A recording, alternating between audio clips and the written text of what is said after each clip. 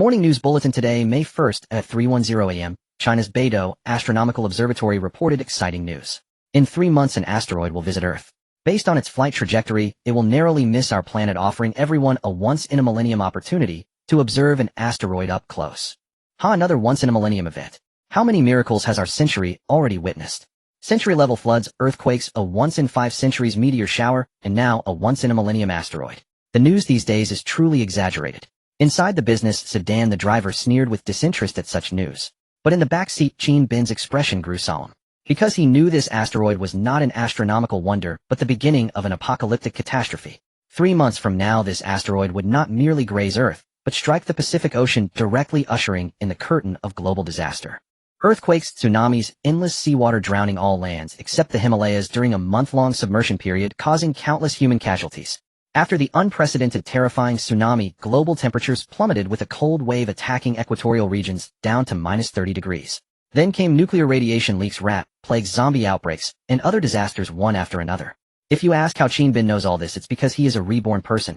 In his previous life, he was a fresh maritime university graduate who found work aboard an ocean cargo ship. When disaster struck, this freighter survived the first tsunami and drifted at sea for 2 years, witnessing countless catastrophes. Each time nearly claimed his life, but he was lucky enough to cling to survival. But in the end, due to food shortages, he was forced to dive for fish and ultimately perished in a shark's jaws. When he woke again, he had been reborn back to 3 months before the apocalypse, also the period just after graduation, when he was preparing to find work. "Brother Qin, are you buying this freighter to start a shipping business?" asked a portly middle-aged man in a formal suit sitting nearby with curiosity. He was the ship's seller Zhao Guangxing, and the ship Qin Bin intended to buy was a cargo vessel under his name. "I'm using it to live on," Qin Bin said with a slight smile. Haha, Brother Qin really knows how to joke. "Since you won't say, I won't pry. The dock is just ahead, my ship is right there." Zhao Guangxing laughed it off, assuming Qin Bin was keeping secrets for business reasons. In business, discretion was normal. The car soon arrived at a remote inland river dock, which looked extremely desolate, overgrown with weeds, clearly an abandoned dock. A dilapidated small cargo ship was docked at the pier. This was the 130-ton freighter Qin Bin had bought for 6,500 yuan, a vessel already 10 years old. After paying a 2,000 yuan down payment and taking a 4,500 yuan bank loan, he finally acquired this ship.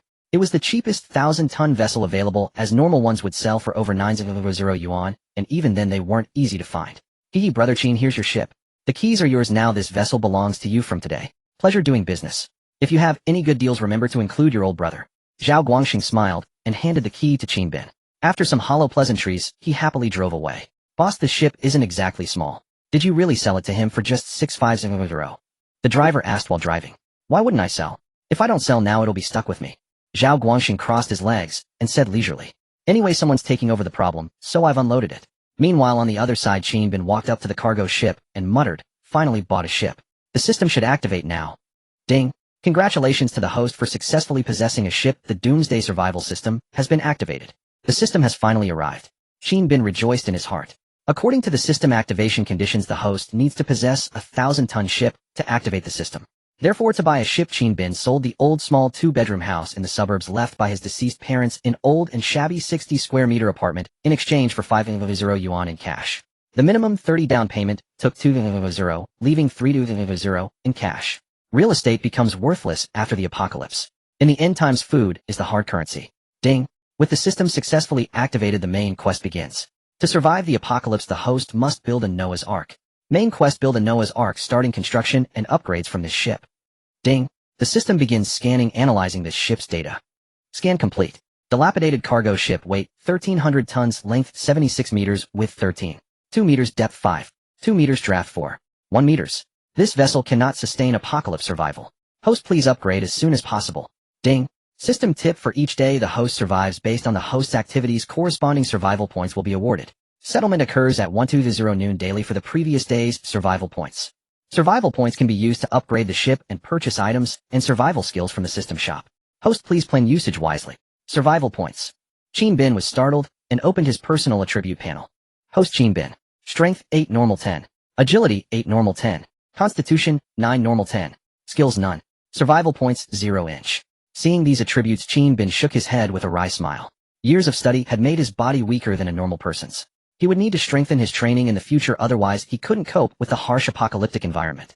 In the quest section, Qin Bin saw the main quest: build a Noah's Ark. Bin saw that upgrading this dilapidated cargo ship using survival points would require 100 points. At first glance this was clearly no small amount. If he waited to accumulate 100 survival points, it would definitely be too late. In the upgrade quests, if he possessed sufficient materials and could independently build and upgrade portions of the ship himself, he could save a tremendous number of survival points.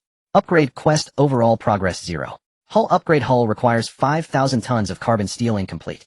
Propulsion upgrade ship power system incomplete. Auxiliary ship power station incomplete. Auxiliary boiler incomplete. Outfitting living quarters incomplete. System control center incomplete. Security system incomplete. The higher the overall progress, the fewer survival points needed to upgrade the entire ship to Noah's Ark level 1. Bin understood. He had plenty of places to spend money. But meals must be eaten one bite at a time and roads must be walked step by step. Upgrading this ship required careful planning, putting his remaining 300 in cash to maximum use. Now let him go up and check the condition of his dilapidated cargo ship. Although he had inspected it once before, he still needed to carefully see where to start first. Bin walked on the wooden boards of the dock, which made creaking sounds. It seemed it had been long neglected and needed proper repair, otherwise it might collapse someday. After boarding the ship, a pungent smell of fish and rust assaulted his senses. The floor was covered in dust, suggesting it had been parked here unattended for a long time. Bin descended to the engine room. The primary thing to check was the main engine. This was the heart of the ship. Whether the entire vessel could still be used depended on the main engine. The engine room was very dim, filled with the smell of oil. Using his phone flashlight to inspect the main engine, he found it was an old model diesel engine with only 500 horsepower, typical small horse pulling a big ship. This kind of power could only run on inland river channels. But having one was better than nothing. At this price, buying a 1,000-ton vessel was not easy at all. Bin went to start the diesel engine only to hear it sputter once before falling silent. Big brother, don't be like this, how could you just give out? The engine had broken down, and the ship couldn't even generate electricity. Bin had no choice but to climb back up and tidy up the cabin, thoroughly opening every window to let in fresh air. The afternoon sunlight poured in, making the cabin considerably brighter. The house had been sold. Now this ship was his only home. He needed 3 meals a day, so cleaning could wait. First he'd cook some instant noodles to satisfy his hunger. After selling the house, Bin had brought everything he could carry. 3 large suitcases in total, plus a burlap sack full of small appliances like rice cookers and electric water heaters. The luggage was left on the ship. When Bin walked out of the cabin to get it, he suddenly spotted a monkey perched on top of the suitcases, rummaging through the bag of small appliances as if searching for food. The monkey was so engrossed in its search that it didn't notice Bin approaching from behind. It kept searching and scratching its head, seeming frustrated at not finding anything to eat. This bag doesn't have food. The food is all in the white suitcase.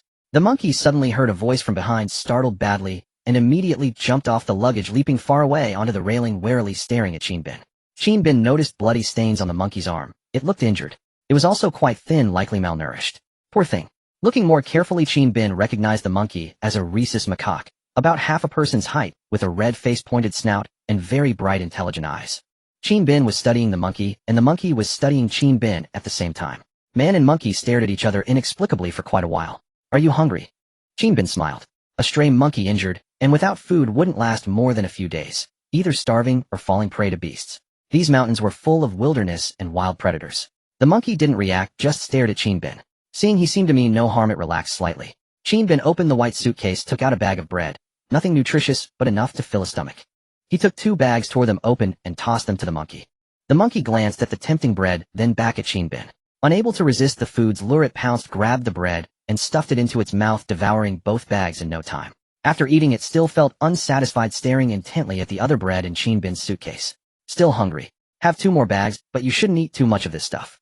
Bin smiled, took out 2 more bags, and also poured a bowl of water, handing it over.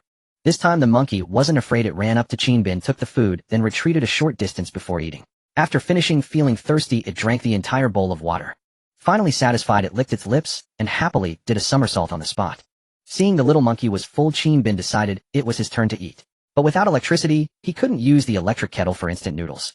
So he went ashore, gathered dry firewood, lit a fire, and used a portable outdoor stove to boil water and cook his noodles. Soon the aroma of instant noodles wafted out, making mouths water. In his previous life on cargo ships, instant noodles were precious. After starving for 3 days, a bowl of noodles felt like the most delicious food in the world. Bin picked up the small pot, ignoring the heat, and began eating heartily. After finishing most of it, he noticed the monkey was still squatting on the deck walkway, drooling at his noodles. You want braised beef flavor too? Bin couldn't help but laugh and ask. Eek, eek. The monkey seemed to respond, indicating it wanted a taste too. Bin picked up a bundle of noodles with his chopsticks and tossed it in front of the monkey. The monkey grabbed it and stuffed it in its mouth, eating happily. After they were both full, Bin brought the luggage into the cabin to prevent the monkey from messing with it. Then he began cleaning the cabin. This would be his home from now on, so it needed to be tidy to be comfortable. Time flew by while he was busy. The sun set, the sky darkened. After night fell, Bin finally finished cleaning. The cabin was barely livable. Luckily it was summer and southern summers were still fairly cool. The only issue was too many mosquitoes. Bin used a power bank to turn on a small night light illuminating the cabin and lay on the simple bed thinking about how to use the system first. System, I've done a lot today. How many survival points can I settle tomorrow? Ding. Host, today hasn't ended yet, statistics unavailable. So there are no survival points now, does that mean I can't do anything? Ding. Host, you can claim the newbie gift pack. What? I can claim a newbie gift pack? Why didn't you say so earlier? Bin sprang up from the bed speechless. Ding. Host, you didn't ask either. Give me the newbie gift pack now. Ding. Newbie gift pack has been sent to the host's system space, please claim it. Bin opened the system space and saw there really was a newbie gift pack. Claim immediately. Ding. Congratulations, host, obtained body strengthening power pills, X10. Ding. Congratulations, host, obtained hardness divine oil, X1 bottle. Ding. Congratulations, host, obtained blue pills, X1 bottle. Ding. Congratulations, host, obtained 200 survival points.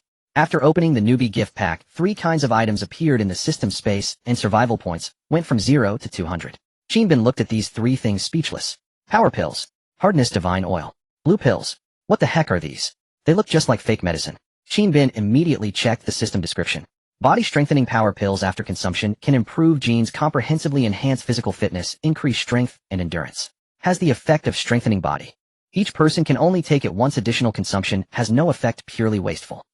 Hardness divine oil applied to any part of the body can make that part extremely hard, especially effective on hands and legs, can split mountains, and crack stones. Effect lasts 3 minutes. Blue pills, 1 bottle with 20 pills total, can rapidly heal wounds, top grade emergency medicine. After reading the descriptions, Bin finally understood. Despite their suspicious names, these were genuinely good items. His current physique was so poor. First, let's try 1 power pill. Thinking this, Bin took out a power pill and tossed it into his mouth, chewing it. Crunchy like chicken flavor.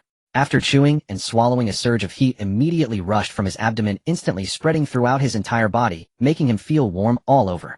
Along with this surge of heat, Bin felt power flooding through his entire body. Every muscle seemed activated. His body visibly grew taller, and impurities poured out from his pores. He felt incredibly comfortable. The entire transformation process lasted half an hour before finally stopping. Bin felt sticky all over, like the body cleansing effect described in martial arts novels. He stripped naked, dove into the river with a splash and swam freely. The river water was clean. After washing, he wiped himself with a pure water towel, then went back to the cabin and took out a mirror to look. Holy crap!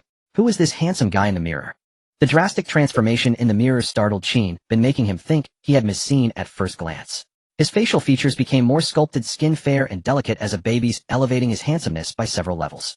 He was even more handsome than the young idols on TV and notably exuded a greater sense of masculine vigor. Originally his eyes had 200 degrees of myopia, but now he could see everything with perfect clarity without any blurriness. He never expected that taking the strength pill would also solve his nearsightedness. After admiring himself in the mirror for a few minutes, his spirits lifted considerably. He opened his personal attributes. Host Bin. Strength, 20 normal human 10. Agility, 20 normal human 10. Constitution, 20 normal human 10. Skills, none. Survival points, 200. All 3 attributes had doubled, surpassing the average person by a full margin. With such physical prowess, his chances of surviving the apocalypse had increased significantly. Seeing that he still had 200 survival points, he wondered if he could upgrade the ship's propulsion system first.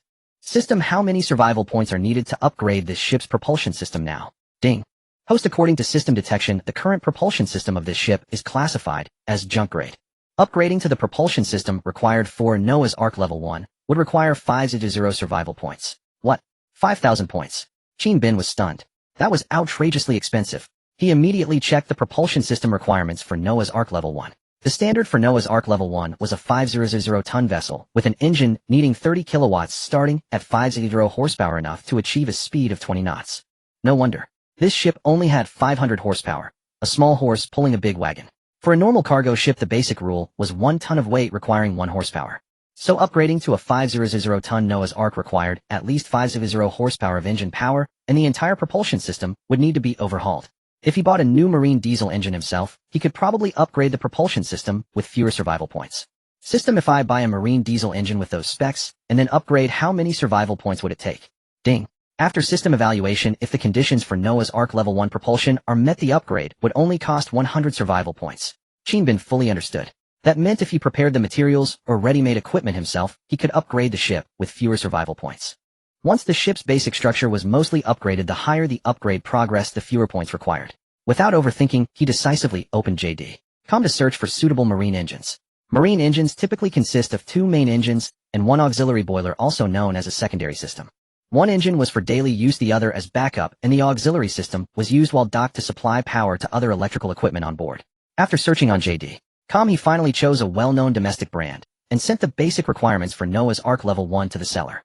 The final quote for the main engines was 420 yuan each, 2 sets totaling 8400, and 1 auxiliary set at 200 for a total of 10400 yuan. Bin gritted his teeth. Buy it.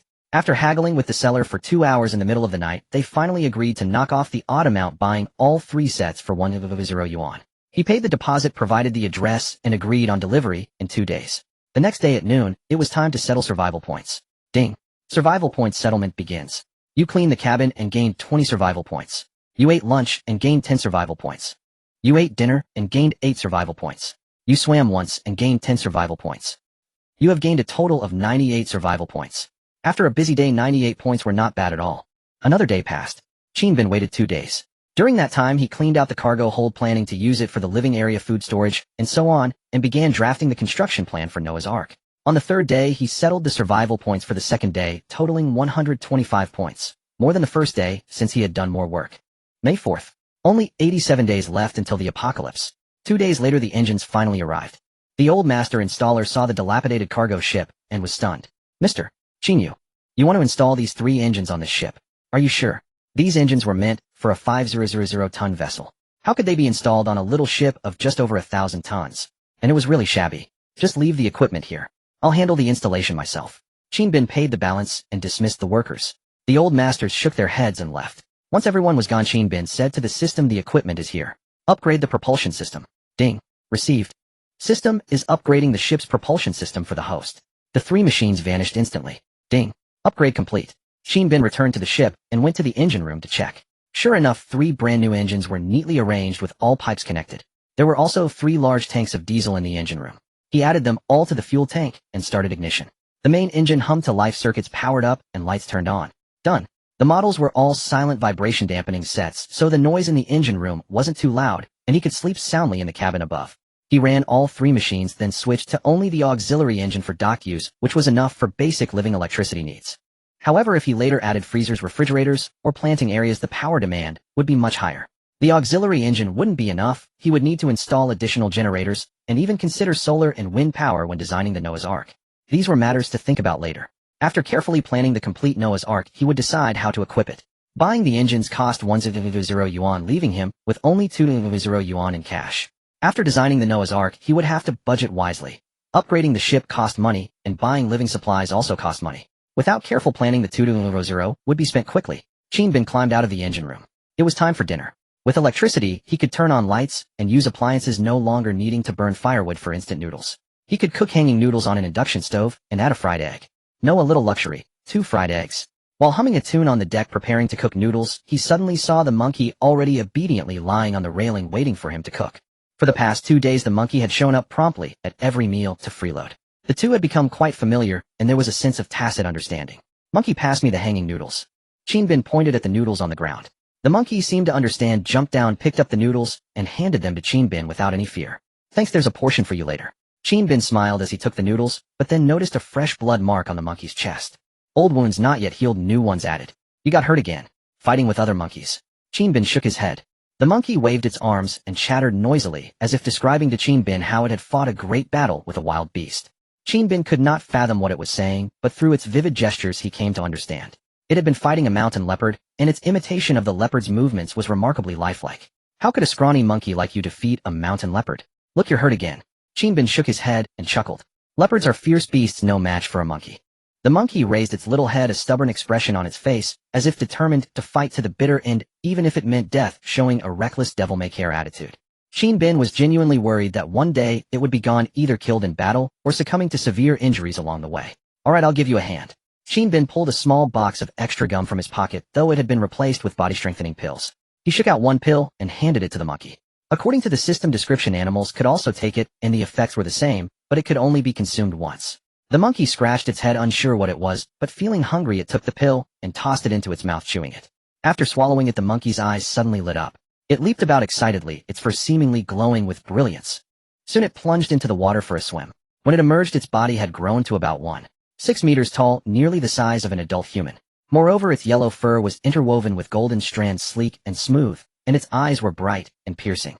The transformation was striking. No longer the sickly creature it had been, but a magnificent spirited being. It was a complete rebirth. Qinbin noticed that the wounds on its body had fully healed without a trace. Not only had it grown larger, but it had also become more robust, exuding strength. The monkey knelt on the ground excitedly hugging Qinbin's thigh, rubbing its furry face affectionately against his leg. Damn, what are you doing?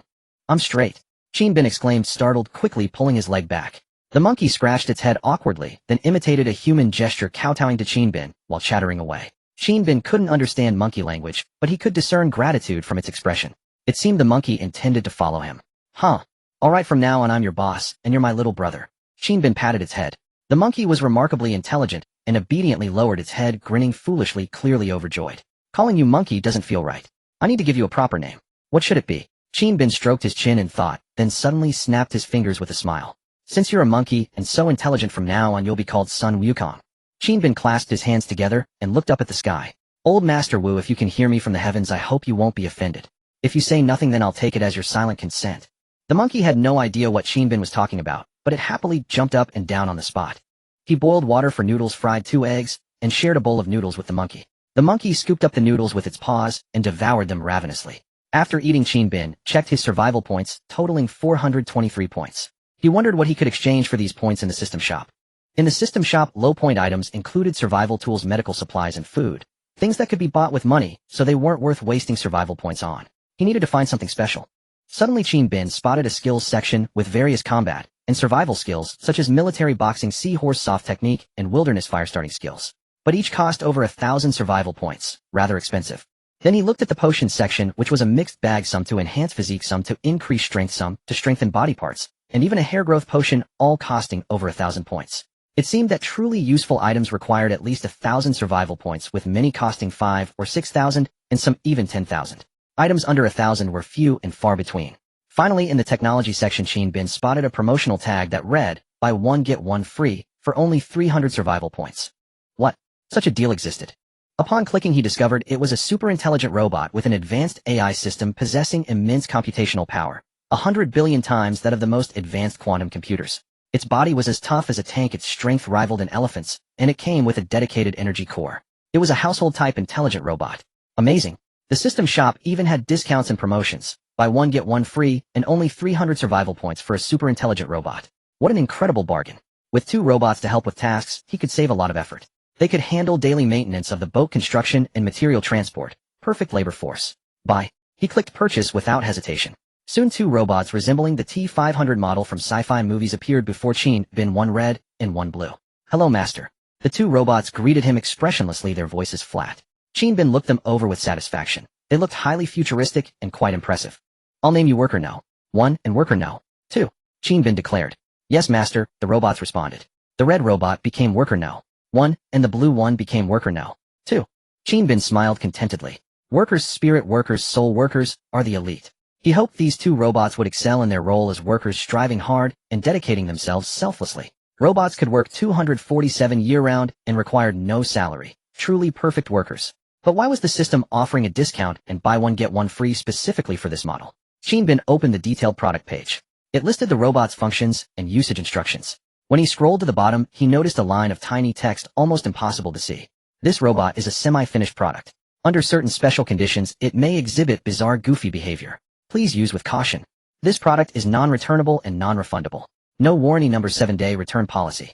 Reading these 2 lines, Qinbin was taken aback. So these robots were semi-finished products. No wonder they were on promotion. What kind of conditions would trigger bizarre, goofy behavior?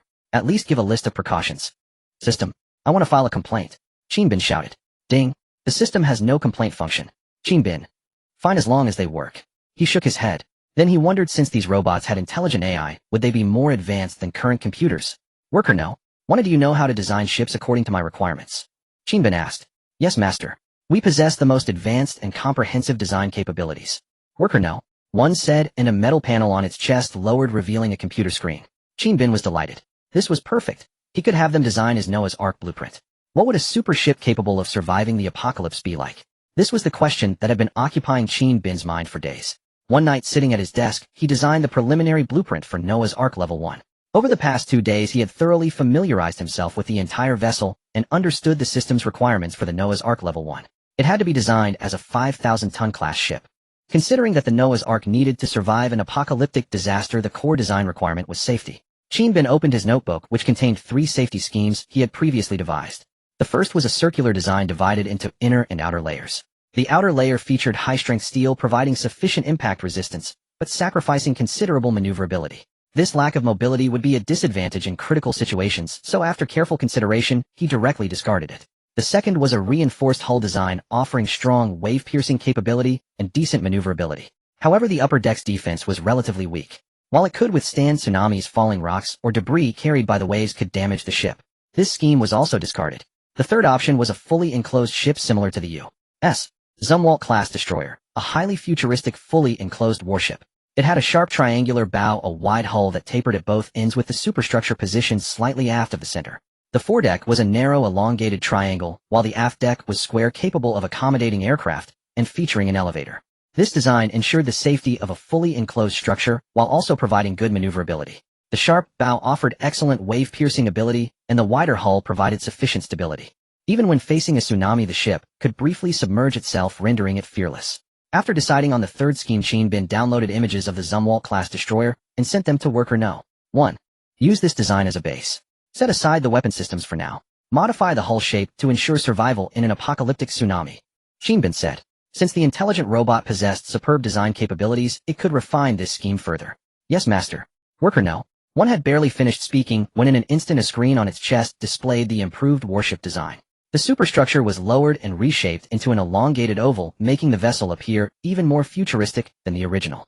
Not only futuristic, but this sloped design also minimized the impact of external forces, maximizing survivability. Qin Bin's eyes lit up as he praised, "Well done." Next, it was time to determine the other functions of the Noah's Ark. Surviving the apocalypse meant not just staying alive, but living well. Qin Bin outlined the rough structure required for the ship. Storage divided into food storage areas with 3 functional zones, ambient, chilled, and frozen, and a miscellaneous goods area. The key was to have ample food storage space, as there would be a long period without food after the disaster struck. Hangar to house off-road vehicles, RVs, helicopters, dirt bikes, bicycles, and large manufacturing machinery, all prepared for emergencies.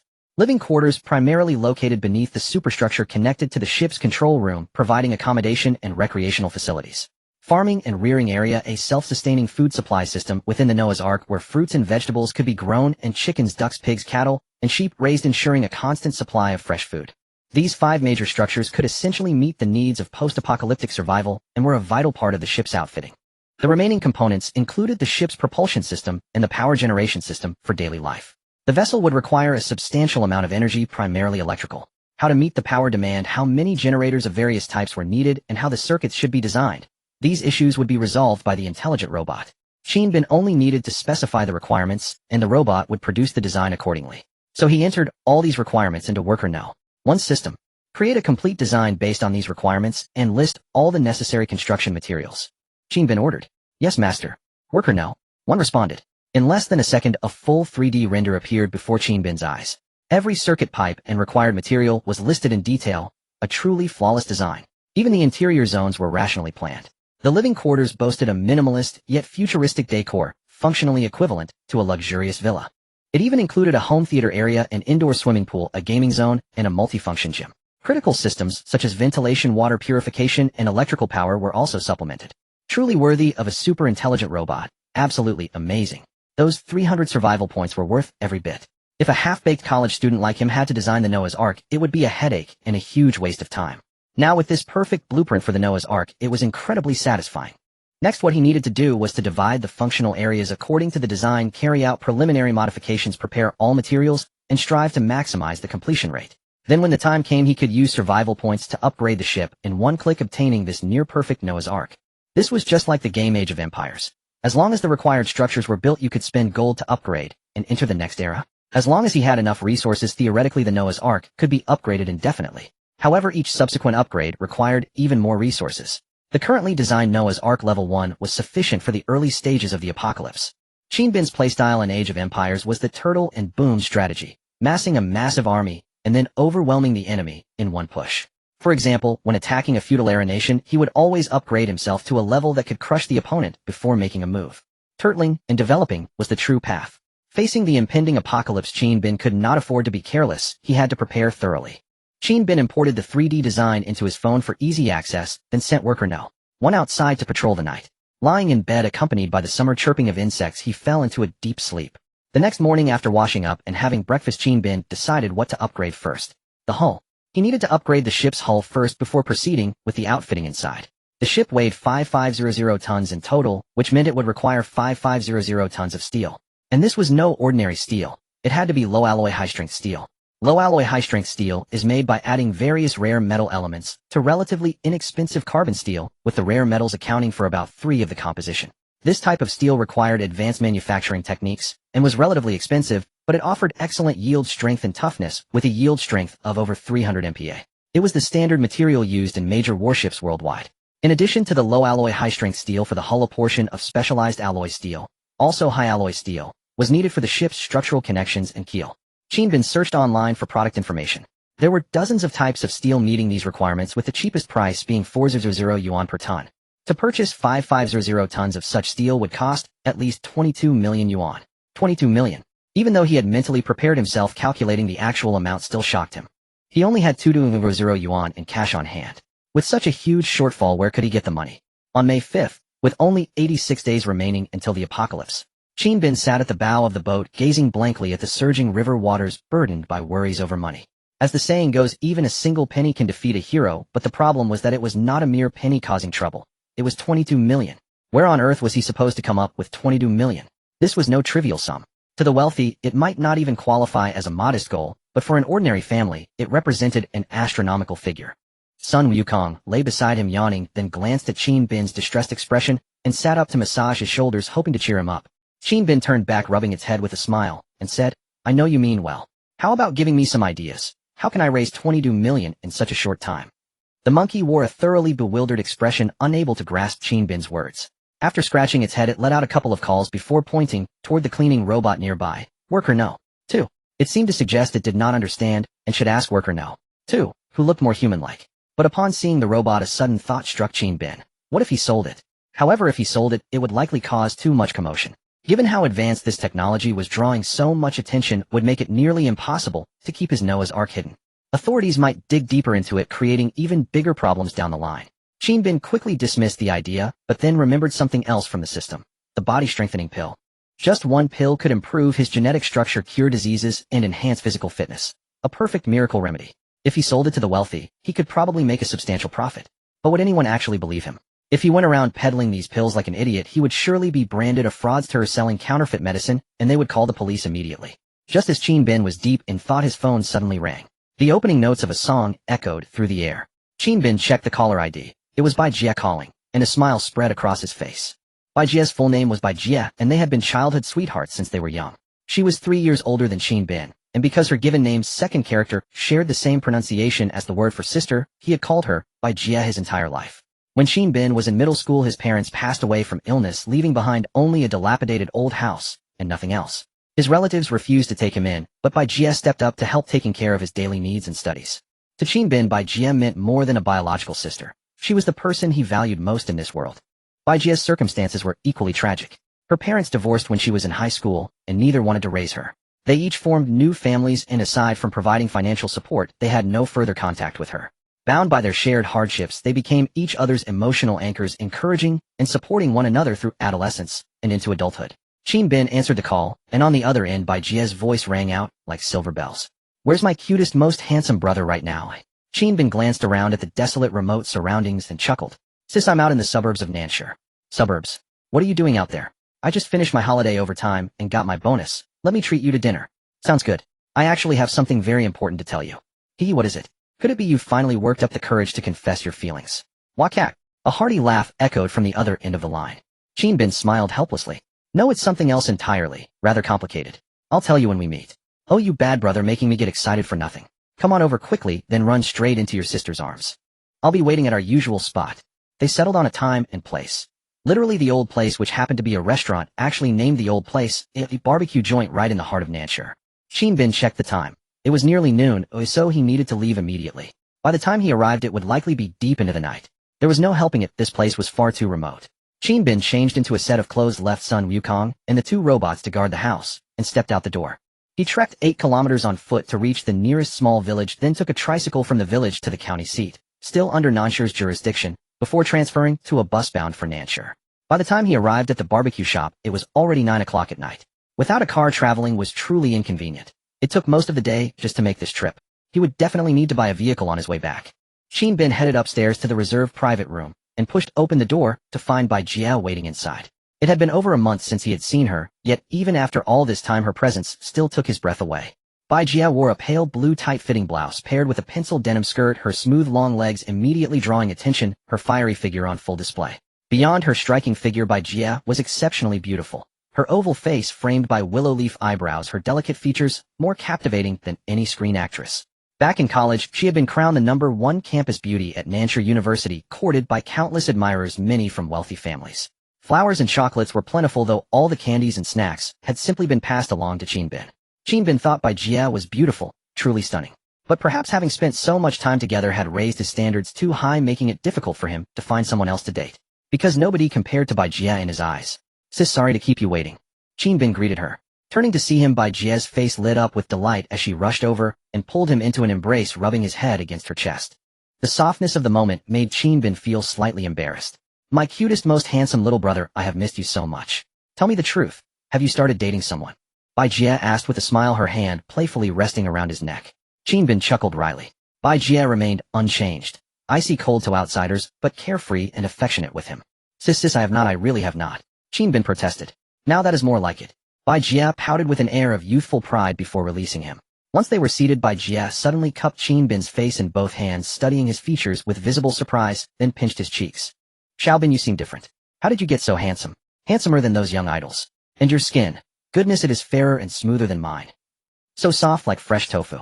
If it were not for your features staying the same, I would almost think I was seeing things. You are getting handsomer by the minute, oh dear. I can barely suppress the rather wicked thoughts running through my head." Qin Bin sat there speechless. Sister Bai watched Qin Bin standing there in a daze and couldn't help but burst out laughing. "I'm just teasing you, look at how frightened you are." A flash of disappointment flickered in her eyes, but she quickly hid it away. Qin Bin scratched his head and said, "Sis, let's order some food first. My stomach is protesting." "All right." Sister Bai called the waiter in to take their order. She ordered all of Qin Bin's favorite dishes: grilled lean beef, grilled eggplant clams with lao yu sauce, and a whole grilled fish. On top of that, she added a handful of chives and a plate of oysters. Chives are known as an aphrodisiac herb, and oysters are a man's gas station. The waiter filled out the order form and cast an extremely envious glance at Qin Bin. That look made Qin Bin feel incredibly awkward, as if he were some frail man in desperate need of a tonic. He was a man who had consumed strength-boosting pills. Did he really need anything? It was simply that he hadn't had the opportunity to show his prowess. While chatting, the barbecue dishes were served one after another. After his rebirth, Qin Bin had never enjoyed a proper meal. On the boat, it was either instant noodles or dry rations, or sometimes egg noodles. His taste buds were completely numb. He grabbed 2 skewers of grilled lean beef and attacked them from both sides. The fresh, fragrant, spicy, and numbing flavors bursting with the richness of beef were enough to make anyone's mouth water. While eating, Qin Bin was already making plans. He must stock up on plenty of beef to freeze.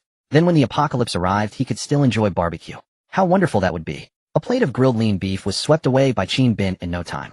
Next, his target was the stir-fried clams, one after another. "Xiao Bin, eat slowly, don't choke," Sister Bai said worryingly from the side. She handed him a Wang Xiaoji beverage. Qin Bin took the drink and tilted his head back, gulping it down. The icy coolness instantly brought him a wave of refreshment. "What have you been up to these past few days? You look like you've been surviving in the wilderness for 10 or 15 days. Sister Bai asked while munching on her skewers. Qin Bin put down his drink and said in an extremely solemn expression, "Sis, do you believe me? Why are you suddenly asking this?" "Of course I believe you, unconditionally." Sister Bai smiled.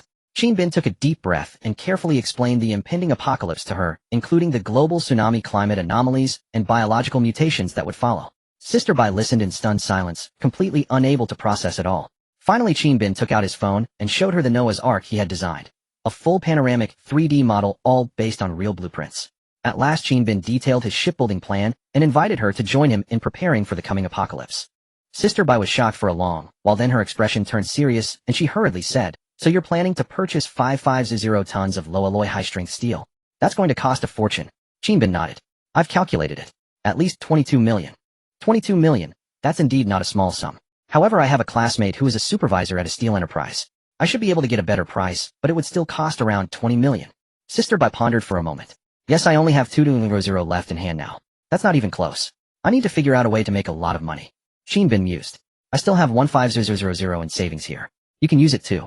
After all, when the world ends, money will be nothing but worthless paper in 3 months. Sister Bai smiled. 150,000. Sister Bai, I thought you only graduated 3 years ago. Did you save that much? Chinbin was startled. He had sold his house to get money while Sister Bai had earned hers through hard work. Of course. Your sister is a senior RD engineer at a machinery enterprise with a starting annual salary of 300. Sister Bai said proudly. It was true. Chinbin had almost forgotten she was a genius scholar, the flower of the mechanics department. He hadn't expected her salary to rise so quickly, but all this money added together was only 37000, far short of the 20 million goal. Sis, our combined money isn't even enough for a down payment. We need to find a way to get rich quick. Chinbin said. Sister Bai was clever. She should have an idea. Sister Bai thought for a moment and said, all the ways to get rich overnight are written in criminal law. But apart from those crooked methods, I know 3 legitimate ways to strike it rich. What methods? First, the lottery. If you could win the lottery, earning tens or hundreds of millions in a single draw wouldn't be a problem. The odds of winning are far too low. Let's skip that. It's too dependent on luck. What else? Second, the stock market. If you could execute superb short-term trades with a large enough principal, you could quickly accumulate tens of millions. There are many legends of getting rich overnight through stocks, but the technical skill required is far too high. Even Warren Buffett couldn't do it. Chinbin suddenly felt a bolt of lightning strike through his mind. Stocks. Why hadn't he thought of that from the beginning? Stock trading requires comparing massive amounts of information and making decisive moves. This usually demands rich experience and comprehensive information analysis skills.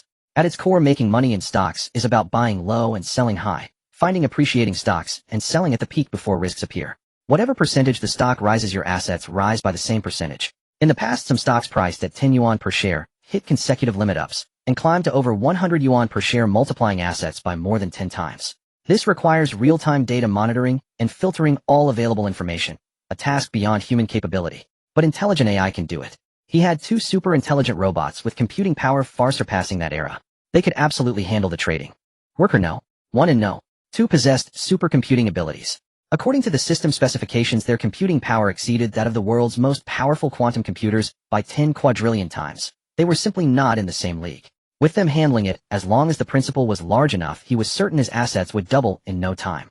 Chinbin grew more and more excited about how viable this plan was, then said enthusiastically, Sis, you're amazing. You just gave me a breakthrough. You think the second option is feasible. But neither you nor I know how to trade stocks. Sister Bai said confusedly, not understanding what Chinbin was so excited about. Chinbin grinned mysteriously and said, Sis, I have a method. But what was your third option? Bitcoin. Sister Bai continued. Bitcoin is currently trading at 2671 per coin. If we had a super mining rig and could mine over 100 coins a day, we'd have the 20 million we need before long. Chinbin was even more thrilled upon hearing this. Bitcoin. Yes. He already had super mining rigs. He had 2 of them, and they would never run out of energy. He could replace their energy cores through the system store. Although their energy couldn't be extracted for external use, as long as the robots could operate it was enough. Overcome with excitement, Chinbin hugged Sister Bai's face and planted a big kiss on it. Sis, your brain is sharper than mine. Thumbs up to you. Sister Bai was utterly bewildered. She had only mentioned a plan. There was no execution method involved. Was it necessary to get this excited? But being kissed like that didn't feel bad at all. How dare you, Xiaobin? You actually dared to grope your sister. Sister Bai's cheeks flushed red. She placed her hands on her hips and glared at him with pretty eyes. I don't mind it. I didn't mean to. I just got a little carried away with excitement. Chinbin scratched his head. No way. That's not fair. I want to kiss you back. Huh? Sister Bai cupped Chinbin's face and planted a smack on each cheek. Haha, this rouge is really nice. It suits you well. Sister Bai said, looking at her handiwork with great satisfaction. Chinbin gave a dry laugh and quickly wiped off the lipstick marks with a tissue lest the waiter misunderstand. But with his worries resolved, Chinbin was in high spirits and ordered 2 more cans of beer for himself. After all, grilled meat without beer just didn't hit the spot. Seeing Chinbin drinking beer, Sister Bai immediately declared she wanted some too, so she promptly asked the waiter to bring a case of beer. And so the 2 began drinking and feasting on skewers. Grilled skewers and beer, a perfect match. It seemed they'd need to install a beer brewing machine on the Ark. As glasses clinked and cups went around, the skewers on the table dwindled rapidly, and soon the table was littered with empty bottles. The last of the grilled chives and oysters were fed to Chinbin by Sister Bai, skewer by skewer, one by one. She didn't eat any herself, as she gave them all to him. Qin Bin let out a satisfied burp. A handful of chives, a large plate of oysters, and all that beer had left him completely stuffed. Full and drunk, what a feeling. He leaned back comfortably in his chair, picking his teeth with a toothpick. Counting the empty bottles on the table, the two of them had nearly finished 2 cases of beer. If it weren't for the strength pill he had taken, he would surely have been knocked out. Now he was only slightly tipsy, not yet drunk. Come Xiao Bin, let's have one more. Even if the apocalypse comes tomorrow, let's drink to our heart's content. Sister Bai's cheeks flushed crimson, the redness spreading down to her neck.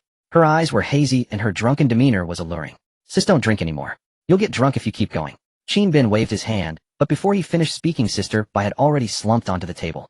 Qin Bin was startled. No way, you're already drunk. He remembered that Sister Bai's tolerance for alcohol wasn't that low. Had her capacity diminished? It seemed he'd have to get her to take a strength pill as soon as possible.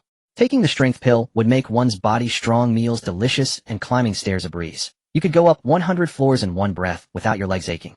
Seeing that Sister Bai was already drunk, Qin Bin settled the bill first, then carried her on his shoulder downstairs to hail a taxi, planning to take her back to her rented apartment.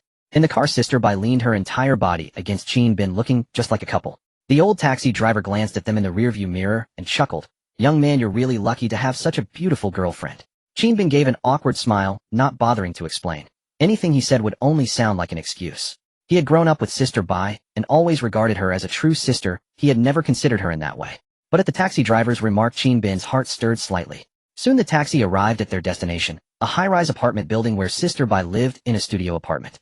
Qin Bin helped her upstairs and into the apartment, which was simply decorated just as Sister Bai liked it. He gently guided her onto the bed, careful not to wake her. He looked down at the sleeping Sister Bai for a few moments, scratched his head, and was about to turn and leave when his right hand was grabbed, and he was pulled down onto the bed. Qin Bin's eyes widened in astonishment as he saw Sister Bai's watery eyes gazing at him. My invincibly cute and handsome little brother, Xiao Bin, why don't you get it? Sister Bai smiled seductively. Huh. Before Qin Bin could react, Sister Bai had transformed into a big bad wolf and pounced on him. The next day, anyway, the sun was already high in the sky. May 6th. Only 85 days until the apocalypse. Qin Bin woke from deep slumber feeling sore all over. Even though he had taken the strength pill and had the chives and oysters last night, it seemed he couldn't withstand such exertion. It seemed he needed to exercise more. Meanwhile, Sister Bai also woke up and gave Qin Bin a sweet, happy smile. The two had grown up together as childhood sweethearts, their hearts in sync. They knew each other's thoughts without words. Qin Bin planted a kiss on her forehead and smiled. Sister Bai, time to get up. I can't get up, Sister Bai said with a lazy yawn, feeling completely drained of strength. Qin Bin chuckled, blaming himself for being too vigorous last night. Alright, you rest. I'll make breakfast for you, he said. Sister Bai smiled happily. Later I'll go to the company to resign. With the apocalypse coming, why bother working? Once I'm done, we'll head back to the ship. Qin Bin nodded, then got up to wash up, tied on an apron, and busied himself with breakfast. A child from a poor family learns to manage early, especially one without parents. Qin Bin prided himself on his cooking skills. He could handle most homestyle dishes. He quickly made 2 simple dishes: stir-fried pork with green peppers and lettuce with oyster sauce, both aromatic and appetizing. When Qin Bin went into the room to call her for breakfast, he noticed bloodstains on the bedsheet. Sister Bai was hurriedly cleaning up. Sis, time to eat. Qin Bin called out. Coming, she replied. For the first time they ate together in a deeply affectionate manner, feeding each other bites. The honeymoon phase, what could you do? The meal stretched on until noon, when the system began settling the survival points from the previous day. Ding! Settling begins. You walked 8 kilometers and earned 10 survival points. You rode a tricycle and earned 20 survival points. You had a barbecue and earned 15 survival points. You engaged in a special activity and earned 50 survival points. In total, you earned 171 survival points yesterday. But if he could earn this many survival points every day, Qin Bin wouldn't mind putting in a little more effort. After the meal, Sister Bai went to the company to resign, while Qin Bin took out his phone to browse short videos. He suddenly saw an online loan advertisement on the platform, and a flash of inspiration struck him. That's right. He could exploit the online loan platforms. Since the apocalypse was only 3 months away, he wouldn't have to repay the debts. It was the same as taking a bank loan to buy the ship. He could use the bank's money and not have to pay it back after the apocalypse. He could borrow money from various platforms to increase his capital for stock trading later. The more capital he had, the faster he could earn 20 million. Having made up his mind, Qin Bin immediately searched for major loan platforms and downloaded them all, over 50 of them. He started applying for loans online with amounts ranging from 5,000 to 10,000, and some up to 50 or 80,000, and even some offering 100,000 line of credit. Most platforms approved the loans instantly, as if afraid Qin Bin would change his mind. After half a day of work, Qin Bin opened his separate bank account and took a look. It turned out to be 15 million. While by exploiting the system, he had scored 15 million in one go. These platforms were really generous with their loans. Getting all this money for free felt amazing. This 15 million plus his own 200 and sister buys 1500 mint, he now had a total of 152 million in cash. With this money, he could let the super intelligent robot trade stocks to grow it even faster. With money in hand, Qin Bin immediately set off to open a securities account. At 4 in the afternoon, he took a cab to the nearest securities firm, Donghai Securities. As soon as he entered, a beautiful receptionist approached. Sir, would you like to open an account? Yes, do you handle M-stock accounts here? Qin Bin asked. The receptionist's eyes lit up. Clients interested in M-stocks were usually wealthy. This handsome young man seemed to be no exception, likely a rich second generation. We are qualified. We can process it on the same day with dedicated software for instant trading and real-time settlement. Do you have a designated account manager? If not, I can recommend an excellent one to serve you personally. The receptionist smiled. Qin Bin knew that brokers charged a fee per transaction. The larger the trade, the more they earned. Naturally, the service was impeccable. All right, recommend one. As long as I can open an account. Qin Bin said calmly. Certainly, this way please. The receptionist led him to a private manager's office. Manager Zhang, a client, the receptionist announced. A young man in a suit stood up immediately and warmly shook hands with Qin Bin. Hello. I'm Zhang Ming, your account manager. Delighted to serve you. Please have a seat. Zhang Ming enthusiastically invited Qin Bin to sit. After exchanging pleasantries, they got straight to business. Zhang Ming was even more enthusiastic upon learning that Qin Bin wanted an M-stock account. Mr. Qin, how much do you plan to deposit? 1 million, Qin Bin replied. The remaining 100 would be used to purchase other supplies and to buy a car on installments. Zhang Ming was delighted. Such a generous spender was surely a wealthy heir. If he provided good service, perhaps he could secure additional deposits. Great, I'll handle the paperwork right away, Zhang Ming said with a warm smile. Zhang Ming was new to the securities firm and a novice in finance. Some procedures were still unfamiliar to him, but fortunately the process was straightforward. Simply fill in the forms and open the account. Qin Bin converted his money into US dollars and transferred it into the account. The account was successfully opened. Afterward, Qin Bin instructed Zhang Ming, don't disclose my information to anyone. If anyone asks who operates the account, just keep it confidential. Sure, no problem. I understand. Zhang Ming assumed that Qin Bin was embarrassed about potential losses from stock trading and didn't want his family to know. Confidentiality was a work principle, and besides, he could monitor all account activities anyway. With matters concluded, Qin Bin did not linger. He stood up to leave. Zhang Ming personally escorted him to the door and watched him take a taxi away. Manager Zhang, how much did that rich young master invest? The receptionist asked curiously. He's quite generous, but who knows how long he'll last. Zhang Ming shook his head. Clients who played with spare money in stocks often lost a lot. A young man fresh out of college daring to trade M-stocks. Hopefully, he wouldn't lose too much. Qin Bin returned to the rented apartment. Sister Bai arrived shortly after having completed her resignation procedures and received a non-compete compensation of 100 yuan. The non-compete agreement meant she couldn't work for a competitor for 3 years, and in return she got the compensation. With this additional 100, she now had 200 in cash. Qin Bin planned to use this money to buy daily necessities and medicine to bring back to the ship. They packed up the rental items and then went to the mall to purchase daily necessities and food, shampoo, body wash pods and pans, cured meat, sausages, rice flour, and so on. Electrical appliances would be ordered online. For medicine, they bought 10 first aid kits and 3 family medicine cabinets, which came fully stocked with a comprehensive range of medications.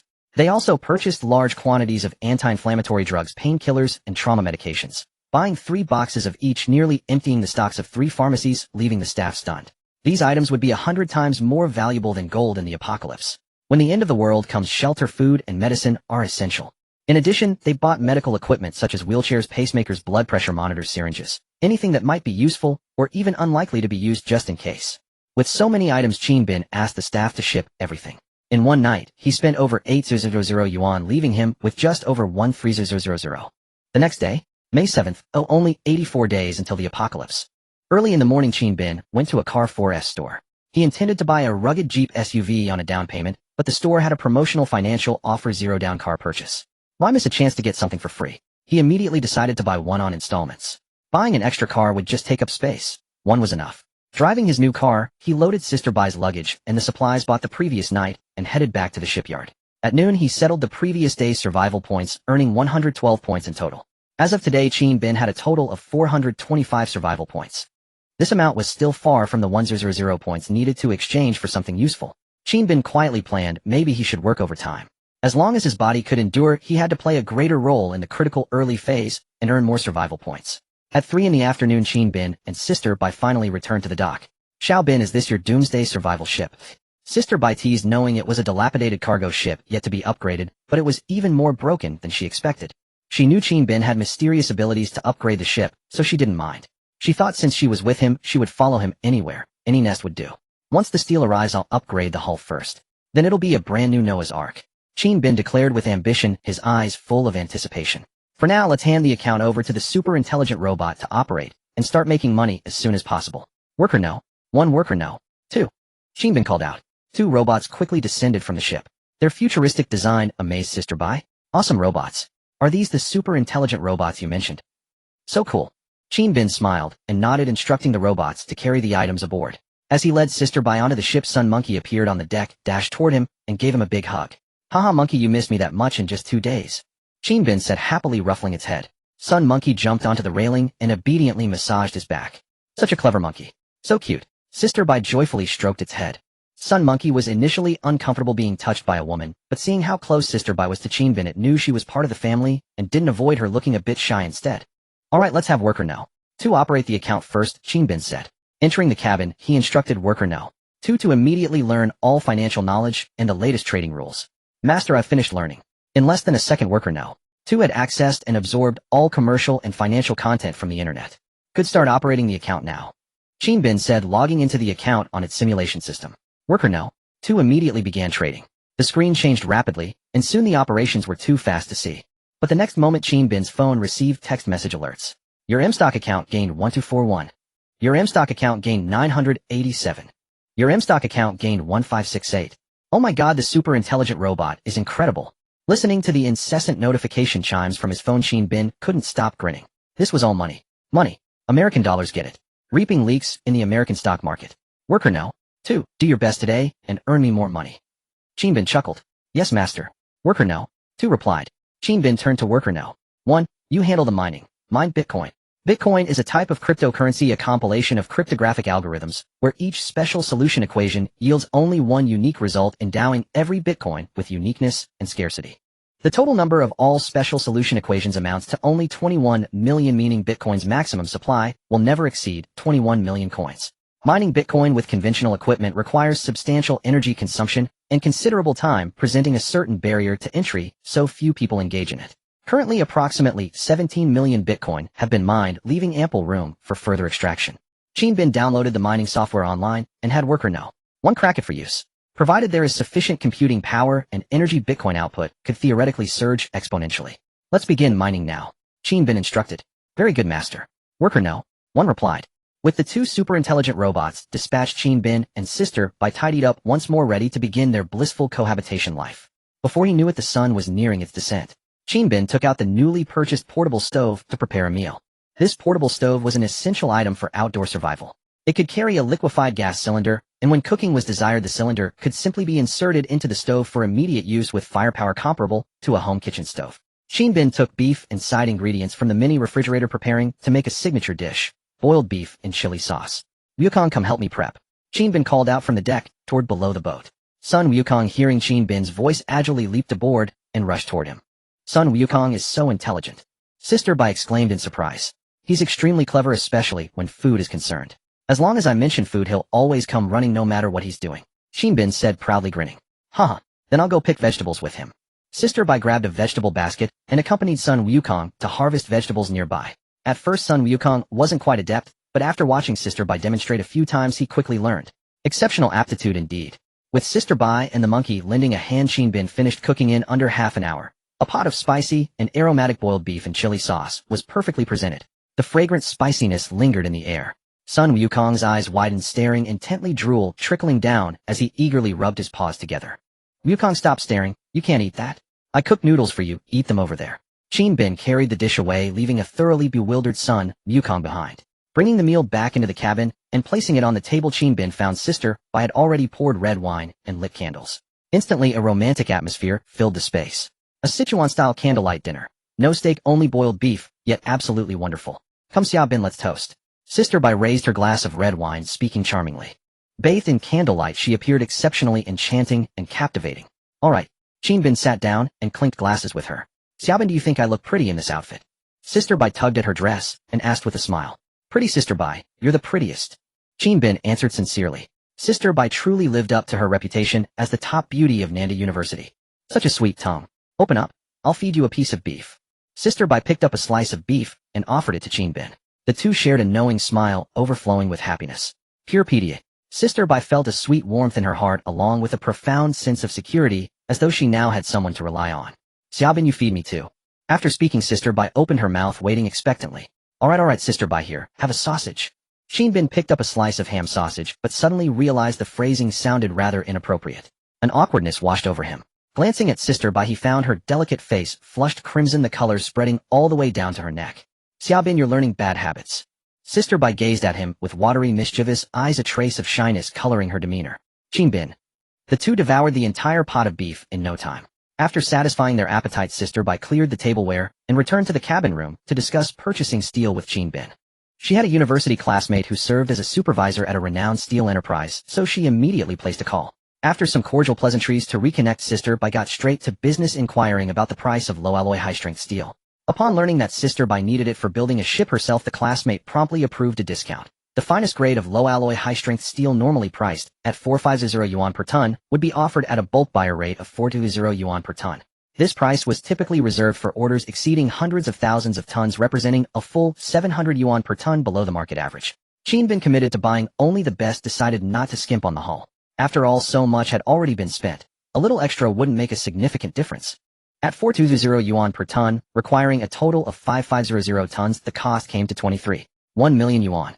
After clarifying the pricing, Sister Bai hung up and said to Xinbin, everything is ready. We just need the funds in place. Xinbin smiled.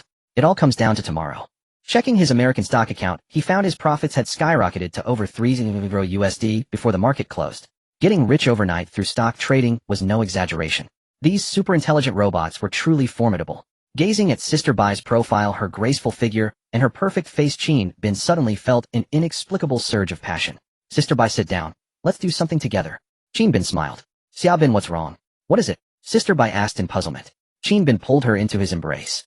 Naturally, let's do what lovers do. Sister Bai OQ. The next day, nearing noon, Xinbin woke to the aroma of food drifting into his cabin. Since consuming the strength-enhancing pill, Sister Bai was practically even more vigorous than he was. Originally, having taken the pill himself should have given him an overwhelming advantage, but after Sister Bai also consumed one, the balance shifted to near parity, and occasionally, he found himself slightly outmatched. It seemed physical training needed to be added to his schedule. Otherwise, with a wife like this, even goji berries as a staple meal wouldn't suffice. After rising and washing up, Xinbin first checked on worker No. 2 to see how its operations fared after the market opened. No. 2. Pull up the account information. Xinbin instructed. Certainly, master. On worker No. 2 screen, the American stock account information appeared. Xinbin's eyes bulged wide. Holy shit. He wasn't seeing things, was he? A profit of $13 million US. Good heavens. Starting with a principal of only 2100 USD, he had somehow profited over $1 million in a single day. Worker No. 2. Henceforth he would nickname you the greatest stock god. This sum of money was a real lifesaver, allowing him to pay the deposit to the steel company and have them ship the steel materials immediately. Xinbin then said to worker No. 2. First withdraw $100 from the stock account, and continue operating with the remaining 3400 remaining profit plus principal. Yes, master. Worker No. 2 followed the order and withdrew $100, which was converted into local currency through the bank's exchange rate. After deducting the securities company's handling fees, there was a total of $3 million. Xinbin had never imagined having so much money in his account. He wouldn't even dare to dream of it. Xiaobin, come eat breakfast. Oh no, it should be lunch. Bai Jia called from the other end of the cabin. Coming right up. Xinbin chuckled. During breakfast, he deliberately teased Bai Jia. Sis, guess how much we made from stock trading in one day? Bai Jia pondered for a moment and ventured $100. How could it be so little? Guess higher. No way could it be $500. Bai Jia exclaimed in disbelief. Nope, guess even higher. Xiaobin, just tell me. Bai Jia rarely acted coy, shaking his arm with a coquettish demeanor. It's $13 million. Xinbin revealed the answer. Bai Jia was stunned, speechless by the number. Could the super-intelligent robot really be this formidable? Earning $1 million in a day, it was terrifying. Xinbin showed her the account, which frightened her even more. Oh my god. So much money. She gasped, covering her mouth. Later, take $6 million to sign the contract and pay the deposit. Have your classmate ship the goods as soon as possible. We need to upgrade the ship's hull quickly. Today was May 8th, with only 83 days left until the apocalypse. Time was pressing, but he hoped to complete all upgrades before the end came. Alright, I'll fly over today, Bai Jia said. Xinbin estimated that the round trip would take at least 2 days. This time he had taken a bite out of the US stock market, and he believed the other side would soon notice something amiss. Extremely frequent short-term trading could only be executed by a program, not by human effort. If investigated, it would likely be flagged as a loophole. However, Qin Bin was already satisfied with this sum. Even if they caught on, it didn't matter. He would take whatever he could get. Bai Jia called her classmate to inform him about the deposit payment. Upon hearing about the 6 million deposit, the classmate readily agreed to sign the contract and ship the goods. Qin Bin handed over the bank account to Bai Jia, booked her flight tickets, and drove her to the airport. At noon, the system automatically settled the survival points. After the special activity last night, he had earned another 60 survival points, bringing the total settlement to 130 survival points. The grand total was now 555 survival points. Meanwhile, at Donghai Securities in Nanshire, Zhang Ming was resting on the office sofa after lunch. Suddenly the door burst open with a bang. Zhang Ming jolted awake to find his superior Luo Hao with a grave expression striding toward him. Seeing his boss's face, Zhang Ming's heart skipped a beat, and he quickly stood up. He thought to himself, I haven't slacked off recently. Director Luo, what's the matter? Zhang Ming asked cautiously. Luo Hao glanced back to ensure no one was listening, then lowered his voice. Did you open a U.S. stock account for someone the day before yesterday? Ah yes, just one person came to open an account that day. Director Luo, what's wrong? What happened? Zhang Ming asked nervously. Luo Hao glared at him. Are you playing dumb with me? You don't know? Huh? Know what? Zhang Ming scratched his head in confusion. Look at you, are you treating me like an outsider? Luo Hao immediately put on a stern face. No, Director Luo, you're like a brother to me. How could I treat you as an outsider? Zhang Ming wiped the sweat from his forehead. Seeing that Zhang Ming genuinely seemed unaware, Luo Hao lowered his voice. I saw it in the back end. The U.S. stock account you opened yesterday made a huge profit. What, you didn't check this morning? Well, I was busy with other clients this morning. I haven't checked the account yet. Made a huge profit. Zhang Ming was still puzzled.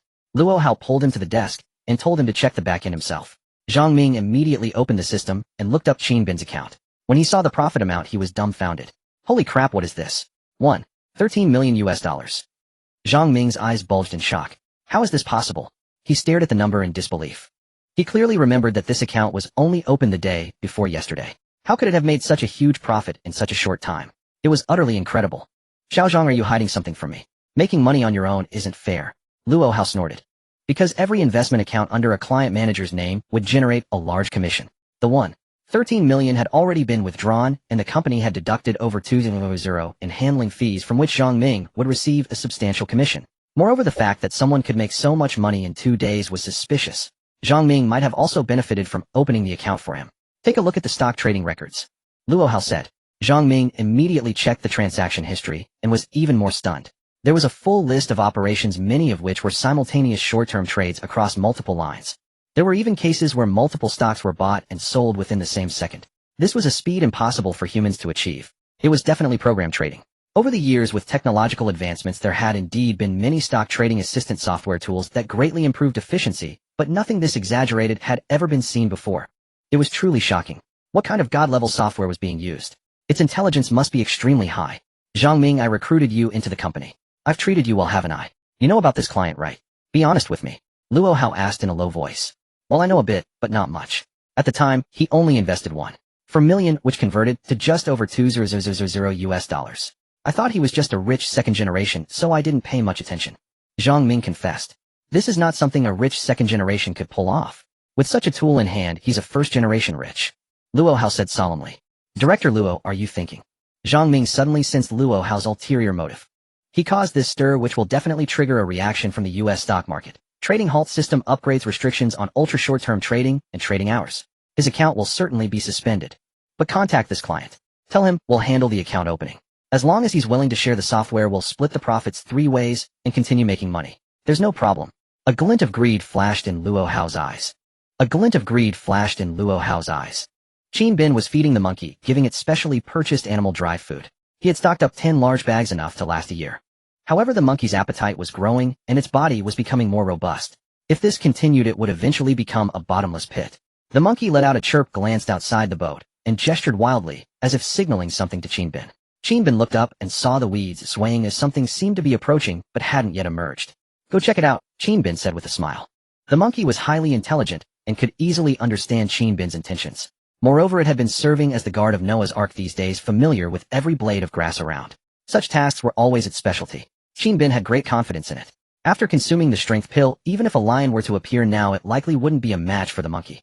The monkey bared its teeth in a grin, did a backflip on the spot, then leaped off the boat, lunging straight toward the grass with remarkable agility. Bin looked over and saw the weeds shake a few times before the monkey ran out again, but this time, it was dragging a yellow earth dog. This type of earth dog was a common Chinese rural dog often raised in villages and extremely loyal to its owner.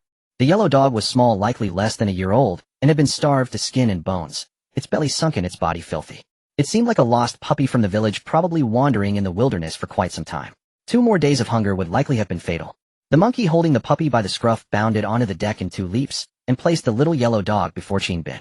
The puppy, dazed from being carried, shook its head vigorously, stared blankly around, then fixed its gaze on Bin with a mixture of fear and wariness. Driven by instinct, it bared its teeth at him. It seemed to warn Bin not to come closer. Bin smiled slightly, and said, "Little one, you're starving to the point of a hollow belly, and you still have the strength to show me your teeth. Hungry, aren't you? Eat up. This is the monkey's leftovers." Bin pushed the remaining half bowl of animal dry food toward the puppy. The puppy sniffed the food, drooling at the sight. After hesitating for less than 2 seconds, it stepped forward quickly and began gobbling it down. The monkey leaned curiously on the railing, studying the puppy, as if it found it somewhat adorable. Bin also thought the puppy was endearing. He had always wanted a dog since childhood, but never had the chance. Back then he could barely take care of himself, let alone a pet. But now he had the means. Keeping a dog would bring more life to Noah's Ark. Sister Bai loved dogs the most, she would definitely be thrilled to see it. As Bin watched the puppy eat, his phone buzzed with a text message from the securities firm notifying him that his U.S. stock account had been closed. The assets inside had been transferred to his card. Combined with the earnings from worker number 2, he now had a total of $4,000 US which converted to his local currency amounted to 2.6 million. Bin chuckled. It seemed they had indeed shut down the account, but no matter. He had already made a killing from the plunder. In the push news, there were reports that the U.S. stock market had suddenly halted for 3 days officially to upgrade the system. It appeared that overnight plundering of millions from the U.S. market had caught their attention. Although this sum was a mere drop in the ocean to them, they would certainly want to prevent similar incidents. So from now on, he would have to be more restrained in the U.S. stock market. He could have worker number 2 simulate the limits of human operations, earning less money, but still making a profit. Just then a call came in from Zhang Ming, the client manager at Donghai Securities. Bin answered. "Hello, Mr. Qin. Did you just receive the account closure notice?" Zhang Ming asked on the other end. "Yes, I did. Did you call just to confirm that?" Bin replied. No. Actually, I wanted to explain that the account was closed by the U.S. side due to suspected irregular operations. This was exactly what Bin had anticipated. I understand. Anything else? Mr. Qin, don't you plan to reinvest in U.S. stocks? Even though you can't open an account under your own identity, I can help you bypass the rules and operate again. I could even set up multiple accounts for you. Zhang Ming revealed his intention. Bin raised an eyebrow. A favor out of the blue was certainly suspicious. And then, oi, hee Mr. Qin, this isn't easy to discuss over the phone. How about I treat you to a meal, and we can talk while we eat? I'll let you know when I have time. I'm busy now, so I'll hang up. Bin then ended the call. People like that were shrewd. Why would they invite you to a meal out of goodwill? Even a fool could tell it was because of the fortune he had made in 2 days. Zhang Ming was clearly tempted and wanted to join in.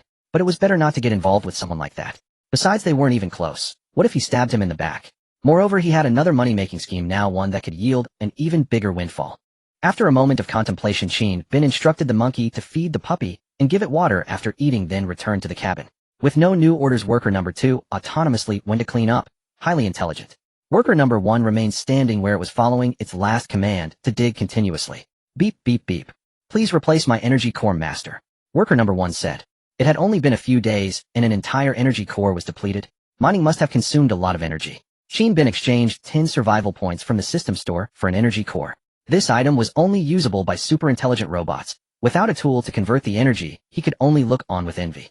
After replacing the energy core, worker number 1 revived. Thank you, master. Bin smiled calmly and said, open the system and show me how much you've mined. Yes, master. The monitor on worker number 1's chest displayed the system interface, showing a list of Bitcoin, a full screen of them. The final tally was 1.01 million Bitcoins. Seeing this number, Bin was utterly stunned. In less than a day, it had already mined 1.01 million Bitcoins. This speed was terrifying. As the number of Bitcoins increased, ordinary mining rigs would take several days to mine a single coin, consuming nearly 10,000 yuan in electricity costs per coin.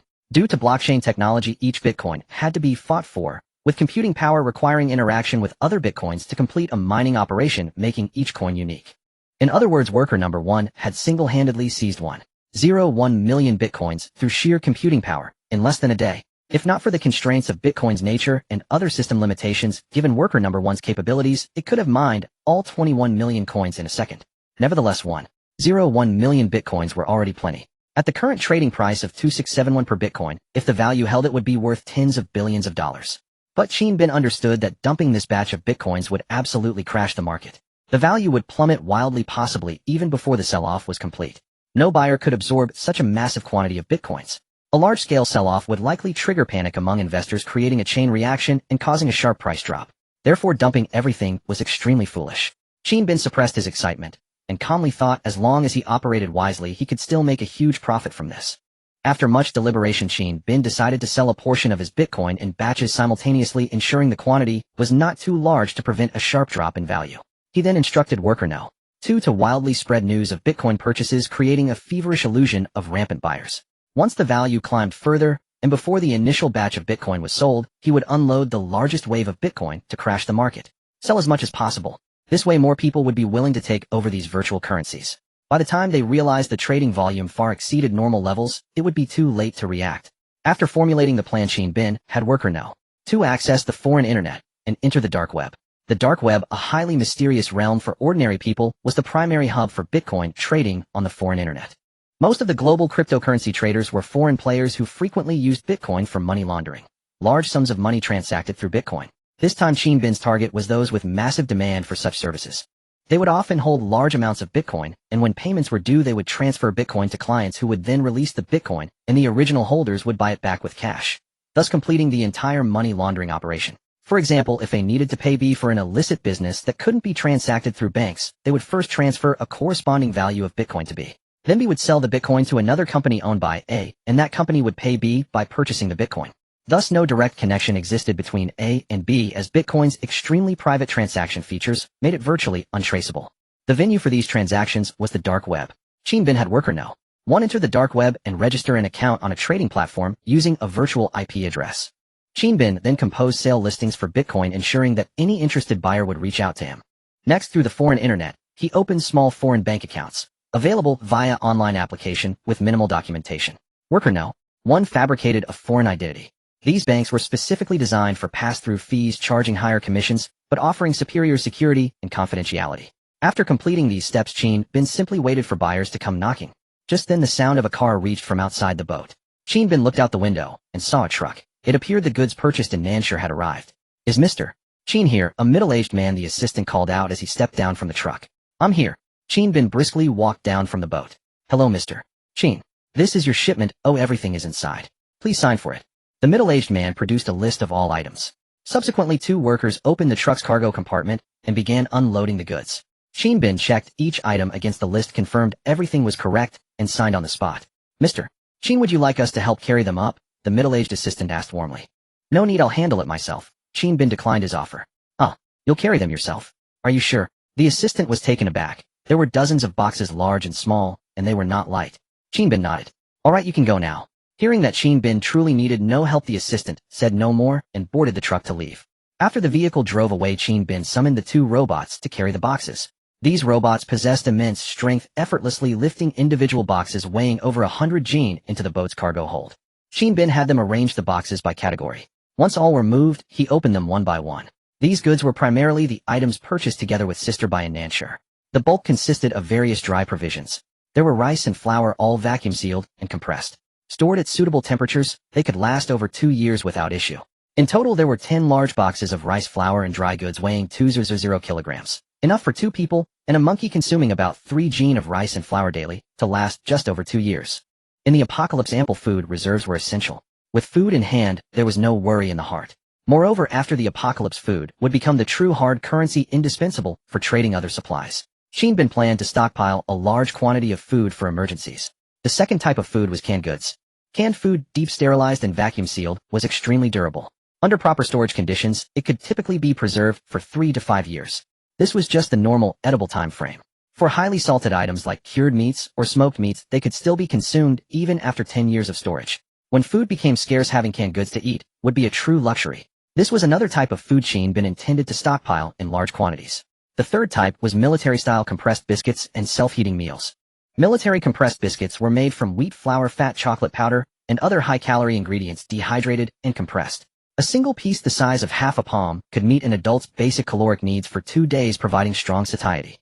These biscuits didn't taste great, but in the apocalypse they were life-saving provisions with a shelf life of 5 years. They were meant to be consumed only when all other food was gone.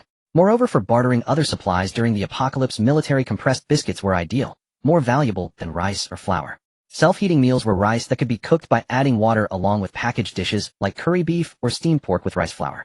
They were an upgraded version of compressed biscuits with a shelf life of 4 years. Shin Bin organized all these provisions, which were only a small portion.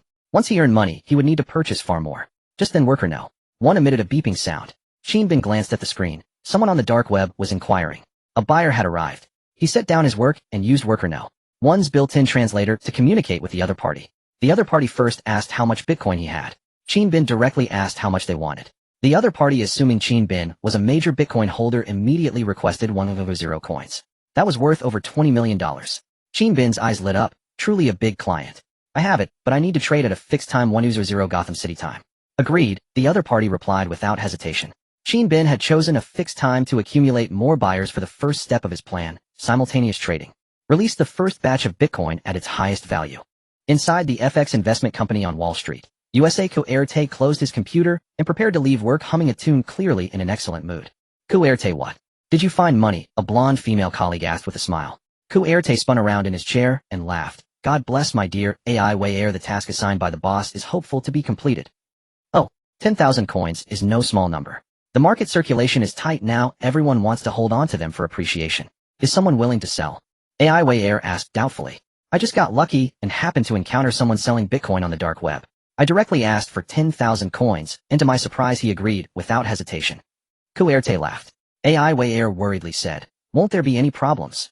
Don't worry, transactions are now locked through third-party platform guarantees. Fakes can't be real. Kuerte laughed. He had operated many times before, and this time would be no problem. As long as the other party had the coins, it was fine. That's good. When will you start the transaction? AI Wayer asked. At noon tomorrow, 12 o'clock, said Kuerte. Meanwhile, Shin Bin began to receive inquiries from buyers one after another. It was a time when Bitcoin prices were rising and many people were seeking to buy, hoping to acquire more and hold them for appreciation. From afternoon until 8 o'clock in the evening, Shin Bin was busy with this matter. He had scheduled transaction times with a total of 9 major buyers. Noon 12 o'clock in Gotham City was his 2 o'clock in the morning. Gurgle. His stomach finally couldn't withstand the hunger and let out a protest. It was already 8 o'clock in the evening, and he hadn't eaten a single grain of rice. He was indeed somewhat hungry. Shin Bin was too lazy to cook, so he went to the storage and took a bag of military rations. This bag was braised beef rice. Inside the plastic packaging was another paper bag which contained a bag of rice and a bag of vegetables, with a heating box below. This was similar to a self-heating hot pot. Just add water, and it would start heating the rice.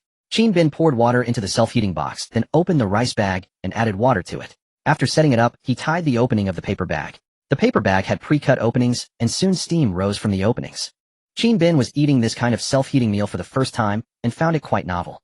According to the instructions, it needed to heat for 15 minutes to be done.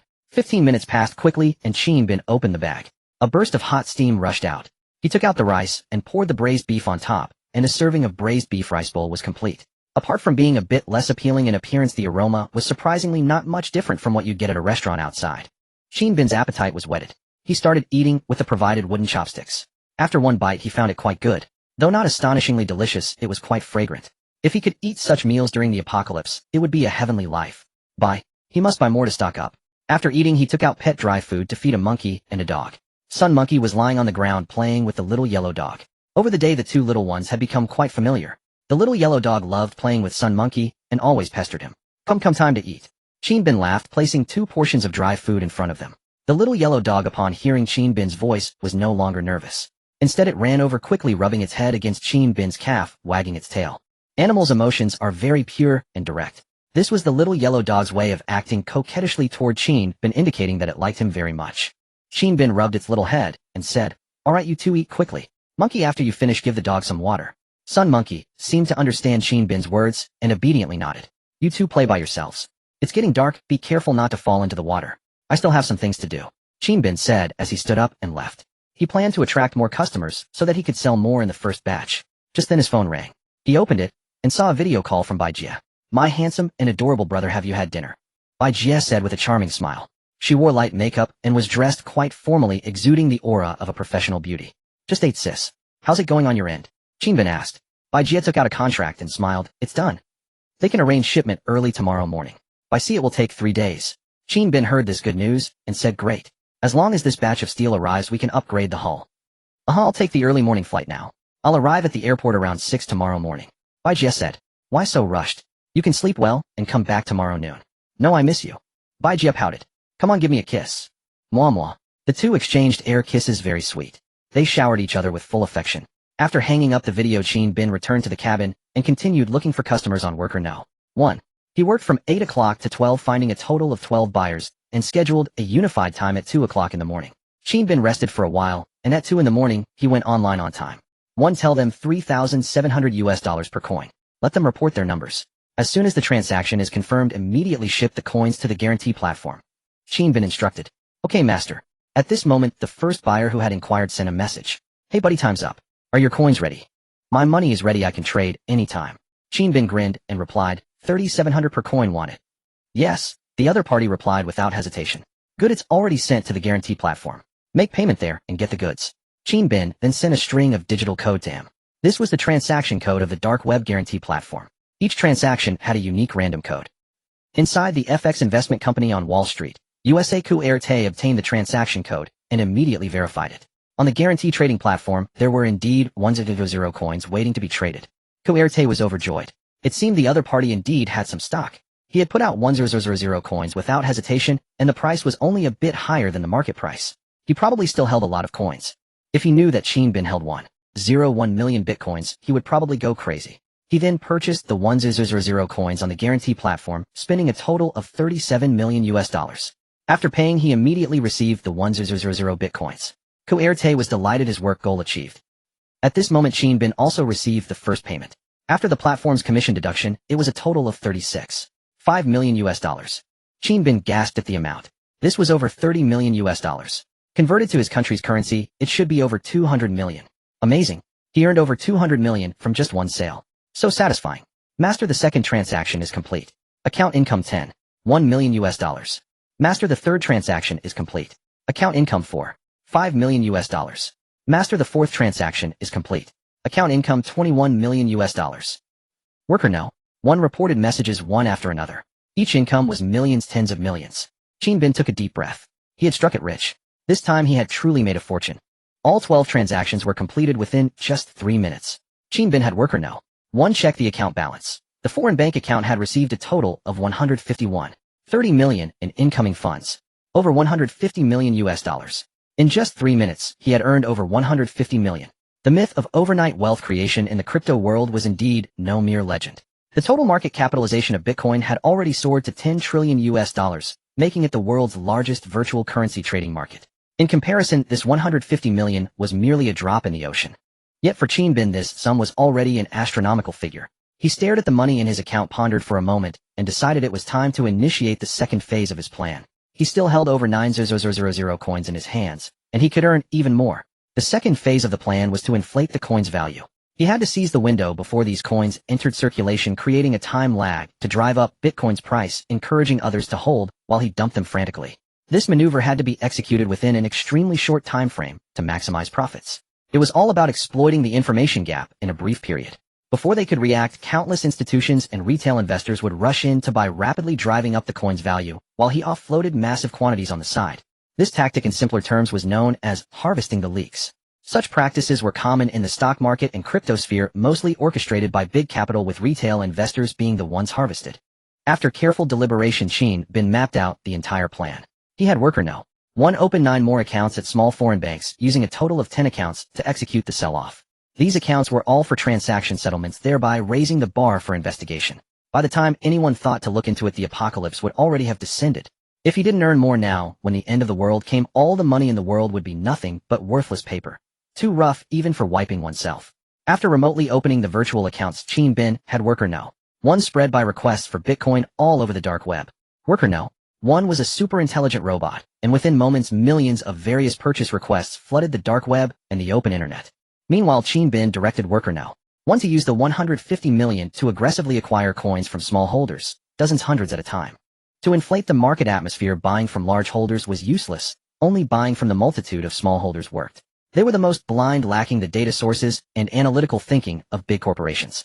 As these messages spread like wildfire coupled with Qin Bin's strategy of acquiring from small holders, the market value surged instantly, with the per-coin transaction price climbing higher and higher. The market value was skyrocketing. 3,670, 3,701, 3,750, 3,820, 3,901, per thousand. In less than 3 minutes the value had risen by over 300 USD, breaking through the 400 mark. As the value rose more by orders and transactions appeared further, driving the price up. Qin Bin watched the constantly refreshing coin value, a smile curling at the corner of his mouth. The game had begun. This was a breathtaking gamble. Inside the FX investment company on Wall Street, Colt was discussing work with Avril in the conference room when someone burst in and shouted, "Colt, something big has happened. The boss wants you to come over." Big? What happened? Colt immediately stood up and asked. "Bitcoin has gone crazy." "Hurry," the employee shouted and rushed out again. "Bitcoin gone crazy." Colt was puzzled, not knowing what was happening, but he trotted out and headed straight for the boss's office. Pushing open the door to the president's office, the Bitcoin investment team had already assembled. President Court sat in his executive chair with a grave expression. "Boss, what's wrong?" Colt asked, puzzled. Court turned on the projector, revealing the Bitcoin market. A line seemed to pierce straight through the sky. Colt was stunned by the coin value displayed. What the FCK? 4,500. Just 10 minutes ago he had clearly seen it at 3,650. How could it have shot up to the heavens in 10 minutes? What's going on? Colt was utterly bewildered. Court, though grave, had a hint of extreme excitement in his eyes. The number of transactions is skyrocketing. Platforms everywhere are reporting that Bitcoin is about to experience an unprecedented surge. This is our opportunity. His face grew animated. Nothing was more thrilling than a high-stakes gamble. Everyone present understood that this was indeed a massive rally, but also a colossal gamble. The company currently held over 3,000 Bitcoins already in the game.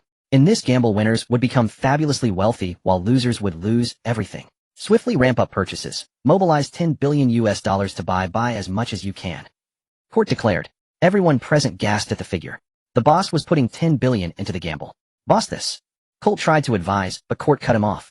Buy quickly while prices are still low. At this rate, we might see a 200 increase within a day.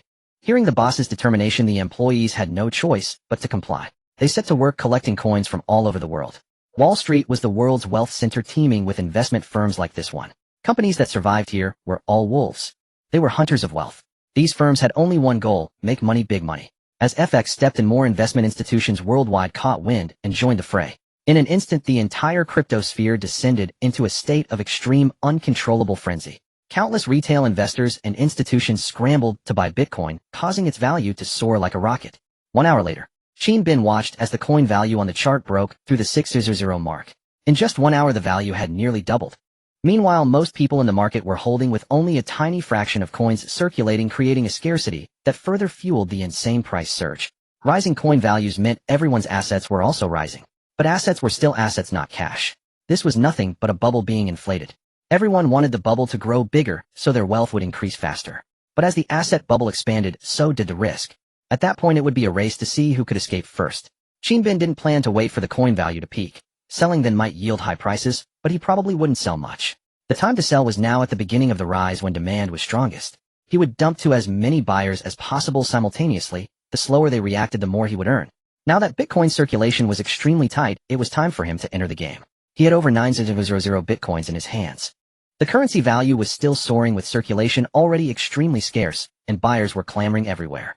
Qin Bin decisively said to worker No. 1, open 10 new accounts, each linked to a different bank account, and start selling off gradually in small batches simultaneously. Not too many, just 2,000 to 5,000 coins per account, 40,000 total across 10 accounts. Yes, master. Worker No. 1, a super-intelligent AI capable of fully grasping Qin Bin's intent, began operating the accounts to list sell orders. As expected, many buyers soon approached. Qin Bin also spotted a familiar ID, FIPD, the same person from the first transaction. That individual had swiftly transferred over $30 million, a major client indeed. Hello, do you have any more coins? I'll buy at 6,000 per coin, the other party messaged. Yes, how many do you want?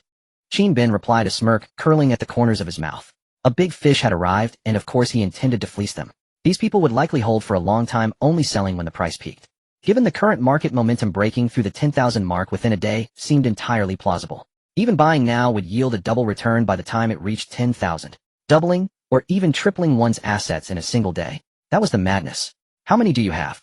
I need a lot. Do you have 20,000? The other party messaged. I do, but the price is 6,100, not a cent less. Qin Bin typed with a grin. It was a psychological game, making the other party believe he was eager to liquidate for cash flow, yet unwilling to take a clear loss. Wait a moment, let me check with my superiors.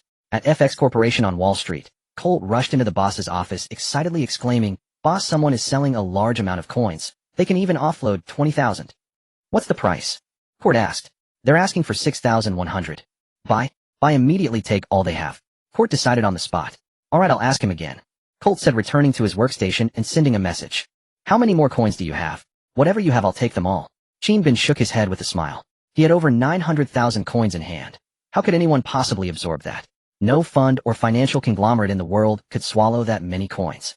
Qin Bin certainly wouldn't reveal the true number. He replied, "I only have 25,000 left." Colt was overjoyed and messaged back, "Great, I'll take them all." Half an hour later the transaction was completed. 11 orders totaling 65,000 coins sold. That brought in over $360 million US. Qin Bin used that money to continue snapping up bitcoins from retail investors. After the big fish had swallowed over 60,000 coins, the market circulation had actually shrunk further, because the big players held in bulk while retail investors lacked the capital to do so. Yet the retail crowd with their sheer numbers controlled 70% of the market's funds. The currency value kept surging, already reaching $6,500. Qin Bin initiated the second wave, this time selling to both retail and institutional investors simultaneously. For retail, he used 2 dedicated accounts to list sell orders. Soon retail orders flooded in. Hundreds of buyers made inquiries first, but as word spread, over 1,000 people came knocking, and the number kept exploding. Retail investors bought in hundreds or thousands, rarely exceeding 2,000 coins per person. Yet the sheer volume of people meant the total demand surpassed that of any single institutional buyer. No. One synchronize all accounts for operation in 1 hour. Target sell 300,000 coins. Qin Bin ordered. This second wave of 300,000 bitcoins hitting the market would undoubtedly satiate a massive amount of demand, increasing market circulation and supply. But until this information spread, more people would continue to clamor for purchases. That was the time lag of information. Just then Qin Bin spotted the same familiar ID FIPD in another account, the one that had bought a total of 35,000 coins from him. Tisk TSK, truly loaded, treating hundreds of millions of dollars as nothing. But Qin Bin lacked a true concept of wealth. Wall Street deals involved billions, tens of billions, even hundreds of billions. Having never been rich, he had no idea about the joy and audacity of the wealthy. FX Corporation had staked tens of billions on this gamble, and this expenditure was just a few billion. Since there was a sucker, Qin Bin certainly wasn't going to let him off. "Hello, how many coins do you have? At what price would you sell?" Colt asked directly. 100,000 coins at 6,700. Qin Bin stated bluntly. "Hiss." Colt gasped at the screen. 100,000 coins. Which company had such a massive hand? Even FX Corporation's peak holdings were only 80,000 coins. Colt silently calculated. The other party must be a major corporation. But why were they in such a hurry to sell? Given the trend, the price would surely break through 8,000, even 10,000. Selling now would be a loss, wouldn't it? Colt harbored doubts, but he couldn't voice them. Who told the truth on the dark web? Moreover, it would be extremely rude. 100,000 coins was a colossal amount, so he needed to consult the boss. As expected, Colt received the boss's approval to buy outright. Colt continued messaging, "Alright, deal. When do we trade?" "In 1 hour." Colt was taken aback. What was going on? This was the third time they had to wait for a scheduled trade instead of an instant one. How strange. Was this a new, unwritten rule of the dark web? 1 hour later, Qin Bin had worker no. 1 execute all trades, dumping a total of 400,000 bitcoins. This time he raked in a total of 2.6 billion US. Suddenly the massive buying frenzy vanished, replaced by a surge of sell orders. Yet amid the fervent trading, the currency value continued its upward climb, breaking through the 7,000 mark as expected. News outlets around the world were reporting. The Wall Street Journal: Bitcoin trading heats up, currency value surges up 240 in half a day. Global finance currency value breaks through 7,000. Analysts predict it could hit 1,000. The Washington Post: Bitcoin trading volume surges 1,000 in a single day, with over 1,000 new holders. Whether from deliberate hype by big players or normal media coverage, it attracted a massive influx of new users worldwide, all scrambling to buy and hold. Qin Bin now had $3 billion in hand. Even if he didn't sell, the bubble would inevitably burst. It had been inflated far too large, and its collapse was only a matter of time. But Qin Bin's goal was to make one last killing before the bubble burst, and then pop it himself. He still had 430,000 coins left, so he couldn't let them become worthless. Better to crash the market than hold the bag. Crash it. Yes, crash it. No. 1. Immediately register 100 new accounts and dump all bitcoins. Crash the market. Qin Bin commanded. Yes, master. Instantly. Worker no. 1. Registered 100 new accounts and posted sell orders across the entire network. Countless companies and retail investors swarmed in to snap up the coins. They had no idea how many Qin Bin possessed, but whatever they wanted he sold. Simultaneous selling caused a massive surge in trading volume, oversupplying the market. The currency value plunged, sharply dropping from the 7,000 mark straight to 6,300. Such a drastic nosedive instantly triggered panic among all holders. Everyone had expected the price to break through 10,000, but no one anticipated a sudden flood of coins. 2 to 3 million bitcoins were being dumped. As the price crashed, everyone scrambled to sell, desperately seeking a bag holder. The entire crypto world was quaking. The shock stunned everyone. This was also an avalanche. The currency value plummeted by the second. The gambling game was about to end. It was a race to see who could escape first. At FX Corporation, the moment the price nosedived, everyone was dumbfounded. The entire department stared at the screen in disbelief. How could it crash? Boss, there's a sudden explosion of volume on the market, and the price is diving. Colt rushed into the boss's office, eyes bloodshot, shouting. Court stared at the trading screen, dazed, until Colt's voice snapped him back to reality. His face flushed, red eyes bloodshot like a gambler who had lost everything, as he screamed hysterically, sell. Sell everything. Sell it all. Sell every last one. After uttering these words, Court felt as though all strength had been drained from his body, collapsing limply into his seat. How could this be? How could this have happened? How could so many bitcoins suddenly flood the market? When supply surpasses demand after a surge, it triggers a chain reaction of panic selling. That is absolutely terrifying. It's not just 1 or 2 million coins. It must be tens of millions of bitcoins being frantically dumped. Such massive sell-offs will inevitably cause the value to plummet. It's over. This gamble has been a catastrophic loss. Colt returned to his workstation and sold off all the 300,000 coins he held. But the market was already flooded with an overwhelming wave of sell orders, and countless retail investors were also panic selling.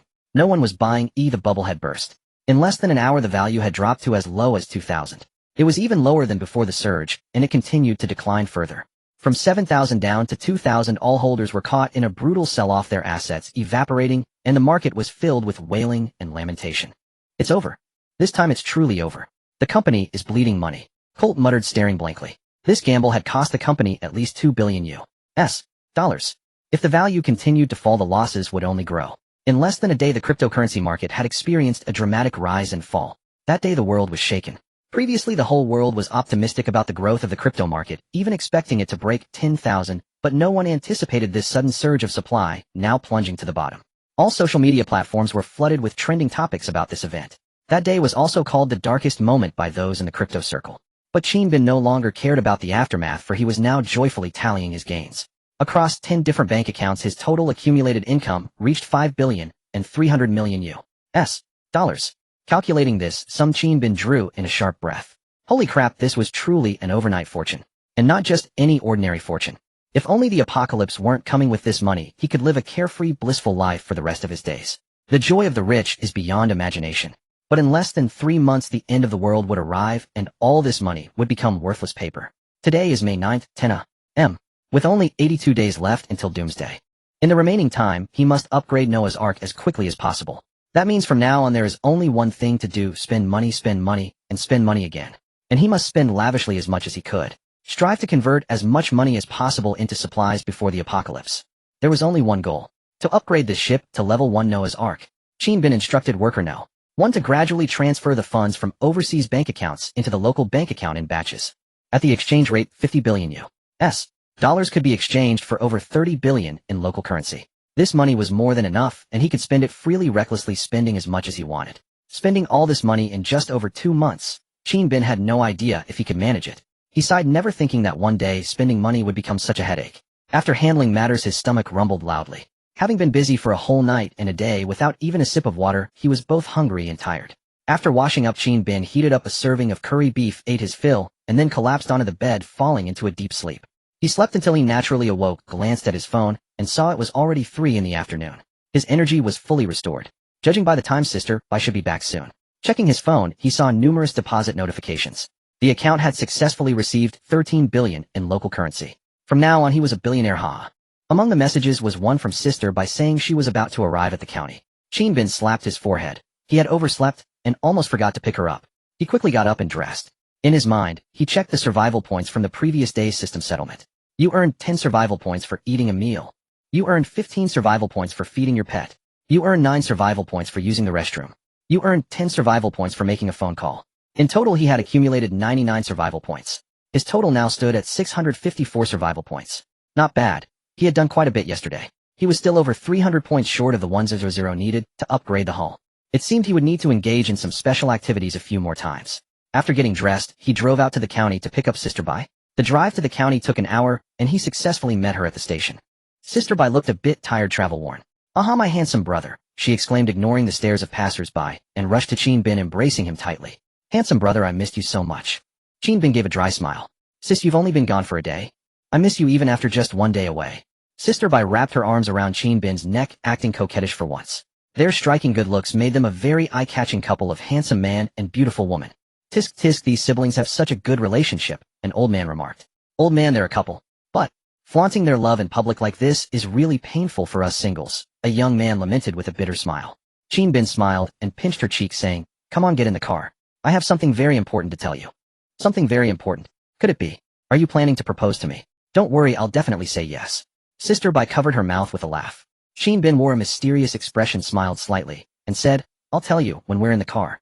They got in, and the car drove away from the station, heading back. Along the way, Sister Bai reported in detail to Qin Bin about the signing process with the steel company, which had gone very smoothly. To expedite the signing, her classmate had even asked the decision-making executive to stay for price negotiations. The final price was confirmed at $420 per ton for low-alloy high-strength steel, the most premium grade commonly used in shipbuilding. In fact, most warships around the world use this type of steel. Due to the recent decline in steel market demand and general price drops, plus an internal introduction from an acquaintance, this price was likely the lowest possible. However, we need to pay the remaining balance 3 days after the goods arrive. "Xiaobin, how are we going to find the rest of the money?" "I do have an idea. We could use assets as collateral and maybe get another 20 million out. But the procedures are troublesome and uncertain," Sister Bai said. "By the way, what was that big thing you wanted to tell me?" Qin Bin drove confidently, grinning. "Sis, we don't need to worry about money anymore.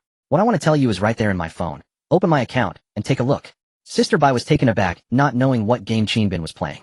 She opened his bank account, and when she saw the balance number, her eyes widened in shock, and she let out a scream. "Oh my God, over 13 billion. Xiaobin, did you rob a bank?" "No, that's not right. Even robbing a bank wouldn't get this much." Bai Jie gasped, covering her mouth in disbelief. Qin Bin smiled calmly, then briefly recounted the events of the previous night.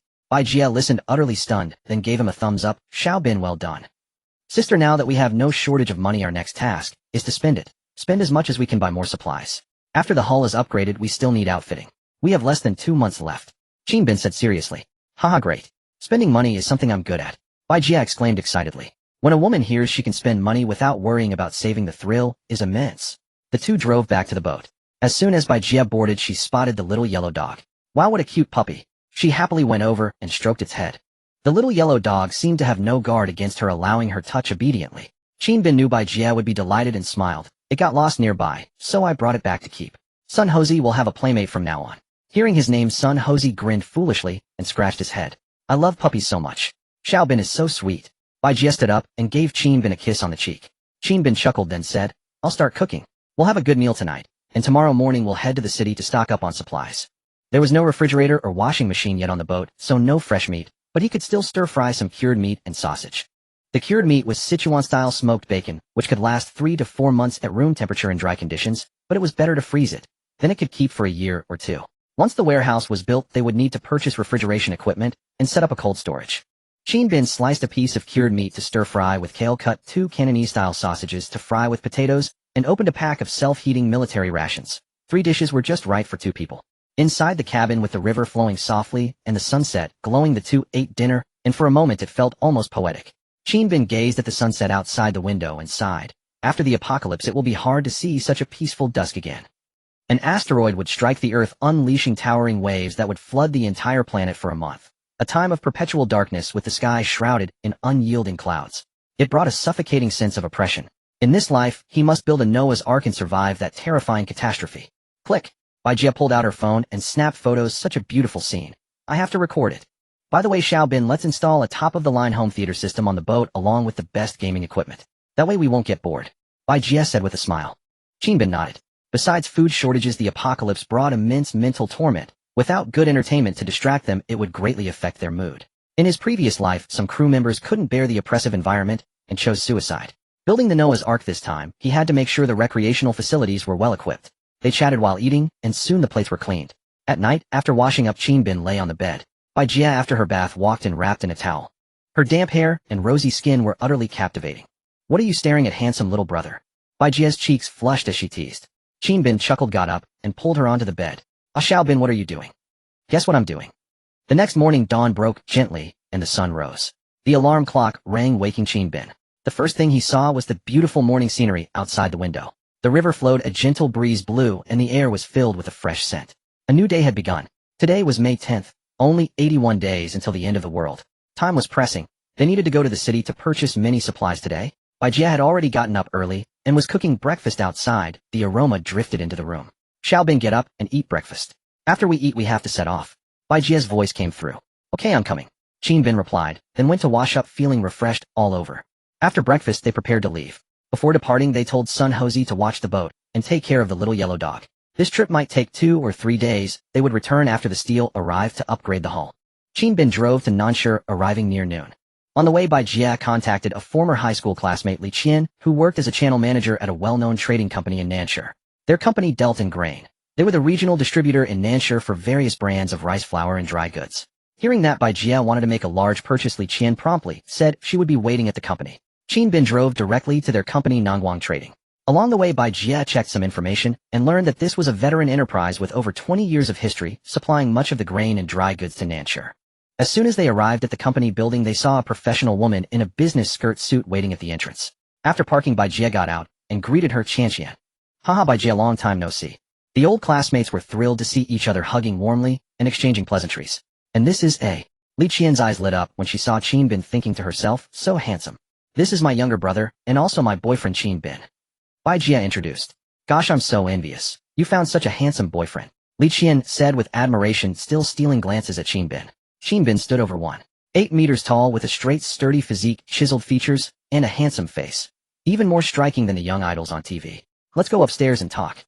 Li Qian withdrew her gaze and gestured. The three went upstairs to Li Qian's office and sat down. Qian, can your company help us buy grain? Mainly rice flour, canned goods, compressed biscuits, and self-heating military rations. We need a large quantity. Bai Jia got straight to the point. Having their company handle the procurement would solve the grain issue all at once, saving them from running around to different suppliers. Of course, that's what our company does. We have channels with many factories both in the province and outside, and we're the Nanshi distributor. We can get the goods. Bai Jia, how much do you want? Li Qian asked. 5 tons of rice, 5 tons of various flours, 3 tons of compressed biscuits, 3 tons of canned goods, 5 tons of self-heating military rations, and 3 tons of dehydrated vegetables. Bai Jia listed the grain supplies they needed. Li Qian was completely stunned upon hearing this. What? That much? 24 tons in total. That's no small sum. Yes, that much is exactly what we need. Qin Bin said with a smile. Li Qian was dumbfounded. She had never handled such a large volume of grain before. How about it, Qian? Can you handle it? Sister Bai asked. Li Qian snapped back to reality, patted her impressive chest, and said, no problem. But Sister Bai, why are you buying so much grain? Besides rice flour and canned goods, the compressed biscuits, self-heating military rations, and dehydrated vegetables are all produced to order. These are strategic reserves, so there isn't much in stock. Sister Bai smiled. I have a use for them, don't worry. Just help me procure them. Alright, let's pick the brands and types. I'll have my colleagues notify the factories to send the goods. Li Qian said, pulling out a catalog that listed all the grain products her company represented. Qin Bin glanced at the product descriptions and directly selected the best brands, also adding cooking oil and various spices, ordering 2 or 3 tons of each. Mr. Qin, are you sure about these brands? Their quality is excellent, but the price is no ordinary matter. Li Qian reminded him. Because the products Qin Bin chose were the most expensive among their kind, 3 times the market price. A higher price doesn't matter. What matters is reliability. Let's go with these. Qin Bin chuckled. Now he lacked nothing but money, and he truly was not short of it. In fact, he had too much.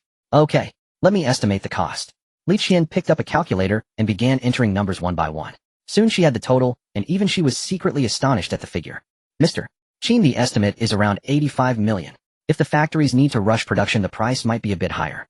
Can you accept that? Li Qian asked. The main expenses were self-heating military rations, various cooking oils, olive oil, and spices. All of the highest quality. In other words, the most expensive. What? Only 85 million. Qin Bin was taken aback. He had expected over 100 million. It seemed domestic grain was abundant and prices were quite low. Li Qian nearly fell over at his words. What did he mean by only? This price was already extremely high. Was he being so pretentious? This handsome man was not only good-looking, but also apparently incredibly wealthy. How envious she was of Sister Bai for finding such a rich and handsome boyfriend. Do you have a source for alcoholic beverages? I'd like to buy some as well, Qin Bin asked. On a boat, one couldn't do without drinks, and he occasionally wanted a few glasses. Yes, we have access to domestic and foreign brands of red wine, Wolyanya, Matai, etc. Although we're not agents for these, we have channels to get them. Li Qian said, handing another list to Qin Bin. Qin Bin flipped through the list and said directly, for red wine go with Lafite and Chateau Margaux, the most expensive ones. For the white spirits, those several brands get some of each totaling 2 tons. Arrange the distribution yourself. What? Again the most expensive? Mr. Qin, these aren't dry rations. These red and white wines cost 2 or 3,000 yuan a bottle. The 2 Lafite bottles alone are priced at 1,200 yuan each. Are you sure? Li Qian asked in astonishment. Of course. Roughly how much will it be? Qin Bin said casually. With over 30 billion yuan in assets, spending 100 million or 2 didn't hurt at all. It was a mere trifle. Li Qian frantically tapped her calculator and finally estimated the price, about 45 million. The red wine is too expensive. The Lafite alone costs nearly 20 million. She had never seen anyone shop like this, buying only the best and most expensive as if the price didn't matter at all. Was he really that wealthy? Mr. Qin, are you sure? The total estimate is 130 million. Li Qian asked, stunned. Only a little over 100 million. Bought it. It's really a bargain. Qin Bin shook his head with a smile. He truly wondered if he could spend all this money. If not, he'd have to watch it waste away, turning into worthless paper. Li Qian, did you hear that? Was that human speech? Spending over 100 million casually and calling it cheap. Dude, do you have a mind at home? No, you own a home inside a mine. If there's no problem, let's sign the contract now. Sister Bai said from the side. Whatever Qin Bin decided was fine with her. Okay, I'll draft the contract now. I'll base it on 150 million, and after the actual procurement we'll adjust the difference. How does that sound? Li Qian asked. No problem, Qin Bin said. Soon Li Qian drafted the contract, which included a deposit of 50 million. Mr. Qin, you can choose installment payments within a 6-month period. Installments will slow down delivery, but you'll have more time to manage your cash flow, Li Qian reminded him. Installments? No. I want the fastest delivery. I'll pay in full. Qin Bin shook his head. What? Pay in full? Li Qian was dumbfounded. This was too extravagant. Yes, full payment, Qin Bin affirmed. With over 30 billion in cash in his account, why would he need installments for a mere 150 million? He would pay the full amount. Li Qian's mind went blank. It took her a long time to come back to her senses. Okay, I'll have the finance department come over. For this amount, we need to go to the bank counter for a transfer. After signing the contract, Li Qian led Qin Bin and Sister Bai to a bank branch downstairs. They went directly to the VVIP channel, where the branch manager personally received them and completed the transfer. Before leaving, Qin Bin asked the branch manager, "Is my bank account transfer limit uncapped? I don't have time to run to the bank every day." The bank manager, knowing that Qin Bin had over 30 billion in cash and was a super VIP, said deferentially, "Esteemed guest, this is a bit difficult. We need to consult the head office. If it's not possible, I'll switch to another bank," Qin Bin said with a smile, preparing to rise. The bank manager's face instantly changed. This was a super major client. He absolutely could not lose him. He suddenly grabbed Qin Bin's arm and patted his chest, saying, "Mr. Qin, rest assured there will be absolutely no problem. I'll apply for it today and guarantee it's 100% possible. Completely possible." Li Qian was stunned by the scene. What was going on? How wealthy was this handsome man to make a bank manager lose his composure like this? Just how rich could he be? Could he actually be a scion of some wealthy family? Hiss. Looking at it this way, it really seemed possible. Qin Bin withdrew his arm and said, "All right, that's fine. We'll be going now. Mr. Qin, take your time. Please drop by any time." The bank manager wiped cold sweat from his forehead, bowed, and scraped respectfully, seeing the group out. After leaving the bank, Li Qian pulled Sister Bai aside to the back. "Sister Bai, your boyfriend is definitely not simple, is he? Tell me honestly, is he the son of some wealthy family from Nanshire?" Li Qian asked seriously. Sister Bai burst into laughter. "Not at all. He's just my handsome younger brother." "Oh, Sister Bai, you're teasing me again." Li Qian rolled her eyes, assuming Sister Bai didn't want to tell her. They returned to the company and chatted for a while until lunchtime. Li Qian invited Sister Bai to eat together. At that moment, Qin Bin heard the system settle his survival points. Ding! Settling survival points begins. You gained 10 survival points for using the toilet. You gained 10 survival points for feeding your pet. You gained 60 survival points for engaging in special exercise. You gained 10 survival points for driving. Total settlement 165 survival points. Total possession 804 survival points, only 200 points away from upgrading the hull. The steel will arrive the day after tomorrow. It seems I'll have to engage in special exercise a few more times. System, if you keep this up, even taking a super strength pill might not be enough to withstand it. Qin Bin was pondering this when Bai Jia called out, "Let's go for lunch, I'm starving." "No problem, let's go to the most luxurious Michelin 3-star restaurant for a meal." Qin Bin smiled. He had never truly enjoyed a lavish feast in his life. On the ship, he had only eaten self-heating dry rations. Now with a net worth of tens of billions, he could splurge freely. Great. I've never eaten at a Michelin 3-star restaurant either. Bai Jia was also eagerly anticipating it. Both of them had been poor since childhood, always frugal. Now with the end of the world approaching, they deserved to indulge themselves. The three of them drove to the only Michelin 3-star restaurant in Nan City, located on the 70th floor of the first building in the city center, the Jiuzhou International Building, a panoramic dining venue at the top of the skyscraper. After parking at the dedicated elevator entrance, a beautiful receptionist was responsible for greeting. "Hello, are you three going upstairs to dine?" The receptionist asked with a perfect professional smile. "Yes," Qinbin nodded. The receptionist proactively pressed the button. This elevator was the only one in the entire building exclusively for the restaurant, reaching the 70th floor directly. Stepping into the elevator, Qinbin truly felt what luxury meant. A spacious 10-square-meter elevator with a crystal chandelier above reflecting a champagne gold hue, creating a sense of opulence, making one feel as if they were in a palace. Upon reaching the 70th floor, two receptionists stood at the entrance. One of them stepped forward to guide Qinbin inside.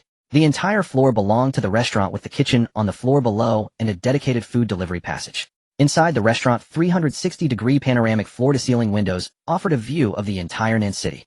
Dining here while enjoying the high-altitude scenery was truly a delightful experience. Moreover, every detail of the restaurant's environment exuded luxury. The tables and chairs were all branded with famous logos, making every corner feel like a luxury product. "Tisk tisk, the joy of the rich is truly unimaginable," Qinbin exclaimed. Li Qian secretly rolled her eyes. "Handsome, aren't you one of the rich? Why do you act like a wage earner?"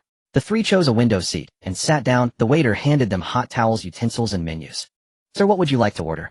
"Our specialty is set meals," the waitress directly asked Qinbin, as it was typical for men to pay when bringing women to such places.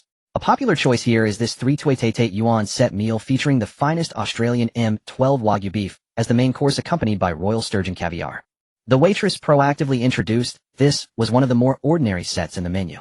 If the guest wasn't too particular, this price was both respectable and not too expensive. Qinbin glanced at the 8 sets and directly chose the most expensive one. "Give me this 688 yuan set meal." The set included 18 dishes and a bottle of red wine. Moreover, this set was for a single person, not two. The waitress was stunned, not expecting the guest to order the most expensive right away. He must be a rich second generation. "Very well, sir. And for the two ladies?" The waitress looked at Bai Jie and Li Qian. "I'll have the same." Bai Jie laughed. Now they had too much money to spend. Spend as much as possible. The most expensive is always the right choice. Li Qian, being an outsider, felt a bit embarrassed and planned to order the cheapest set, but Bai Jie said, "Just go ahead and order the most expensive one. After this meal, there might not be another chance." The apocalypse was approaching. While money still had value, they should enjoy themselves. "Waitress, 3 of the same set." Bai Jie said. "Yes, I'll place the order. Please wait a moment." The waitress nodded and turned away. She shook her head inwardly, spending over 100,000 on a meal. The life of the rich was truly incomprehensible. Soon delicate appetizers were served, and the waitress meticulously explained the origins and craftsmanship of each dish, all made from the freshest and finest ingredients. Qinbin was impressed, but he wasn't in the mood to listen further. He wanted to fill his stomach first. Then dish after dish was brought out, with the next one only served after the previous was finished. The entire meal lasted over 2 hours. After the meal, he swiped his card to pay, without a second thought, leaving Li Qian even more astonished by Qinbin's wealth. "Is there a company in Nan City that sells generators?" Qinbin remembered something and asked Li Qian. Although Noah's Ark already had auxiliary engines providing power, Qinbin felt it was still insufficient, as the cold storage, planting, and breeding areas consumed a lot of electricity. More generators were needed to supply power separately. Qinbin planned to purchase wind and solar generators. Even though the sky would be gloomy after the apocalypse, as long as there was a little sunlight, solar power could still be used. Wind power was the most suitable. It could be used both while sailing and when anchored. These renewable energy sources were crucial. "Generators. You want to buy generators too? I do know a friend whose company specializes in importing mechanical products. They should have generators. Let me call and ask him." Li Qian replied. Although she didn't know why Qinbin needed generators, she was willing to help. After all, she had just enjoyed a luxurious meal worth over 60,000. Li Qian made the call, and then asked Qinbin, "Mr. Qin, what type of generator do you need?" "Diesel generators, one with over 100 kilowatts high power, and one with 10 kilowatts small power, plus 2 wind and 2 solar generators, each with high power output. The key requirements are stability and reliable components. Also ask him if they have new large-capacity ultra-lithium sulfur storage batteries." Qinbin listed his needs one by one. Li Qian relayed the message. Moments later, a smile appeared on her face, and she nodded before hanging up. "Mr. Qin, lucky you. They have everything you need. Generators are one of their main imported products. As for the new batteries, they don't import them, but he said domestic technology has surpassed foreign ones, and he can source them from the manufacturer." Li Qian said happily. Qinbin's eyes lit up with excitement. "Excellent. That saves a lot of trouble. No time to waste, let's go take a look." Qinbin left the restaurant and drove straight to the machinery trading company. Li Qian had mentioned the only enterprise in Nan City specialized in importing high-end machinery from abroad. Arriving at the company building gate at 4 in the afternoon after parking the car, the three disembarked and a man greeted them warmly. Xiao Qian, is this Mr. Qin? Hello, hello. The young man, impeccably dressed in a suit and tie, exuded a sharp and efficient demeanor, extending his hand proactively. He was the company's sales manager, Qiu Wenshan. Qin Bin smiled, faintly shook his hand, and said, Manager Qiu, time is running short. Please take me directly to see the equipment. Certainly, right this way. Qiu Wenshan gestured invitingly, then led Qin Bin into the company's storage warehouse to inspect the machines on site. Mr. Qin, this diesel generator meets your requirements. It's a 103 kilowatt high-power silent diesel generator fully capable of serving as a backup power source for a small manufacturing plant. This model is currently the most advanced generator globally, with an energy conversion efficiency exceeding 80, saving you more on diesel costs, while offering greater stability than its predecessor. This unit is imported by our company from the foreign manufacturer Deseo Company. We are the provincial general distributor for their products, and this is the last unit available in the entire Nan city. Qiu Wenshan elaborated meticulously on the diesel generator before them, covering product manufacturing functionality and usage instructions in exhaustive detail. Qin Bin listened with relative satisfaction. The generator's power wasn't the highest, but it was adequate for his needs. He wasn't running a factory, and it would suffice for the Noah's Ark. How much is this unit? Qin Bin asked directly. Qiu Wenshan replied, the company's set price is 198000. Since you're a friend of Xiao Qian, you're also a friend of mine. I can negotiate an internal price for you. 17800. Applying for this price takes only a day or two, as it requires reporting to the manufacturer for explanation. Since the introduction came through an acquaintance, he spoke openly and honestly without any concealment. This was the best discount he could secure. Qiu Wenshan glanced at Qin Bin's expression and noticed the latter's brows slightly furrowed, causing a twinge of unease in his heart. Could it be that he still found the price too high? Indeed, this model was among the most premium in the market, and most bosses would hesitate to spend so much. Mr. Qin, what do you think? If you feel this unit isn't suitable, we can look at other models that might meet your expectations. Qiu Wenshan naturally steered the conversation away from price to avoid awkwardness. Qin Bin waved his hand and said, I just think it's unnecessary to wait 2 days just to apply for this price. Just sell it to me at this price. Time is precious now and money is abundant. No need to save 20,000 cents in the apocalypse. Unspent cash is just worthless paper. Oh. Qiu Wenshan hadn't expected Qin Bin's concern to be so trivial, and for a moment he was taken aback. But seeing Qin Bin's resolute expression, he nodded and said, all right then, I won't apply for the discount. I can still offer you a 2,000 yuan reduction without issue. Qin Bin couldn't help but smile. This man was quite honest in business, willing to sacrifice his own profit to benefit a friend. Such a person knew how to handle people and affairs. Forget it, I don't care about the 2,000. Let's look at the next generator. Qin Bin said with a laugh. Li Qian snickered and said to Qiu Wenshan, Mr. Qin is very wealthy, he doesn't bother with small change. Would someone who spent over 100 million on tens of tons of grain without a second thought care about 2,000 yuan? Qiu Wenshan scratched his head awkwardly and led Qin Bin to the next generator, a small unit also from the same manufacturer. Currently, foreign technology held a slight edge in diesel generators, but only in the high-end and ultra-high-end segments. The mid to low range was firmly dominated by domestic products known for their affordability, durability, and practicality. Among small diesel generators, Qin Bin opted for a top-tier domestic model, intending to purchase 2 units, one as a backup. Next, Qiu Wenshan took Qin Bin to see small wind turbines primarily used on ships or self-built houses. They could start generating power with even a slight breeze, producing modest electricity, but sufficient for daily lighting needs. Most importantly, wind power was a sustainable green energy source. With such devices, daily electricity shortages would be largely alleviated and diesel consumption could be significantly reduced. In the apocalypse, this kind of sustainable energy was crucial. How much is your best wind turbine? Qin Bin asked. 15,000 yuan per unit. This is currently the highest-end domestic product. Look at the blades. They're made of titanium alloy high-strength steel, integrally formed with all components of the finest quality. Based on wear rate calculations, the lifespan reaches up to 100 years. Qiu Wenshan introduced. Excellent, I'll take 2. Qin Bin decided immediately. Qiu Wenshan was stunned. Such decisiveness. 300,000 was settled in the blink of an eye, without even a hint of hesitation. Qiu Wenshan inwardly thanked Li Qian for bringing such a big spender. After inspecting the wind turbines, Qiu Wenshan then led Qin Bin to see the solar generators. Qiu Wenshan, now savvy, directly took Qin Bin to the best product, a small generator with a somewhat futuristic design, only knee-high. Compared to diesel generators and wind turbines, the solar generator was much smaller, but the key component wasn't the generator itself, it was the solar panels. Mr. Qin, this solar generator is the most advanced product in our country, boasting a 45 energy conversion efficiency. It's used in military and aerospace fields, and the solar panels are the same type as those on our satellites. We are the sole distributor in the entire Nan city, and this product is currently the most premium globally. The The power output of solar generation mainly depends on the intensity of solar radiation, but even on cloudy days the high-sensitivity monocrystalline silicon wafers can still generate electricity. As long as there's even a trace of sunlight it can generate power. If the coverage area is large enough, it can fully supply a household's daily electricity needs. Qiu Wenshan introduced enthusiastically. Qin Bin nodded, and said I'll take 2 of these as well, and for the solar panels I need 200 square meters. 200 square meters. Are you sure you need that much? Qiu Wenshan was startled. An RV's electricity needs only require about 4 to 5 square meters, and a household can be satisfied with a maximum of 30 square meters. 200 square meters. How large an area would that supply? Could it be for a villa? Is there a problem? Qin Bin smiled. No problem. The estimated cost is around 4500 mainly, because these solar panels are extremely expensive. Qiu Wenshan said. That's fine. I'll pay by card now, and please ship as soon as possible. Qin Bin said. Yes, Mr. Qin. Also expedite the procurement of the ultra-lithium sulfur batteries. Price is not an issue. No problem, Mr. Qin. I'll contact the manufacturer right away and have them shipped over. As the group chatted and walked back, they suddenly noticed another sales manager showing 2 people the large diesel generator. The very one Qin Bin had selected and reserved. Haha, excellent. I'll take this one. A portly wealthy businessman laughed heartily. You have great taste, boss. This is indeed a fine piece.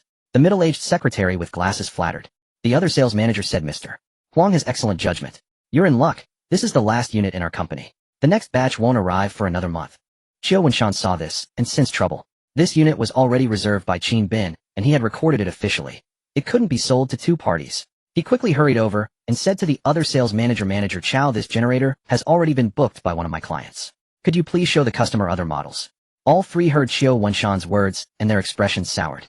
Chow Huan, a veteran employee, had finally landed a major client with a chance for a substantial commission. How could he let it go? Xiao Qiu, has your client paid a deposit? Not yet, but. Then there's no but.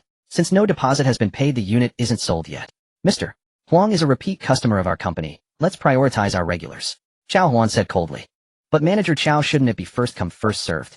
Qiu Wenshan's face twisted with difficulty, but he persisted in arguing. First come first served. No deposit means no deal. Now I'll put down a deposit, so it's mine. Xiaoming swiped the card. The portly wealthy businessman, Huang Yongguang, waved his hand, his tone brooking no argument, exuding arrogance. Qiu Wenshan was both angry and anxious. How could he explain this to Qin Bin? No way. Qiu Wenshan insisted firmly. Xiao Qiu, know your place. Don't be disrespectful. Qiao Huan snapped. Trying to steal my thunder. Qin Bin appeared unexpectedly behind Qiu Wenshan. I won't stand for that. As soon as Qin Bin spoke, the gazes of those men all turned to him. Young man, I want this machine. Huang Yongguang said, his face dark and his tone brooking no argument. In Nansha, no one had ever dared to defy him. How could he be intimidated by a young man? Where would his face be? How could he still command respect in the underworld?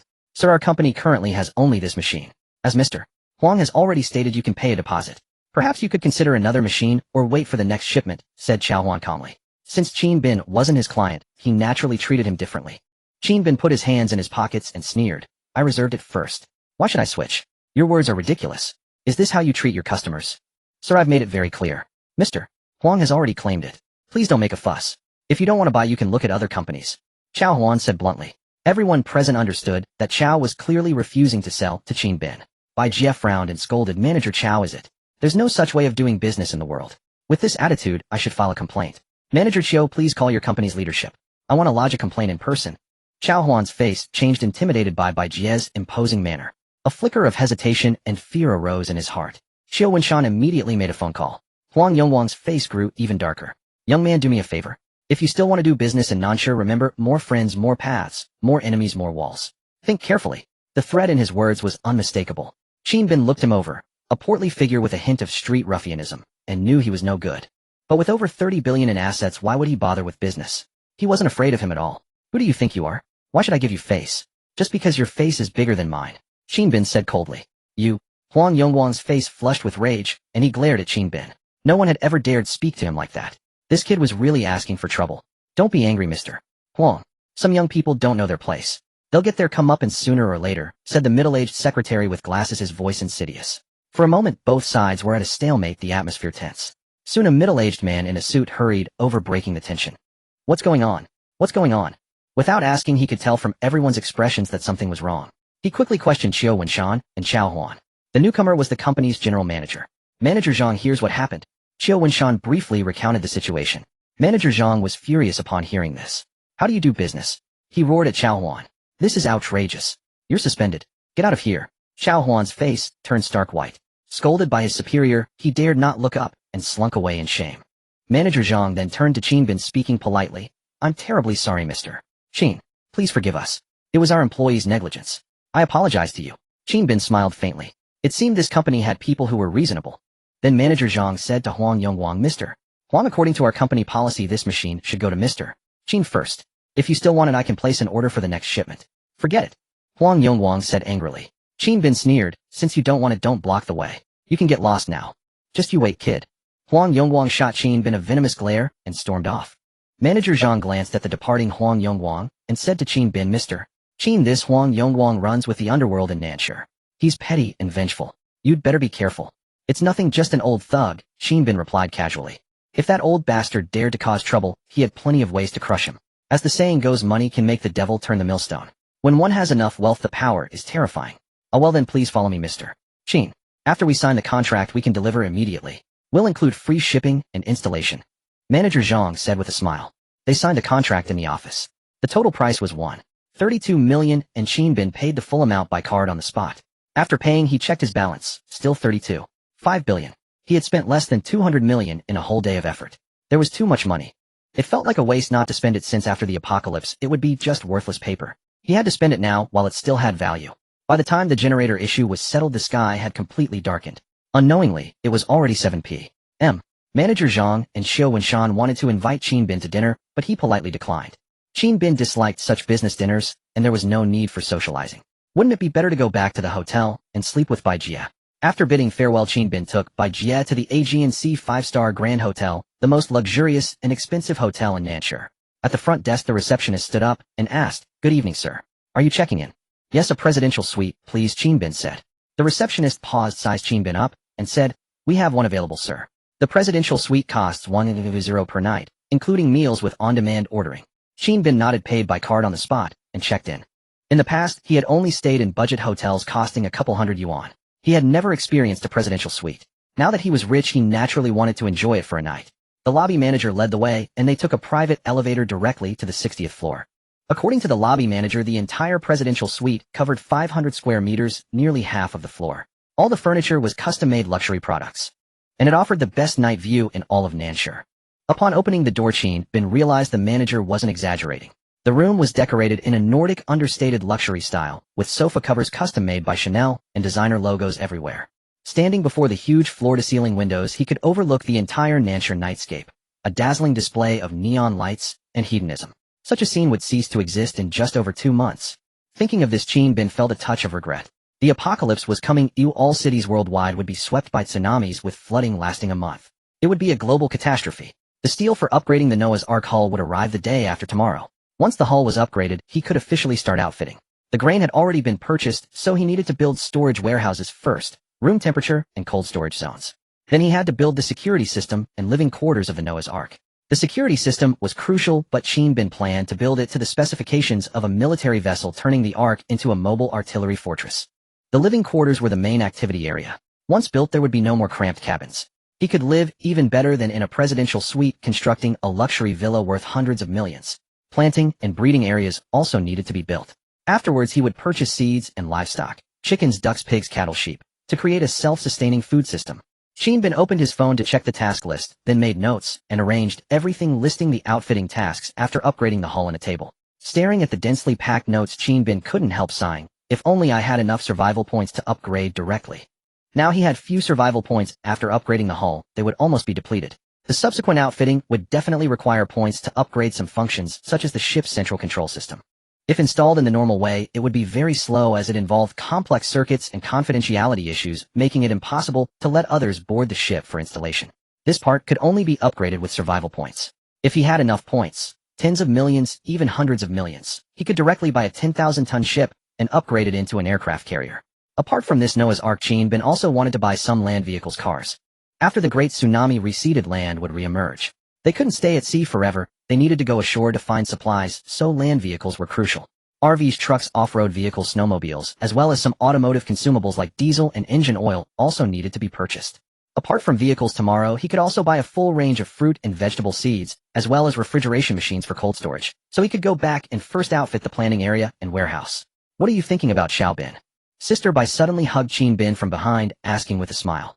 Looking at her stunning face, Qin Bin felt warmth in his heart and gave her a kiss on the cheek. I'll go buy vehicles tomorrow and also some seeds and indoor appliances. Qin Bin said. Sure, but can we eat first? I'm hungry. Sister Bai laughed. Okay, let's go eat. Qin Bin smiled. In the guest room, they looked at the menu and ordered a set meal. Soon 6 waiters pushed carts and one by one serving dishes that were delicious in color, aroma, and flavor. With a room rate of 1.0 per night, the food was definitely top-notch, comparable to 3 Michelin stars using the finest ingredients. After eating and drinking to their heart's content, the two carefully studied the outfitting plan for Noah's Ark. Time quickly passed to 10 p.m. Alright, it's late. I'll go take a bath first. I just saw a huge bathtub in the bathroom. Sister Bai laughed, picking up her clothes to go to the bathroom. Qin Bin walked over and scooped her up, whispering with a grin, since it's so big it should be able to fit 2 people. Off. Sister Bai, you're annoying. Hee annoying. Just wait, you'll say you love it. Qin Bin, huh? With that, Qin Bin carried Sister Bai straight into the bathroom. The next day? Today was May 11th, only 80 days until the end of the world. After Qin Bin got up and washed up, Sister Bai had already ordered breakfast. I just checked, and there's a high-end auto expo in Nan City today. Let's go there directly. It's a one-stop shop, we can get it all done. Sister Bai laughed. That's great, saves us running around. Qin Bin said. After breakfast, they drove straight to the high-end auto expo at the Nan City Convention Center. In the parking lot, as soon as Sister Bai got out of the car, she heard someone calling her from behind. Sister Bai, what a coincidence. She turned around and saw a young man in a suit with slicked back hair, no more than 23 or 24, but dressed head to toe in designer brands. Hukai, what are you doing here? Sister Bai frowned slightly. This person was a former colleague and one of her suitors whom she had rejected. In the company, she had heard he was a second-generation rich kid arranged by a director to gain experience. His family was quite wealthy with assets over 100 million. At the time, he had openly pursued her at the company, bothering her persistently. After being rejected, he left the company, and she hadn't seen him since. Hukai smoothed his bangs and smiled. I'm here with my girlfriend to look at cars. As he spoke, he unconsciously became captivated by Sister Bai's beauty, his expression dazed. Suddenly, he felt a sharp pain in his side. It was his model girlfriend Xiaoli pinching him. Honey, you know her. Xiaoli sized up Sister Bai, and upon seeing her perfect figure and face, jealousy surged within her. How could she be so stunning? Oh, this is Sister Bai, my former colleague. And this is my girlfriend Xiaoli. Hukai introduced. Sister Bai gave an, oh, and glanced at the female companion beside Hukai. Delicate makeup, tall figure, she looked like a model. Well, you two enjoy yourselves. I need to go look at cars with my boyfriend. Talk another day. Sister Bai smiled, grabbing Qin Bin's arm. Hukai's eyes flickered with gloom as he sized up Qin Bin. He was indeed very handsome, but his clothes were nothing but ordinary. He never expected that the goddess he once pursued would end up with such a pretty boy. Aside from not being as handsome, in what way was he inferior? I see, then let's go in together and take a look. You don't mind, do you? Hukai smiled at Qin Bin, but anyone could see the insincerity in his smile. Qin Bin had no interest in dealing with such a person. It was a pure waste of time. He flatly refused. Actually, I do mind. We'll look on our own. With that, Qin Bin pulled Sister Bai away. Hukai hadn't expected Qin Bin to refuse so bluntly, not even sparing any face, leaving him stunned and somewhat embarrassed. What's wrong with him? So rude, he must be from the countryside, uncultured. Xiaoli said sarcastically. Hukai glanced at the jeep worth about 100,000 that Qin Bin had driven and inwardly sighed. What a good cabbage, truly ruined by a pig. Sister Bai must have been blind, how could she fancy him? After Qin Bin and Sister Bai entered the venue, they found it already crowded with people, many of whom were holding phones or cameras, snapping pictures of the car models at the booths. It was quite realistic. Some people weren't there to look at cars at all, just to see the models. Their lenses were clearly aimed at the models, taking burst shots, while few were actually photographing the cars. Qin Bin had only heard about this phenomenon before, seeing it for the first time, he found it rather strange. As they strolled along, Sister Bai suddenly stopped in front of the Rolls-Royce exhibition area. Wow, Rolls-Royce. I've never ridden in a luxury car before. Sister Bai exclaimed excitedly. Qin Bin said indulgently, if you like it, let's buy one and take it home. You can drive it later. That Jeep is uncomfortable anyway. Qin Bin had long wanted to replace the Jeep. With only 80 days left, driving a luxury car occasionally would be nice. No one is not interested in luxury cars. Before, he had no money and no chance to experience them. Now that he was rich, there was no harm in buying one to drive, since he had more money than he could spend. With too much money, being a little extravagant was fine. If he didn't spend more, it would just be waste paper in the apocalypse. Really? Yeah, buying one for daily use would be nice too. Sister Bai said happily. The two walked into the exhibition hall, and soon a female sales assistant came up and asked, Sir, would you like to take a look at the cars? We have. No need for too much introduction. Just take me to see the most expensive one. I'm in a hurry, Qin Bin said with a smile. Off. The saleswoman was dumbfounded on the spot. Peng Fei had never encountered a customer like this, buying a luxury car in a hurry, as if shopping for vegetables at a market. Perhaps he just wanted to take a look at the luxury car. Many people behave like that, getting in to experience it, and then saying they'll think it over. Peng Fei had seen plenty of such cases, but this was the first time she had encountered someone so direct. However, out of professional integrity, she maintained a kind smile and said, "Sir, please follow me. We just happen to have a top-of-the-line model in the showroom today." Peng Fei led the two to the center of the exhibition area. The other luxury cars seemed to serve as mere foil for this one. The Rolls-Royce luxury SUV before them had a unique design. A traditional grille at the front exuding opulence and matrix headlights at the rear, creating a sense of depth. This design combined with the black paint gave an impression of stability and grandeur. This car is the Rolls-Royce Cullinan GB, a model specially customized for the domestic market. There are only 10 units nationwide, making it part of the world's top luxury car series. Peng Fei introduced. "Can I go up and take a look?" Bai Jia asked. "Of course please," Peng Fei replied. Although the young couple didn't appear wealthy adhering to etiquette, she would not refuse a guest's request to experience the car. She treated everyone equally. Bai Jia happily got in and thoroughly examined the interior, while Qin Bin simply tried the driver's seat. Sitting in it felt much more comfortable than a Jeep. The interior was heavily luxurious, but to Qin Bin it was just a means of transportation. After the experience, Qin Bin got out and asked, "How much is this car?" "Sir, the base price for this model is 12.1 million yuan, then there's a lower mid-range at 12.8 million followed by mid-range, upper mid-range and high-end, as well as custom models, all with different prices. The one before you is the high-end at 13.2 million yuan. Peng Fei still patiently introduced. "Then I'll take this one, the show car. I'll buy it," Qin Bin said.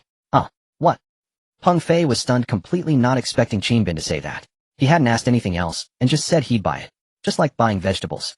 "Sir, what did you say?" Peng Fei confirmed. "I said I'm buying this car." Qin Bin repeated. Peng Fei was still stunned. No matter how she looked at the handsome man before her, he didn't seem like a wealthy young master. How could he be so generous? "Oh well, sir, wouldn't you like to know more?" Peng Fei asked in confusion.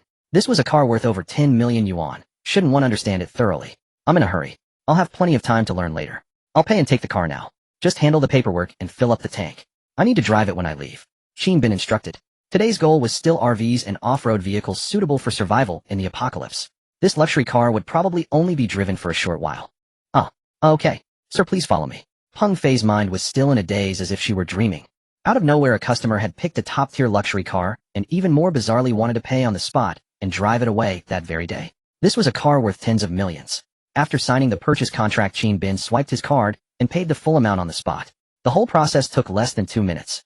"All right, take the car for cleaning, handle the temporary license plates, fill up the tank, and come find me. Here's my phone number."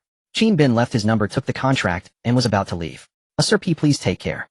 Peng Fei, still in a daze, watched Qin Bin and Bai Jia depart. At that moment, another female salesperson walked over and asked curiously, Fei, what's wrong? Why are you standing there dumbfounded? Did a customer fool you again?" No. He bought a car." Peng Fei picked up the contract, dazed. "They bought a car? Really? Which model? Let me see." The female salesperson took the contract and flipped through it. Her eyes widened, and she covered her mouth in shock. "Oh my god, he bought the Cullinan GB, and he paid in full at once. My goodness. You really can't judge a book by its cover."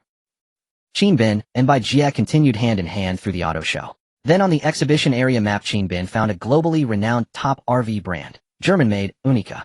To save time, they skipped other brands and headed straight to the showroom of this top RV manufacturer. The showroom was spacious, housing various models of RVs, and was crowded with people all there to see the RVs. With too many other customers, the sales staff couldn't attend to everyone, so Qin Bin and Bai Jia wandered around on their own. Eventually their attention was drawn to an oversized RV. This vehicle was probably the largest in the entire show. The sign listed simple dimensions: length, width, and height were an astonishing 9.5 meters, 2.5 meters, and 3.5 meters. What does 3 meters in height mean? It's a full meter taller than the ceiling of a commercial apartment. Even the wheels themselves reached up to a person's chest. Its entire body was camouflage green, making it look like an off-road beast.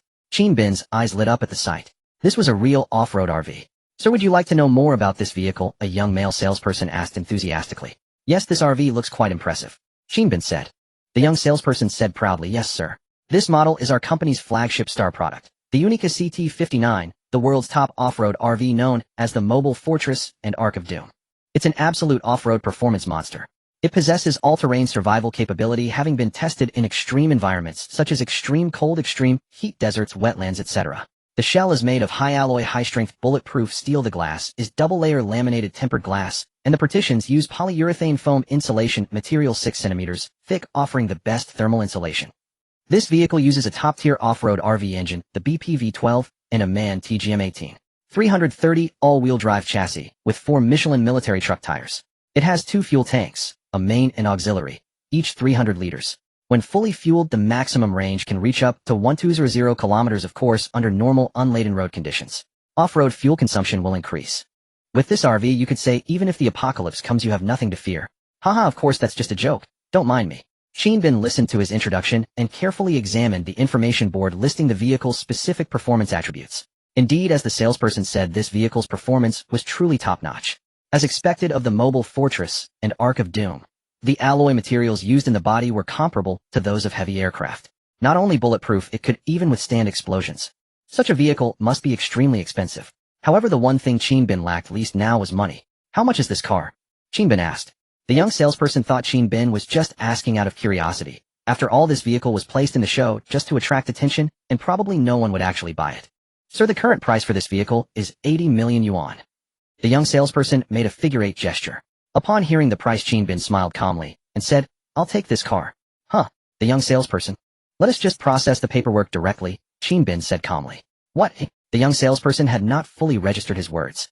Bin had to repeat himself once more before the man hurriedly escorted him into the VIP area to complete the formalities. The contract was signed, the card was swiped for 80 million, and the transaction was completed immediately. Contact me as soon as everything is ready. I want to take delivery of the vehicle today. Bin instructed. Ah yes, mister.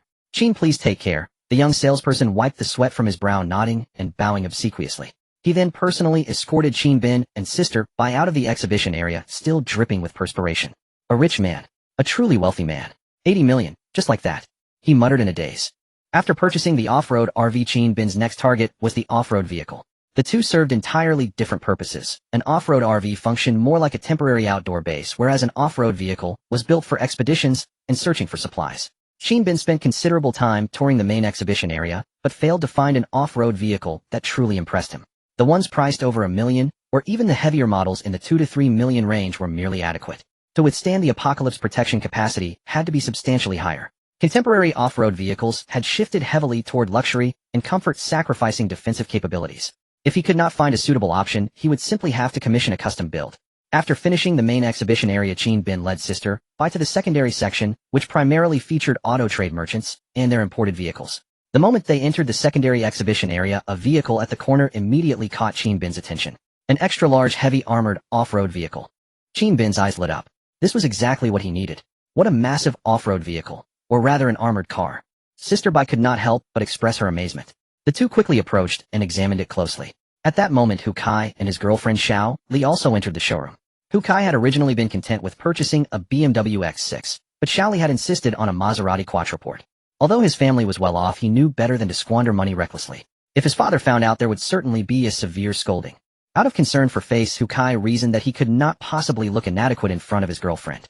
If things came to it, he would simply take out a loan and pay in installments. Upon entering, he too was drawn to the heavy armored vehicle before him and simultaneously spotted Bin and sister Bai. Hu Kai let out a derisive snort. What an incredible coincidence, to bump into them here of all places. Sister Bai, are you looking at cars? Hu Kai asked, walking over with his hands in his pockets. Sister Bai glanced back, recognized him, and replied coldly, yes, just browsing for now. Hu Kai silently shook his head. Not just anyone could afford this vehicle. Even with his family's means, such extravagance was simply out of the question. After all, this was a Knight 15.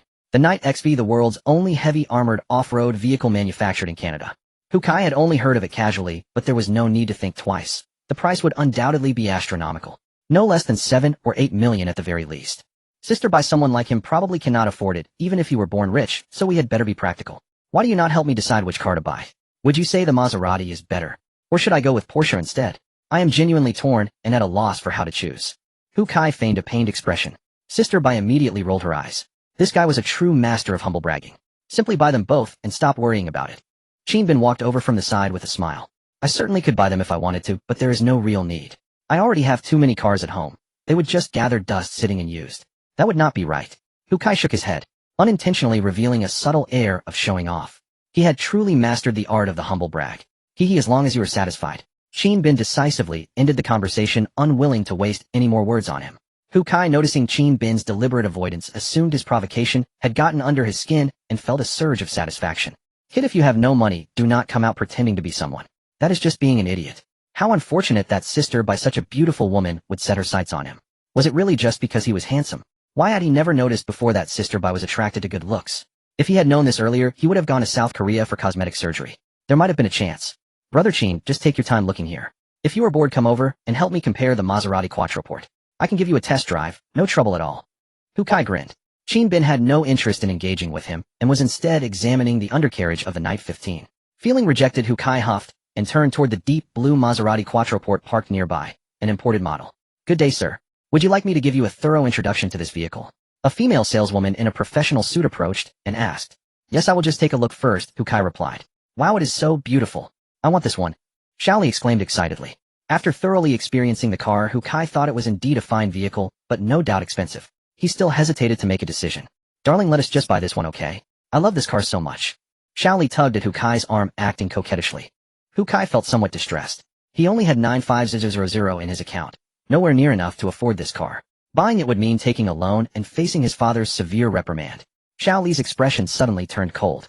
Do you not love me anymore? You will not even buy me. I am upset. She began throwing a tantrum, behaving childishly.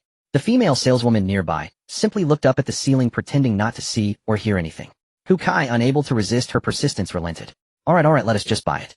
Then let us sign the contract. The saleswoman's face lit up with joy and led the pair to the VIP area to sit while she prepared the paperwork. Meanwhile, a young salesman in a suit was explaining the Night 15 to Chin Bin. Mr. Chin, this vehicle can be considered the most expensive heavy armored off-road car in the world. It possesses exceptional off-road performance while offering top-tier protection. The entire body is constructed from bulletproof and anti-explosion steel plating, and the chassis can withstand high-explosive grenade detonations. Absolutely safe, earning it the title Land Fortress. Many foreign leaders' official vehicles are this model. Its protective capabilities are absolutely first class in the civilian sector. Chin Bin nodded. This beast was indeed robust, and precisely what he needed. The vehicle measured 6 meters in length, 5 meters in width, and 5 meters in height, weighing a hefty 6 tons. It was only slightly smaller than the off-road RV. While the off-road RV could serve as a temporary outdoor base, this kind of off-road vehicle could tackle mountains and rivers, making its extraordinary off-road capability especially crucial when roads were destroyed. The vehicle's horsepower reached 406, with a maximum torque of 678 Newton-meters, a true performance monster. Its off-road capabilities were simply unparalleled among typical million-yuan off-road vehicles. How much is this model? Chin Bin asked, turning to inquire. The young salesperson replied, this model has extremely limited production with a price tag of 26 million. Our company only has 2 units. In fact, we are the only dealership in the country with 2, so the price is relatively high. 26 million. Reasonable. I will take it. 2 units. Chin Bin said with a smile. Mr. Chin, you mean you want 2 Night XVs? The young salesman was overjoyed and confirmed once more. Yes, proceed with the paperwork immediately. Chin Bin nodded. All right, please come this way.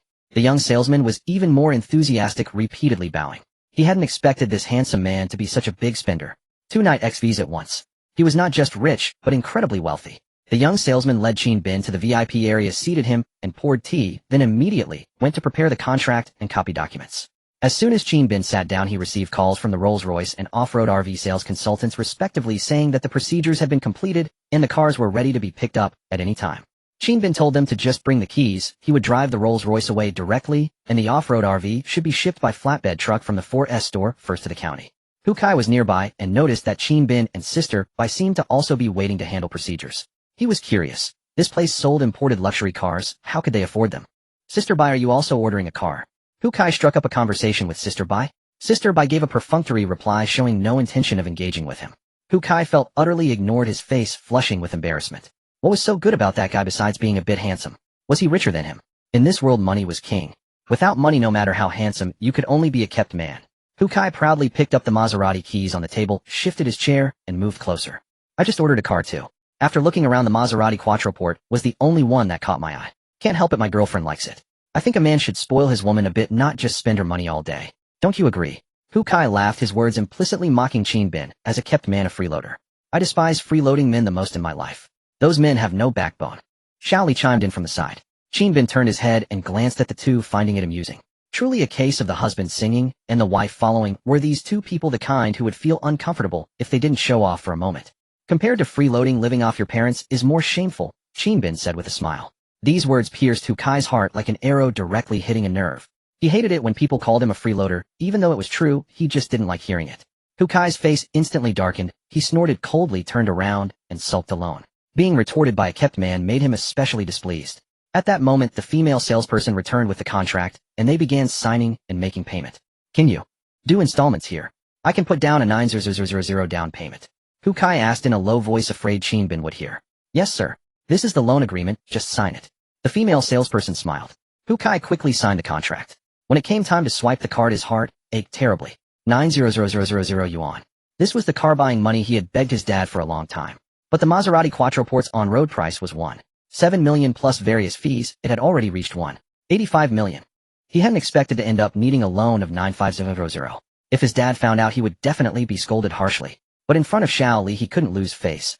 Hu Kai gritted his teeth, hardened his heart, and swiped the card to pay. After swiping, seeing the deduction, Hu Kai was truly in agony.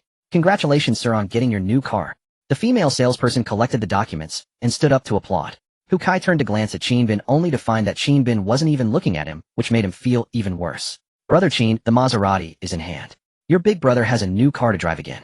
Tisk tisk this car. If you can't afford it when you're born, you'll probably never afford it in your lifetime, don't you think? Hu Kai proudly showed off the keys in his hand to Qin Bin. Qin Bin glanced at it and said indifferently, I don't fancy cars worth a few million. As long as you like it, that's fine. Oh, quite the big talker, huh? You don't fancy a few million, aren't you afraid of boasting too much? Hu Kai sneered. At that moment, the young salesman trotted back. Mr. Qin, sorry to keep you waiting. Here is your purchase contract, and here are the keys to your Night 15. Hu Kai was stunned, wondering if he had misheard. Night 15. He bought a Night 15. How could that be? Mr. Qin, hello. I am the general manager of Shunfeng Automobile Trade. My surname is Yang. Congratulations, Mr. Qin, on acquiring 2 Night XVs. After the transaction, you will become our store's lifetime VIP guest. A portly middle-aged man hurried over, actively shaking hands with Qin Bin, very enthusiastic. Upon hearing this, Hu Kai and his girlfriend Xiao Li were even more dumbfounded. What the hell? Picking up 2 Night XVs. How much would that cost? Qin Bin made a sound of acknowledgement, then signed the contract. Mr. Qin, including taxes and other fees, the total price for 2 Night XVs is 52.5 million. Would you like to pay in installments or in full? The young salesman asked. Full payment. Qin Bin took out his card. Hu Kai was utterly shocked, exclaiming, what? 2 cars, full payment of 52.5 million directly. Oh my god. Hu Kai stood there as if struck by lightning. Suddenly he felt incredibly insignificant in front of Qin Bin. So insignificant that he was less than a speck. He was severely hit. This incident was too much of a shock for him. Then Qin Bin swiped the card and paid successfully on the spot, stunning everyone present. Rich. Extremely rich. Paying over 50 million by card without even blinking. It felt like he was paying not 50 million, but 5 yuan. What level of wealth did one need to reach to achieve that? Buying luxury cars was like buying toys. At that moment, Peng Fei and another young male salesman for off-road RVs appeared in the store. Upon seeing Qin Bin, they trotted over. Mr. Qin, here are the keys to your Rolls-Royce Cullinan GB. The car has been cleaned and fitted with temporary license plates. It's right at the exhibition hall entrance. Peng Fei said respectfully. Upon hearing this, everyone was even more shocked. This handsome guy had actually bought a Rolls-Royce Cullinan, and a GB model at that. Oh my god. What kind of divine being is he? Could he be the son of the richest man? Upon hearing this, Hu Kai was so shocked that his legs went weak, and he plopped down on the ground. There was even a Rolls-Royce. Just these 3 cars alone must be worth 70 million. Hiss. Hu Kai drew in a sharp breath, feeling like a complete idiot now. Thinking back to how he had been showing off his Maserati in front of this man, no wonder he had said he didn't fancy cars worth a few million. Compared to these top-tier luxury cars, the Maserati was nothing but a little brother. Mr. Qin, your off-road RV has also been prepared. Would you like to have it shipped by flatbed truck immediately? The vehicle is too large, so a flatbed might not be suitable. How about we ship it by a large box truck? Free shipping, the young male salesman asked. Qin Bin took the keys from the 2 of them. Got it, then ship it by a large box truck. Just make sure it gets delivered. No problem, the young male salesman said, patting his chest. Qin Bin then stood up. Alright, I'm in a bit of a hurry. I have things to do later. Farewell. It was almost noon. He still had to buy diesel seeds and a cold storage refrigerator. Mr. Qin, are you leaving already? How about having a meal together? Manager Yang quickly tried to curry favor, thinking that building even a slight connection with such a top-tier tycoon would be immensely beneficial. Qin Bin glanced at Hu Kai, who was sitting on the ground, and smiled faintly. No, I don't have time to show off. With that, Qin Bin led sister by straight out of the exhibition area, leaving the crowd utterly bewildered. After leaving the exhibition area, Qin Bin and sister by searched around, but found no snowmobiles for sale, so they decided to order one online. Although delivery would be slow, it would still arrive in time within 2 months. By noon, both were hungry and planned to drive to get some food. The Jeep had been left with the Rolls-Royce 4S dealership for handling, so Qin Bin could directly pick up the new car. A Rolls-Royce Cullinan GB parked at the entrance drew a crowd of onlookers taking photos, with many women leaning against the car for pictures. Qin Bin walked over and said to a fashionable young woman, "Miss, please step aside." The woman replied without turning her head, "Hold on, it's not your car. Let me finish this photo first." "This is my car." Qin Bin said with a slight smile, pulling out the keys and pressing the unlock button, causing the lights to flash. The woman, stunned, looked at Qin Bin, then at the car, and awkwardly covered her face as she walked away. Qin Bin and Sister Bai got into the car and drove away from the convention center. Xiao Bin, where did you have the 2 off-road vehicles sent? Sister Bai suddenly asked. Knowing her concern, Qin Bin smiled and said, both sent to the county bus station. Noah's Ark is our base, so it's best not to let anyone know about it. Haha, Xiao Bin is so clever. Sister Bai then planted a kiss on Qin Bin's cheek as a reward. Qin Bin drove onto the road where traffic was dense, yet no other vehicle came near his car. The cars behind kept at least 20 meters away, and even those on either side left a full lane gap. Now Qin Bin finally understood what it felt like to drive a top-tier luxury car. Such solitude. But on the other hand, the experience was incomparable to that battered Jeep. The ride was incredibly smooth, the handling precise. Moreover, the soundproofing was excellent and the space was ample, perhaps suitable for a new type of activity. Qin Bin found a high-end restaurant nearby. Just as they sat down, noon struck and the system announced the settlement of survival points. Ding! Begin settlement of survival points. You earned 10 survival points for breakfast. You earned 15 survival points for driving. You earned 15 survival points for lunch. You earned 10 survival points for purchasing items. You earned 120 survival points for 3 special activities. Total settlement, 310 survival points. Total 1214 survival points. Reached the threshold for upgrading the hull. Qin Bin was surprised that the 3 special activities earned 120 points. Could the system count special activities by frequency rather than duration? Had he known, he would have done it a few more times last night. What a mistake. It turned out that more repetitions yielded more survival points. However, one must consider physical limits. In youth, one may not cherish the seed. In old age, one gazes at the opposite sex and weeps in vain. Restraint must practice restraint. Xiao Bin, what are you daydreaming about? Aren't you going to order? Sister Bai suddenly asked. Qin Bin looked up at her. Her exquisite face, fair as snow, smooth and delicate skin, and her stunning figure. Just looking at her made him shudder. With such a beautiful girlfriend, restraint was no easy task. Ahem, let's order. Qin Bin smiled awkwardly and proceeded to order. They ordered 4 dishes, 3 savory and 1 soup with both meat and vegetables, nutritious and healthy. Despite being wealthy, they would not waste food. Having experienced near starvation in his past life, Qin Bin knew the value of every bite. They took over half an hour to finish the meal, cleaning every plate. After eating their fill, Qin Bin drove to the city's oil depot, where diesel and gasoline could be purchased wholesale. Noah's Ark at level 1 still ran on diesel. The boat generators and off-road vehicles all used it, so the demand was considerable. Qin Bin arrived at the depot gate, which was lined with various tanker trucks. A strong smell of gasoline hit him as he entered. In the depot lobby, one could purchase various refined oils, but storage facilities were required. Qin Bin opened his phone to check the design of Noah's Ark's diesel storage tank. After the hull upgrade, there would be a larger tank. This tank had pipes connected to the boat's diesel engine, automatically refilling the engine's fuel tank when low. The design capacity was 50 cubic meters, enough to hold 40 tons of diesel. The largest semi-tanker currently could carry at most 43 cubic meters or 36 tons of oil. A few tons less made little difference, and 30+ tons of diesel would last quite a while. Moreover, with solar and wind generators, sustainable clean energy would be used for daily power needs. Unless the boat was run non-stop, the fuel should last 3 years. Qin Bin approached the counter, presented his ID, and asked, "Hello, I'd like to purchase 36 tons of diesel." Behind the window sat a young female clerk. "Mr. Qin, that's a large quantity. Do you have a semi-tanker yourself?" the clerk asked. "No, but I can buy one now," Qin Bin replied seriously. The clerk was stunned. "Mr. Qin, whether you buy or rent, you need a tanker truck for pickup and transport. That's the rule." "Okay, I'll go buy one and come back," Qin Bin said, then turned and left. He chose to buy rather than rent, mainly for secrecy. Renting would require a driver to follow to the Noah's Ark base, potentially exposing things. If he bought one, he could hire a driver to park it at the village entrance, then have the super-intelligent robot drive it back. Outside the depot, the entire street was lined with tanker trucks for sale, both used and new. Qin Bin naturally chose a new one, safer, more reliable, and mainly, he had plenty of money. He hadn't spent even 100 million that morning, with 32.4 billion still in his account. When would he ever finish spending it? If he didn't, it would be a pity. When the apocalypse came, money would be just worthless paper.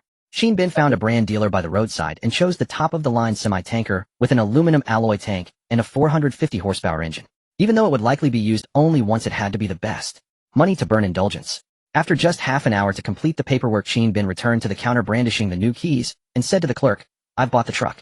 Can I purchase the oil now?" The clerk was dumbfounded. He actually bought a truck on the spot. These rich people were truly incomprehensible. "Yes, sir. The wholesale price for diesel is 7110 yuan per ton. 36 tons totals 255960 yuan, the clerk said, astonished. "Okay, card," Qin Bin said. After completing the purchase, he paid an extra 500 yuan for a veteran driver to load the oil. After loading, Qin Bin gave the driver the village address and instructed him to park the tanker at the empty lot at the village entrance. It should arrive that evening. After buying the diesel, Qin Bin returned to the city center and purchased 2 cold storage refrigeration units, then went to the market to buy a wide variety of the best vegetable and fruit seeds. By the time he finished these tasks, it was nearly evening. The low-alloy high-strength steel was to be delivered tomorrow, so he had to rush back overnight. Thinking that he could upgrade the hull tomorrow, Qin Bin felt an irrepressible excitement and anticipation. It was already 9 o'clock in the evening when Qin Bin drove back to the boat from Nanshur. Lights were still on aboard the vessel. A monkey and a dog lay on the deck peering down. When they saw Qin Bin getting out of the car, both leaped up, excitedly scrambled down the stairs, and rushed toward him, throwing themselves onto him. Missed me that much after just 2 days? Qin Bin ruffled their heads. The little yellow dog nuzzled his feet, wagging its tail vigorously, radiating joy. Squeak! Sun Wukong gestured wildly, as if boasting about how well he had guarded the house and taken care of the little yellow dog. Qin Bin looked down. In 2 days, the little yellow dog had finally gained a bit of flesh, no longer looking emaciated, and its spirits were excellent. Good, well done. I'll reward you with a steak later, Qin Bin praised. Hearing about steak, Sun Wukong was overjoyed, repeatedly swallowing saliva. He was an omnivore, could eat anything, but his favorites were fruits and various delicious meats. All right, let's go up, have some food. I'm starving. Bai Jie shook her head with a smile.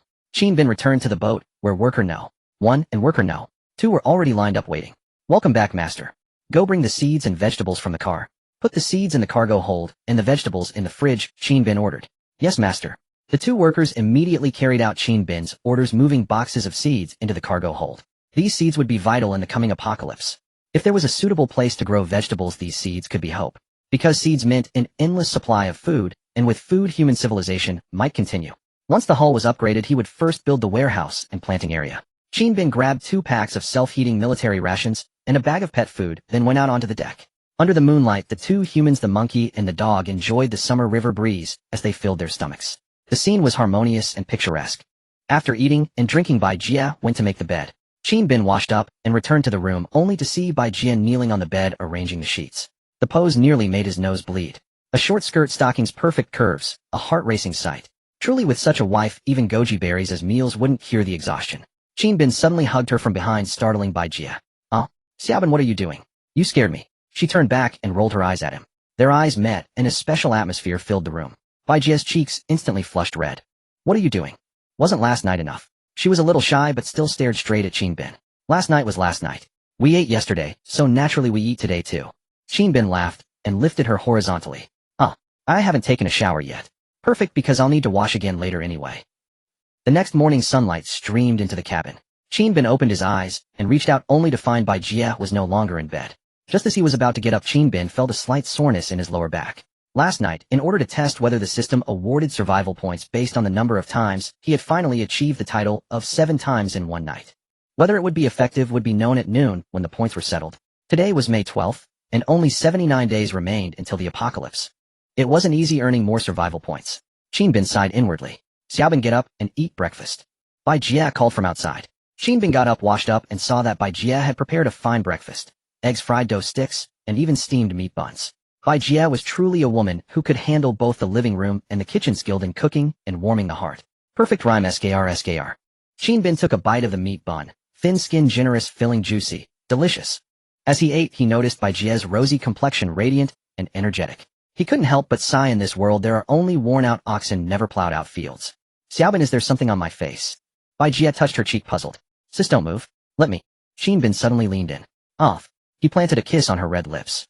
There was a breadcrumb just now, now it's gone. Qin Bin said contentedly. Bai Jie's pretty face turned as red as an apple. She put her hands on her hips, feigning anger. Humph. Taking advantage of me, so early in the morning. No, I have to kiss you back. Moi. She returned the kiss. They smiled at each other, brimming with sweet couple vibes. After breakfast, Bai Jie received a call from the steel company saying the transport ship was almost there, but they couldn't see any dock nearby. It was very desolate. Bai Jie gave them the specific location and then went to the bow to look. Qin Bin gazed into the distance and indeed saw a cargo ship appear around the bend of the channel. The cargo ship, carrying low-alloy high-strength steel, had finally arrived. Soon the ship docked at another berth and 2 men came over to hand over the delivery order. Ms. Bai Jie, please sign here, a middle-aged man said, politely handing over the receipt. Bai Jie signed, transferred the remaining payment, and told them to start unloading. Their cargo ship had 2 cranes which lifted large steel plates and stacked them on the open space by the shore. A total of 5500 tons of low-alloy high-strength steel. Qin Bin watched them unload, and time passed to noon. Ding! Starting settlement of survival points. You purchased items 10 survival points. You ate breakfast 10 survival points.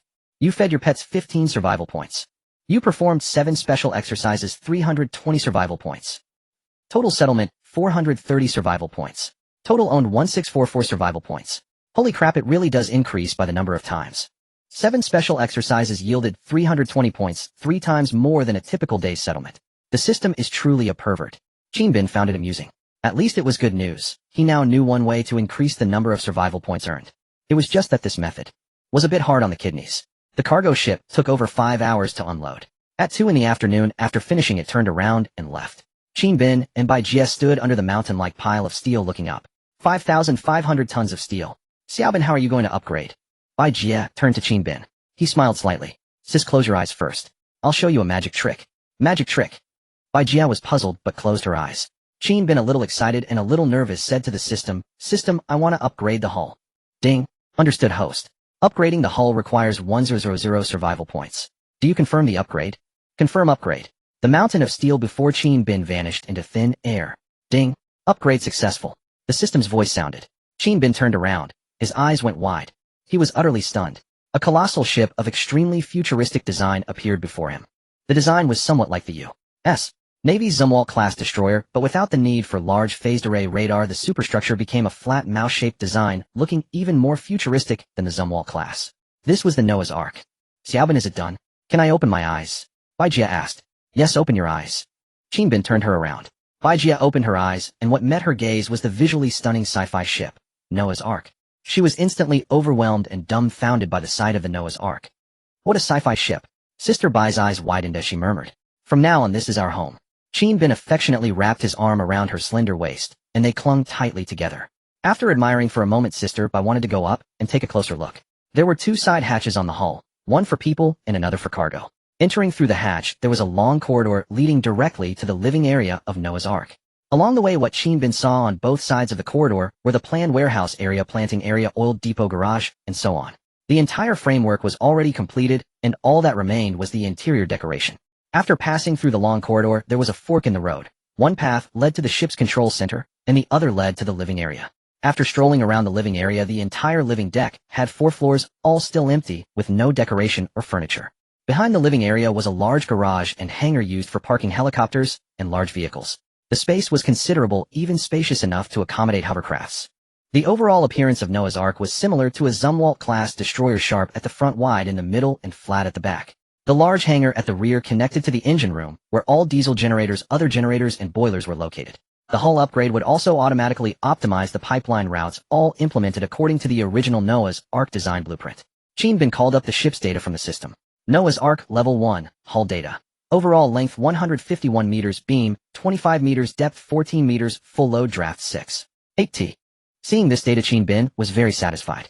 It was almost as large as a large roll-on roll-off cargo ship. To think that its length was 46 meters longer than a standard football field of 105 meters. And the width of 25 meters was almost as wide as an 8-lane road. The depth refers to the distance from the upper edge of the keel to the upper deck. In layman's terms, the internal height of the entire ship. This was also the distance from the lowest deck to the highest deck. The larger the depth, the larger the capacity of the ship's compartments. This Noah's Ark had a depth of fully 14 meters, almost equivalent to 5 stories, and that didn't even include the height of the island structure on the deck. This Noah's Ark was undoubtedly a giant ship, a colossal steel beast. After touring the entire ship, the two returned to the living area. Even though it was still empty, Sister Bai was so happy that she kept jumping and spinning in place. Sun Wukong and little yellow dog beside them also learned to bounce around joyfully. Great, great. We finally have a super advanced big ship. We no longer have to chase away mosquitoes at midnight. No more cooking on the deck. Sister Bai shouted happily to the surroundings. Then she ran into a room roughly the location of the previous cabin. Everything was still there, but the furniture was no longer worthy of such a luxurious 4-story villa. Xiaobin, let's buy materials today and decorate according to the design drawings.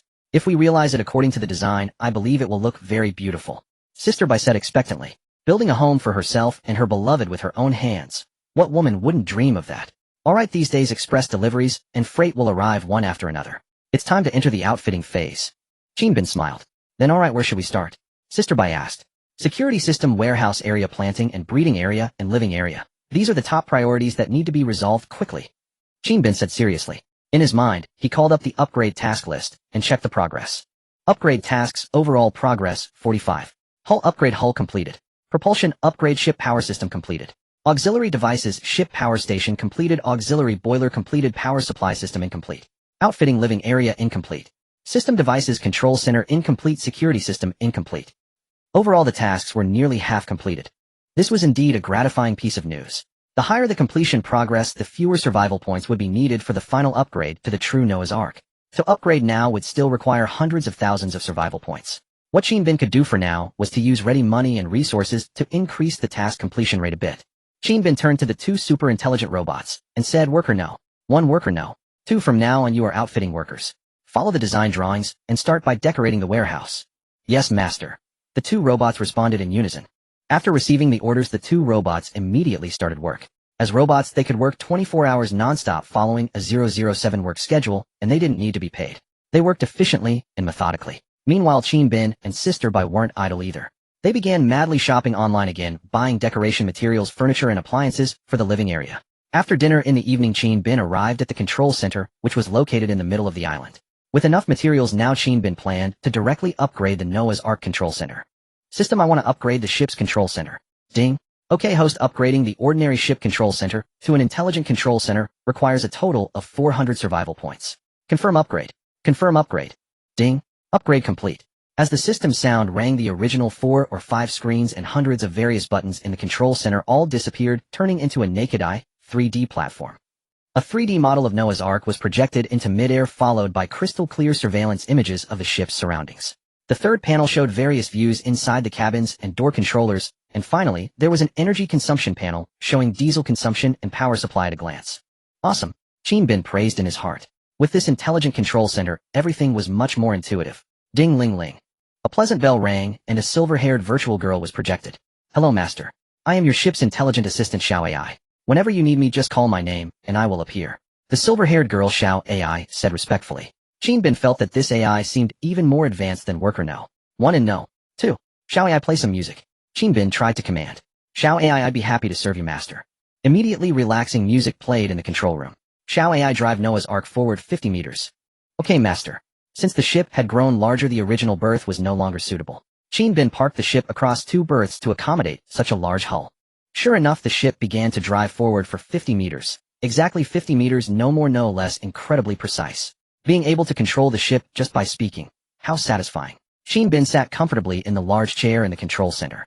With the intelligent control system, Xiao AI, it really saved a lot of trouble. However, it had also cost quite a few survival points. Upgrading the hull and control center had cost a total of 140 survival points, leaving only 244 survival points. Shin Bin was not short of money now, but he was desperately short of survival points. The only known method to quickly increase survival points was one, but that method was too taxing on the kidneys and needed to be properly controlled. He didn't have steel kidneys, so he couldn't just overdraw them. Since the control center had been upgraded, Shin Bin went downstairs to check the progress of the warehouse renovation by the 2 workers. The warehouse was located in the middle of Noah's Ark, covering a total of 30 square meters divided into 3 levels. Excluding the thickness of the panel partitions, it had a height of 13 meters. It boasted a storage capacity of 390 cubic meters. Shin Bin first went to the bottom level, which was a cold storage room. The workers were highly efficient and had already installed all the lighting shelves, wiring, and pipes.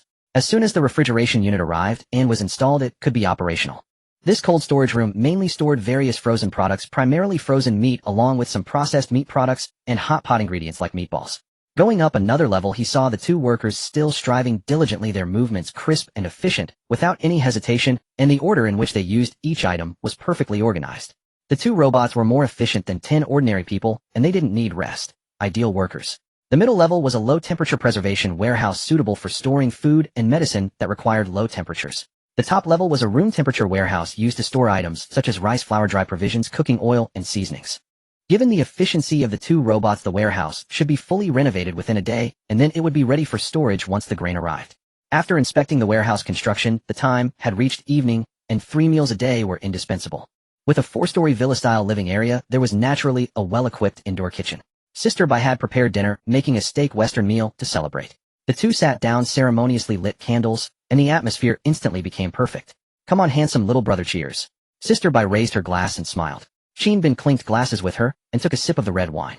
The high-end Lafite, costing 70 to 80,000 a bottle, indeed had its reason for being expensive, smooth and mellow with no astringency at all.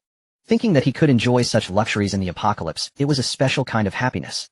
Sister, now that Noah's Ark's hull has been upgraded, we still lack the security system and artillery. This function is very important. With a security system, we can protect the ship from being damaged by outsiders. So next we need to upgrade the security system. Bin said seriously. After the apocalypse, there would be mobs. At that time the first human need would be only survival. As long as they could survive, moral boundaries would be thrown to the winds. In his past life, Bin had personally witnessed a drifting ship being robbed by several small boats. The robbers on the small boats included 30 or 40 women, a teenage girl, and a dozen strong men. They were all starving, and finding no food on the ship had to prey on their fellow human crew members. Fortunately, a whirlpool appeared at that time, allowing the ship Bin was on to escape. Otherwise they would have become food for others. Not only would there be mobs, but also radiation-mutated creatures, rat plagues, and other disasters, all requiring artillery defense. According to the Level 1 design plan of Noah's Ark, the security system included 2 naval guns, 1 fore and 1 aft, 1 close-in weapon system (CIWS), and 2 machine gun bunkers. The naval guns were single-barrel 130mm water-cooled self-propelled artillery, 1 at the front and 1 at the rear, firing 130mm shells with a maximum range of 29.5 kilometers. Moreover, they could fire various types of shells, such as armor-piercing shells, terminal-sensitive shells, and other special-purpose shells. They were equipped with an intelligent fire control system capable of automatic target search, automatic loading, automatic aiming, and automatic engagement.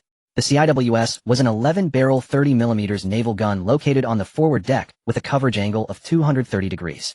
It could intelligently lock onto 45 targets with a maximum rate of fire of 11,000 rounds per minute, 166 rounds per second, capable of engaging any target within a range of 3 kilometers.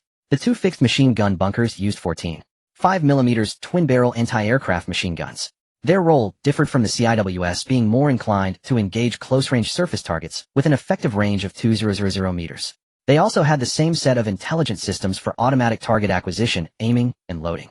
These 3 main firepower components formed the long-range, medium-range, and short-range firepower circles and defense network of Noah's Ark, making them the core of the entire security system. However, upgrading the security system required special alloy steel, 3CR13 steel. This was a special alloy steel exclusively supplied for military use and weapon production and was rarely circulated on the market. Upgrading the security system required a total of 30 tons of this steel. The system could only be upgraded after the hull was upgraded, so he needed to start looking for a manufacturer to order it now. Sister Bai nodded and said, "But we don't have this kind of steel over there. We need to find another supplier." She had previously asked her classmates at steel companies, but they didn't produce this special steel. Only Deep Processing Steel Enterprises might have it. If they didn't have this steel, upgrading directly would cost 500 survival points. 500 survival points was too much. At the current rate of about 150 points per day, it would take over 30 days. Even if you work day and night like a plow ox, it would still take over 20 days. If the steel was fully available, upgrading the security system would only cost 500 survival points. But where exactly could he buy this 3CR13 steel? Bin tried calling Xiao Wenshan. Their company specialized in importing manufacturing machinery, so they should know some steel processing enterprises. "Hello, Mr. Qin. How can I help you?" Xiao Wenshan quickly answered the phone. Bin got straight to the point and asked, "I need a kind of alloy steel, 3CR13 steel. Do you know any manufacturers?" "Alloy 3CR13 steel. I know it. There are quite a few domestic manufacturers that process this special steel, but most are for internal supply, and a small portion is used by the manufacturing industry for special parts. Domestic production is quite tight." Xiao Wenshan replied. Upon hearing this, Bin was delighted. There was indeed hope.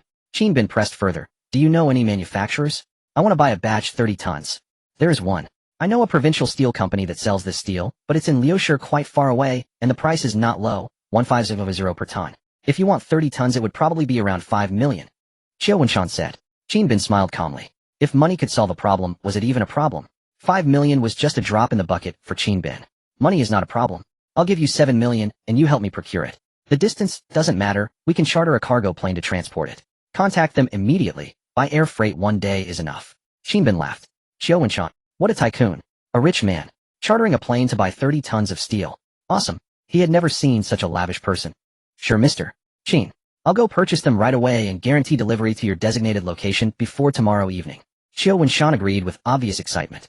A single procurement deal could earn him over 1 million, many times more than his commission. "Sure, the address is the shipping one I gave you before. Just call me when you've delivered it." Bin smiled and said, "Good, Mr. Qin." After hanging up, not long after, Xiao Wenshan sent over a procurement agreement. The contract supported remote signing, and once signed, Bin transferred the money to him immediately, letting him handle the procurement. With money comes the ability to get things done. Qin Bin was happy to leave the matter to Qiu Wenshan and save himself the trouble. Money wasn't the issue, he still had 32.4 billion unspent. At least the steel for the naval guns was ordered, giving him some relief. Once the security system upgrade was complete, this Noah's Ark would have enough firepower to ensure survival. After dinner, Qin Bin and Sister Bai took a walk on the deck to digest. Under the moonlight and lamps, the brand new hull seemed to glow with a pale white light in the river water. The river flowed endlessly, and the summer evening breeze felt especially refreshing. Qin Bin took a deep breath, savoring the crisp air. How comfortable. Sister Bai stretched her perfect curves on full display. At that moment, Sun Hosey came running from ahead with the little yellow dog acting spoiled and cute in front of their two masters. Especially the little yellow dog. It had grown a bit plumper and looked even cuter rolling around on the ground. The little yellow dog got dirty every day, but every evening Sun Hosey would carry it into the water for a swim and wash it clean. We haven't even named the little yellow dog yet, Qin Bin said with a smile, rubbing its small head. What should we name it? Sister Bai asked Qin Bin. Qin Bin thought for a moment and said, even though it's very cute, I'd like to give it a more imposing name. How about Xiao Oceanquan? Xiao Oceanquan. Sister Bai looked in surprise at the adorable little yellow dog on the ground. She couldn't imagine it connected to the legendary divine dog, Xiao Oceanquan. But as long as Qin Bin was happy, any name would do. Exactly, you'll be called Xiao Oceanquan from now on. It pairs well with Sun Wukong, Qin Bin said contentedly. Legend has it that Xiao Oceanquan is both a divine beast and a magical treasure, but to Qin Bin the name simply symbolized loyalty, absolute devotion to one's master. The little yellow dog looked at Qin Bin, with partial understanding, nuzzling his leg with its small head. Alright Xiao Oceanquan, eat more meat. When you grow stronger, I'll reward you with a strength pill, Qin Bin said with a smile, patting its head. Hearing there was food to be had, Xiao Oceanquan happily jumped around. Qin Bin and Sister Bai spent some time playing with the monkey and dog on the deck, and seeing it was getting late, they brought them back inside the cabin. They each had their own nest in a room on the third floor of the 4-story villa living area, complete with specially purchased pet enclosures that were both warm and comfortable. Furthermore, Worker No. 1 and Worker No. 2 came daily to clean, so the rooms were very tidy with no odors. Pet food and water were placed at the entrance. The living conditions were absolutely top-notch. Watching them settle into their nests to rest, Qin Bin and Sister Bai returned to the 4th floor of the villa, which served as the main living area located above the deck with the best natural lighting. From the master bedroom, through a large laminated tempered glass window, they could see the ship's deck and the breathtaking river view outside. Simply magnificent. Although the interior was still bare with minimal furniture and decoration appearing quite spacious, just gazing at such beautiful scenery was enough to lift one's spirits immensely. Qin Bin rolled over on the bed and landed on top of Sister Bai. Hey, what are you doing? Sister Bai blushed. My lady, it's late at night. Won't you serve your husband and help him rest?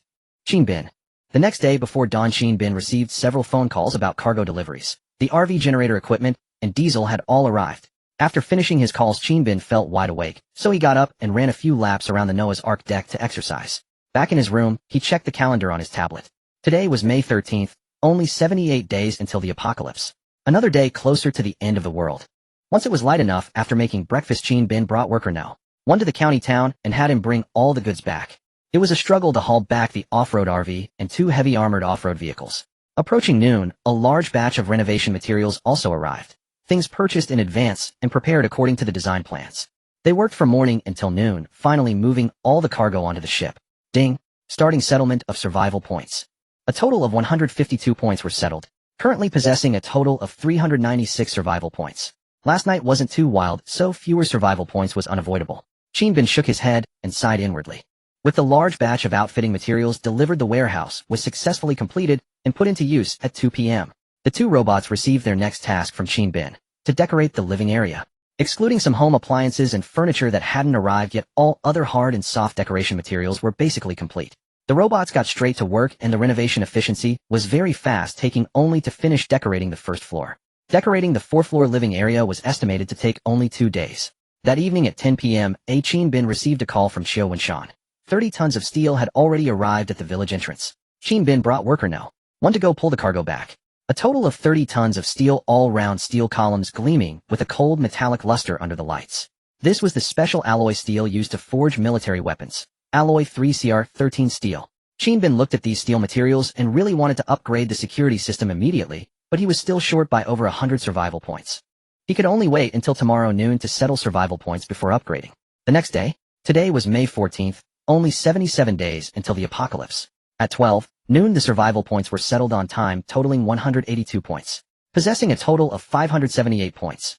The survival points were finally sufficient. Qin Bin immediately said to the system, I want to upgrade the security system. Ding! Alright host, I recommend upgrading the surveillance system to an intelligent security system, which requires a total of 500 survival points. Do you confirm the upgrade? Confirm upgrade. Ding. Upgrade complete.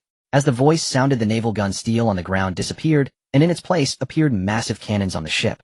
Two 130mm single-barrel naval guns, one 11-barrel close-in weapon system, and two 5mm dual-barrel fixed anti-aircraft machine guns. Shin Bin looked at those dark cannon muzzles, very satisfied. With these guns, his heart was filled with a sense of security. Ding. The host has upgraded the security system, unlocking the apocalyptic survival system mall's armory section. The host can directly use survival points in the armory section to purchase various artillery firearms and ammunition, as well as use survival points to buy troop types. Currently, the vessel is Noah's Ark Level 1A, and the unlockable troop types are Level 1 troops, such as Level 1 Special Forces, Level 1 Demolition Expert, Level 1 Medical Soldier, etc. For troop categories, please visit the mall's armory section to check. Unlock new units. The military armory section in the mall. Shin Bin paused, then opened the system mall. Sure enough, he spotted a newly unlocked section labeled Military Armory.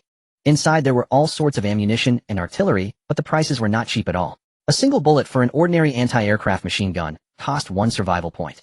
One burst would wipe out what he had earned all day. System, aren't you just robbing people? And those 130mm shells for the naval cannon. Each one cost 30 survival points. One shot of yours is worth a whole volley of mine. Shin Bin shook his head. If only he could earn hundreds or thousands of survival points per day, then maybe he could afford to splurge at the armory. But with just over 100 points at present, it was simply unaffordable. He needed to save all his survival points for upgrading the Noah's Ark. After scanning the weapons and ammunition, Shin Bin noticed the Level 1 units unlocked in the armory section.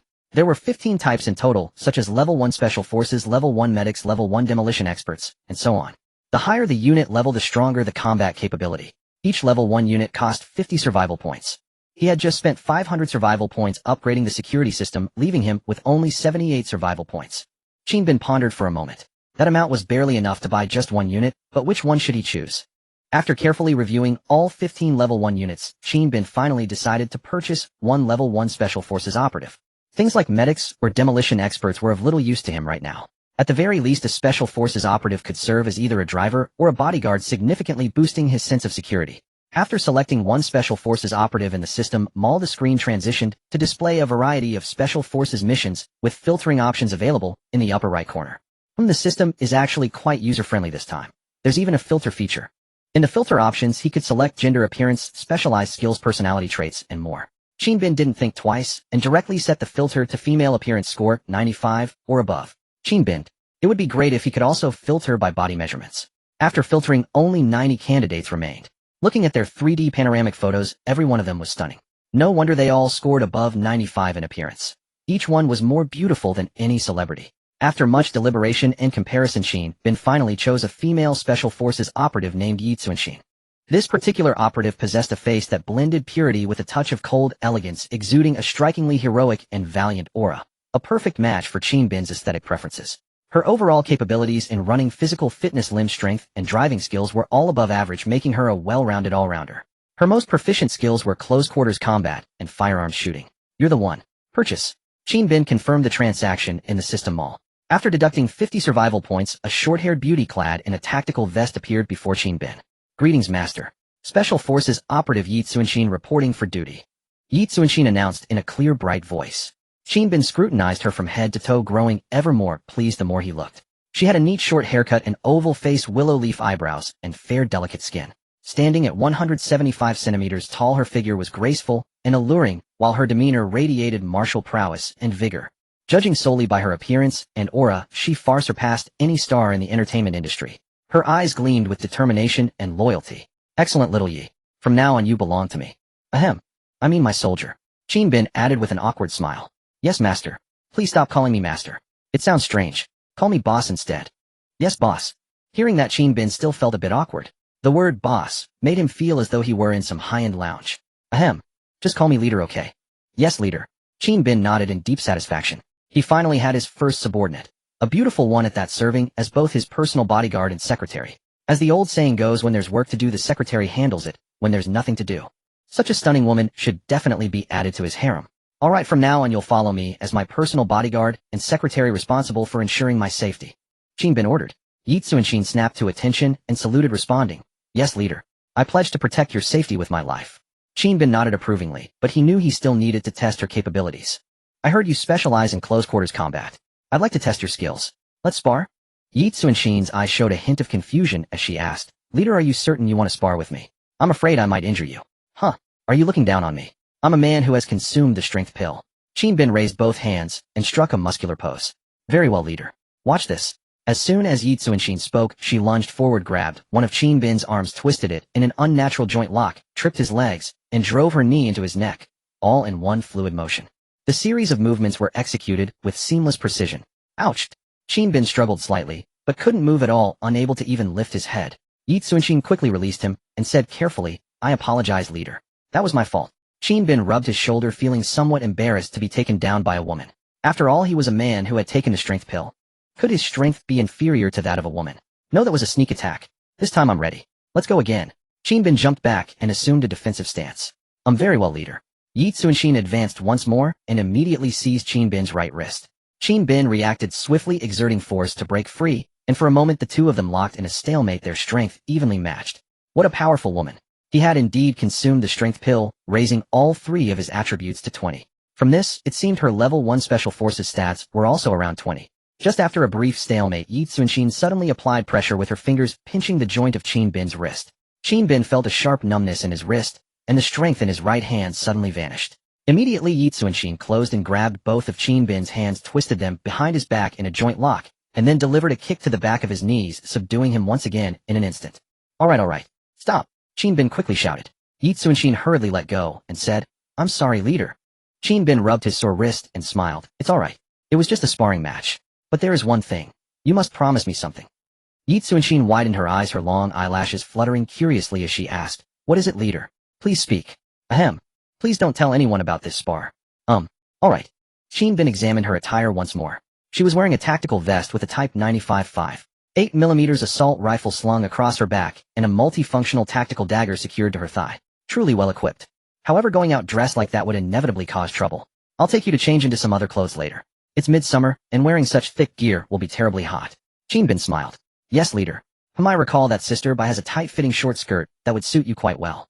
Qin Bin led Yi Tsunshin back to the ark where Bai Jia was feeding the Xiaodian dog. When Bai Jia saw Yi Tsunshin following behind Qin Bin, she paused for a moment. Handsome boy, who is she? Qin Bin briefly explained the situation. Bai Jia knew that Qin Bin possessed special abilities, but hearing that a living person had been summoned like a robot astonished her deeply. Wow, she's really a living person. Bai Jia exclaimed in disbelief, then warmly took Yi Tsunshin's hand. Hello, Xiao, you just call me Bai Jia. From now on I've got your back. Xiaobin won't dare to bully you. Hello, Bai Jia. Yi Tsunshin's cheeks flushed as she replied, a hint of shyness in her voice. Bai Jia smiled, linked her arm with Yi Tsunshin's, and led her to change clothes. Come, let me take you to change into something else. Wearing these clothes will make you swelter. What color do you like? Do you like dresses? Haha, I have all kinds of styles here. I'm sure you'll find something you like. The two women chatted enthusiastically as they walked, leaving Qin Bin aside.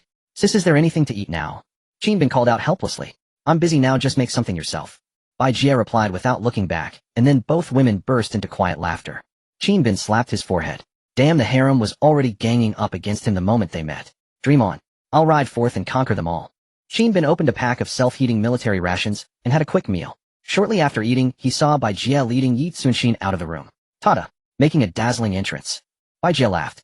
Yi Tsunshin was wearing a pair of tight jeans and a loose white blouse, instantly revealing her stunning figure. Yi Tsunshin's exquisite face was lightly made up, losing some of her usual sharpness, but gaining a touch of softness, creating an entirely different charm. Qin Bin was momentarily captivated. So beautiful. Bai Jia grinned with pride. Of course, look who crafted this look. Yi Tsunshin seemed a bit unaccustomed to such fashionable attire. She brushed a strand of hair behind her ear and stole a glance at Qin Bin. Finding him staring directly at her, she felt her cheeks grow warm. This look suits you well. Qin Bin said, seriously stroking his chin. Thank you. Boss. Yi Tsunshin whispered, blushing. Qin Bin smiled faintly. You know how to drive a big truck, so I'll take you to the county town later to haul back supplies. It's the last batch of decoration materials for the living area. Yes, boss. Qin Bin drove her out and brought back the final load of decoration materials for the living area. Once the materials arrived, the two robots diligently began carrying them inside. 2.5 floors had already been decorated. It should take only one more day to complete the living area. The next day, May 15th, left only 76 days until the end of the world. At 6 o'clock that evening, the living area was officially finished. Qin Bin began inspecting the completed living area villa from the first floor. The living area was designed to be 23 meters wide, 30 meters long, covering a total area of 690 square meters with 4 floors. What does 690 square meters mean? A commercial apartment with 3 bedrooms and 2 living rooms is only about 120 square meters, and a luxury penthouse is around 500 square meters. 690 square meters is incredibly extravagant. Moreover, this was a mansion on a ship. What beautiful light strips. Bai Jie stood at the entrance looking in. Blue and white light strips outlined a wave pattern shifting with the light like ocean waves. Come on, let's go inside, Qin Bin said with a smile. The three entered from the first floor entrance, which contained 5 entertainment zones connected by a corridor. Since the first floor lacked natural light, it served as a leisure and entertainment area. The apocalypse was oppressive, and everyone needed a place to relax. One of the 5 entertainment zones was an electronic game arcade featuring various arcade machines, PS4, and VR games designed like an internet cafe. All computer equipment was top-tier, costing 2 to 300,000 yuan per set, and VR equipment worth 450,000 yuan. Nothing was too expensive, only more expensive. Other zones included an indoor hot spring and sauna area, a multifunctional sports and fitness area, a top-tier home theater area, and a chess and card leisure area. In short, there was a dazzling array of amenities covering almost all human recreational activities. The second floor was primarily a large living and dining area. If bored, one could throw parties to relieve the gloom. The third floor, aside from the areas where Monkey and Xiao Huang moved about, was used for meeting rooms and such. If outsiders visited, they could be received on the third floor. The fourth floor was Qin Bin's completely private space, featuring 5 large master suites, more luxurious than presidential suites, with the best lighting and protection. It also connected to the ship's control center for the quickest access. All building materials were the best and most expensive, achieving a 98 match with the design. Qin Bin hadn't counted the exact cost, but the online bills alone had already exceeded 50 million yuan.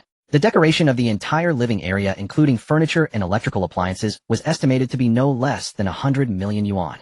Only Qin Bin would spend that much on decoration. Well, he was just that rich. Such a ship villa consumed a lot of electricity. Fortunately, Qin Bin had the foresight to purchase wind and solar power generation, which was sufficient for living needs. The planting and breeding areas were powered by other diesel generators.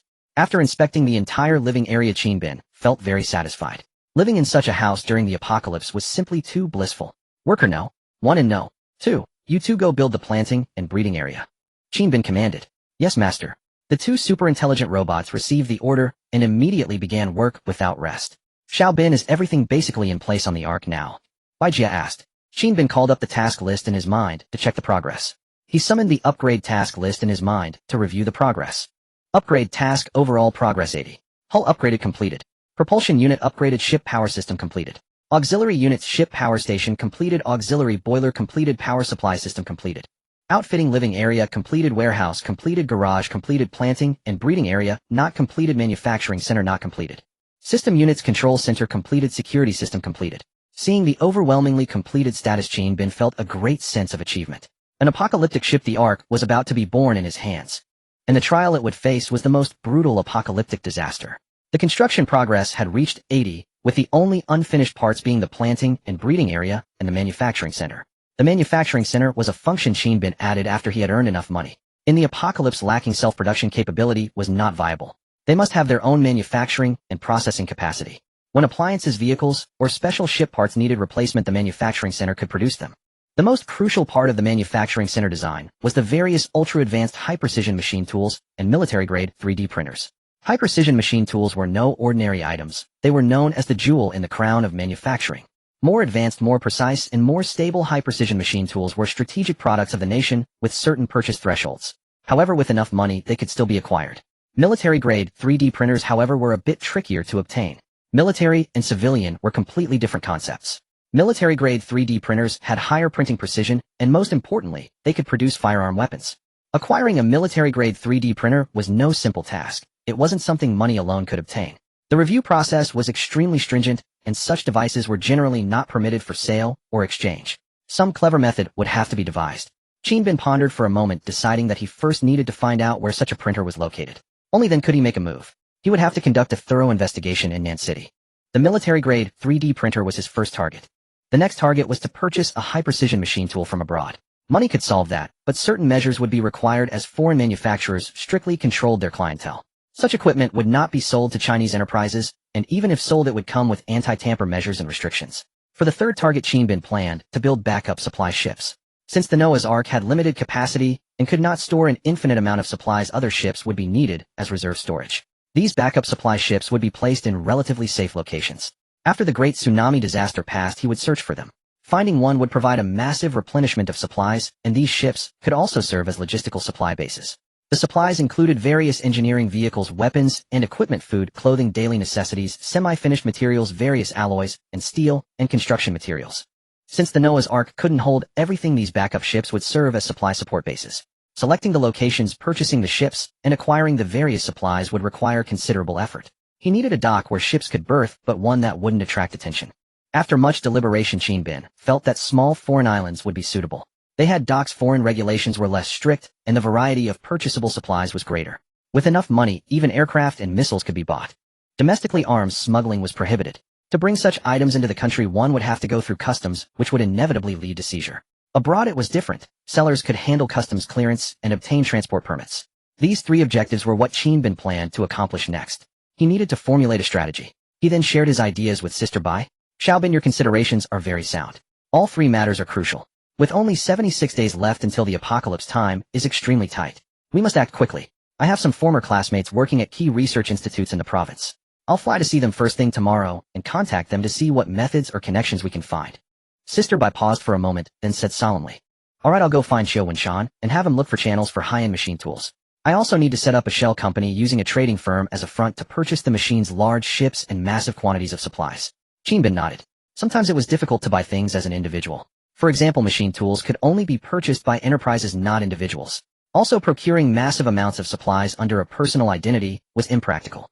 Moreover, an individual buying machine tools, large ships, and huge quantities of supplies would look highly suspicious and easily attract attention. So Qin Bin planned to establish a trading company in Nan City as a disguise, a so-called shell company or front company.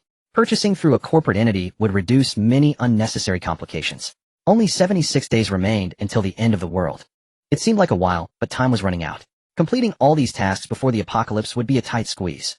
After Qin Bin and Sister Bai discussed some specific details, the sky had already darkened. "Xiao Bin, I'm hungry," Sister Bai said, pouting as she looked at Qin Bin with her big shimmering eyes. Qin Bin knew she wanted him to cook again. "Alright, I'll make you something. What do you want to eat?" "I want to eat sausages." Am I thinking something wrong?" Sister Bai's face flushed, and she gave Qin Bin a glare. "What are you thinking?" "I want sliced sausages. Whole ones won't do." "You're annoying." Seeing Sister Bai's face as red as an apple, Qin Bin stopped teasing her and went to the kitchen to start cooking.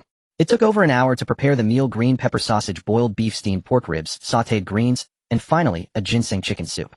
A standard 4 dishes and 1 soup, colorful, aromatic, and delicious. "Wow, little handsome brother, your cooking has improved," Sister Bai exclaimed as she looked at the steaming hot dishes on the table. Achieving such perfection with home-style cooking was no easy feat. Yi Tsunshin also swallowed hard at the sight of the food. It really looked good. Following the boss meant eating well. Qin Bin smiled calmly. "With such good kitchen equipment, my skills have grown a bit, haha." All the electrical appliances and cookware in this kitchen alone were worth at least 5 million yuan.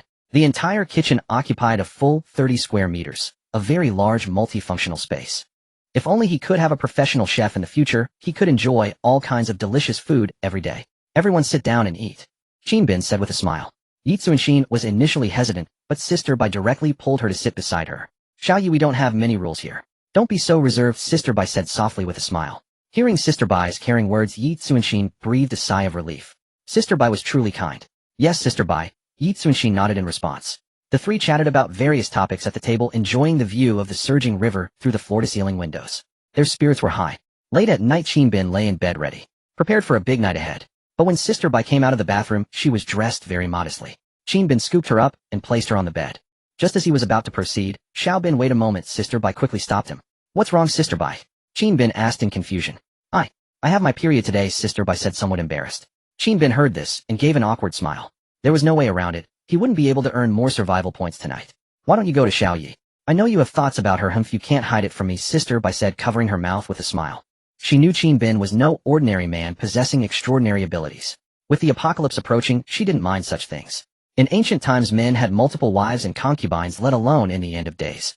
Perhaps in the future, repopulating humanity and increasing the birth rate would depend on Qin Bin. While such things should happen naturally, I can't just... Qin Bin scratched his head. "At least you have some conscience," Sister Bai tapped Qin Bin's forehead with her slender white finger. Qin Bin chuckled and pulled her into his arms. "Sis, what did you say you wanted to eat tonight?" You're so annoying." The night passed in a blur. The next morning, just as the sky was beginning to lighten, Qin Bin woke up feeling refreshed. It was a new day. He checked the time on his iPad. Today was May 16th, and only 75 days remained until the end of the world. He currently had 258 survival points. How many points he would earn from last night's activities would only be known at noon settlement. Qin Bin suddenly felt a strange sense of anticipation. He opened the door and saw Sister Bai busying herself with breakfast. Xiao Bin, you're up. Come and eat breakfast. I booked a noon flight. Later you can take me to the airport, Sister Bai said, looking up at Qin Bin with a bright smile. Okay, are we having fried sausages for breakfast?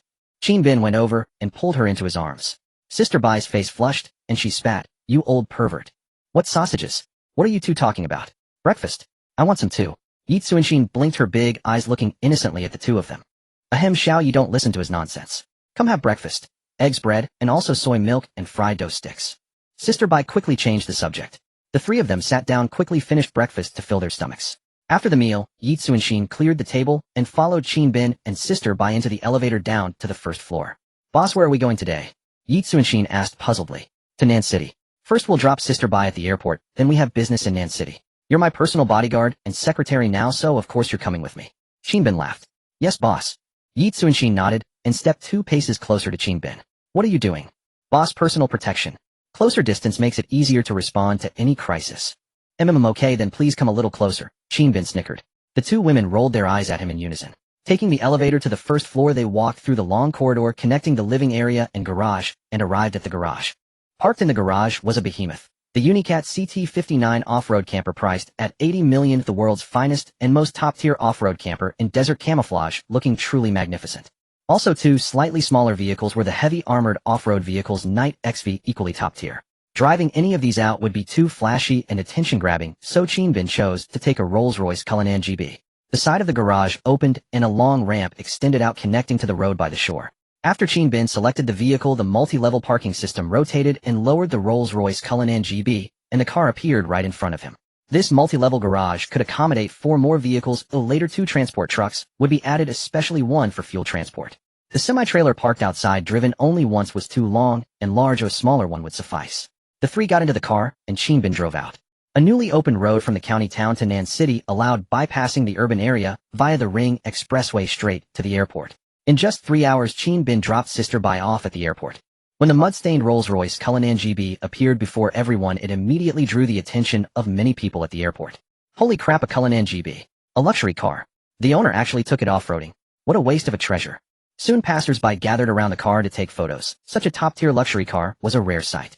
When Sister Bai stepped out of the car, it dazzled the crowd even more. Dear little brother, I'm off now. Keep in touch. Sister Bai waved. Alright. Qin Bin blew her a kiss. Sister Bai ran over and gave him a smack on the cheek. Bystanders, hey. Is this 110? I want to report. Someone is flaunting their love and being cruel to single dogs. After the kiss, Sister Bai bid farewell to Qin Bin and quickly walked into the airport. Qin Bin then rolled up the car window and drove off with Yi Tsuanshin from the airport. Returning to the city from the airport, it was almost noon. The base was too remote from the city. Driving took half a day. They first stopped at a high-end Chinese restaurant, Huaihai Gourmet House, a renowned upscale Chinese eatery in Nan City specializing in Hakka cuisine. After sitting down, Qin Bin searched online for a high-end business service company that handles enterprise registration. It could get the business license in just half a day. They could use the company's address for now and transfer to a new address later. A one-time service fee of 2,000. Ordinary business companies charge at most 2,000. They charge 2,000 mainly for the fastest license processing and a dedicated business representative service. Qin Bin immediately transferred the deposit. They notified him that a dedicated business representative would provide on-site service, so Qin Bin gave them the restaurant's address. Just after finishing the call, a system voice sounded in his mind. Ding. Beginning survival point settlement. You fed your pet and earned 15 survival points. You cooked a meal and earned 15 survival points. You took a shower and earned 10 survival points. You engaged in a special activity and earned 70 survival points. Total settlement 192 survival points. Total survival points 450. What? Last night's special activity actually earned 70 survival points. Qin Bin was stunned, hardly believing it. He never expected that. What a pleasant surprise. Huh. With 450 survival points on hand, he still needed 2550 points to reach the 3,000 required for upgrading the entire Noah's Ark to level 1. Only when the mission progress reaches over 95 can Qin Bin upgrade the Noah's Ark all at once, and then it will be the complete form. All functional areas interconnected and linked, system integration, energy supply system unified, and so on. He must successfully upgrade the Noah's Ark before the apocalypse arrives. Qin Bin's stomach growled, so he smiled at Yi Tsuanshin and said, "Let's order first. I've been so busy I forgot about eating." After ordering, as noon approached, diners suddenly increased. At that moment, a group of 7 people walked in through the door. Mr. Huang is treating us this time. It's really our honor. You're spending money again, a middle-aged burly man said in a muffled voice wearing an ill-fitting white shirt soaked with sweat revealing a tattoo on his back. Yeah, next time we must treat Mr. Huang to a full package. Mr. Huang is generous. His character is impeccable. The other lackeys of the middle-aged man flattered Huang Yongguang one after another. Huang Yongguang looked at the middle-aged man and said politely with a smile, "Hey brother, who don't say that. You and I both make a living on the streets, so we're brothers in the underworld. Besides, you help me out. It's only right I treat you to a meal. He being brothers with Mr. Huang of Nan City is my fortune. Today we must drink a lot." Brother who flattered. He knew that Huang Yongguang not only ran factories, but also undertook many projects and had many connections in the underworld in Nan City. If he could hitch a ride on Huang Yongguang's boat, he could definitely get a piece of the pie in the engineering projects. Definitely I must drink a few more cups with Brother Hu. The Qinghe earthwork project still relies on your help.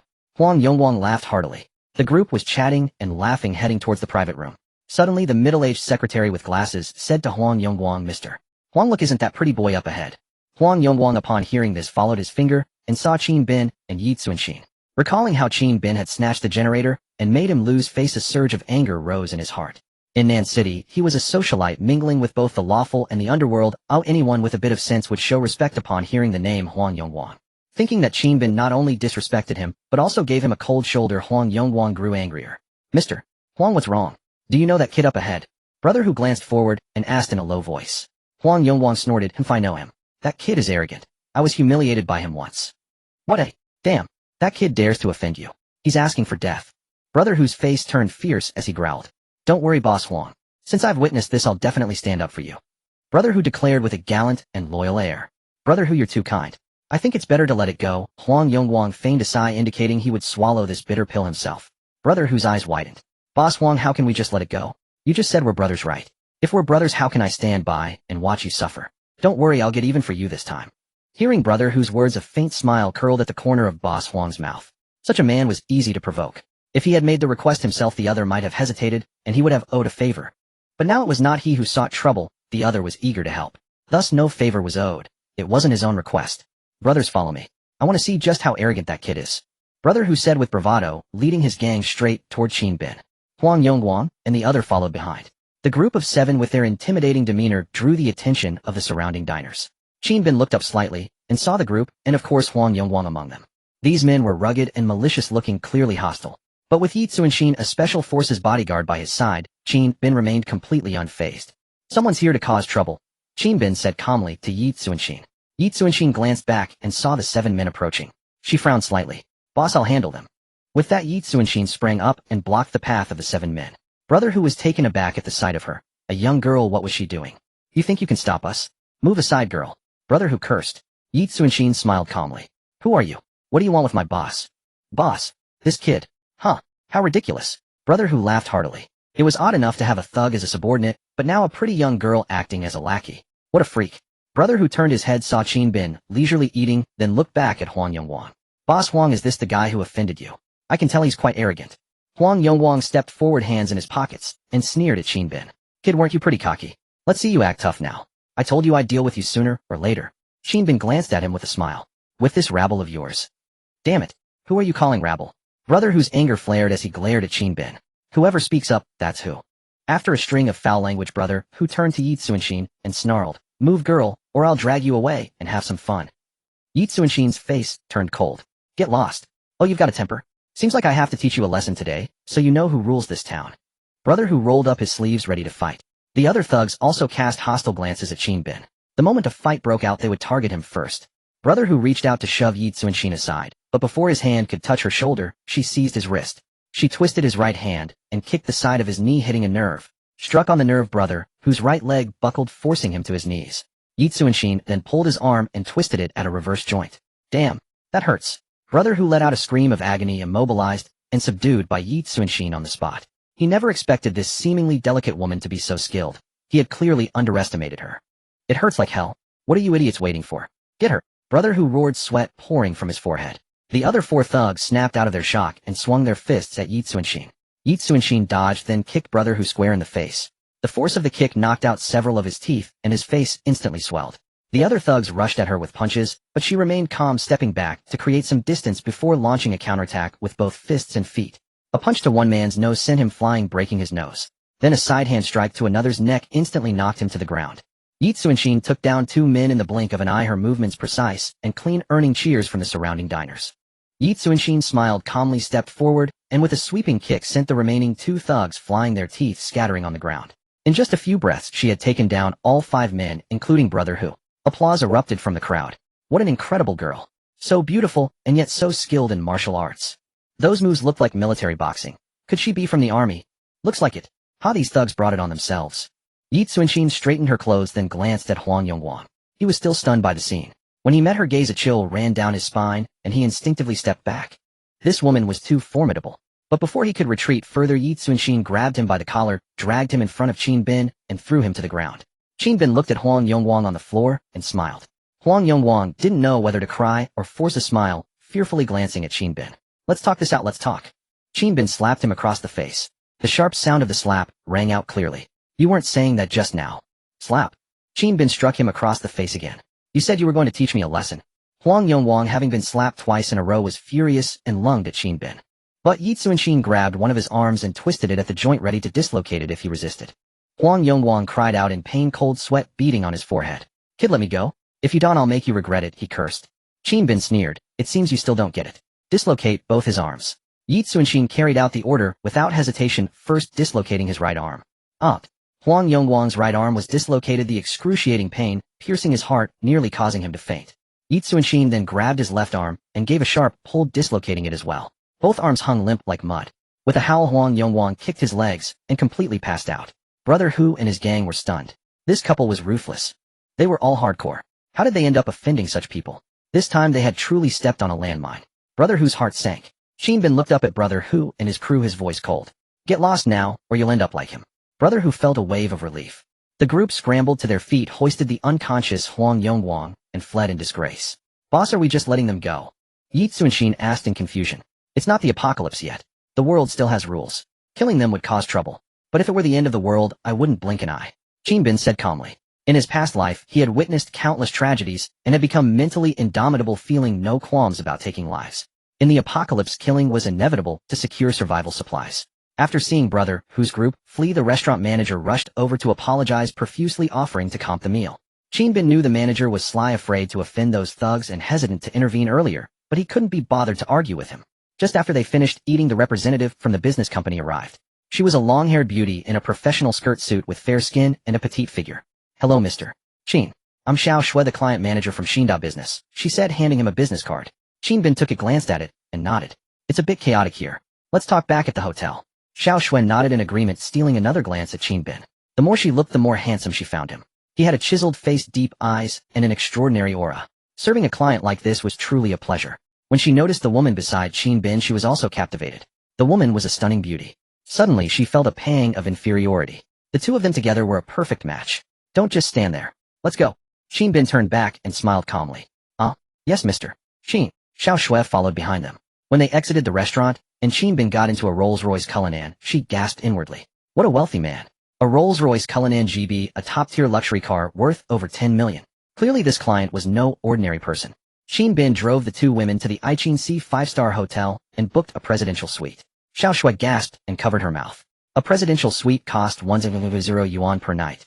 Sir, how many nights would you like? The receptionist asked. 5 nights for now, Qin Bin replied. Xiao Shui's mind buzzed. 5 nights meant 5,000 yuan. He was spending money like water. After checking in, the three took the private elevator to the presidential suite. Upon entering, Xiao Shui was awestruck by the luxurious presidential suite. Every piece of furniture and decoration visible was from top luxury brands: Chanel cushions, Baran sofas, Griffin coffee tables. Truly extravagant, but 100 yuan a night was not something ordinary people could afford. Xiao Shui was genuinely amazed by Qin Bin's lavish spending. The two sat down, and Yi Tsunshin went to make tea. Mr. Qin, what kind of company do you want to register? I can handle it personally for you. A trading company with international trade qualifications. Let me know what documents are needed. Qin Bin said calmly, leaning back on the sofa. Soon Yi Tsunshin brought tea and handed it to them.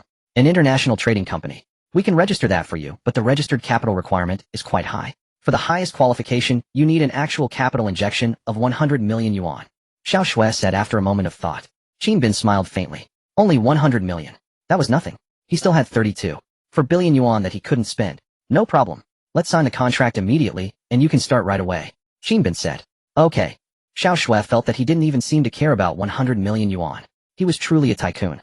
After signing the business contract, Qin Bin transferred the payment immediately. Xiao Shui took the documents and left, promising to finish within half a day. The service fee was 200 yuan, which was worth it. Ordinary companies might take 4 or 5 days. Time was tight, and Qin Bin didn't want to waste it. He had plenty of money. After entrusting the company registration to Xiao Shui, Qin Bin immediately contacted Qiu Wenshan. Hello, Mr. Qin, what instructions do you have? Qiu Wenshan answered Qin Bin's call with enthusiastic greetings. The last time he merely helped Qin Bin with a procurement, he had earned over 1 million. Qin Bin was a true gold patron. I have a task for you. Your company deals in high-precision equipment. Do you know any companies that purchase high-precision machine tools? Specifically the top-tier brands from Japan, Germany, and Switzerland. Qin Bin stated directly without preamble. Yes, I do. I know all the high-precision machine tool companies. However, aside from the Japanese brand, which has a joint venture agency, in China the other two have no agents here. 4 high-end machine tools each has its own purchasing review process. Transactions can only proceed after passing the review. Qiu Wenshan replied. Qin Bin realized this was no easy task. High-end machine tools are national treasures. While mid to high-precision tools had been conquered by domestic production, the top-tier high-precision tools remained firmly in the hands of companies from these 3 countries. After a moment of contemplation, Qin Bin said, you handle the review and I'll cover the costs. Well, our company can indeed assist Mr. Qin with the review, but you must have a registered enterprise as the final entity. Qiu Wenshan said. Qin Bin smiled faintly. Qiu Wenshan indeed could manage it. I've already arranged for the company. A trading company with a registered capital of 100 million yuan will serve as the entity sufficient for importing. That's good. Mr. Qin, how many machines do you wish to purchase? And which models? Qiu Wenshan asked. Their 3 most advanced models, 10 of each, 30 in total. Qin Bin said. What a startled cry came from the phone. Qin Bin moved the phone slightly away to avoid being deafened. What a, Mr. Qin, you need so many machine tools. Qiu Wenshan stammered, unable to believe the number he had just heard. Did Mr. Qin not know how expensive high-end machine tools were? A manufacturing plant typically needed only 2 or 3 units, each costing 20 to 30 million yuan. Yes, 30. If there's stock, I could even take 50. Qin Bin said calmly. The more machines, the more items could be produced simultaneously. It would be difficult to build a steel processing line when the world was flooded, so machine tools had to compensate. Each machine could produce 1 component. For example, manufacturing firearms. So 50 was not too many. If more stock were available, he could take even more. Hiss. Qiu Wenshan gasped, his voice trembling. Mr. Qin, the imported Japanese model costs 18 million each, and the other 2 brands are even more expensive, starting at 30 million. That's a considerable sum for 30 units. Money is not an issue. Contact the manufacturers to check availability, confirm the quantities and prices, then let me know. Qin Bin chuckled. Qiu Wenshan knew Qin Bin was wealthy, but he had never imagined such wealth. Yes, Mr. Qin, please wait. I'll consult with my colleagues and contact the 3 companies right away. I'll get back to you as soon as possible. Qiu Wenshan said. All right, go ahead. After hanging up, Qiu Wenshan jumped up in excitement. Wenshan, what's wrong? Did your wife give birth? A girl from the opposite cubicle asked curiously. No, but this is even more thrilling. I need to report to Manager Zhang first. Qiu Wenshan said happily, then dashed to Manager Zhang's office. Inside, he conveyed Qin Bin's requirements, shocking the manager as well. 30 units. That many? Manager Zhang exclaimed. Yes, exactly that many. Mr. Qin wants me to confirm the importable quantities and prices. Qiu Wenshan said. Manager Zhang stood up abruptly. Then go quickly, determine the quantities and prices, and give Mr. Qin a quotation. Wenshan, if this deal goes through, your commission will be enormous. Qiu Wenshan understood perfectly. Rest assured, Manager Zhang, I will do my utmost. With the manager's authorization, Qiu Wenshan immediately formed a project team, gathered 5 colleagues, and began the consultation and liaison work. An hour later, they received responses from the 3 companies. Japan's Songsang Company had 12 units in stock, each at 18.5 million yuan, total 222 million. Germany's Morsen Company had only 8 units in stock, each at 35 million yuan, total 280 million. Switzerland's Deere Company had 15 units in stock, each at 29 million yuan, total 435 million. These 3 models were the world's top high-precision machine tools. The Morsen machine was an 8-axis, 16-direction tool, with 30 types of cutter heads capable of machining various components across the globe. Even many components for warships, military aircraft, and aerospace were produced by this company's machines. The other 2 were slightly inferior, but their technological prowess was also world-class. The U.S. F-22 fighter jet used their machines to produce components. In total, there were 35 units in stock with a combined price of 937 million yuan. Including import taxes, handling fees, and review costs, the total came to 1.01 billion yuan. A billion yuan deal. Qiu Wenshan swallowed hard at the quotation. The amount was truly staggering. If this deal went through, his commission alone would make him instantly wealthy.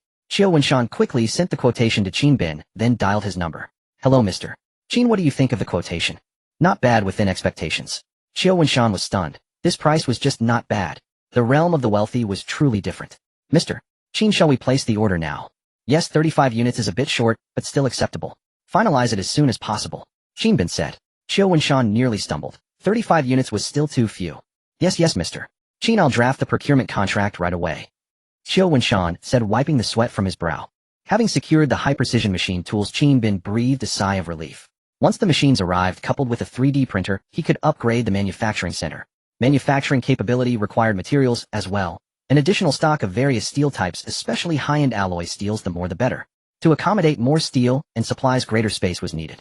The Nuya Ark Level 1 was certainly insufficient, so Qin Bin's alternate plan involved backup supply ships. These ships could be linked to the Nuya Ark, enhancing its ability to withstand the Great Tsunami. If they survived the tsunami, the backup supply ships would prove invaluable in meeting Qin Bin's massive material demands. In particular, upgrading to the next stage, the 10,000-ton giant ship Nuya Ark Level 2 would also require a vast amount of steel. Given the size of the Yujiang River waterway, it could accommodate at most 4 additional 10,000-ton cargo ships. The Nuya Ark was currently on an inland waterway which could not support larger vessels, 10,000-ton ships, with a maximum tonnage feasible for inland navigation. Larger ships could only operate along coastlines or in open seas. Inland waterways lacked sufficient height clearance, river width, and depth for such vessels. Backup supply ships could be stationed at one point domestically, but multiple points overseas. Stockpiling supplies abroad was relatively easier, and it also allowed the purchase of military equipment. The reason for only one domestic point was that the ships were too small. When the Great Tsunami struck, nothing could remain fixed in place. The immense force would sweep everything westward, making retrieval exceedingly difficult, and the ships would likely be damaged or sunk. Overseas backup supply ships, however, could be built as 1,000-ton or even 2,000-ton ocean-going giants. Their larger size provided greater resilience against risks, and their larger target made them easier to locate again. After the Great Tsunami, the Earth would be submerged for a full month before the waters gradually receded, revealing the original continents. As long as the large ships did not sink, they could still be recovered. Qin Bin could not predict how many backup supply points would ultimately survive, but the more he could arrange, the higher the probability of preservation. As the submersion period neared its end, the climate turned anomalous, plunging the entire world into extreme low temperatures. This created the peculiar spectacle of seawater receding while simultaneously freezing. It was precisely because of the freezing that Qin Bin had ruled out underground bunkers from the start. Not only might they fail to withstand the first wave of the tsunami, but they would also struggle to endure the month-long submersion. If frozen, the soil would become rock-hard, making excavation difficult even with heavy machinery. Thus, after comprehensive consideration, backup supply ships emerged as the more suitable option. Larger ships proved more reliable than smaller ones given their higher survival probability. Inland waterways could not accommodate such vessels, so the only viable path was to build large ships along the coast and in the open ocean. Qin Bin was deep in thought when he was suddenly interrupted by the ringing of his phone. He picked it up and saw it was Xiao Shui from the business company calling. There was only 1 hour left before the end of the workday. He answered the call, and Xiao Shui's cheerful voice came through the line. Mr. Qin, your trading company has been registered. The name is Binghua International Trading Company. Qin Bin was delighted. Truly efficient. Money could indeed make the world go round. Great. There's another matter I need help with. I wonder if you can handle it. Qin Bin continued. Such high-end business firms possessed abundant resources of premium clients, and non-sure shipping industry was developed. He could leverage their connections. What is it? Please go ahead, Mr. Qin. Solving our clients' needs is our mission. Xiao Shui promptly replied. I want to purchase some cargo ships. 4 10,000-ton vessels for inland shipping and ships of 1,000 or 2,000 tons for coastal and ocean routes. If buying isn't possible, leasing will do. I'll pay for a 3-month lease. In short, I need a lot of ready-to-use ships. Ready-to-use ones. Qin Bin stated his requirement. Xiao Shui was taken aback by his words. She had no idea why Qin Bin needed so many ships, but since the client had a demand, she would do her best. What he planned to do with them was a business secret. Our company indeed has many clients from non-sure shipping companies who can meet your needs. However, the fastest we can manage is tomorrow. The 10,000-ton inland vessels are not a big problem, but the 1,000-ton and 2,000-ton ocean-going giants may be scarce. I'll need to check and confirm tomorrow. Xiao Shui said seriously. Qin Bin nodded in acknowledgement. The 1,000-ton and 2,000-ton ships were giant special vessels typically used for cross-border trade routes. Such large ships were built to order, so ready-made stock was unlikely. Whether he could buy or lease them depended entirely on luck. After hanging up, Qin Bin lay on the sofa rubbing his temples. The tighter the time, the more taut the string in his mind became. Suddenly a pair of slender fingers pressed gently on his temples, the movement tender. Qin Bin started and looked up to see Yi Tsunshin. Her cheeks were slightly flushed as she said, "Boss, you've worked hard today. Let me massage you for a while." Her voice carried a hint of shyness as soft as a mosquito's hum. Seeing the normally valiant Yi Tsunshin appear so endearing, Qin found it amusing and closed his eyes to enjoy the moment. Before long, drowsiness overcame him and he drifted off to sleep. He did not know how long he had slept when he heard footsteps near his ear and slowly opened his eyes. Through a blurry haze, he saw a graceful figure moving before him. It was Yi Tsunshin wrapped in a bath towel. One glance was enough to make Qin nearly spray blood from his nose. "Ahem, Xiao Yi, what are you?" Qin asked, opening his eyes in astonishment. Yi Tsunshin, wrapped in a bath towel, was crouching on the floor, as if searching for clothes, her fair skin and stunning figure fully exposed. Startled by Qin's sudden remark, she looked up and said awkwardly, I just forgot to grab my clothes." She had gone to the bathroom for a bath, only to remember halfway through that she hadn't brought any clothes and had planned to come out and find some while Qin was still asleep. But she hadn't expected Qin to wake up at that moment, and she felt a bit flustered. "Need a hand?" Qin asked, sitting up as he noticed she seemed uncomfortable maintaining that position. No, I'm done." Yi Tsunshin hastily grabbed a few pieces of clothing and closed the suitcase. Qin noticed that her bath towel was caught in the suitcase and was about to warn her, but unexpectedly Yi Tsunshin suddenly stood up and began to walk away. Whoosh! The towel was pulled off Yi Tsunshin, and she fell on a Qin. He caught her in his arms, and their eyes met. The atmosphere was extremely awkward. Yi Tsunshin's face flushed even redder, and she quickly ran away. Qin touched his nose, an accident, purely an accident. The next day, Qin stretched comfortably as sunlight streamed in through the window. The first thing Qin did after getting up was his usual check-in time. Today was May 17th, with only 74 days left until the apocalypse. Each passing day only heightened the tension. After ordering breakfast from the hotel, Qin received a call from Xiao Shui first. She had found a seller for 4 100,000-ton river cargo ships, which were brand new that year. As for the 100,000-ton giant ships, 2 were available for purchase, and 5 could be rented for 3 months. For the 200,000-ton giant ships, only 1 was for sale, but it would take a month to be ready. 2 could be rented for a 3-month period. The price for a 100,000-ton ship capable of navigating the Yangtze River and inland rivers was 15 million per vessel. 4 ships would cost 60 million. A 100,000-ton ocean-going ship was 200 million each, so 2 would be 400 million. A 200,000-ton ocean-going ship was 500 million. Adding the rental fees for the ships along with various handling charges and taxes, the total quote came to 1.23 billion. Qin replied without hesitation, "You handle the procurement, money is not an issue." This was the largest expenditure so far, but it was well worth it. 4 100,000-ton cargo ships, 7 100,000-ton ships, and 3 200,000-ton ships would be available. Xiao Shui was stunned by Qin's decisive response. How incredibly generous. A transaction of 1.2 billion, and he agreed so readily. "All right, Mr. Qin. I'll draft the contract immediately and come to you in an hour," Xiao Shui said. An hour later, Qin had just finished breakfast when Xiao Shui personally came over and they signed the contract. Qin paid on the spot, and the deal was sealed. "Proceed as quickly as possible, the sooner the better," Qin instructed. "Yes, rest assured, Mr. Qin, I will do my utmost to make it happen." Xiao Shui nodded solemnly. Qin didn't keep her any longer and urged her to get on with it. After Xiao Shui left, Yi Tsunshin finally came out of her room. "Xiao Yi, come have breakfast," Qin said with a smile, having already ordered breakfast for her. "Thank you, boss."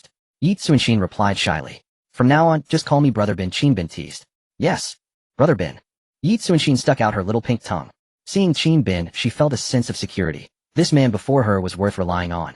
After Yi Tsunshin washed up and went to eat breakfast, Qin opened his mobile banking app to check his balance. Over the past 2 days, he had spent more than 2 billion, but there was still 32 billion in the account. Qin shook his head with a wry smile. There was still 32 billion left. He wondered if he could spend it all before the apocalypse. What a waste if he couldn't use it all. He still had to purchase large quantities of supplies and weaponry. He probably could manage to spend it all. Just as he was pondering, Jia suddenly called with some good news. Military-grade 3D printers were not for sale, but could be leased provided he donated 100 million in research funding to that scientific institution. Hearing this news, Qin was overjoyed. What was 100 million in research funding? He could consider it as part of the rent paid to them. Moreover, the lease for half a year was non-refundable. Qin immediately transferred 200 million to Jia to handle the arrangements. Now everything was ready, they just had to wait for the goods to arrive. Qin stayed in Nan City for 5 days, following up on the purchase of food supplies, engineering machinery, steel, and various medicines before returning to Noah's Ark to await the arrival of the goods. The day he returned to Noah's Ark was May 22nd, with only 69 days left until the apocalypse. 10 days later, on June 2nd, there were only 59 days left. The first to arrive were the 4 100,000-ton cargo ships. On June 3rd, with only 58 days left, food supplies, engineering machinery, steel, and various medicines began to arrive one after another. Qin Bin ordered the 2 robots to connect the 4 cargo ships to Noah's Ark using alloy chains at various points of the hulls, and then to load all the supplies onto the ships. With Noah's Ark as the center, the 4 1,000-ton ships were interconnected and also linked to the Ark. Through the robots' optimized connection design, although the survival probability was only 60, it was still quite impressive. In the event of unforeseen danger, Noah's Ark must promptly release the chains to prevent these ships from capsizing the Ark. The entire connection process took a full 25 days. When the backup supply ships were finally connected and the task was accomplished, it was already June 28th, with only 33 days left until the apocalypse. On June 28th, with only 33 days left before the apocalypse, Qin Bin stood on the dock, gazing at the 4 cargo ships lined up in a row, feeling quite satisfied. Under the morning sun, the 4 1,000-ton cargo ships surrounded the Noah's Ark, positioned front, back, left, and right, while thick alloy chains lashed the 5 vessels together, forming an imposing array. If not for the remote location, any onlooker would surely be astonished. These 4 ships carried in order grain and medicine, engineering machinery, like excavators and bulldozers, alloy steel, and sundry daily necessities. To ensure the vessel's seismic resilience, each was only half loaded, not fully laden. Steel plates were welded into a completely sealed structure to prevent seawater from flooding in. During the 25-day construction period, sealing the cargo ships consumed the most time. Just then Qin Bin's phone rang. "Hello, Mr. Qin, the total of 35 high-precision machines you ordered have arrived and been delivered to the county dock. Please check and accept them." Xiao Wenshan said over the phone. "I'm good. Keep the ship berthed, and I'll send someone to receive it." Qin Bin replied calmly. "Yes, Mr. Qin." After hanging up, Qin Bin sent Yi Tsunshin to retrieve the cargo. Time passed swiftly to noon. Ding! Settlement of survival points begins. You earned 10 survival points for eating a meal. You earned 15 survival points for walking 3 kilometers. You earned 10 survival points for feeding your pet. You earned 120 survival points for 3 special exercises. A total of 280 survival points settled. Total possession 12540 survival points. Seeing this number of survival points, a smile crept across Qin Bin's face. The more the better, because the final upgrade was imminent. Bai Jie called out from the dining hall, "Xiao Bin, come eat." "Xiao Yi is back too." Qin Bin walked to the window, and indeed saw Yi Tsunshin returning with worker No. 2 on a cargo ship. The ship docked, and worker No. 2 and worker No. 1 coordinated to hoist the high-precision machine tools from the hold. With the machines here, Qin Bin had no appetite for a meal. He prepared a forklift and crane, and after all 35 machines were unloaded, the 2 workers moved 10 of them into the Noah's Ark's manufacturing center, leaving the rest on the backup supply ship. Inside the manufacturing center, 10 high-precision machines, plus a military-grade 3D printer. All essential items had arrived. Qin Bin walked to the entrance of the center. "System, I want to upgrade the manufacturing center." Ding. Understood, host. Upgrading the manufacturing center requires 500 survival points. Confirm upgrade. Confirm upgrade. Ding. Upgrade complete. One by one, the high-precision machines were embedded into the cabin. A 3D printer sat in the center, and a central control console appeared before Qin Bin. After deducting 500 survival points, only 12040 remained. So this is the manufacturing center. Qin Bin gazed at the scene inside, his heart ablaze with fervor. Possessing this center meant having the fundamental manufacturing capability in the apocalypse. No more worries about creating items. If materials fell short, they could be scavenged. As long as manufacturing capacity existed, material issues were solvable. Wow, this manufacturing center is so cool and sci-fi. Bai Jie exclaimed in awe. Qin Bin stepped inside, approached the console, and said to worker No. 1, "Let's try making a firearm first. Input the design data for the SCAR-L assault rifle." "Yes, master." Worker No. 1 replied. He had stored and learned all publicly available data on firearms from around the world. As long as data were published online, he could absorb it. Worker No. 1 entered the rifle's design and various parameters on the console, then placed different alloy metal blocks on the material sorting platform. The conveyor belt moved, sending materials separately to different high-precision machines, which would fabricate various components.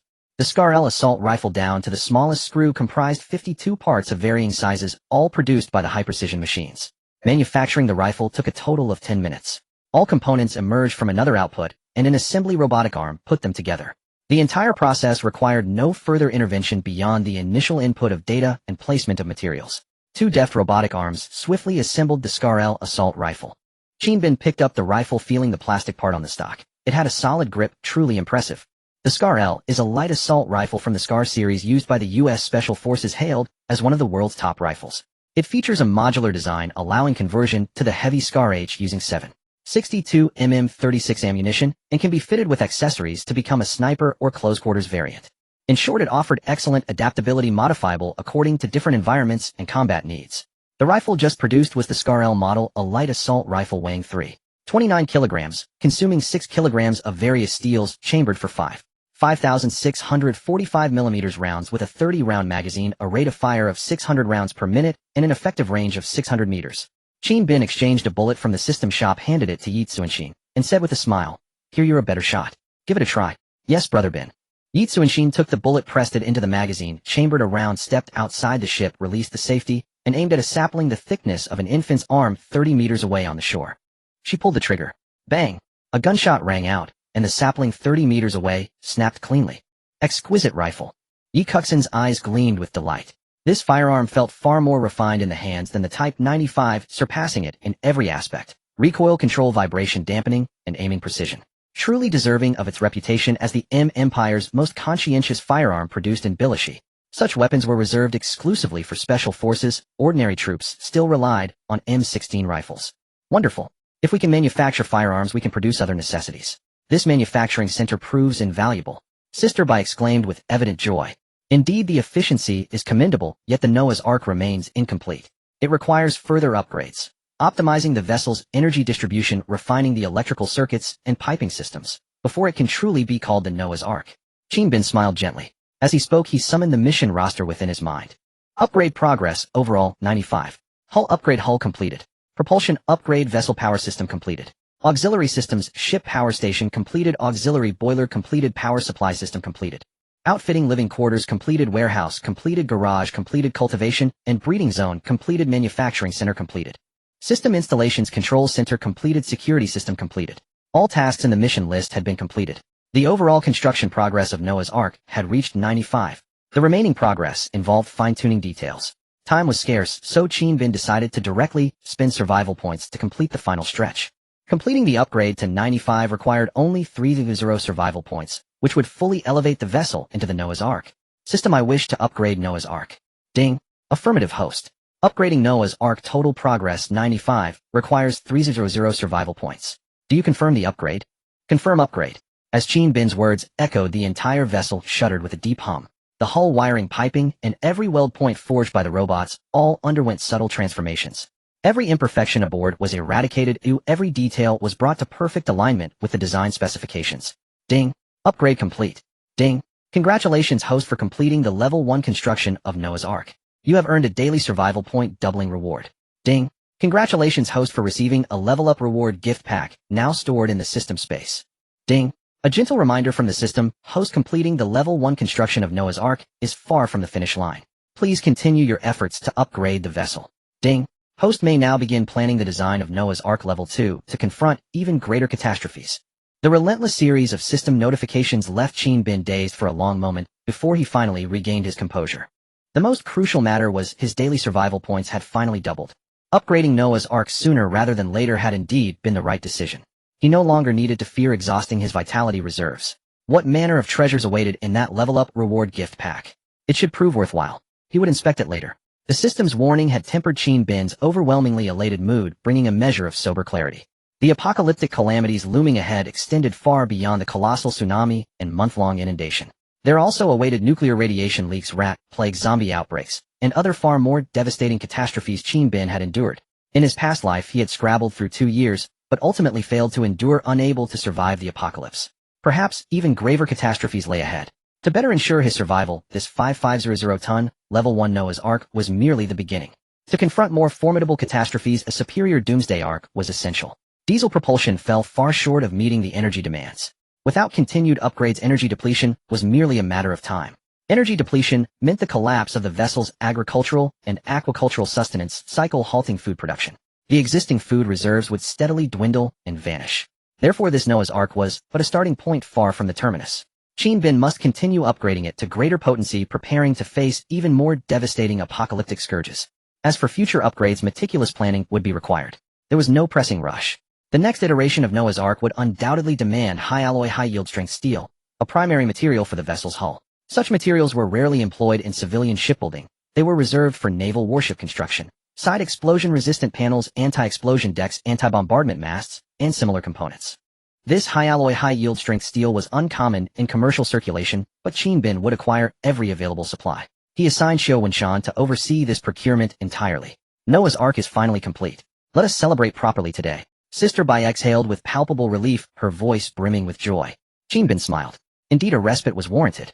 These past weeks had been grueling and tense. One must balance exertion with rest. Sustained tension alone would drive a person mad. Agreed. Tonight, I shall personally prepare a grand feast to celebrate. Wonderful. Our handsome younger brother is simply magnificent. Sister Bai planted a smacking kiss on Jinbin's right cheek. Brother Bin is the best. Yi Cuxin simultaneously pressed a kiss onto his left cheek. Jinbin coughed. Ahem, little Yi, we are not quite at that stage. Do try to be mindful. Bai Jie giggled. Humph, I'm not listening to you. Let's go, Xiao Yi. She pulled Yi Tsunshin away to go swimming or fishing. Jinbin shook his head, thinking that he would have to give Bai Jie a little lesson tonight. After leaving the manufacturing center, Jinbin had lunch and began preparing for tonight's celebratory feast. To create a culinary masterpiece, one must use the freshest ingredients. Wukong Zio Xianquan, come with me. Let's go pick vegetables. Jinbin shouted toward the bow of the ship from the deck. After a while, Sun Wukong the monkey came running with the little yellow dog Zio Xianquan, followed by Worker No. 1 and Worker No. 2. Jinbin looked at the two robots with confusion and asked, weren't you supposed to be cleaning? How did you end up hanging out with the monkey? Worker No. 1 said expressionlessly, Master, the monkey is fun. Huh. Jinbin was baffled. What was so fun? Sun Wukong triumphantly pulled out a small music player from behind his back, the one used as an alarm clock in the cabin. He pressed the play button. As the music started playing, like a strand of seaweed drifting with the waves, seaweed dancing in the foam. The two robots actually began to perform the seaweed dance. Jinbin was stunned. Damn, that's a real robot dance. The rhythm was intense. Sun Wukong then switched to other music. Riding the galloping horse, you are mighty and strong. Jazz ballet. After switching through more than a dozen songs, the two robots actually danced in a serious manner. Warning, monkey, please switch slower, said Worker No. 1. Sun Wukong didn't understand, and instead sped up the song switching. The two robots immediately started flailing their limbs, no longer able to distinguish what moves they were making. Jinbin's forehead was lined with 3 black lines, so one of the robot's silly behaviors was to dance to any music. Suddenly, the two robots stopped, and no matter what song Sun Wukong switched to, they no longer moved. Little brother, let's kick this damn monkey off. He's making a fool of us. Worker No. 1 said expressionlessly, big brother, I couldn't agree more. Worker No. 2 nodded. Sun Wukong sensed something was wrong, and was about to throw away the player and run, but was immediately grabbed by the two robots. With a synchronized "Ada," the two robots kicked the monkey's red bottom, sending him flying into the water. Hiss! Jinbin gasped, staring at the two workers in astonishment, feeling that these robots seemed to have evolved some kind of consciousness. Did you two become sworn brothers? Jinbin asked. In the literal sense of the word, yes, master. Worker No. 1 replied, still expressionless. Indeed, it's the flawed robots that have infinite possibilities. Jinbin exclaimed. He wasn't worried about the two robots developing human-like emotions or intelligence because they were system items possessing 100% loyalty, and the system had a recycling function. Any item exchanged from the system could be retrieved if no longer needed. The change in the two robots, or rather their evolution, was a good thing in Jinbin's eyes. They might become even more powerful robots in the future. They were also in a continuous process of learning and evolution. The monkey climbed back onto the deck from the river, drenched and looking a bit disheveled. The two robots walked over, intending to throw the monkey out again, but Jinbin immediately stopped them. Alright, stop playing. Go clean first. The monkey is coming with me to pick vegetables. Hearing Jinbin's order, the two robots turned and left. Sun Wukong happily ran in front of Jinbin, doing somersaults and acting cute, as if trying to charm him. Jinbin rubbed his head and laughed. If you tease the robot brothers again, they'll throw you out again, ha. Sun Wukong waved his hands repeatedly, indicating he would never do it again. The little yellow dog Zio Xianquan barked a few times at his feet, urging Jinbin to go pick vegetables. Let's go to the planting area. 1 man, 1 monkey, and 1 dog entered the cabin through the deck entrance, passed through a long corridor, and arrived at the planting and breeding area inside the cabin. The planting and breeding area was a crucial self-sustaining ecological zone within the completely sealed cabin. On the left side of the corridor was the planting area, and on the right was the breeding area. The breeding area housed 10 chickens, 6 geese, 6 ducks, 3 pigs, 6 sheep, and 3 cows, all domestic animals. They were not only raised, but also carefully tended to, with 2 workers responsible for daily feeding and cleaning. The robots had learned the entire range of farming knowledge, including couponizing techniques and postpartum care for sows, keeping the breeding area in perfect order. Some of the livestock manure was treated and discharged, while the rest was used as fertilizer and transported to the adjacent planting area. Jinbin pulled open the door to the planting area, revealing rows of shelves with lights above, simulating natural sunlight to provide photosynthesis for the fruits and vegetables. This was the most power-consuming part of the planting area, but the harvest was abundant. After more than a month of planting, the area was full of various vegetables, and even rice seedlings had begun to sprout. Vegetables and fruits like lettuce, carrots, tomatoes, and peas, which have a short growth period, were fully ripe. Sun Wukong carried a vegetable basket behind him, and Qinbin selected some vegetables to put into the basket to be used as fresh greens for tonight's celebratory banquet. After picking the vegetables, Qinbin turned to the breeding area and saw a plump duck lying listlessly on the ground. This duck might be suffering from depression. Let's do it. Qinbin swallowed his saliva and said. The duck seemed to hear Qinbin's words, suddenly stood up and stared at him blankly. Duck. The duck struggled desperately but could not resist Qinbin's demonic grip. He grabbed it by the wings of fate and carried it out of the breeding area. Tisk, this duck must be at least 3.5 gene. Perfect for a pot of dry pot beer duck. Qinbin lifted the duck and murmured. Now there was a planting and breeding area. As long as energy continued to supply, a certain degree of biological internal circulation could be maintained, forming a small ecosystem. Eating occasionally would not affect the ecosystem, as the breeding quantity still needed to be controlled. The fruits and vegetables in the planting area not only provided rare vitamins, but also supplied oxygen to some sealed cabins. In low oxygen or oxygen-free environments, the Noah's Ark's oxygen supply system would connect with the planting area to provide ample oxygen for the entire ship. Qinbin was very attentive to this area, because for Chinese people, growing vegetables had become an ingrained consciousness and belief. Whether in the present or the apocalypse on Earth or in outer space, the goal was simply to grow vegetables, enabling people to adapt to various harsh environments and survive. Qinbin brought the vegetables back to the villa in the living area and began preparing dinner. The standard was 3 dishes and 1 soup, enough to be full without wasting food.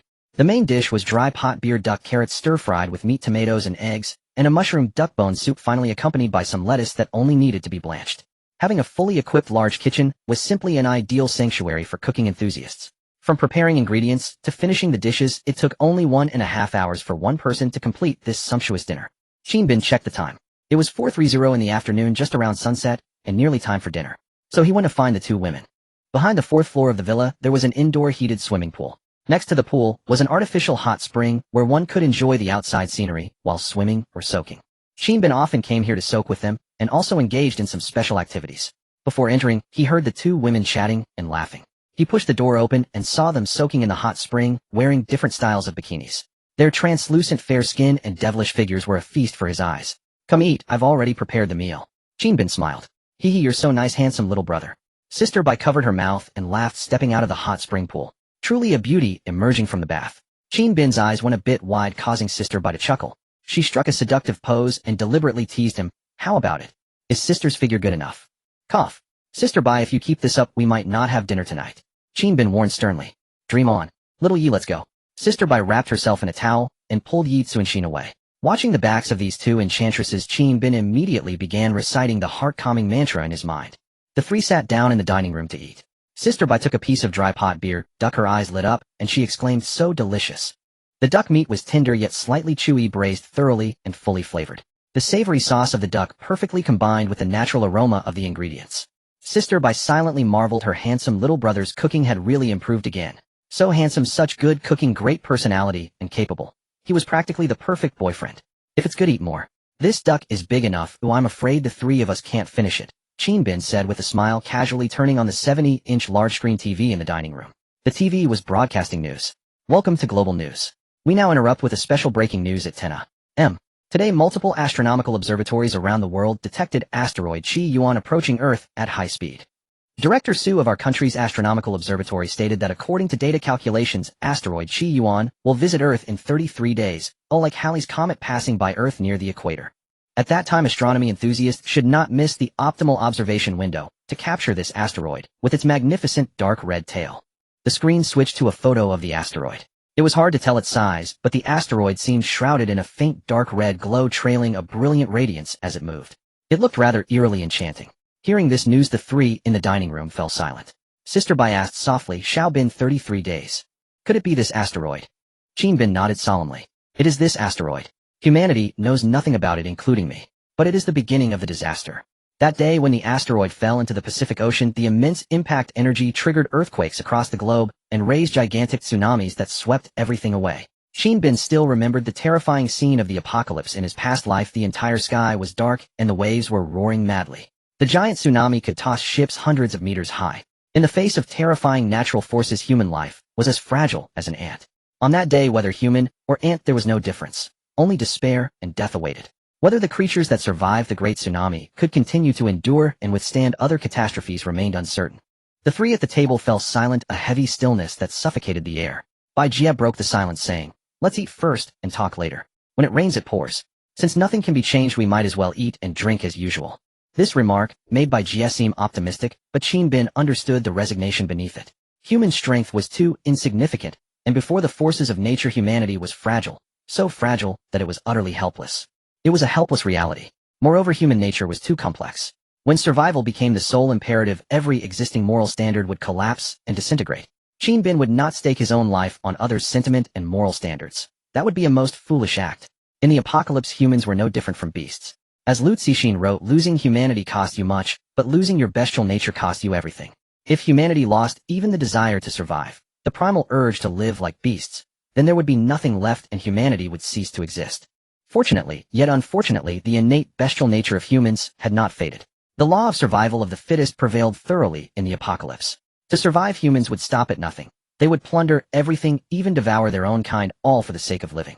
Qin Bin shook his head, trying to calm his mind, unwilling to let pessimism dominate his thoughts. Sister Bai is right. Eat and drink as usual. We'll deal with it when the time comes. Qin Bin smiled, and the three clinked glasses. That night Qin Bin embraced Bai Jie as they lay on a lounger gazing up at the starry, brilliant sky. What a beautiful starry sky, Bai Jie exclaimed. Take more pictures now because in a while you might not see it anymore. Qin Bin teased her, pouring cold water on her enthusiasm. Bai Jie rolled her eyes at him, but still pulled out her phone and snapped a flurry of photos. I'm going to Nanshur tomorrow, then abroad. I might be away for a while. Qin Bin spoke. After dinner he received a call from Xiao Shui of the business company. The procedures for the sea vessels were all completed. Through purchase and lease, they had secured a total of 7 100-ton vessels and 2 200-ton vessels. These ships were intended as backup supply vessels. Whether any would survive the great tsunami or all would be lost, Qin Bin had no certainty, but doing something was better than doing nothing. Both the underground shelter and the Himalayan tunnel plan were infeasible neither in engineering nor in time.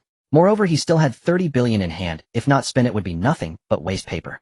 He needed to go out and convert the money into supplies and firearms. Currently beside the Noah's Ark, there were already 4 100-ton backup supply vessels stocked with enough provisions for 7 or 8 years, but firearms were sorely lacking.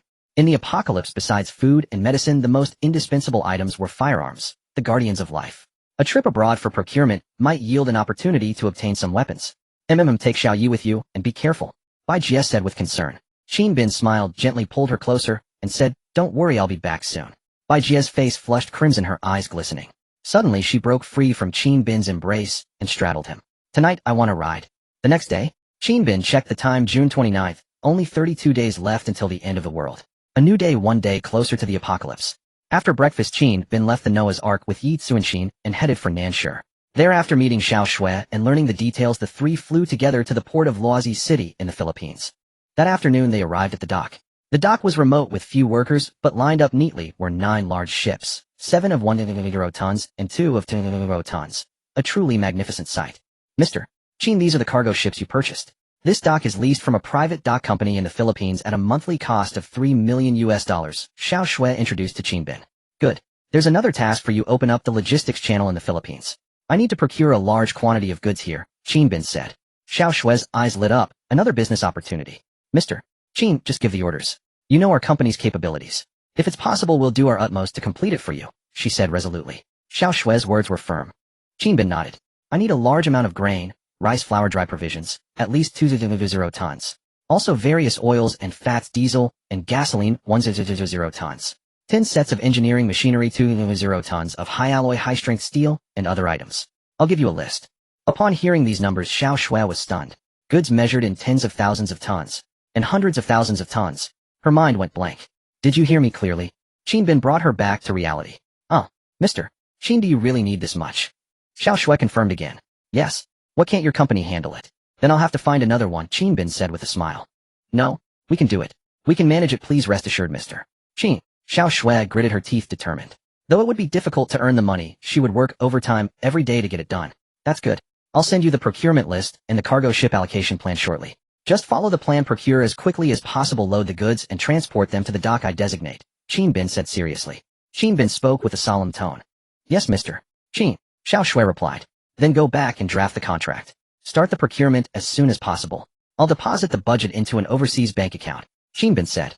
Seeing that Qin Bin agreed, Xiao Shui finally breathed a sigh of relief and immediately responded, Yes, Mr. Qin, I will give it my all. This was at least a 10 billion level deal. Earning this commission would secure her financial freedom. Xiao Shui was determined to seize this opportunity. The group returned to the city by car. That evening in the presidential suite of the five-star hotel they were staying at, Qinbin sent the procurement plan to Xiao Shui, who then confirmed the total contract amount based on the planned 13 billion. 1/4 of the total cost was the contractor's profit, administrative expenses, and transportation costs. The remaining portion was the actual cost of the procured goods. A significant portion of the procurement expenses was also considered the contractor's profit. This deal was a massive business opportunity for the commercial company. After Xiao Shui reported the information, the company dispatched 2 business teams and the regional director in the Philippines to immediately begin executing the contract with only 25 days to complete it. Mr. Qin, I'll take my leave now. Once I get back, I'll work overtime and send you the execution schedule. I guarantee to complete all procurement tasks within 25 days. Xiao Shui stood up and said, "All right, go ahead." Qinbin nodded. After Xiao Shui left, Yi Tsunshin asked in a low voice, "Brother Bin, what else do we need to do next?" "Wait for them to finish the procurement." "No, I have another very important matter to attend to, procuring arms," Qinbin said solemnly. Qinbin accessed the dark web through a bot and found a relatively reputable arms broker in the Philippines. After conducting a thorough background check, he discovered that this person had been trading weapons on the dark web for over a decade, never changing his account. One could say he was relatively reliable. However, dealing with such people, Qinbin had to stay extremely vigilant. Arms dealers were truly a bunch of profit-driven mercenaries. After making contact on the dark web, the 2 parties agreed to meet in detail the day after tomorrow at 10 a.m. in a commercial building in the center of Luozi City, Philippines. To this end, the next day, Qinbin contacted a local international mercenary company, spending $50 million to hire 100 armed security personnel to handle the entire security operation. On the 3rd day, July 1st, only 30 days remained before the apocalypse. 15 various security sedans and armored SUVs appeared beneath the Neong building in Luozi City, presenting a formidable presence and imposing aura. Such a grand display naturally attracted many bystanders on the street, who stopped to watch, thinking that some foreign dignitary had arrived. Qinbin stepped out of the top-tier bulletproof sedan dressed in a tailored black suit, looking energetic and spirited. His upright posture and handsome features immediately drew exclamations from the surrounding women. "What a handsome guy. Which celebrity is this? Oh my god, he's so handsome." Yi Tsunshin was dressed in a very capable outfit of camouflage pants and a short-sleeved shirt, also wearing a bulletproof vest and tactical vest, looking valiant and spirited. "Brother Bin, they've already arrived on the 39th floor," Yi Tsunshin said in a low voice. She wore an earpiece and stayed close to Qinbin, fully prepared for protection. "All right, let's go in." Qinbin nodded. The security personnel had already entered the building ahead of time, setting up full-scale surveillance. Every floor had guards stationed, and only after ensuring safety did they allow Qinbin to enter. In the lobby, a local middle-aged man dressed in Filipino attire saw Qinbin approached and greeted him with a "Why, Mr. Qin? Master FO2 is waiting for you on the 39th floor. Please follow me." Qinbin followed the middle-aged man into the elevator, going straight to the 39th floor. After Qinbin exited the elevator, a dozen or so security personnel also arrived. Qinbin told them to wait at the door and only took Yi Tsunshin into a company on the 39th floor. "Welcome, Mr. Qin." As Qinbin entered the door, a bald man with 2 large gold teeth appeared before him. He greeted him warmly in broken Chinese, shaking his hand. This man was the arms dealer from the dark web, FO2. After shaking hands, FO2 invited Qinbin into the company's conference room. The 2 sat down while the others remained standing. "FO2, let's cut to the chase. I want to buy arms. What kind of weapons do you have here?" Qinbin said bluntly, sitting in his chair. FO2, upon seeing Qinbin's demeanor and the grand spectacle he had just witnessed, felt that Qinbin was an extraordinary person. However, those who dared to buy arms from him were not ordinary people. They were either rebels from some government or a wealthy tycoon from the Middle East. "Haha, I'll be direct then. Mr. Qin, please take a look at our arms catalog. The prices are all marked clearly, no cheating, honest," FO2 said, rubbing his bald head and grinning with his fleshy face. Qinbin took the document and glanced at it. It only listed light weapons such as small arms, grenades, bombs, and rocket launchers. However, these weapons were sufficient. The Noah's Ark had naval guns, and compared to the most advanced battleships, it was only lacking vertical launch missiles. Vertical launch missiles, aircraft, and artillery were out of the question. They were generally unobtainable, and even if they could be bought, it would be impossible to complete the transaction within the remaining month. Large-scale arms deals usually took 1 to 2 years. So light weapons were sufficient for Qinbin. After reviewing the weapons, Qinbin selected several targets. First, the AK-47, which had the lowest failure rate and was the most mature firearm. It could be said to be the most reliable rifle in the world. The second was the 416 Hong Kong dollars rifle, a top-tier gas-operated rifle in the world. It had been tested in various extreme environments and had very high stability, making it suitable for the apocalypse. The third was the M16, a 5.56mm caliber assault rifle. This was the most abundant in stock and also had relatively high stability. In addition to assault rifles, Qin Bin also selected various types of light and heavy sniper rifles, such as the Barrett M82, AWMP, and automatic machine guns like the RPK. He ordered tens of thousands of each of these firearms along with tens of thousands of rocket launchers and various grenades. Finally, he purchased 10 standard containers of ammunition of various calibers, each standard container weighing about 20 tons. FO2 was completely stunned after hearing the scale of Qin Bin's arms procurement. Mr. Qin, if I may ask, which country are you planning to attack? What I use it for is none of your concern. You just need to tell me whether you're selling or not, Qin Bin said indifferently. Selling. Of course I'm selling. Foda shouted, afraid that Qin Bin might change his mind. Only a fool would refuse easy money. Someone calculate Mr. Qin's order. Foda immediately ordered. Two middle-aged men in glasses stepped forward, verifying the procurement list with Qin Bin item by item. After confirming, they arrived at a final figure. Mr. Foda, the total value of arms purchased by this gentleman is $1.7 billion, with the largest portion being bullets, bombs, and grenades, one of the bespectacled middle-aged men reported. Foda was taken aback by the amount, $1.7 billion. That was several years' worth of his transactions. This mysterious Mr. Qin certainly had deep pockets. Mr. Qin, are you sure you want that much? Foda asked, seeking confirmation. Yes, that's the amount. Can you not deliver? Qin Bin countered. Foda was momentarily stunned, then patted his chest confidently. Mr. Qin, you jest. In all of Southeast Asia, there's no arms deal I can't handle. If I couldn't, you'd have to go to Lockheed Martin in the US. His words brimmed with pride. Having established himself in Southeast Asia for so many years, his connections ran deep, and no arms transaction was beyond his reach. Qin Bin smiled faintly. Good. Money is no issue. I'll deposit the funds in a bank account and pay in 3 installments. Once the transaction is complete, the full amount is yours. With over $2.6 billion in hand, after purchasing this batch of arms, Qin Bin would still have more than $900 million left, enough to last him until the apocalypse, and then some. After the apocalypse, that money would be worthless.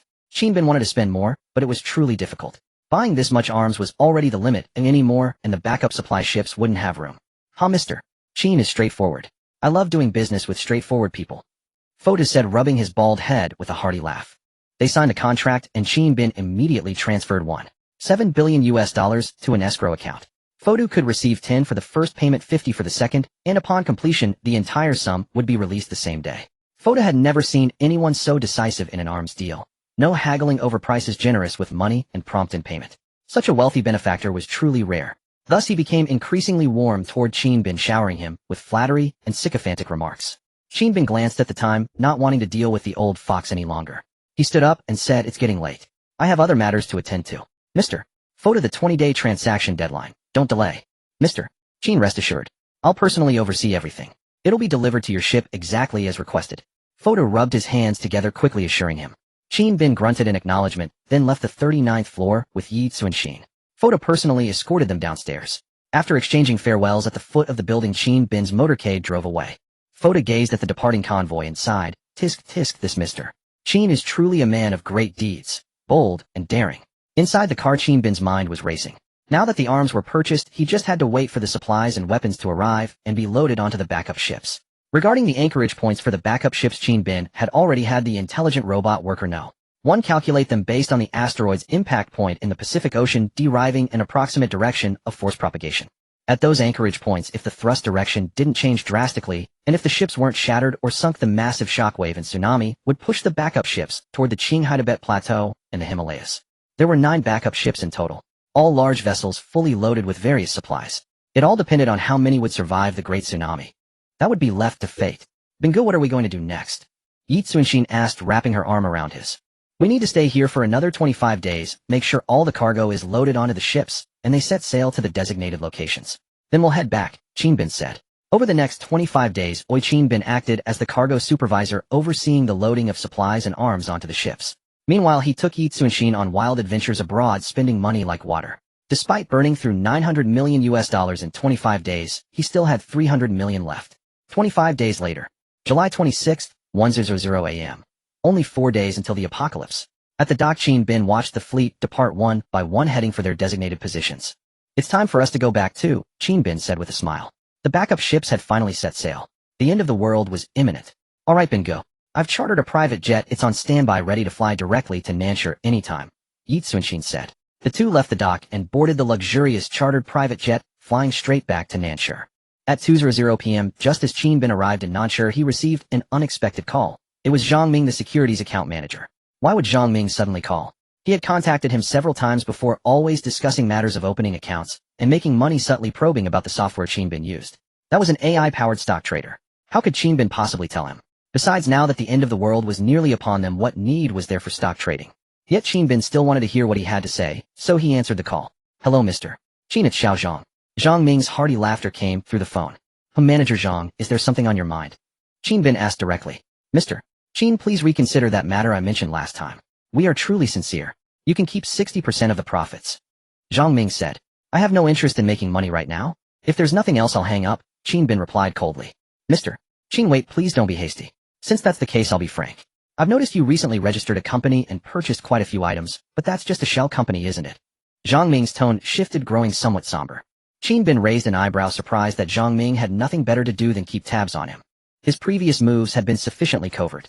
Unless someone was deliberately monitoring him, it would be nearly impossible to detect these purchases or learn of the procurement information. Zhang Ming was likely investigating him. Realizing this, Qinbin remained unruffled and asked calmly, what are you trying to say? Mr. Qin, let's talk this out. No one wants to go around filing reports for no reason. I also know you have a secret base. Rest assured, I'll keep it confidential. Besides, let's make money together. If you can earn, please help your brother out. I'm in a tight spot recently, Zhang Ming said. Every brother was a hollow phrase. Anyone with eyes could see the threat in his words. If he didn't comply, he might report him.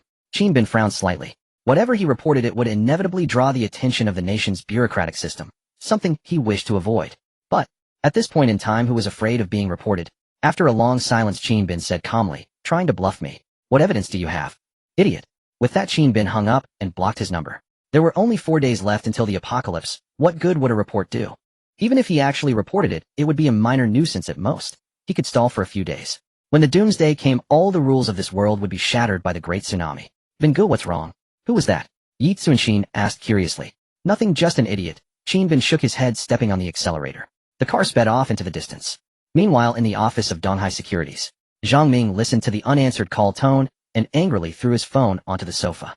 That Qin guy's phone is unreachable. He must have blocked me. Zhang Ming's face turned ugly. Luo Hao handed him a cigarette, his expression gloomy. Is he really not worried? Even though we don't know why he bought so many things, his secrecy suggests shady business. How could he not fear being investigated? Luo Hao lit his cigarette, frowning in confusion. As the saying goes, a clear conscience laughs at false accusations. If Qinbin were running a legitimate business, why would he be so secretive? It was obvious there was something fishy. Luo Hao suddenly slapped his thigh. He might be sure we have no evidence and can't file a report. Right, that must be it. Zhang Ming paused, spreading his hands. Mr. Luo, we really don't have any evidence. We only know he shipped everything to one place. Luo Hao stood up, paced back and forth a few times, then suddenly said, we need to go there and see what he's up to. Get solid evidence and catch him red-handed. This? Mr. Luo, are you really going to do this? Isn't that a bit? Zhang Ming suddenly felt a twinge of fear. Earlier he had dared to threaten Qinbin because he gambled Qinbin would be afraid of being reported. But who would have thought Qinbin wouldn't fall for it, and didn't seem afraid at all. Now that it came to actually investigating in person, Zhang Ming was feeling hesitant. Luo Hao grabbed Zhang Ming's shoulder firmly, his eyes dark and piercing. Zhang Ming, you don't want to spend your whole life as a wage slave, do you? Don't you ever want to achieve true financial freedom? Earn money beyond counting. He has that treasure in his hands. Just look at how much he's bought, and how much wealth he's amassed. Each word from Luo Hao was like a demon's whisper, stirring up the deep greed within Zhang Ming. Why should Qinbin be the one to make all that money with that treasure? Just because we know about it, shouldn't we get a share? Finders keepers. Luo Hao continued to egg him on. The hesitation on Zhang Ming's face gradually faded, replaced by greed. Right, finders keepers. Luo Hao gave a smug smile and patted his shoulder. Didn't he say we have no solid evidence? All we need to do is take a little trip to his secret base, and we'll have a handle on him. Now, Zhang Ming asked. Yes, let's leave right now, we'll get there by evening. Perfect. Luo Hao nodded. Alright, let's do it. It seems he won't cooperate unless we get leverage on that Qin guy. Zhang Ming clenched his fist, determined. You're right. Luo Hao's eyes showed a greedy glint. The two finalized their plan and drove away from the company. Qinbin returned to Noah's Ark. The sky had gradually darkened, and the lights on the ship were already on. After parking the car in the garage, as soon as he stepped out, Bai Jia excitedly ran over and hugged Qinbin tightly. You naughty boy, did you have fun this time? I missed you so much. Bai Jia pouted her lips, acting coquettish. Having not seen Qinbin for nearly half a month, her longing surged uncontrollably, and she held him for a long time, without letting go. Alright, this trip finally got everything done. Good thing we made it in time, only 4 days left. Qinbin patted her back to comfort her. Bai Jia was also counting the days. For some reason, the closer that day came, the strangely calm she felt. Previously, she always had a sense of tension, her mind constantly on edge. The closer the day, the more nervous she became. But when it was almost time for that day, she suddenly felt not nervous at all. Maybe she had come to terms with it. What will come, oh, life and death, our fated wealth and honor, are in heaven's hands. Life or death depends on that day. This feeling was a bit like taking the college entrance exam. Intense stress during the final sprint, but the 2 days before the exam one must approach it with a calm mindset. Bai Jia, I'm hungry, let's go upstairs to eat. Yi Tsunshin linked arms with Bai Jia smiling. Alright, let's go up, the food is ready. Bai Jia responded. The two were as close as sisters. The three returned to the villa on the 4th floor of the living area where Sun Hozi and the little yellow dog Xiaotian dog were also present. The two creatures upon seeing Qin Bin rushed over to him with immense excitement, acting cute and playful. Little one, you've grown a lot. When you get a bit bigger, I'll give you a strength pill. Qin Bin rubbed Xiaotian dog's head and laughed. In just over 20 days it seems Xiaotian dog had almost grown to knee height. Woof woof, Xiaotian dog wagged its tail rapidly and rubbed its head against Qin Bin's knee. Xiaobin, come try my cooking. Braised pork belly. I spent 2 hours making this dish. Bai Jia lifted the lid of a clay pot on the table, steaming hot, revealing glistening translucent pork belly with skin the color extremely appetizing. Just the aroma made Qin Bin's mouth water. He quickly washed his hands, sat down to eat, and picked up a piece. It was rich, but not greasy, full of savory meat flavor. Amazing, Bai Jia. Qin Bin praised. To achieve this level, it seemed Bai Jia had really put effort into learning cooking during this time. Receiving Qin Bin's praise, Bai Jia felt warm inside and was very happy. Living in Noah's Ark, Qin Bin was her backbone. Yi Tsunshin knew martial arts and marksmanship, so she had to learn some skills too. Cooking was a great direction. As the saying goes, to keep a man you must first keep his stomach. Under the night the three ate happily. At that moment a black sedan appeared 500 meters from the dock. 2 men stepped out of the car. It was Luo Hao and Zhang Ming. This looks like a dock ahead. How can a small dock have so many boats? Luo Hao got out of the car, took out a flashlight, and put on a micro camera. That Qin guy must have some hidden secret. Is he into smuggling? Zhang Ming speculated. It's very possible. Shipping smuggling is rampant in Nanshur.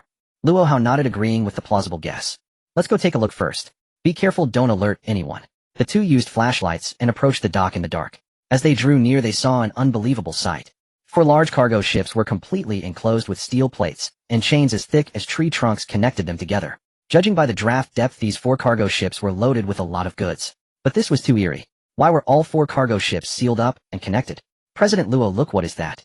Zhang Ming suddenly gasped in a low voice, quickly covering his mouth, his eyes wide with shock. Luo Hao walked over and followed the beam of Zhang Ming's flashlight, and was instantly stunned into silence. What they saw was a highly sci-fi-shaped vessel connected among the 4 cargo ships. It closely resembled the U.S. Navy's Zumwalt-class battleship. What shocked them both immensely was, there really was a cannon on the bow deck of this ship. Holy shit. What kind of ship is this? A warship. Zhang Ming was completely dumbfounded, uttering in shock. A warship hidden among the 4 strange cargo ships. Zhang Ming felt as if he had stumbled upon a shocking secret. Could it be? Could this be Qin Bin's secret? What exactly is he trying to do? Rebel. Qin Bin actually built a warship here. Luo Hao exclaimed in shock. Hiding weapons is a serious crime, let alone hiding a warship. Just as the two were stunned, an alarm suddenly blared. Warning. Intruder detected. Warning. Intruder detected. The 2 cargo ships were pulled apart by chains, revealing the bow of Noah's Ark. The single-barreled 130mm self-propelled naval gun on the foredeck began to turn its turret. The dark, gaping muzzle was aimed directly at the two, seemingly ready to fire at any moment. Zhang Ming and Luo Hao, seeing this massive cannon, were so terrified that their bodies trembled, their legs went weak, and they both collapsed onto the ground. Oh my god, could it be a real cannon? With such a thick caliber, being hit by a shell would probably leave nothing but ashes. 5 powerful searchlights on Noah's Ark blazed to life, instantly illuminating the entire dock. All the beams converged on the 2 men. The intense light instantly blinded and dizzy the two, forcing them to quickly raise their hands to shield their eyes. Intruders, get down on the ground and raise your hands. Intruders, get down on the ground and raise your hands. 2 voices devoid of any emotion sounded before the 2 men. Zhang Ming looked up and saw 2 young men with wooden expressions standing before him, each holding an assault rifle. Oh my god! There's also a gun. Zhang Ming shrieked in terror, stepping back repeatedly. Warning to intruders. Raise your hands and surrender, or you will be shot on the spot, said worker no. 1. Zhang Ming and Luo Hao almost wet themselves in fear and quickly raised their hands. At that moment a woman's figure appeared from behind the 2 young men, silent as a ghost. Brother Bin, it's 2 people. Yi Tsunshin pulled out restraints and immediately bound their hands behind their backs, then drew a pistol and aimed it at the side of their heads. Zhang Ming's heart suddenly clenched and cold sweat poured down his forehead. Oh my god, what kind of place is this? It's too terrifying. Coming here with Luo Hao, Zhang Ming now regretted it deeply. Miss, please don't shoot. Luo Hao, his face pale, shouted in extreme fear. Yi Tsunshin ignored him and looked at Qin Bin, who was approaching. Brother Bin, how should we handle them? Yi Tsunshin asked. Qin Bin walked up to the two, saw Zhang Ming, and roughly guessed what was going on. Zhang Ming also saw Qin Bin crawled forward on his knees 2 steps, and said in terror, Mr. Qin, oh no brother Bin, please forgive us. We just wanted to come and take a look really. Then what did you see? Qin Bin said coldly. I didn't see. Oh, we saw nothing at all. Zhang Ming came to his senses, trembling all over. Luo Hao also hurriedly said, Yes, we saw nothing. Mr. Qin, we can talk things over. What is there to discuss with you? Qin Bin extended his hand, signaling Yi Tsunshin to hand him the dagger. Yi Tsunshin pulled a military dagger from her waist and passed it over. Seeing the dagger, Zhang Ming's face turned even paler. No, brother Bin, it's a society governed by law, right? Isn't it inappropriate to use knives and guns casually? Luo Hao gritted his teeth. Mr. Qin, we are people from Donghai Securities business elites. If something happens to us, do you think you can escape responsibility? The police will definitely investigate immediately. If you kill us, won't you also expose your secret? Why not let us keep your secret for you? We will never tell anyone. After these words, the two stared intently at Qin Bin. Seeing that he remained silent, they thought he had actually been persuaded. Before Luo Hao could even sigh in relief. Suddenly, Qin Bin, expressionless, plunged the dagger into Zhang Ming's heart. This happened right before Luo Hao's eyes, blood splattering all over his face. He was completely stunned. Zhang Ming's eyes bulged wide, staring in disbelief at the ice-cold Qin Bin. As Qin Bin withdrew the dagger, Zhang Ming's corpse collapsed to the ground. You killed someone? Luo Hao's body went limp. Seeing the murder scene, he was terrified to the extreme, his crotch wet. He had truly pissed himself. Qin Bin gave a cold smile. In his past life, he had experienced the apocalypse and had long grown accustomed to life and death. He had even seen people eating people. Killing someone held no psychological burden for him. Besides, with the apocalypse imminent, why would he fear being investigated? The case probably wouldn't even be filed before the apocalypse arrived. After the apocalypse, there would be a completely new world order. It would be the law of the jungle, where the strong prey on the weak. No more system, society, or laws. Qin Bin turned to look at Luo Hao. Just one glance from those cold, murderous eyes made Luo Hao shiver all over. Qin Bin's dagger plunged into his throat, and blood gushed out immediately. Qin Bin pulled out the dagger. Luo Hao fell to the ground, clutching his neck, blood pooling around him, his body stiffening. Completely dead. After glancing at the two corpses on the ground, Qin Bin tossed the dagger to Yi Tsunshin and said to the two workers, dig a hole and bury the bodies. Yes, master. The two workers nodded in response. Qin Bin glanced at the blood on his hands and clothes, shook his head, and decided he needed a bath first. The workers handled the cleanup, while Qin Bin returned to the ship, changed out of his bloodstained clothes, and enjoyed a comfortable hot bath. At that moment, Sister Bai suddenly opened the door and entered. Xiao Bin, just now. Did you kill those two people? Sister Bai looked at Qin Bin with visible surprise. Yes, I killed them. Don't worry, Sister Bai. The apocalypse is coming, and no one will investigate. Qin Bin smiled, assuming Sister Bai was concerned about the matter. Sister Bai smiled gently and walked gracefully behind Qin Bin, massaging his shoulders. I'm not worried about that. I'm worried about you. But it seems my concerns were unfounded. Xiao Bin, you're more mature and decisive than I imagined.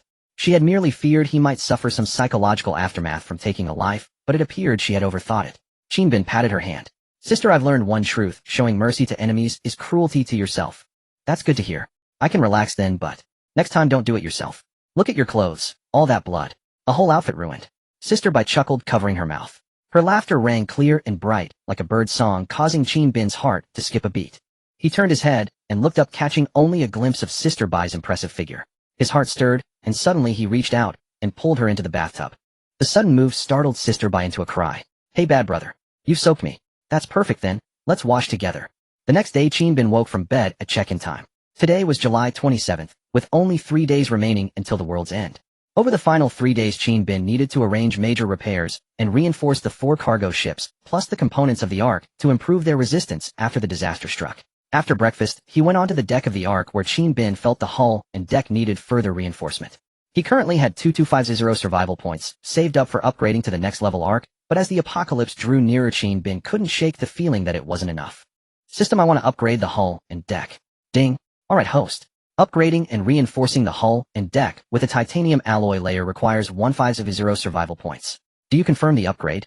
Hiss. Though he knew it would be costly, Qin Bin still couldn't help but catch his breath at the number. This system was charging an outrageous price. Fortunately, survival points were currently doubled, making the extra 10,000 or so manageable.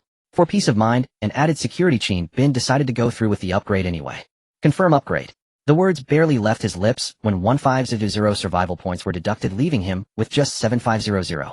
The hull and deck thickened, their outer layers wrapped in titanium alloy, a high-strength metal known for exceptional yield strength and tensile resistance. At the ship's island structure, the floor-to-ceiling windows gained an additional alloy shell beyond the original metal framing. The two deck-mounted naval cannons received protective covering as well. It was as if the entire ship had been fitted with an armored turtle shell for insurance. With this armored shell, Qin felt considerably more at ease. Even if a massive tsunami struck, the Ark should withstand the impact and being tossed about. This was a fully enclosed vessel capable of surviving and navigating underwater for a period of time, eliminating any risk of capsizing. After the upgrades were complete, Qin took the two robots to inspect the other cargo ships. 2 days passed in the blink of an eye. Today was July 29th, with only 1 day remaining until the world's end. At exactly 8 p.m. that evening, just 24 hours separated humanity from the apocalypse. Which meant at precisely 8 p.m. tomorrow, asteroid Yuan would collide with Earth, drawing back the curtain on the apocalypse. Qin had made thorough preparations, and was now in the spacious living room on the 4th floor of the residential villa with Sister Bai and Yitsunshin, watching a female news anchor broadcast on a 100-inch television screen. Welcome viewers tuning in on time for global news. We're interrupting with an urgent special report. According to Director Su from our National Astronomical Observation Station, our celestial friend asteroid Yuan will make its close approach to Earth tomorrow evening at 8 p.m., passing just alongside our planet. This represents one of the rare opportunities in astronomical history to witness an asteroid's close approach to Earth. Astronomy enthusiasts, don't forget to prepare your cameras. Make absolutely certain not to miss this once-in-a-lifetime chance. Now let's show everyone some precious footage captured by NASA's astronomical telescope, so we can admire the mesmerizing appearance of asteroid Yuan. The scene shifted to reveal images of the cosmic starry sky, with an asteroid at the center trailing a dark red tail. Exceptionally brilliant. But Qin understood. This was no friendly celestial visitor coming to Earth, but rather a demon summoning the Reaper, the beginning of the apocalyptic disaster. Everyone believed that following its orbital trajectory, this asteroid would pass through Earth's atmosphere and emerge from the other side, merely grazing past our planet. But the truth was, asteroid Yuan would crash violently into the Pacific Ocean. These next 24 hours represent the final 24 hours for most of humanity.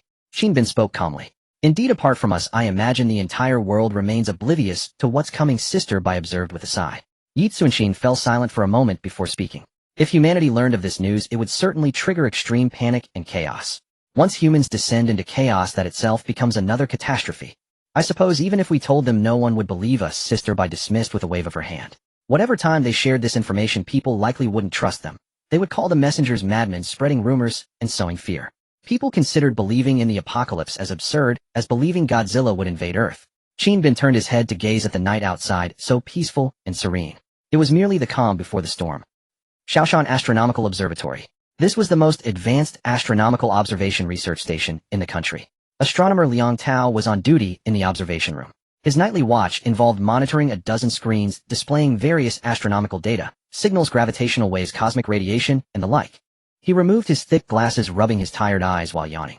Everything appeared normal. No anomalous data detected, suggesting tonight would likely be another uneventful shift. Suddenly, a computer emitted a beeping sound, a warning of anomalous data reception. Startled by the noise, he jolted upright and turned his gaze toward the source of the sound. The data came from the X-ray astronomical satellite, Huiyan Insight. This satellite specialized in collecting gravitational wave data from space, enabling research into neutron stars, black holes, and other cosmic phenomena. Liang Tao rose from his seat and hurried over to examine the bizarre waveform displayed on the screen, his eyes widening in shock. Good heavens, what's happening here? Has a binary neutron star collision occurred? Seeing such a bizarre gravitational waveform, Liang Tao was baffled. This was definitely a strange signal. It seemed as if a major change had occurred in the binary neutron star, disrupting spacetime and causing violent gravitational wave oscillations. He had to report this as soon as possible. Liang Tao immediately took out his phone to call Director Su of the Astronomical Observatory. The call connected and the sound of men and women laughing and toasting came through. What's the matter, Xiaoliang? Why are you calling me so late at night? Director Su's voice came through the phone, tinged with a hint of displeasure. Director, something big seems to have happened. Just now we collected a very strange gravitational wave data. Something's happened to the binary neutron star, Liang Tao said urgently. Oh, it's probably nothing serious. It might just be a minor tremor in the neutron star. Don't make a fuss. I have some things to attend to here. Let's talk about it tomorrow. Director Su hung up the phone. Liang Tao listened to the dial tone, and an inexplicable sense of unease settled in his heart. This matter was definitely not that simple. But he didn't have the authority to summon other researchers and initiate full-spectrum monitoring right now. He would have to wait until tomorrow to discuss it. Meanwhile, astronomical observatories around the world had all received anomalous gravitational wave data. At NASA in the United States, during the day, 2 researchers hurried into an office. Oh my God, boss, you won't believe what we've found. One of them, a bald, middle-aged man, said excitedly. A golden-haired elderly man put down the phone in his hand and smiled. Cole, I know you must have some good news, but unfortunately I have to go out now. As he spoke, he stood up to get his coat. The middle-aged man named Cole was taken aback and quickly said, Boss, the gravitational wave laser interferometer has received a very special gravitational wave data. The amplitude is far beyond anything we've seen before. Oh, then convene a department meeting immediately and strengthen the monitoring. I'll listen to your report when I get back. The golden-haired man smiled, evidently not thinking this variation in data was worth worrying about. The golden-haired man patted him on the shoulder and walked straight out. The middle-aged man named Cole shrugged helplessly. The next day, today was July 30th, 7:00 p.m., and only 1 hour remained until the end of the world. Shin Bin had already closed the outermost titanium alloy steel plates of the windows, then shut the inner steel window panels, reinforcing all the double-layered laminated tempered glass in the living area and cabins with tape. The protection was nearly absolute. By now the entire Noah's Ark was in a completely sealed state, with the underwater cruising system activated, continuously generating oxygen for breathing. On the third floor of the Noah's Ark living area, there was a row of safety seats. Shin Bin, his two companions son Wukong, and the heavenly dog were all securely strapped into their seats. Before them a projector was playing a live news broadcast. A female reporter was reporting outdoors with a crowd of people in the background, each carrying various cameras and filming equipment. Good evening, viewers.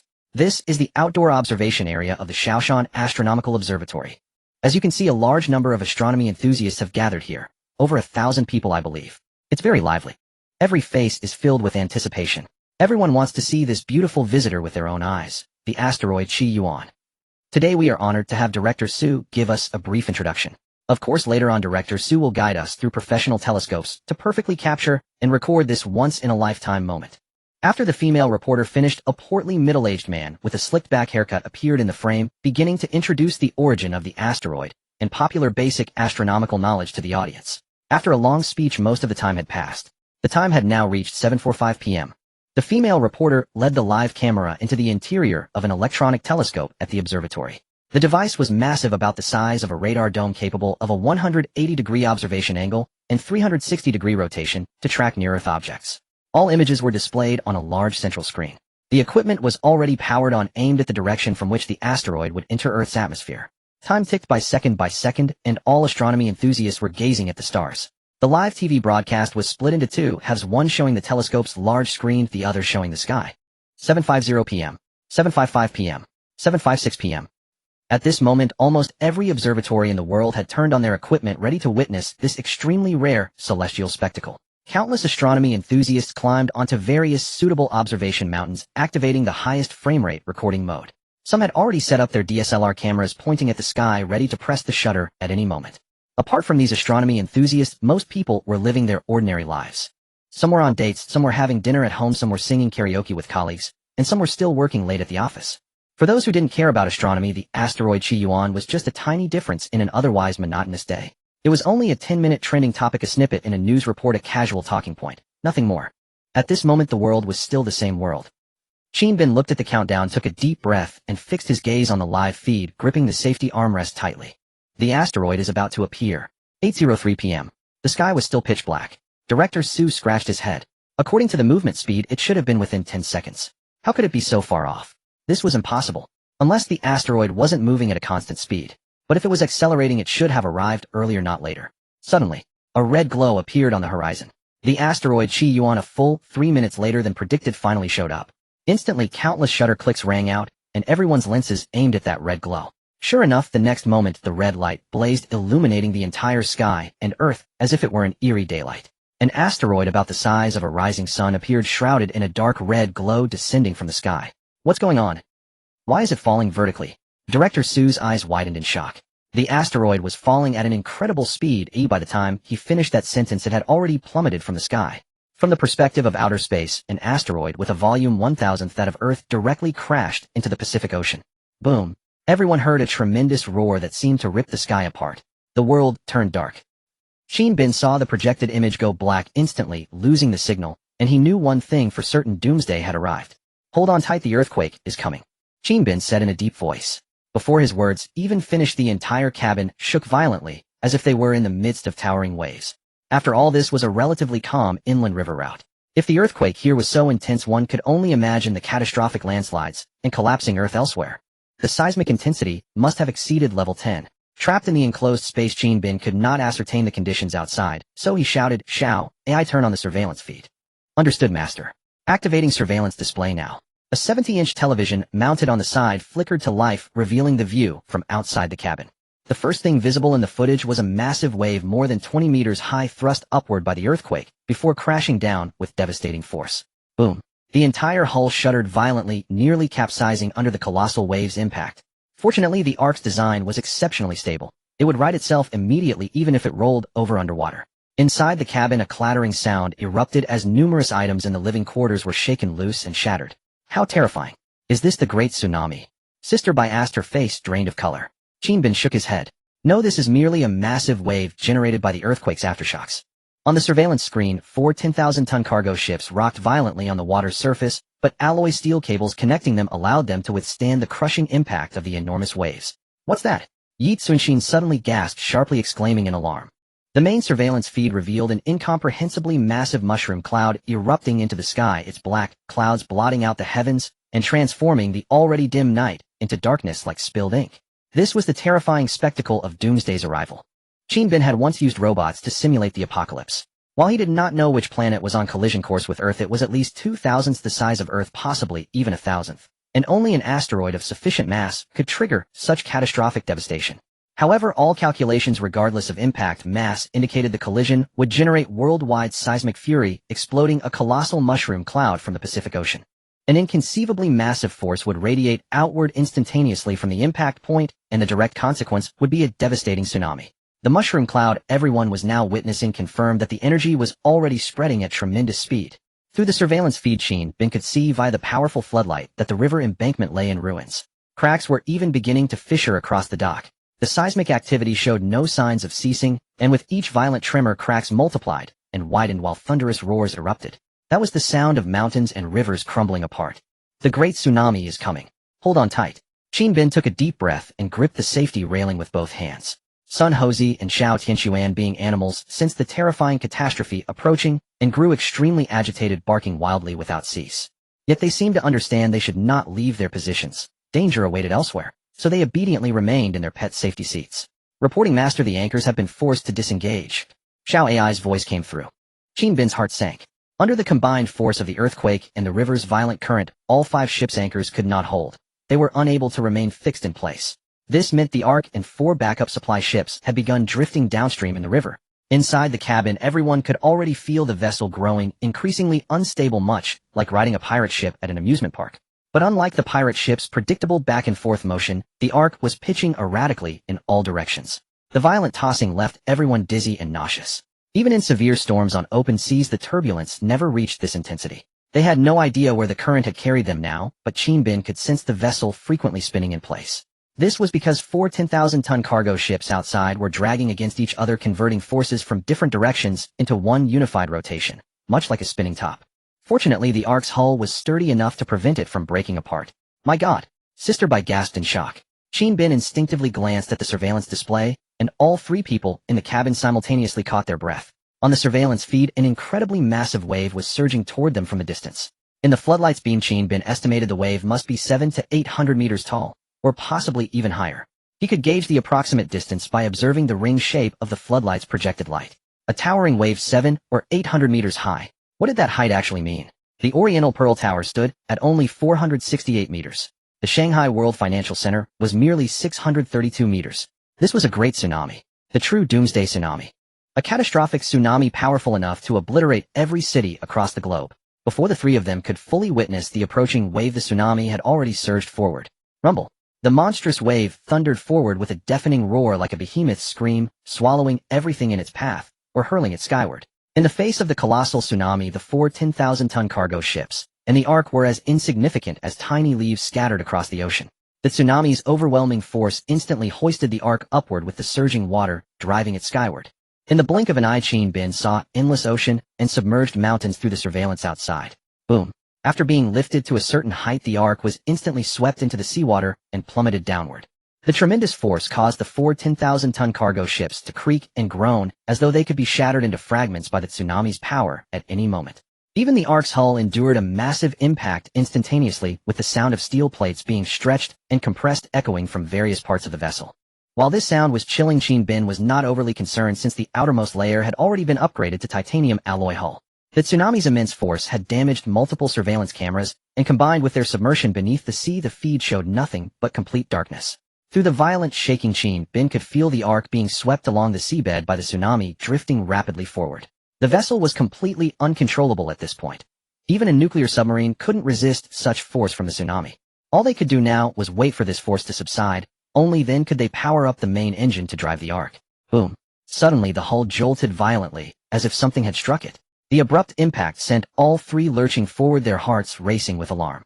My God, what if it's been breached? Sister Bai said, her face drained of color. If the Ark suffered a hole, they would be buried on the ocean floor.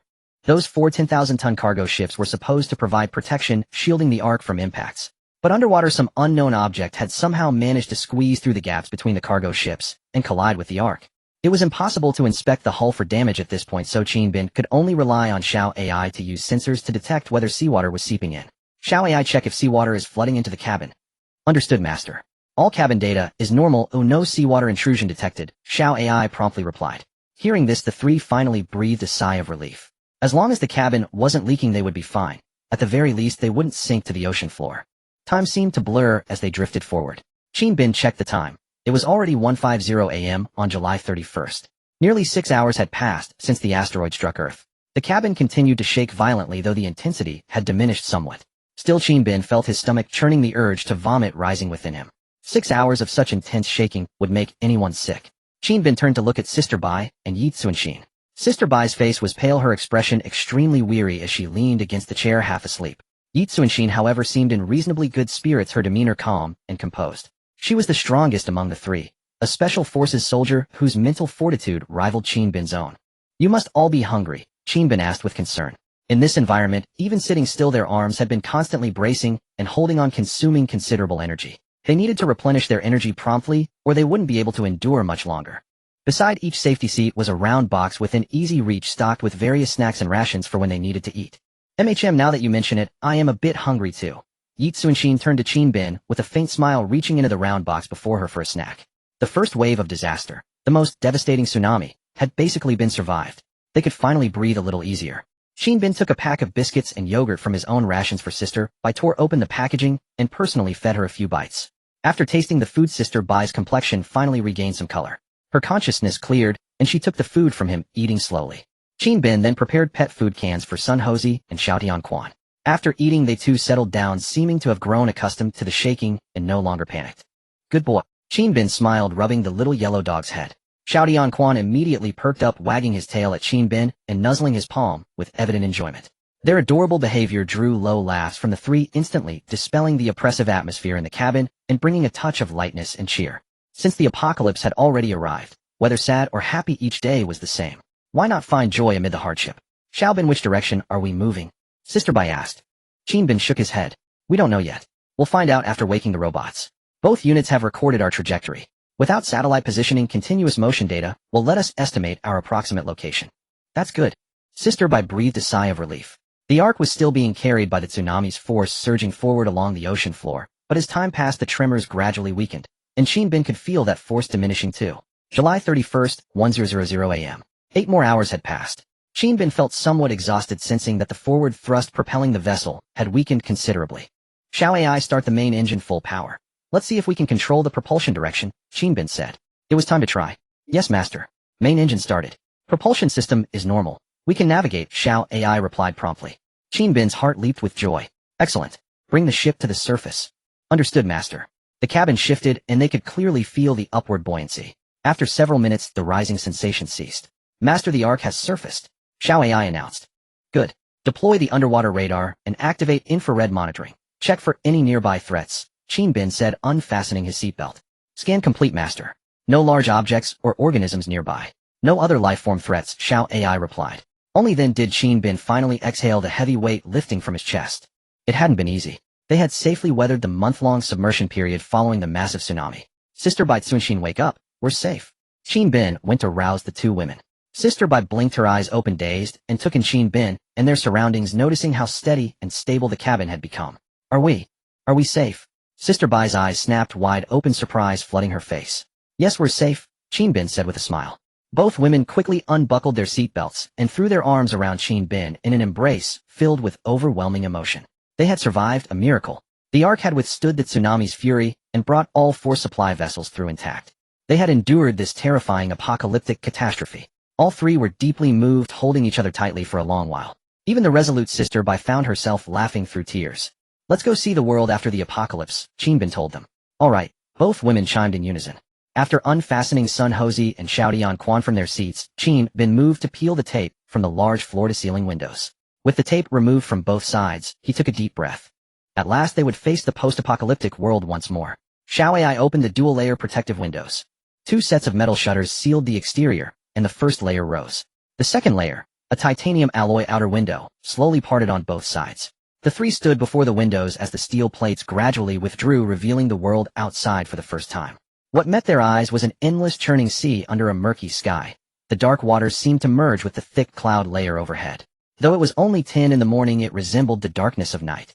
The collision had sent massive amounts of water vapor and dust into the atmosphere, forming a dense black cloud layer that blocked out the sunlight. The world above and below was shrouded in gray obscurity. Sister Bai and Yi Tsuanshin stared at the scene before them, utterly stunned. This was the end times.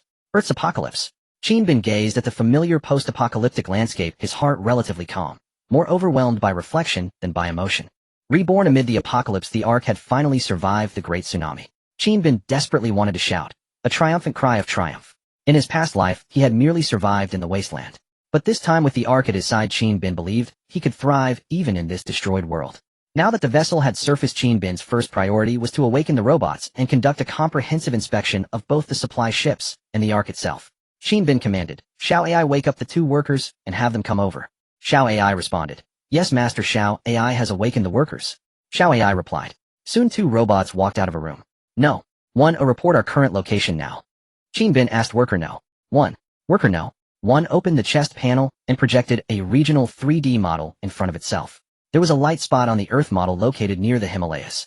The 3D model zoomed in, revealing a chaotic route that started from the wilderness dock in the outskirts of Nanshur City, continuously winding westward, and had even reached near the Himalayas over a dozen times, but then retreated with the surging seawater and was pushed back up again. Yi Tsuanshin leaned in for a closer look and exclaimed in surprise, Are we on the edge of a desert?" Ngari Prefecture. Bai Jie heard this, stepped forward to look, and gasped, covering her mouth. "We are on a plateau. This is a plateau 3 to 4,000 meters above sea level." She turned her head in disbelief to look out the window at the endless ocean. Although mentally prepared, seeing this fact with her own eyes still felt incredibly unbelievable. The submersion period lasts a month. Within a month, the seawater will gradually recede, revealing the original land. This is a plateau, so the drop in water level should be most noticeable. Qin Bin mused. "Incredible," Bai Jie murmured. Qin Bin smiled calmly and said, "All right, there will be plenty of time for emotions later. You'll soon adapt to the apocalypse. Now let's first inspect and repair the Noah's Ark." The first priority was indeed to ensure the safety of the Noah's Ark. "Okay," the 2 women responded. Qin Bin told Sun Hosey and Zhao Xiangquan to stay in the cabin, asked Xiao Ai to check the functions of each area of the Noah's Ark, and then led the 2 women and 2 robots to open the cabin door. The cabin door pulled open, and the salty smell of seawater hit them, with the air temperature very low. "No. 1. What's the current temperature?" Qin Bin asked. "Report Master, 15 degrees Celsius, said Worker No. 1. This temperature wasn't too low yet. When the climate anomaly came, it would drop, with minus 30 degrees being common. Let's go check the deck first." Qin Bin tightened his thermal jacket, which was thin but very warm. Qin Bin inspected the deck and found that although there were many collision marks, most were only shallow dents with no particularly severe damage. The titanium alloy covering the outer deck really did a great job. Although the original high-strength steel plates could also provide protection and withstand the impact, with this outer shell the damage was much less. 2 naval guns, 1 close-in weapon system, and 2 fixed anti-aircraft machine guns were all intact, without any damage. The Noah's Ark's hull and deck were tough enough. Awesome.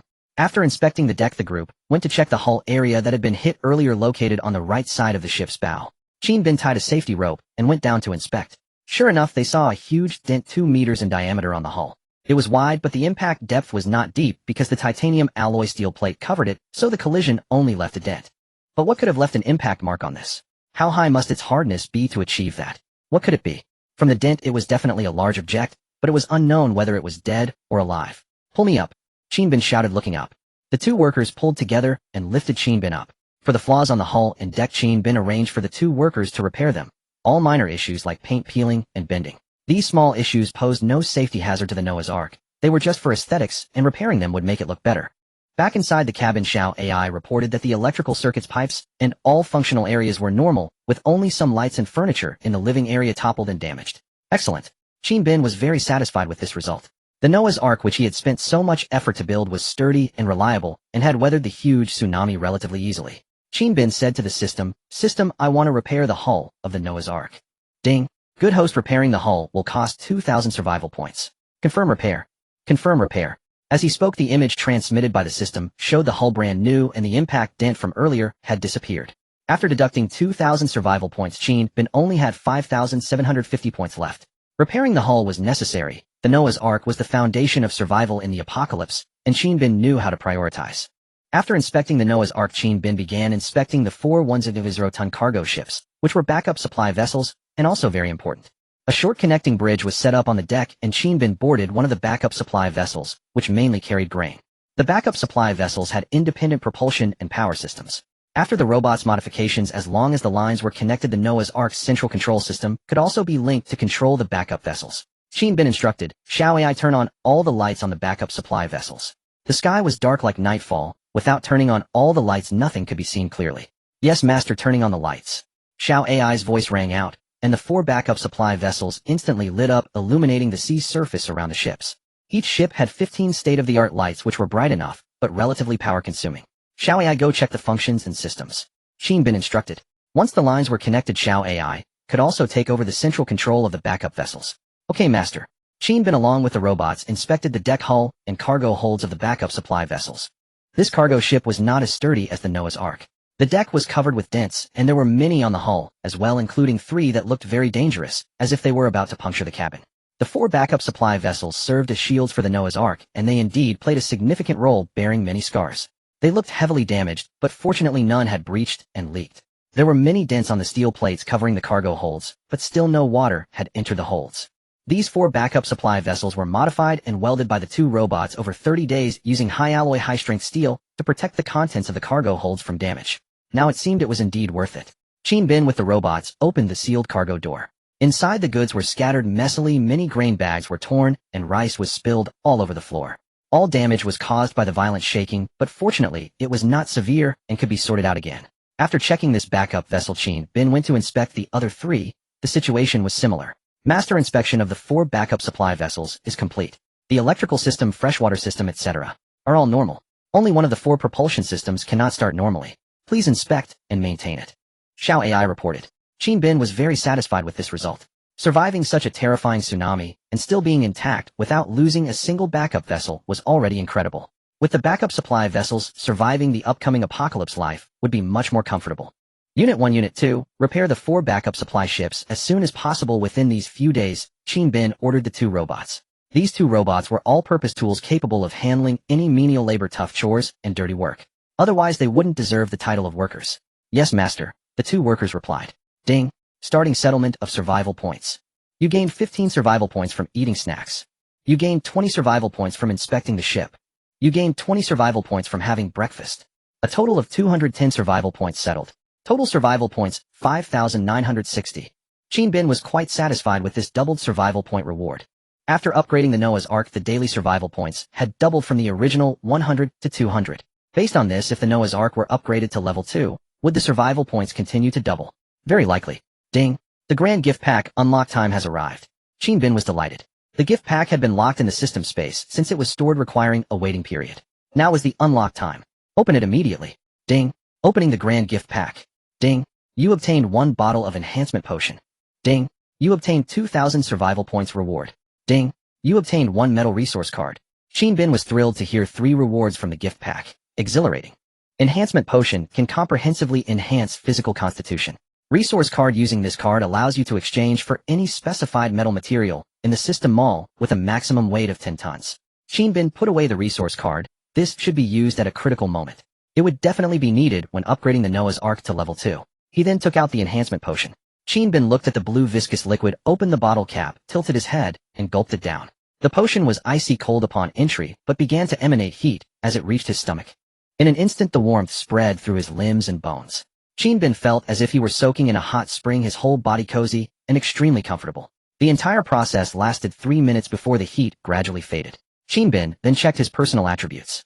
Host Qin Bin. Strength 30, normal human 10. Agility 30, normal human 10. Constitution 30, normal human 10. Skills none. Survival points 7960. Qin Bin's heart leaped with joy.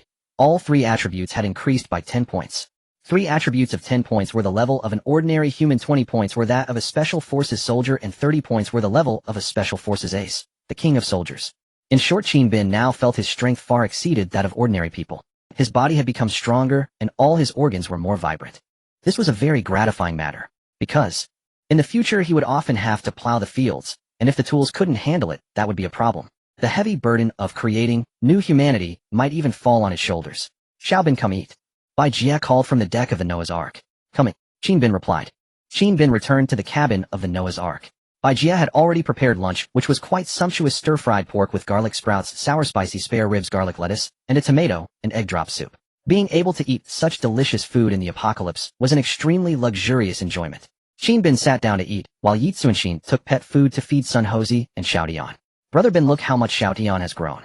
We should give him a strength pill now, so his constitution can improve, and he won't get sick easily. Yi Tsunshin crouched down, rubbing Xiao Tian's head. Right, I'll give him one later, Qin Bin said. Only by taking the strength pill could one strengthen their physique and withstand the extreme climate and environment of the apocalypse. After eating, Qin Bin went to check the repair progress of the 4 backup supply ships.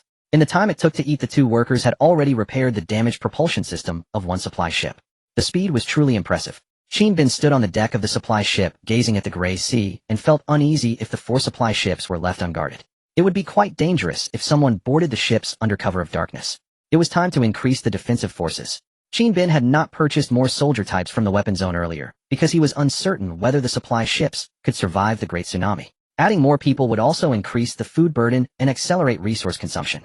Now that he had the supply ships, 4 ships with a total of 1.0 tons of various food calculated based on a minimum daily consumption of 1 kilogram per person, it would last a long time.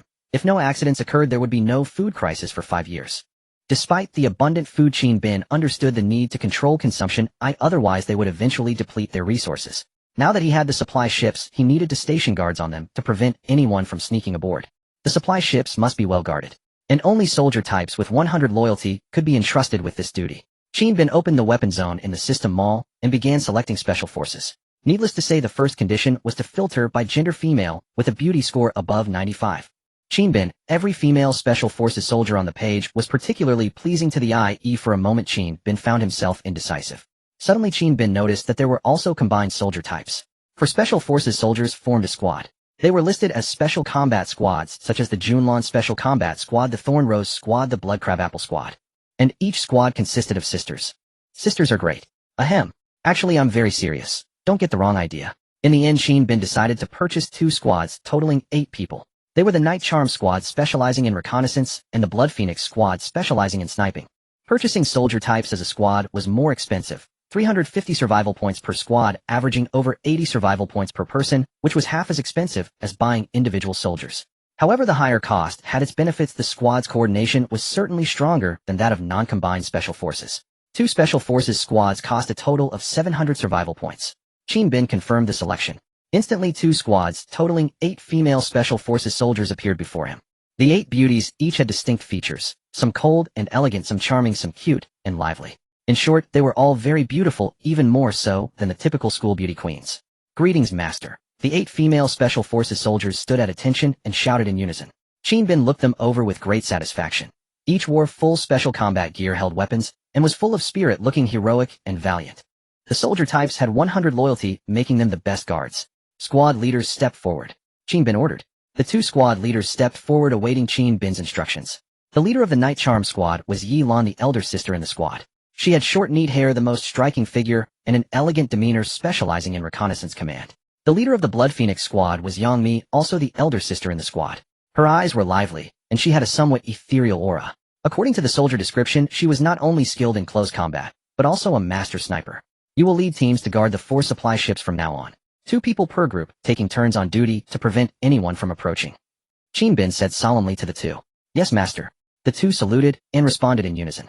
Ahem, no need to call me master, just call me captain. Qin Bin smiled. Yes, captain, the 2 replied. Good day, captain. The remaining special forces soldiers behind them chorused in unison. Qin Bin looked at them with satisfaction. These people would become the backbone of Noah's Ark from now on. having absolutely loyal personnel, as the core was ideal, allowing him to maintain firm control over supreme authority. You will be accommodated on the 3rd floor of Noah's residential area. Follow me now to collect supplies. Yes, Captain. Qin Bin led the 8 back to Noah's Ark and first introduced them to Bai Jie and Yi Tsunshin.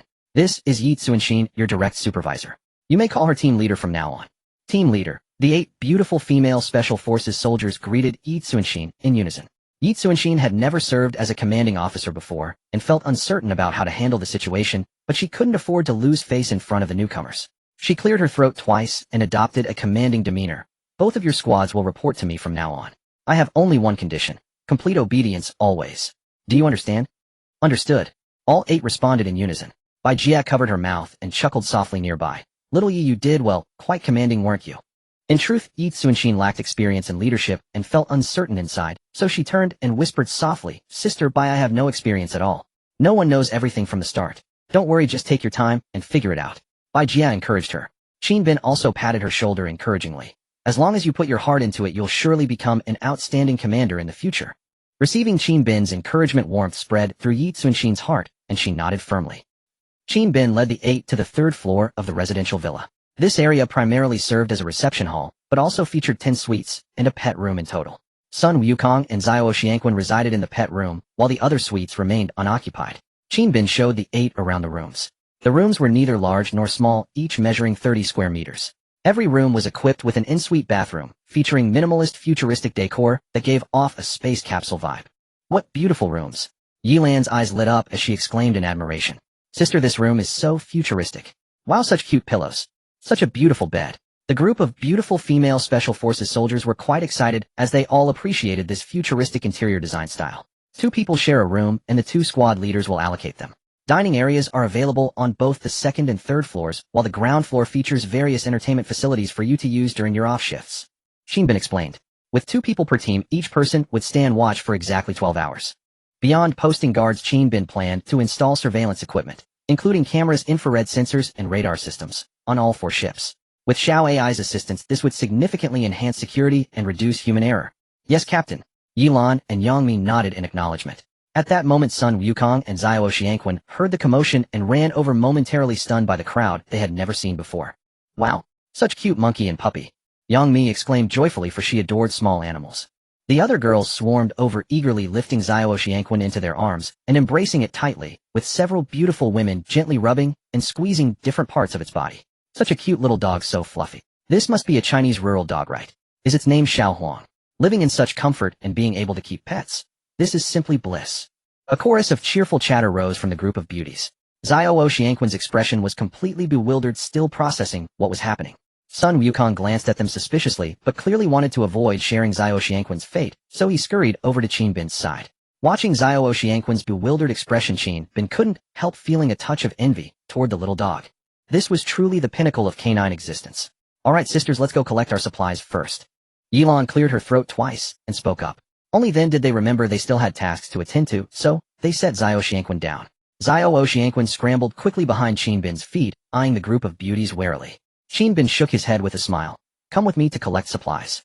Qin Bin led everyone to the warehouse, where clothes of all kinds, daily necessities, towels, and toothbrushes were all stocked.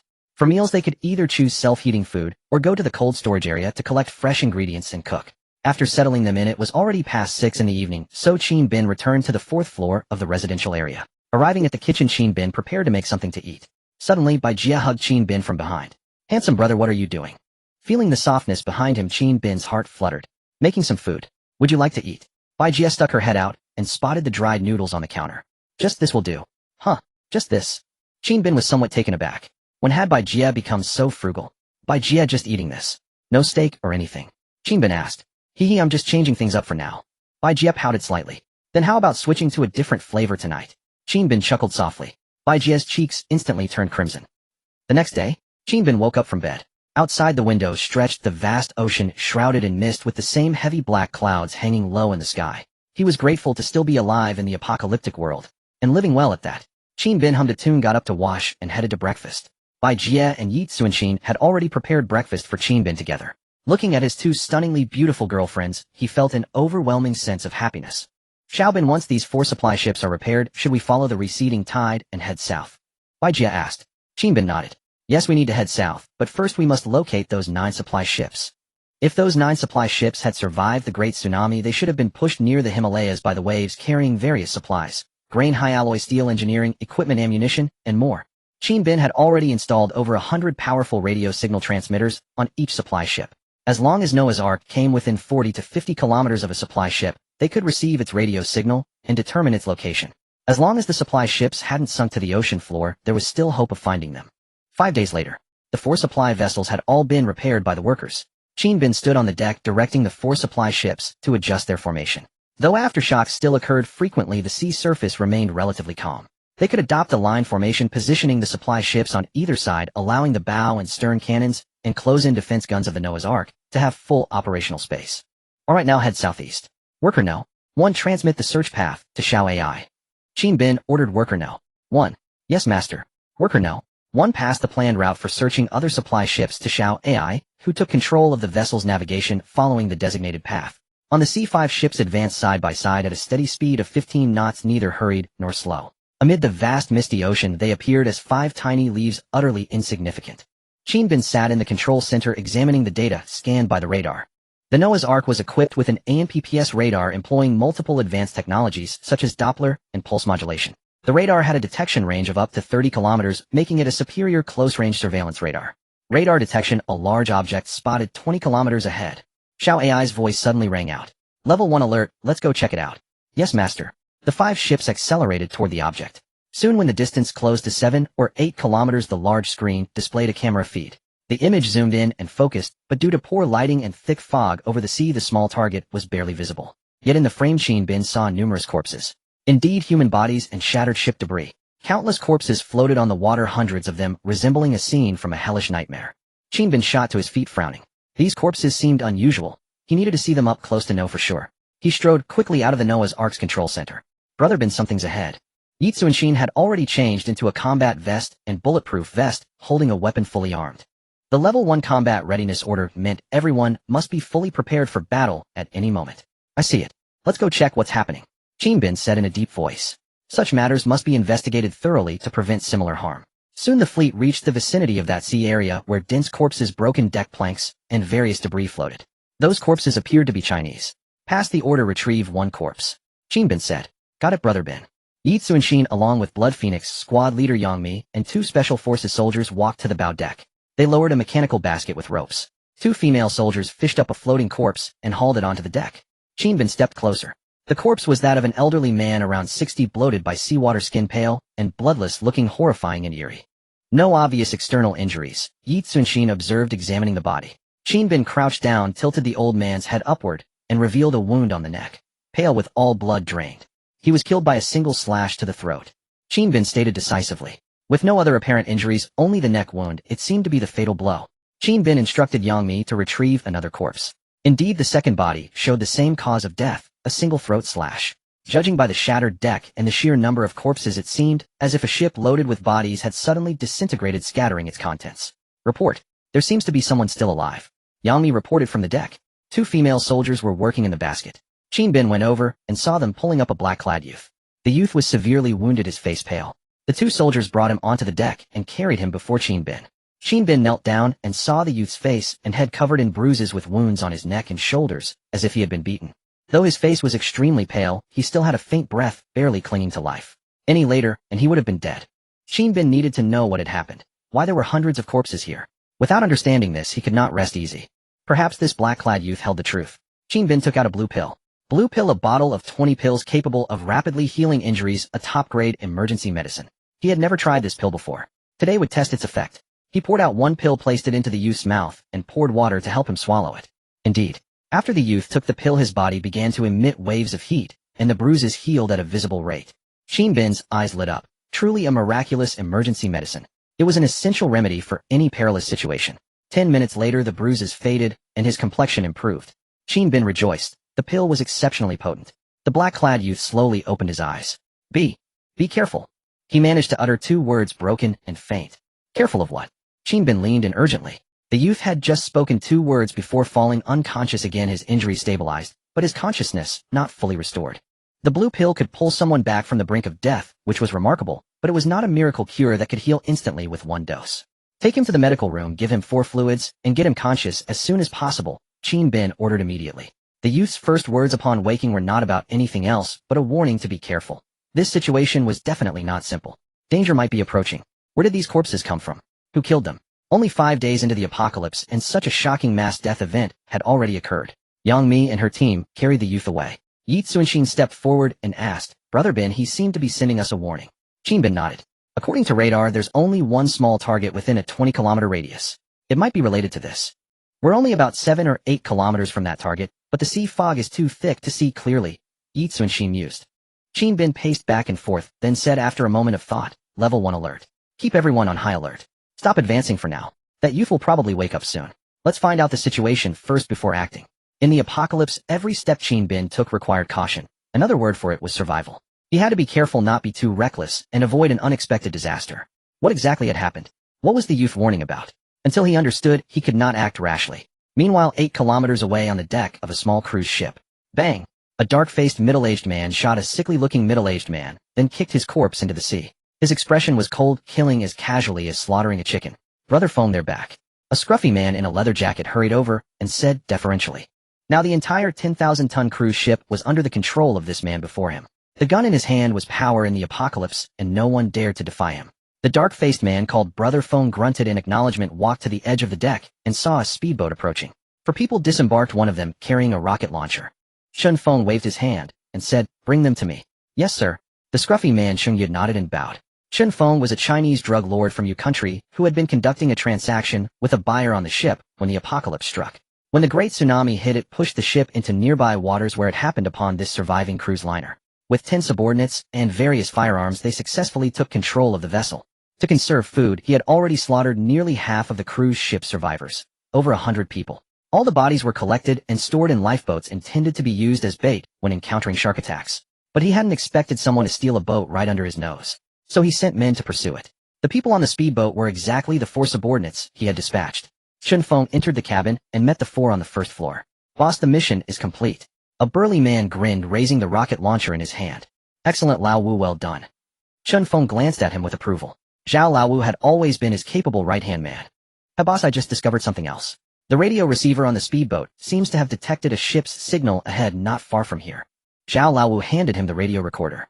Shun Feng took it and looked, his eyes lighting up. Great, it's not far.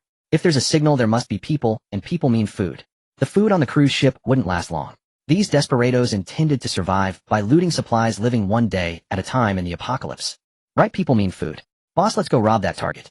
Zhao Lao Wu said eagerly. Shun Feng nodded. Yes, use the old method. Understood. Zhao Lao Wu sneered. Their old method was actually quite simple. The Trojan horse strategy. When they had been drifting nearby and spotted the cruise ship, the survivors on board had still organized patrols. At that time, their large ship's engine had broken down, preventing them from approaching actively. They could only rely on a backup small boat. But if they had opened fire directly, it would have alerted the other side. So they first sent 5 men in a small boat pretending to be shipwrecked civilians seeking help. The people on the cruise ship unsuspectingly took them aboard. Once they boarded, they immediately drew their guns and seized control of the cruise ship. This was a trick they had often used to evade anti-drug police, very effective against ordinary people. First gain sympathy, then strike.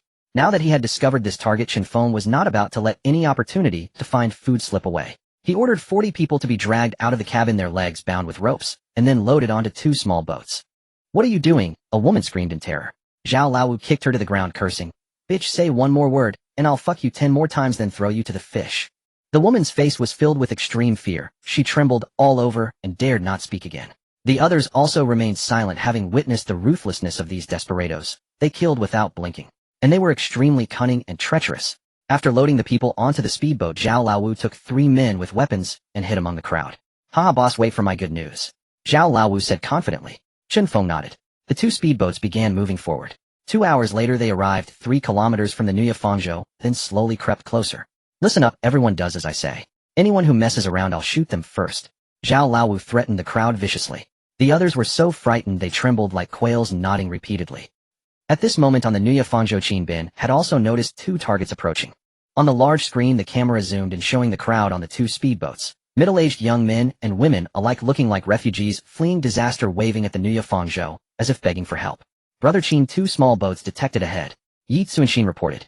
Qin Bin pondered for a moment, then turned to ask Xiao Ai, is the rear target still moving? The rear target he referred to was the cruise ship detected by radar. Master, the rear target is moving again at about 10 knots and heading toward us. Xiao Ai replied. Upon hearing this, Qin Bin sneered, just as I suspected. A trap. Brother Qin, what did you discover? Could they not be refugees? Yi Tsunshin asked in confusion. Qin Bin stood with his hands behind his back, speaking calmly. They are indeed in small boats looking like refugees. But there is another target moving behind them, a large ship. If they have a large ship that can still move, there is no reason for them to come in small boats. They simply don't know that our ship has advanced radar equipment. They think the large ship following the speedboats is undetectable to us. This is very likely a Trojan horse strategy.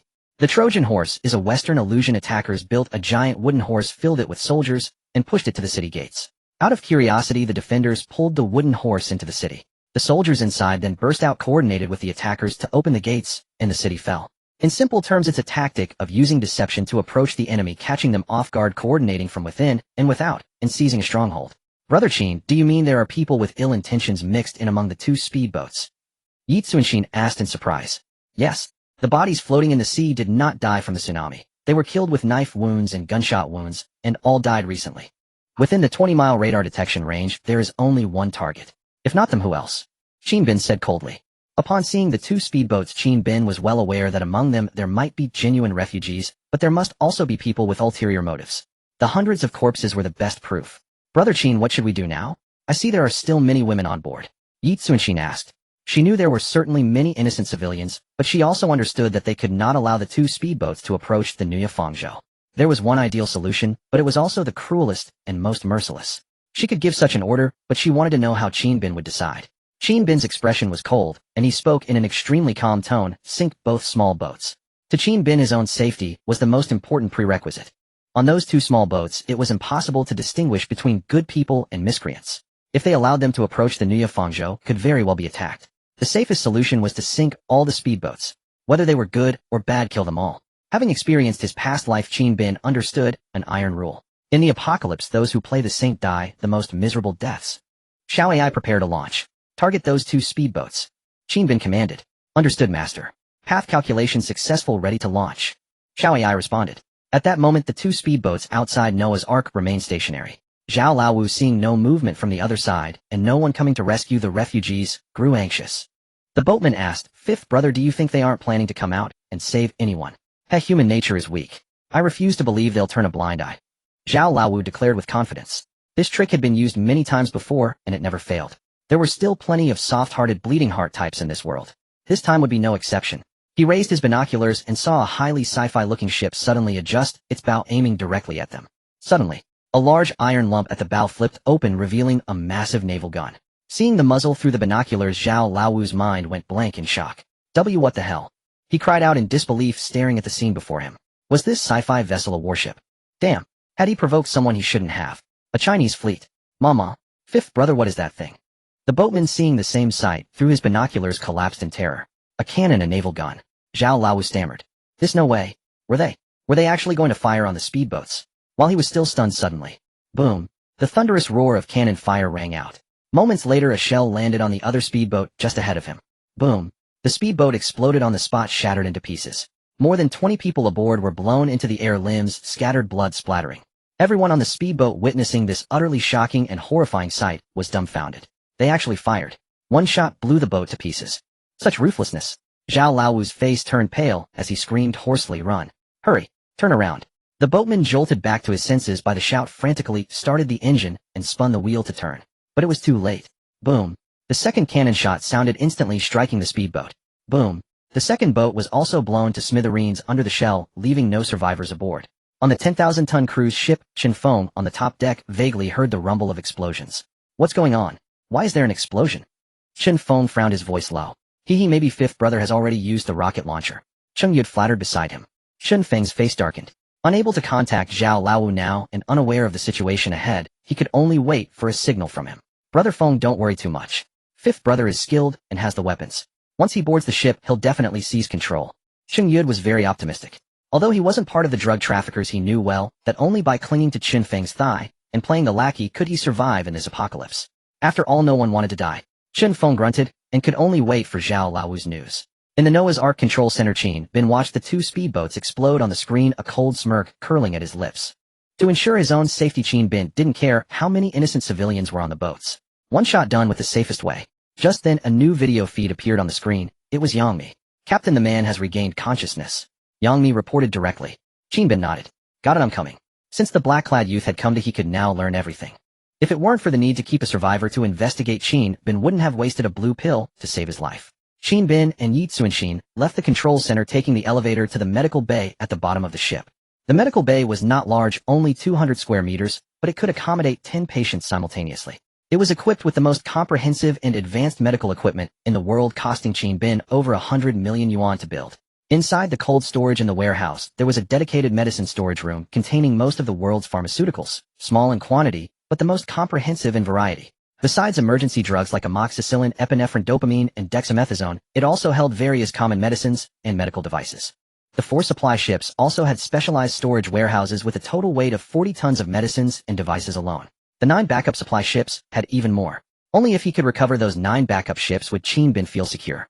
Among those 9 supply ships, 7 were massive vessels of 1.0 tons, and 2 were super-large ships of 2.0 tons carrying enormous amounts of supplies. Qin Bin opened the door to the medical bay. Yang Mi and the Special Forces soldiers were already waiting. Captain. They stood at attention and saluted. Qin Bin nodded, walked to the bedside, and examined the black-clad youth. The boy's eyes were glazed, clearly not fully conscious.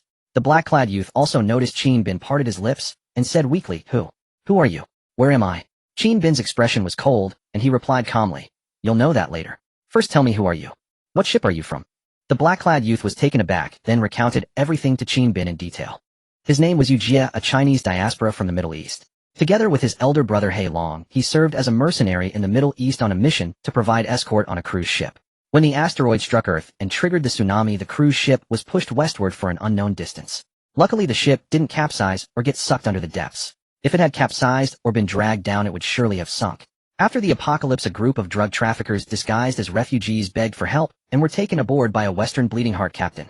The traffickers then seized control of the entire ship and began a massacre. He seized an opportunity to escape onto a lifeboat filled with corpses, intending to break free first, and then find a way to rescue his brother.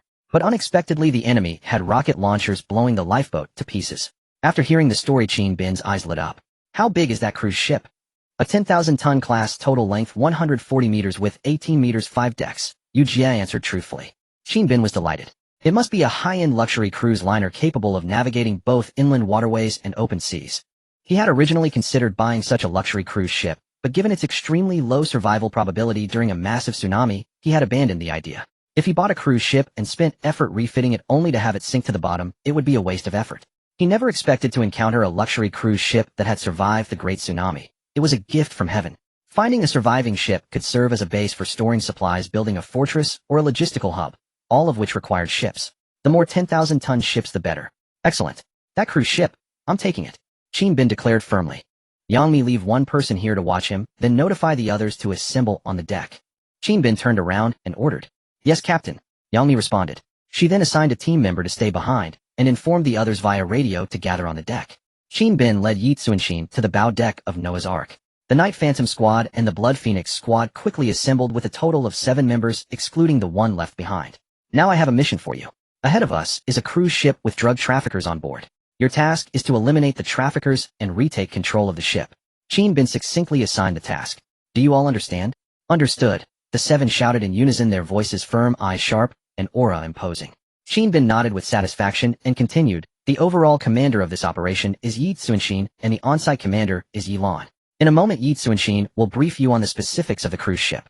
You need to formulate a viable action plan as soon as possible.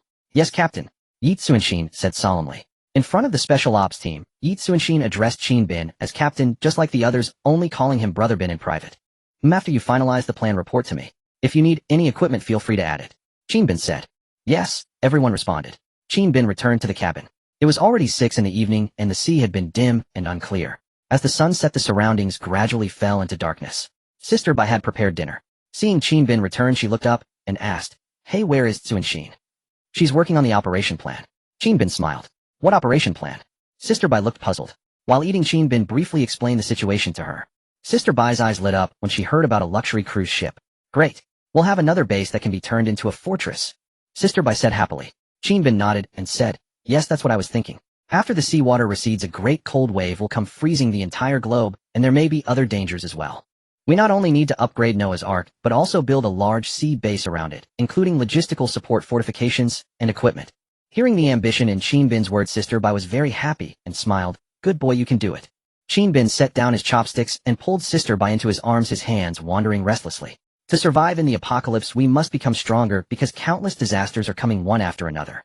I not only want to live, but also to lead you all to live better. Sister Bai felt as if Chinbin's hands carried an electric current, making her tremble involuntarily, her face flushed. Bad brother, don't be like this. If you keep this up, I'll eat you up. Eat me? Hee anytime. Chinbin laughed, and held her tighter, as if trying to merge her into his body. This was a full dose of lovey-dovey. The Xiantian dog beside them couldn't help but burp.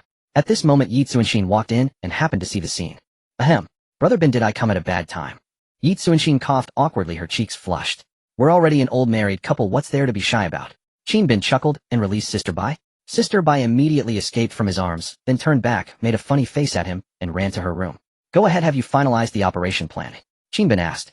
Yes, after careful study we've come up with a plan. Noah's Ark will approach from the front to draw the attention of the drug traffickers on the ship. Then the special ops team will split into two groups to flank from the left and right, climbing onto the cruise ship in the dark. Once we board successfully, we can wipe out the traffickers in one fell swoop. Yi Tsunshin reported the outline of the plan to Chinbin. Chinbin nodded. This plan was indeed viable. Regardless of the opponent's strength, they must go all out and execute the best plan, never letting their guard down to avoid a careless mistake. Since the objective was to seize the cruise ship, they couldn't use ship artillery to bombard it. If the ship were sunk, they would lose a 10,000-ton vessel. Thus, the only way was to have the special ops team infiltrate, eliminate the traffickers, and take control of the cruise ship. All right, go prepare. Chinbin ordered. Yes, Captain. Yi Tsunshin immediately saluted Chinbin. After saluting, she stepped forward, gave him a kiss on the cheek, and left giggling. This little girl, why is she so happy? Chinbin shook his head. Shall AI full speed ahead, close in on the target? Yes, Master. Yi Tsunshin led the two special ops teams to the third floor of the living quarters for a final equipment check to ensure everything was flawless. This mission was to assault the cruise ship, so no snipers were needed. All members switched to assault gear. Individual equipment included matte helmets, combat vests, and GPN 4-tube night vision goggles. This GPN 4-tube night vision device, full name Ground Panoramic Night Vision, has a 120-degree field of view. It was the most advanced night vision gear Chinbin had purchased, with each unit costing 6,000. The special ops team also replaced their Type 95 rifles with SCAR-L light assault rifles, which offered better stability and accuracy. Moreover, it could accommodate more attachments. It could be fitted with an FN EGLM grenade launcher underneath, a holographic sight on top, an infrared laser, and an extended stock at the rear. With all the accessories attached, the rifle looked highly advanced. This was the configuration used by U.S. Navy SEAL assaulters. Besides the assault rifles, each person also carried a compact submachine gun manufactured by Noah's Ark's Manufacturing Center, the HK-MP5K, a 9mm caliber submachine gun. It had a rate of fire of 900 rounds per minute, yet the barrel length was only 325mm.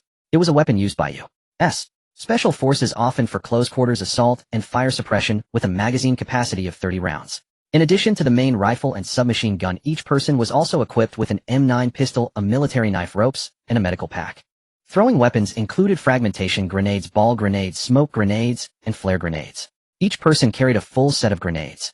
The two special ops teams finished checking their equipment, quickly donned their gear, and stood in a row for Yi Tsunshin's inspection. Yi Tsunshin looked at the 7 soldiers before her, armed to the teeth. Just by their appearance, they were imposing and well-equipped. She clasped her hands behind her back, her expression serious, and said to the group, "This will be your first combat mission.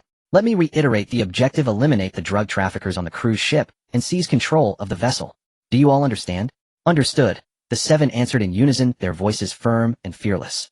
Do you have confidence in completing this mission? Yi Tsunshin shouted. We have confidence, the 7 yelled loudly. Yi Tsunshin's own blood was stirred by their fervor. Very well, now everyone follow me to board the boat, and set off. Noah's Ark sped across the dark sea at full throttle, towing 4 supply ships, also reaching a speed of 30 knots, approximately 58 nautical miles per hour. Noah's Ark cut through the waves, and in just over 10 minutes lights were visible on the sea ahead. The cruise ship was right ahead. Chinbin sat in the control center, observing the target displayed on the radar. The surveillance camera on the big screen zoomed in, revealing the lights in the darkness. The cruise ship. On the big screen, the 3rd and 4th decks, the bow and the hull of the cruise ship were all lit up, standing out vividly in the darkness, fully outlining the ship's shape. Judging by the distance, they were only about 3 kilometers apart. Chinbin picked up the wireless microphone. You can prepare to depart. Yes, Captain, we are ready. Yi Tsunshin's voice came back. I'm opening the side hatch now, Qinbin said. With that, Qinbin asked Xiao AI to open the side hatch where the speedboats were stored. Okay, master, the side hatch is open.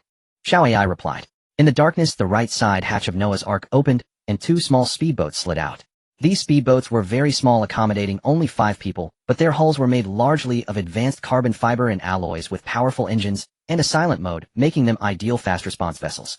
The 2 speedboats entered the sea, split apart, and disappeared into the dark surface, stealthily encircling the cruise ship from both sides. Qinbin saw this on the control center's big screen, then said to Xiao AI, move in close to the cruise ship, maintain a distance of 800 meters. Yes, master. Xiao AI controlled Noah's Ark to continue forward, turning on all the powerful searchlights to attract the attention of the drug dealers on the cruise ship. On the cruise ship, Chen Feng had already noticed a vessel approaching ahead. He stood by the large floor-to-ceiling window using binoculars to look at the approaching Noah's Ark, his expression grim. Because he saw that the ship ahead had a very sci-fi design, and there was even a naval gun at the bow. Could it be a warship? When he saw the naval gun, he understood what the previous explosions were. Zhao Laowu hadn't returned on the speedboat. He must have been blown to pieces. Now this cruise ship had been detected by the enemy. Damn it.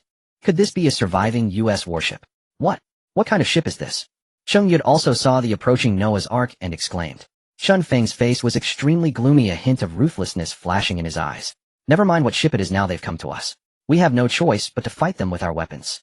He was a major drug lord, a man who had long been risking his life. Even before he dared to shoot at police and military, let alone now in the apocalypse. What was there to fear? A desperate man is a desperate man. He never knows the word fear. If he's not afraid of death, what can frighten him? Fight. But they have cannons. Cheng Yud cried out in alarm. Slap. Chen Feng turned and immediately slapped him hard across the face. You son of a bitch, believe me, I'll shoot you first. So what if they have cannons? Whoever dares to board this ship, I'll turn them into a sieve. Cheng Yud was knocked to the ground by the slap, staring at Chen Feng in utter terror. He felt that Chen Feng was truly a ruthless man who didn't care about his own life, a killer without mercy. No, I'm not scared. Right? Let's fight them, Cheng Yud quickly said. Suddenly, a blinding light shone from ahead. The 2 ships were now very close, only 800 meters apart. The powerful searchlights could fully envelop the cruise ship. Holy crap, what kind of light is that? Cheng Yud, caught off guard, was nearly blinded. Chen Feng shielded his eyes with one hand and said into the radio to his 6 underlings, go take out their lights. Yes, boss. The others responded. Except for the 2 guarding the hostages, the remaining 4 went out on deck, took cover, and opened fire on Noah's Ark. Bang, bang, bang.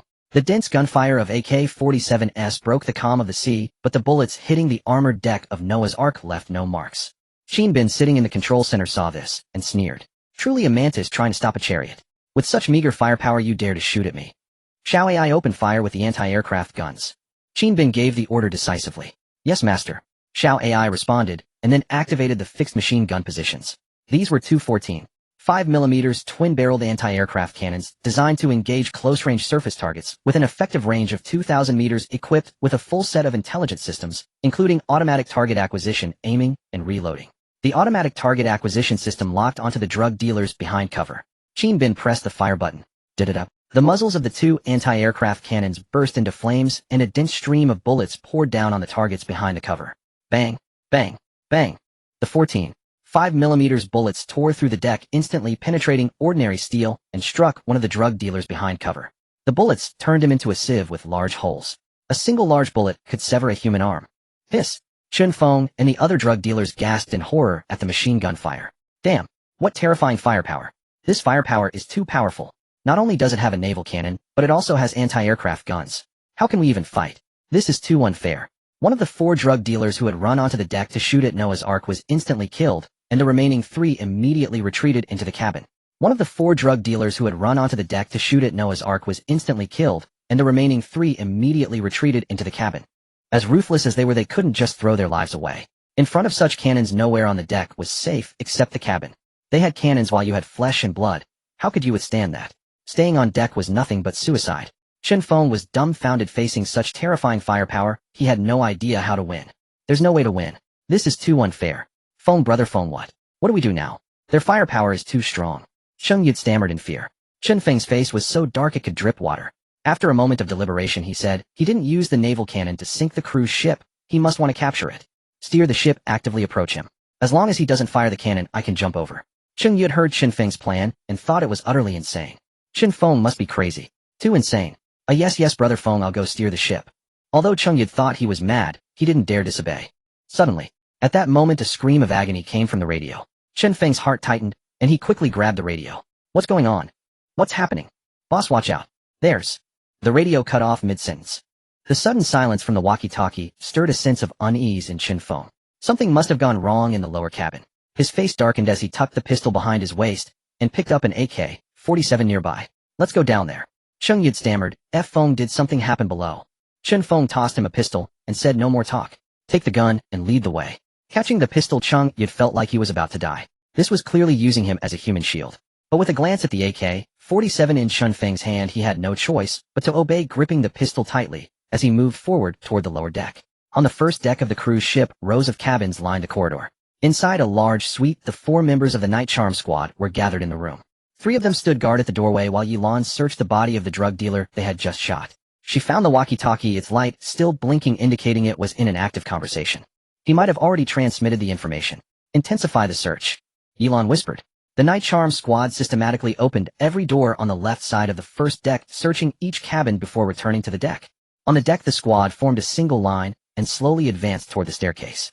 At the foot of the stairs leading to the second deck, Yuan raised her hand, signaling the team to halt. Night Charm calling Blood Phoenix. We are in position, Yuan whispered. This is Blood Phoenix. We are in position too. Yang Mi's voice came through the earpiece. This was a personal interlink system allowing the Special Forces team to form a small local communication network and transmit information to each other. Good. We'll attack simultaneously in 3 seconds, Yuan whispered.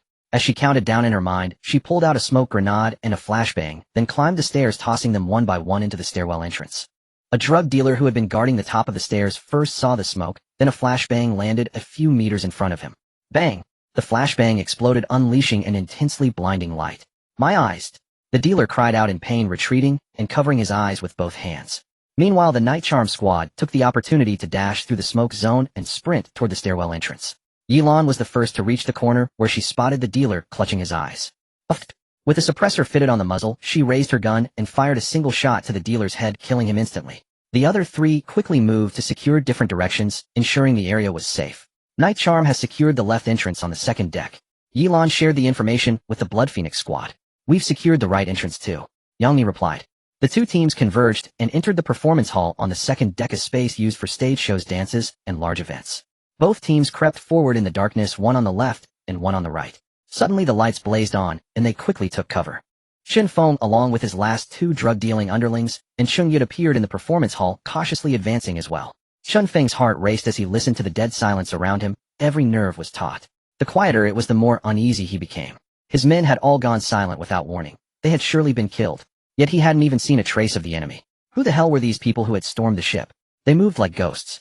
Boss A Chong was supposed to be on this deck, but there's no response. Could he be? One of the underlings speculated.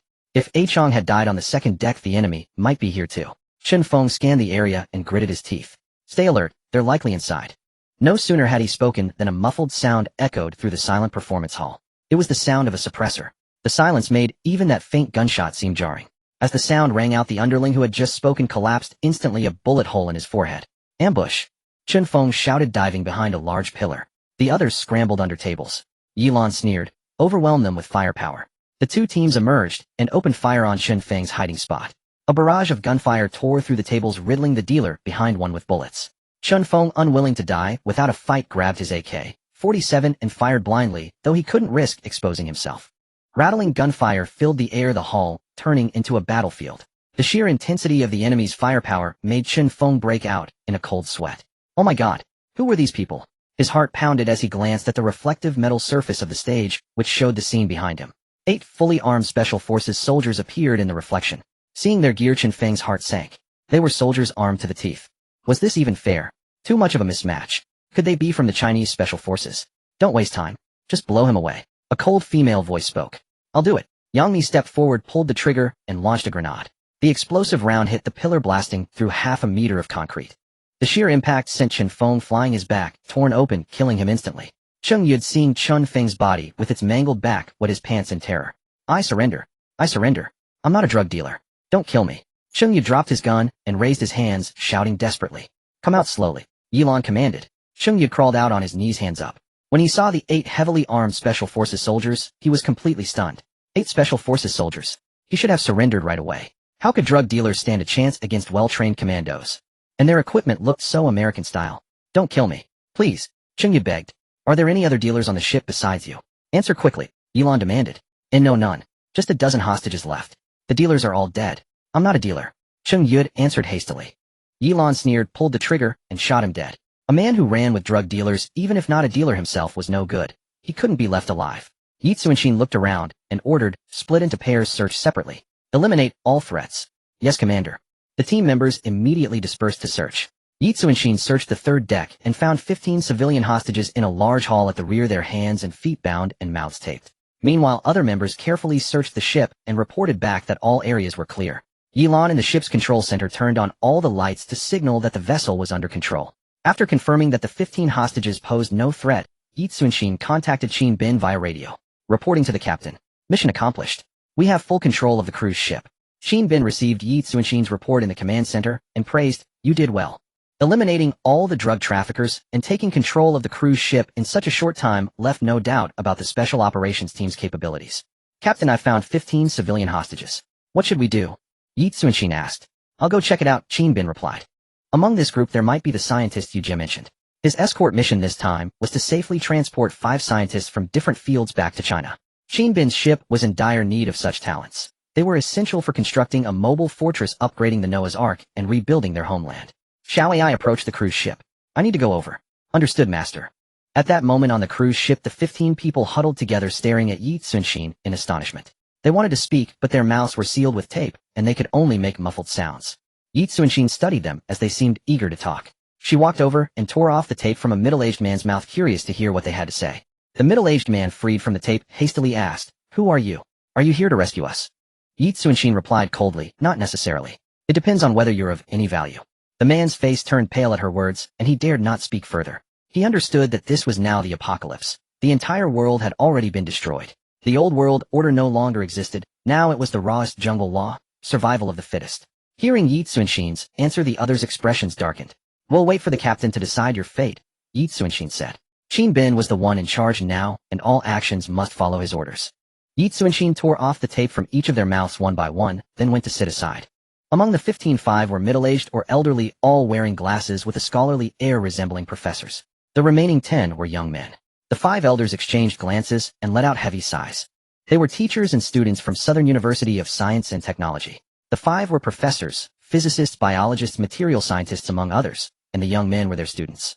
They had been abroad for an academic exchange and were returning on a cruise ship, intending to relax a little when the apocalypse struck. They had thought they would die in the terrifying tsunami, but somehow they survived. However, surviving the disaster didn't bring good fortune. After the apocalypse, drug traffickers hijacked the ship, killing several students.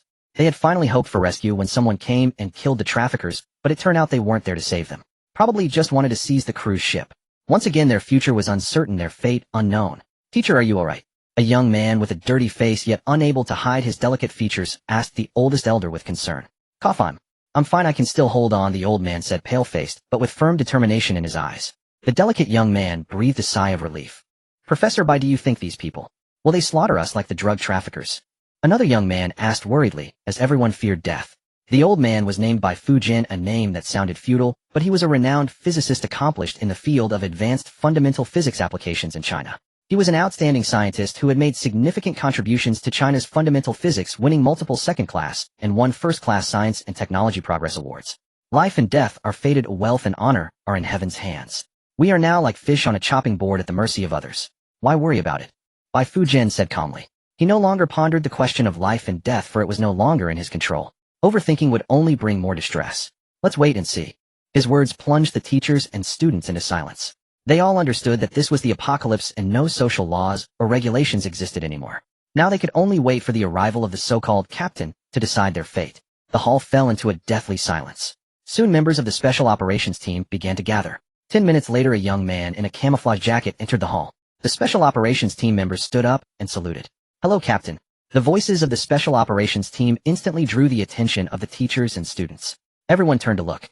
They saw that the captain they referred to was an extremely handsome young man, tall and well-built, with sharp features that were even more striking than the idols on TV and a more masculine aura. The delicate young man's eyes lit up and he murmured to himself, so handsome. He hadn't expected the captain to look like this, and he seemed to be Chinese too.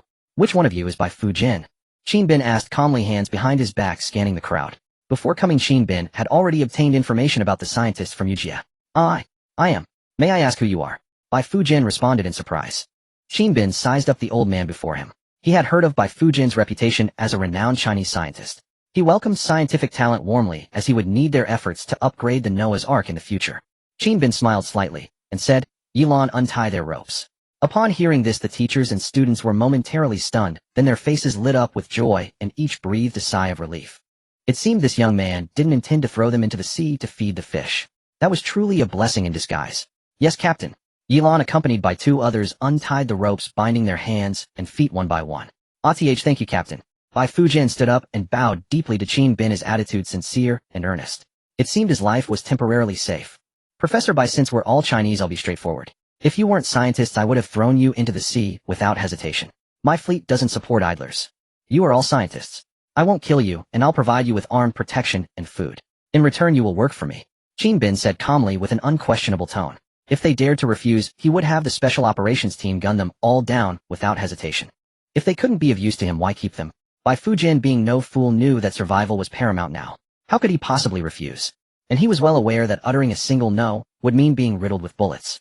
Moreover, this young man didn't seem like the ruthless, bloodthirsty madman Shin Feng. He was a rational, normal person. Such rationality was brutally realistic. If he were in the same position, he would do the same. Those without value were destined to be eliminated by natural selection. The other teachers and students looked at Bai Fujin. "I am willing to serve the captain."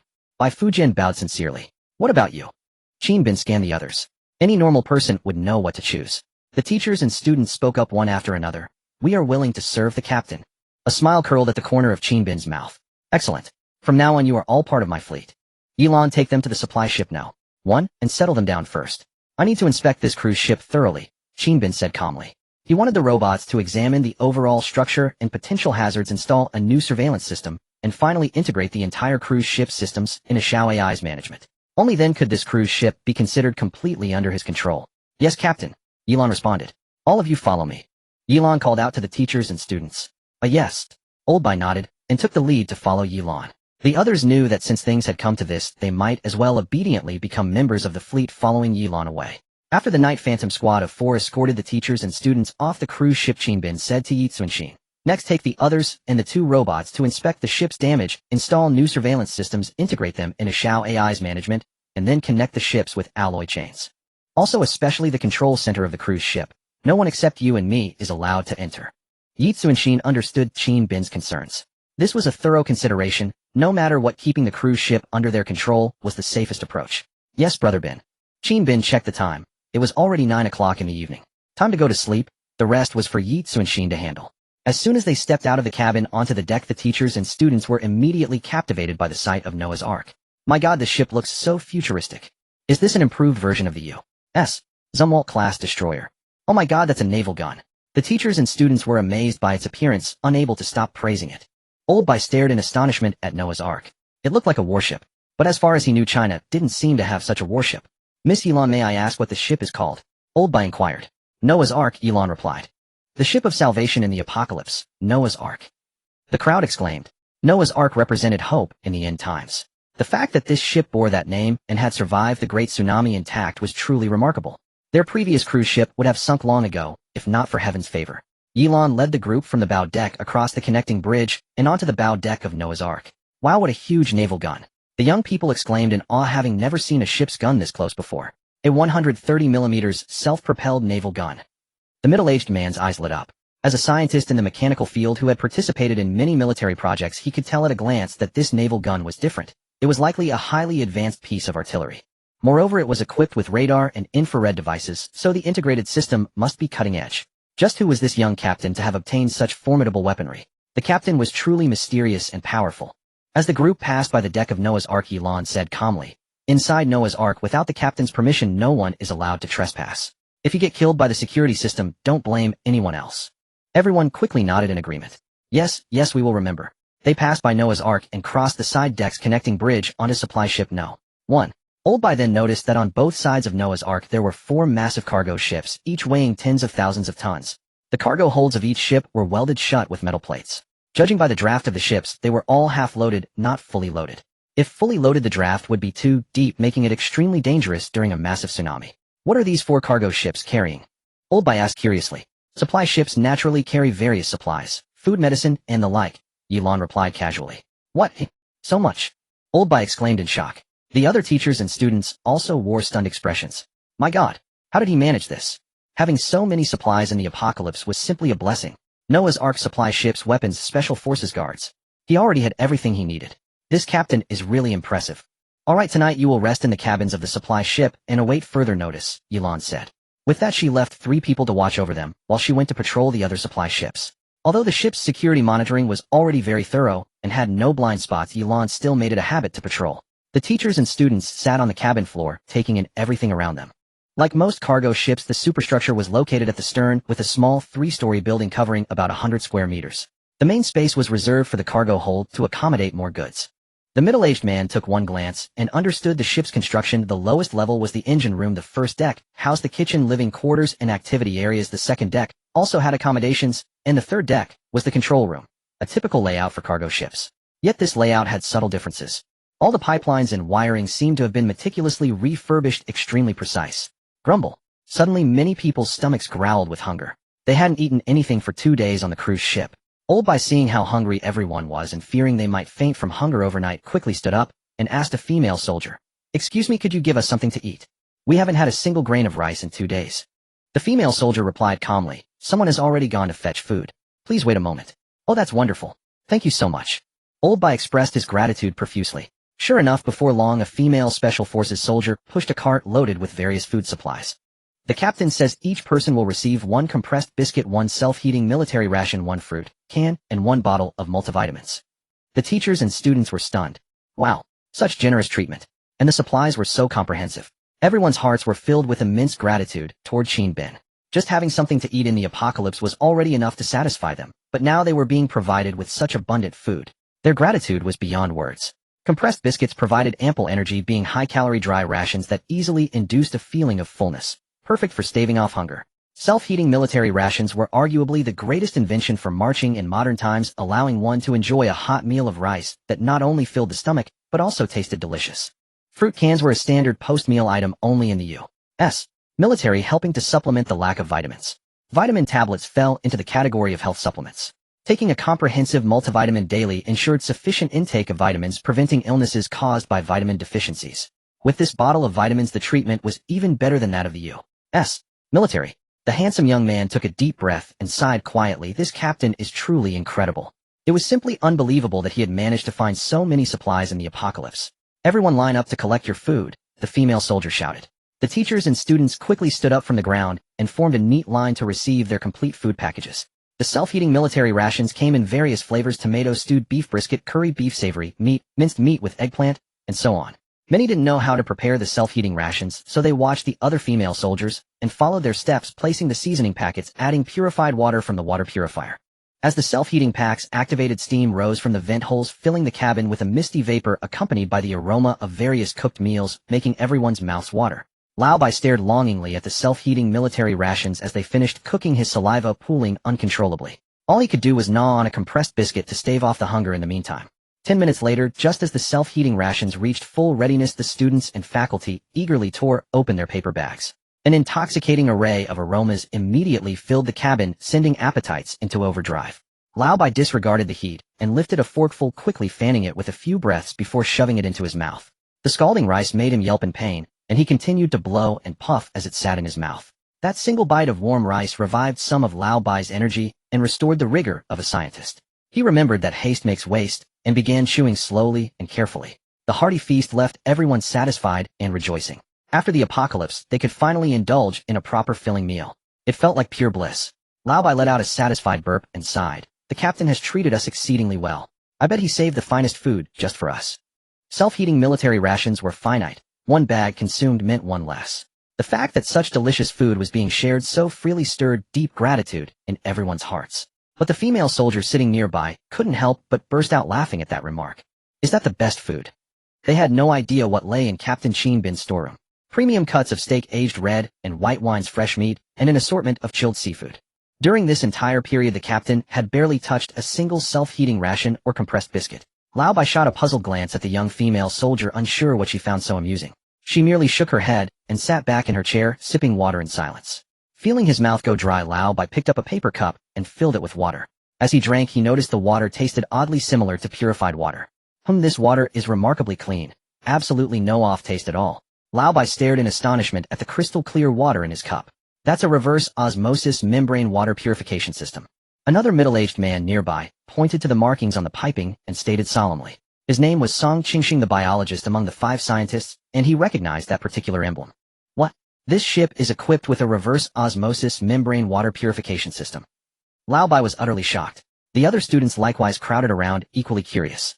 Reverse osmosis membrane purifiers were among the most advanced large-scale industrial water treatment systems in the world, boasting a desalination rate of 99.6. China's massive seawater desalination bases all relied on the same type of reverse osmosis membrane technology. In the field of modern seawater desalination, reverse osmosis membranes represented the most direct and efficient technique for transforming seawater into potable water.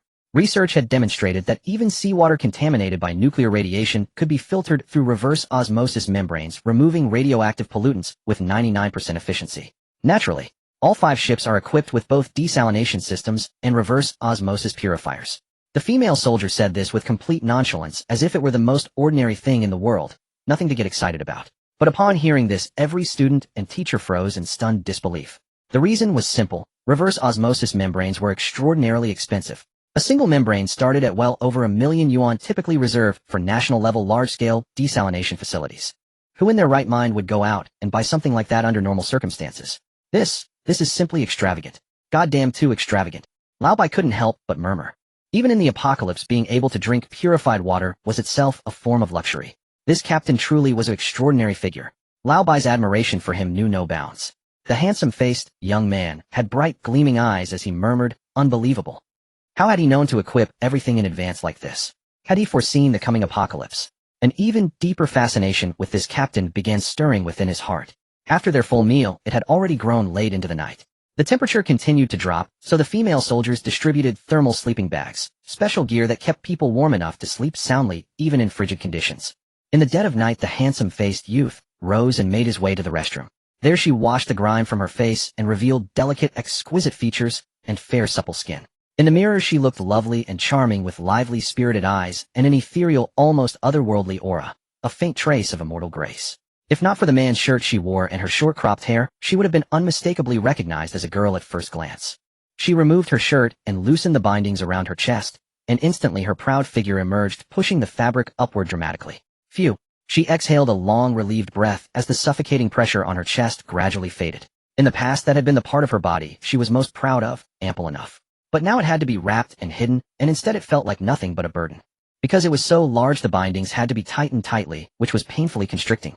If she hadn't disguised herself as a man, she surely would have been assaulted by the drug traffickers on the cruise ship. Thankfully, everyone on board had kept her secret and protected her from the traffickers' attention, which was the only reason she had avoided such a fate. She gazed at her haggard, exhausted face in the mirror and summoned every ounce of courage. Gao Xueqing, you will survive the apocalypse. You absolutely will. No one who could live well would choose death. Gao Xueqing silently cheered herself on, determined to persevere and help rebuild a new human civilization. She was a graduate student in biology. She had chosen this seemingly dry field of scientific research because her parents had died of cancer. She wanted to elevate human life at the biological level and spare humanity from the torment of that disease. Every researcher carried their own scientific dream, and that was what sustained them through hardship. Gao Xueqing took several deep breaths, waiting until the suffocating sensation subsided, then picked up her binding wrap once more. Although that captain did not appear to be any kind of evil person, one must always remain vigilant. She had decided to continue cross-dressing for the time being. Only in this way could she live with peace of mind. She had been the campus belle of Southern University of Science and Technology. Before the apocalypse, her beauty had been an asset. After it became a liability, one that could very well bring disaster upon her. She rewound the binding around herself, and her proud curves vanished almost entirely, leaving only the appearance of slightly developed pectoral muscles. Donning the loose men's shirt and black casual trousers once more, she was completely concealed. No trace of her true figure remained. Gao Xueqing glanced at the mirror and had briefly considered arranging her hair, but then changed her mind. Instead, she ruffled it into a messy bird's nest, letting her long bangs fall in disarray as well. Only after completing all of this did Gao Xueqing step out of the restroom satisfied and crawl back into her thermal sleeping bag to rest. The night passed. Aside from 3 minor aftershocks in the middle of the night, everyone had slept peacefully enough. At 7 the next morning, all the students and teachers rose promptly and proactively. A new day awaited along with new arrangements. Elon walked into the cabin and discovered that everyone was already awake. Some were doing push-ups right where they lay while others were splashing water on their faces to shake off any remaining sleepiness. Very good, not a single person slept in. Elon was pleased. Those who understood self-discipline were the ones who grew strong. These people had excellent character and remarkable discipline. Lao Bai stood up respectfully and said, "That is only natural. We are deeply indebted to the captain and must not slack off." After last night's events, Lao Bai had fully decided to follow Qin Bin. On this ship, he had a real chance to survive the apocalypse. If he left, he would die at any moment. Any fool would know how to choose. Furthermore, he held his own moral standards. A drop of kindness received deserved a spring of gratitude returned. Lao Bai was a researcher who had won the National Scientific Research First Prize, several second prizes, and whose academic credentials and character were both impeccable. "Since everyone is up, come over and collect your personal toiletries and breakfast," Elon said as two female soldiers pushed over two carts. One cart was loaded with daily necessities like buckets, toothpaste, toothbrushes, towels, shampoo, and the other cart had packets of oatmeal dry rations. This oatmeal dry ration could be eaten by simply adding hot water and letting it steep. It was mixed with various dehydrated fruits and vegetables rich in nutrients. All the teachers and students were stunned. "There's actually breakfast," Lao Bai exclaimed in amazement. To have breakfast in the apocalypse, how luxurious was that? After all, the scarcest thing in the apocalypse was food. If you could eat one less mouthful, you would. To conserve food, having one meal a day was already considered good. What, you didn't have breakfast before? Elon looked at him oddly. Lao Bai. Of course there wasn't. His words implied that there should be breakfast. The food on the cruise ship had long been looted by everyone, and later most of it was stolen by drug dealers. They hadn't had breakfast since the apocalypse began. The teachers and students lined up to receive one portion of daily supplies and breakfast. After a simple wash, they began to eat. When they were almost done eating, Elon stood up and said, "You still have a task later. The captain will personally assign your work right here on the cruise ship." Yes. Lao Bai quickly stood up and replied. The teachers and students hurriedly finished their breakfast and followed Elon back onto the cruise ship. When they arrived at the first deck of the cruise ship, they suddenly noticed many repair marks on the deck and the ship's walls. There had been a fierce gunfight last night, yet after just one night, everything had been completely repaired. How amazing! At that moment, Sun Hosey the monkey and Xiaodian Quan the yellow dog were chasing each other, running out of the cabin, playing happily. "Oh, this is..." Lao Bai stared at the two animals in amazement. The monkey had dark yellow fur and stood about 1.6 meters tall, looking very majestic and imposing with the bearing of a monkey king. The yellow dog appeared to be a Chinese rural dog, half a person's height, with a sturdy build and agile movements. "They are the captain's pet, Sun Wukong and Xiaodian Quan." Elon laughed. "Sun Hosey, Xiaodian Quan, come here," Elon called out, and the two pets stopped chasing each other, as if understanding human speech, and ran to her, arriving before her. Elon rubbed the heads of the two pets and asked, "Where is the captain?" Sun Hosey seemed to understand human speech, pointed toward the cabin, and gestured, meaning that Qin Bin was inside the cabin. That a human and a monkey could communicate like this was something the teachers and students had never expected. This monkey was so intelligent. Just as the monkey finished gesturing, Qin Bin walked out of the cabin with two robots. "Greetings, Captain." The female soldiers of the Yeme squad stood at attention and saluted. Sun Hosey and Xiaodian Quan also imitated them, standing at attention, raising their heads, and giving Qin Bin a salute. "Greetings, Captain." The teachers and students quickly greeted. Qin Bin nodded, then clasped his hands behind his back, and said to everyone, "You are now part of my fleet. Obey orders and follow commands. Today there is a task for you and these two robots." Robots? Everyone was stunned, looking at the two young men behind Qin Bin, who looked simple and honest. Were they really robots? "Hello, I am Worker No. 1. I am Worker No. 2. The two robots had changed into humanoid suits, becoming two simple-looking, sturdy, short-haired young men, speaking expressionlessly. Then their eyes turned into mechanical eyes. The teachers and students were greatly shocked. My God, they really were robots. What origin did the captain have? Could the captain be an alien? Humans didn't have the ability to make such realistic robots. Qin Bin could tell from their expressions what they were thinking, so he smiled and said, "You don't need to worry about where the robots came from. Just know that they will help you renovate this cruise ship in the future. They can work 24 hours nonstop." Hearing about renovating the cruise ship, Lao Bai was startled and asked, "Captain, you want to renovate the cruise ship? Into what?" Qin Bin looked at everyone and said word by word, "Into a scientific research base." This was something Qin Bin had been considering for a long time, building a scientific research base. This base had two main functions. First, the technological products developed there could be placed on the Noah's Ark, saving a large number of survival points. For example, Qin Bin's next Noah's Ark Level 2 could not have too large a tonnage. After consulting the system, if the next ship was a 500-ton Noah's Ark, it would require 8 survival points. If it was a fully upgraded 100-ton Noah's Ark, it would need 2 million survival points. The more complex the design and the higher the difficulty, the more survival points were required, and the greater the upgrade difficulty. Even with sufficient steel, other systems needed to be upgraded simultaneously, requiring too many advanced materials. If they couldn't be manufactured, upgrading would consume survival points, often tens of thousands, even hundreds of thousands. Upgrading individual components piecemeal required even more survival points than a unified upgrade. For the next Noah's Ark upgrade plan, Shin Bin had to consider very realistic material and supply issues. If the design was too advanced, the required materials and technology would be too high, difficult to achieve, and would take too much time, completely counterproductive. Therefore, Shin Bin adopted the basic upgrade approach of small steps, fast sprints, lowering the design requirements. He only needed to meet the system's basic threshold for the next Noah's Ark level without over-designing. The three main mission requirements for the next Noah's Ark were a fully integrated all-electric propulsion system, nuclear power, and a displacement of 2,000 tons. Upon seeing these three requirements, Shin Bin's mind instantly conjured up the nation's ongoing construction of aircraft carrier 004. The integrated all-electric propulsion system was a very significant ship propulsion technology. It converted all ship power to electricity, making it more stable and controllable. Nuclear power meant theoretically endless energy supply, basically meeting the ship's energy needs. 2,000 tons of displacement was also large enough. For Shin Bin, bigger was not always better. Unless they could leap to advanced technologies like ion thrusters or nuclear fusion under current technology, bigger ships would be more cumbersome. Just to achieve nuclear power alone, without sufficient technology and corresponding materials, purely consuming survival points would require 2,000 points. 2,000 points was no small sum. With only a little over 200 points per day now, who knew when they would save up 2,000? Therefore, building a scientific research base was imperative. As long as the corresponding technologies and components were researched, they could reduce the consumption of survival points. If a nuclear-powered test machine were developed, it would only cost 1 survival points to upgrade the Noah's Ark's nuclear power system. The second function was that besides the needs for upgrading and building the Noah's Ark, upgrading supply ships, fire fortresses, logistics, support bases, etc., all required advanced science and technology to deal with the various disasters ahead. The reason Shin Bin had spared their lives was that they were useful. They were scientists along with 10 student assistants. As long as the necessary conditions for research were provided, a scientific research base could be fully built. Although the two workers were robots, they were too simple-minded. They had powerful computational abilities, but could not actively conduct scientific research because the ability to think was a human talent. These two robots had not yet reached that level. This cruise ship will be transformed into a scientific research base. Shin Bin said ambitiously. What? A scientific research base? The teachers and students exclaimed in unison, their eyes full of shock. Could one still pursue scientific research in the apocalypse? This was utterly unbelievable to all the teachers and students. But judging by Shin Bin's demeanor, he was not joking. He meant it seriously. Song Qingsheng exclaimed excitedly, Captain, is it truly possible to convert this into a research base? All the teachers and students were filled with excitement and vigor. The reason they chose to pursue scientific research was nothing more than their profound passion for science.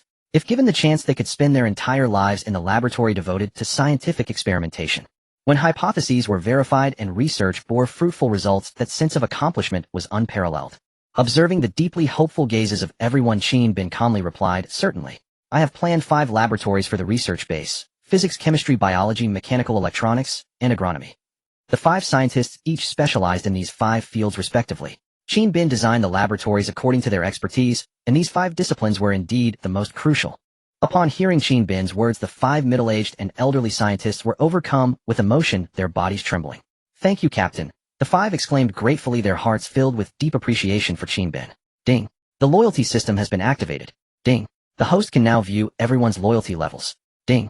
The host will receive daily loyalty change reports. Shin Bin suddenly heard the system's voice in his mind. Loyalty. He checked the function description. Loyalty reaching 60 indicates faithfulness, 70 signifies strong loyalty, 80 denotes absolute loyalty, 90 represents unwavering devotion, and a perfect score of 100 means complete loyalty. Conversely, loyalty below 60 means only partial trust, while below 50 risks potential betrayal. Shin Bin was delighted inwardly. This feature was quite useful. He could instantly assess loyalty at a glance, eliminating worries about betrayal. If the numbers dropped, he could eliminate the threat on the spot. Shin Bin then examined the loyalty of the 15 people before him. Their values all fell between 70 and 75, indicating very loyal allegiance. The Yi Mei squad maintained a perfect loyalty score of 100, representing complete devotion.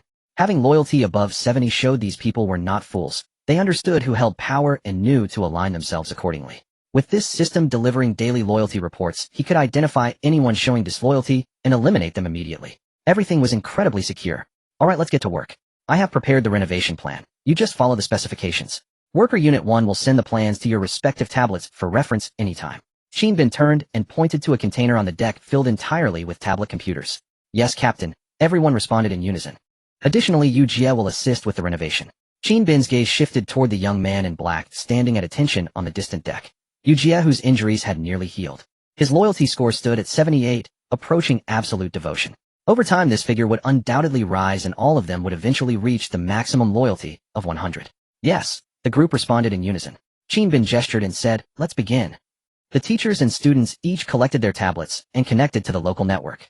Although the global internet no longer existed, establishing a local network remained straightforward. Shin Bin had set up a small network centered around the Noah Ark vessel, enabling signal transmission between systems. Lumber and steel, various materials needed for the modifications, were continuously processed at the Noah Ark's manufacturing center and shipped over to the cruise ship. The cruise ship's paramount priority was enhancing its risk resistance. 2 robots would modify the hull, coating it with an alloy armor layer and adding large floating compartments along both sides. This would reduce sailing speed but improve stability and storm resistance. An additional layer of low-alloy steel plating and tempered glass would be installed atop the vessel, sealing the entire cruise ship while maintaining natural light penetration, thereby strengthening overall protective capabilities. The final interior modifications proved even more critical. Beyond the engine compartment, the vessel comprised 5 decks total, with Shin Bin's plan allocating each laboratory its own separate level. This was because laboratories demanded substantial space for equipment, experimental environments, and testing facilities. The agronomy lab, for instance, required growing and breeding grounds to cultivate crops capable of thriving in post-apocalyptic conditions. Allocating 1 deck per laboratory was merely adequate, even somewhat cramped. As operations expanded in the future, establishing separate experimental bases would become essential. Beyond the laboratories, living support facilities were also necessary. Modifying the water and electrical systems on the original foundation, with seawater desalination units and reverse osmosis purification systems providing ample water supply for the entire vessel. The living quarters came fully equipped, and the original cruise ship already possessed substantial provisions, with the sole exception being grain supplies. The ship's galley would be converted into a large communal kitchen for daily meals. 15 days later, at 10 o'clock in the morning, after 2 robots worked tirelessly around the clock alongside the crew, putting in 15-hour shifts, a brand new cruise ship emerged before their eyes. Externally, it appeared as an enclosed cruise vessel, but the hull and deck had been reinforced with substantial steel plating coated in silver-gray waterproof material, giving it the appearance of an ominous 10,000-ton warship. Shin Bin surveyed the ship with satisfaction, convinced this would become the future research base and yield substantial results. The living quarters are fully equipped. You will reside here going forward. As for laboratory materials and equipment, we will acquire them incrementally.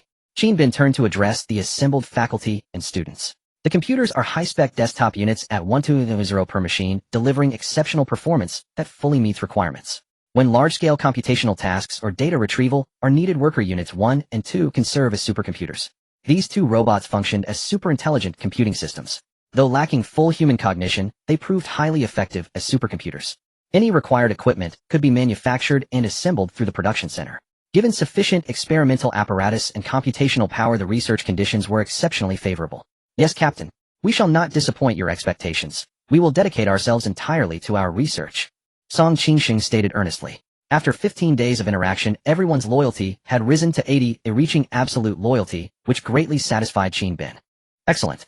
The future of human scientific development after the apocalypse may well depend on you all. Shin Bin smiled. Suddenly, violent tremors shook the ground beneath everyone's feet. Another earthquake. Yi Tsuanshin said grimly. Seismic activity had increased dramatically recently. Look at the sky, what is that? Someone suddenly cried out. Everyone looked up in unison and saw something even darker descending through the gloomy sky. The descent was rapid. Before it fully settled, dark feather-like fragments mixed with small stones began falling around them. Lao Bai crushed a piece between his fingers, watching it turn to gray-black powder. This is volcanic ash, he exclaimed alarmingly. After the asteroid impact, it triggered mass volcanic eruptions. Massive amounts of volcanic ash had accumulated in the atmosphere, and now, after condensing over time, it was beginning to fall. Upon hearing Lao Bai's words, everyone's expressions changed. Another disaster was upon them.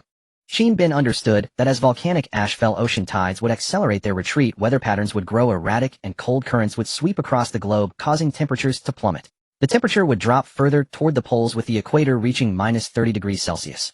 The entire world would enter an ice age. As thick volcanic ash began blanketing everything, Shin Bin issued orders. Everyone take shelter in the ship's cabins. Everyone immediately filed into the cabin. Looking out from inside as volcanic ash filled the sky, heaven and earth became chaotic and visibility was impossible. Rat-a-tat-tat. Everyone could clearly hear the sound of tiny stones hitting the ship. Xiao AI closed the distance between ships and shut all windows. Qin Bin immediately ordered. Yes, master. Xiao AI's voice sounded. Then the windows of the surrounding supply ships, cruise ships, and the Noah's Ark closed, and the outer protective layer was shut to prevent the tempered glass from being damaged by gravel. The Noah's Ark had two protective layers. The first was low-alloy high-strength steel, and the second, the outermost, was high-alloy high-strength steel capable of withstanding the blast of a C4 bomb. After the two protective layers were sealed, the Noah's Ark entered a fully enclosed submersible state, and the oxygen supply system began operating, creating an internal circulation. Don't stand here. This isn't going to end within a day or two. Go to living area level 1 and relax, Qin Bin said. The group followed Qin Bin in batches down the stairs to living area level 1, the main entertainment and leisure area of the Noah's Ark. Gao Xueqing arrived at level 1 of the living area, curiously examining the futuristic decorative style around her, wondering what this place was for. Suanxin, take them out for some fun. They've worked hard for half a month. It's time to relax, Qin Bin said with a smile. They were living people, not robots. You couldn't treat them like laborers and squeeze every ounce of their strength, as that would only backfire. One must know how to combine kindness with authority to command subordinates and increase their loyalty. Okay. Yi Tsunshin nodded. Sister Bai grabbed Qin Bin's arm and said coquettishly, come on, let's go watch a movie. It's been a long time since you've watched one with me. The saccharine voice made Qin Bin feel as if he were melting, and a feeling like an electric current ran through his body. It was truly terrifying. Zio Oxianquin, woof woof. Burp. For some reason it suddenly let out a burp. Sun Hosey thought it had indigestion, so he lifted its hind legs, laid it on the ground, and massaged its belly with his hand. Zio Oxianquin seemed to be tickled. It squinted with joy, stuck out its tongue, and wriggled around. Seeing how close and amusing the two pets were, everyone couldn't help but laugh. The laughter eased much of the oppressive atmosphere brought by the disaster, and the crowd no longer seemed so tense. What a pair of gems. Yi Tsunshin covered her mouth and laughed. Let the monkey and Zio Xianquin play. We're going to watch a movie. Anyone who wants to can come along. Sister Bai called out to the teachers, students, and the special forces team. Then she took Qin Bin's hand and headed to the home theater. Yi Tsunshin led the teachers and students into level 1, walking along a path with different entertainment facilities on both sides. This is level 1 of the living area with 5 functional zones distributed on both sides of the corridor. There are an arcade, an indoor hot spring and sauna area, a multifunctional fitness area, a home theater area, and a chess and card leisure area. Each zone has fairly complete facilities. Feel free to experience them yourselves. Yi Tsunshin introduced the facilities to everyone. This was the first time anyone had been inside the Noah's Ark, and upon hearing this they were all stunned. What? They actually had this many entertainment facilities. Was this survival during the apocalypse or a vacation trip? It was utterly incredible. Gao Xueqing was dumbfounded by everything around her. Entering the arcade, the first thing she saw were 20 neatly arranged computers, and from the screens, she could tell they were the Fruit Pro Nanotexture Edition. Just one monitor cost 50000. Gao Xueqing walked closer to look at the host, a Titan V GPU, a Mauser motherboard. A full setup was estimated at 2000. Hiss! There were a full 20 computers with such specs. Gao Xueqing gasped in shock. This must be an internet cafe with top-of-the-line global configuration. And on an apocalypse ark of all places. It was truly unbelievable. Oh my god, my favorite. 5 male students excitedly found seats, being internet cafe enthusiasts. Holy crap, there's VR too. And a PS4, someone exclaimed. Gao Xueqing also spotted a complete VR setup in the corner of the room. That set must have cost 400,000 to 500,000. Looking around, all the tables and chairs were from luxury brands. My goodness, could the captain have been a wealthy tycoon before the apocalypse? It must be. After seeing the arcade, Gao Xueqing was in a daze. The things inside were simply too luxurious. Such a large indoor hot spring. Old Bai's astonished voice came from ahead. Gao Xueqing went over to look and saw a space of about 70 square meters with 2 small dressing rooms and a large pool with massage chairs placed nearby. My god, is this at the level of an entertainment club? Song Qingxing muttered in astonishment. The captain must have planned early to spend the apocalypse on vacation. Gao Xueqing mused for a moment. There was also the home theater area, chess and card area. There was no end to the luxury. Even luxury cruise ships weren't this extravagant. You're free to move around. I'm going to rest for a bit, Yi Tsunshin said, waving to the teachers and students. The young students went to play electronic games, and the 5 professors went to the chess and card room to play Chinese chess. Gao Xueqing wasn't very interested in electronic entertainment, as she actually wanted to soak in the hot spring, but she didn't want to reveal that she was a girl, so she decided to watch a movie instead. Gao Xueqing walked straight to the home theater area and opened the door. The room was dim, and the large screen was already playing a movie with a mind-blowing audiovisual effect. It was even more shocking than a movie theater. The seats were arranged in 3 rows with 6 large sofas that could be sat on or reclined, and complete with throw pillows and backrests. Gao Xueqing saw Qin Bin and Sister Bai sitting in the front row. Not daring to sit too close for fear of disturbing them, she chose a seat in the 3rd row. The sofa was so soft and comfortable that it felt like lying in bed. Truly wonderful. The screen was playing Stephen Chow's slapstick movie, one that never gets old no matter how many times you watch it, full of laughs. After watching 2 movies, it was already noon. A system voice sounded in Qin Bin's mind. Ding. Starting to settle survival points. You earned 20 survival points for breakfast. You earned 15 survival points for patrolling the ship.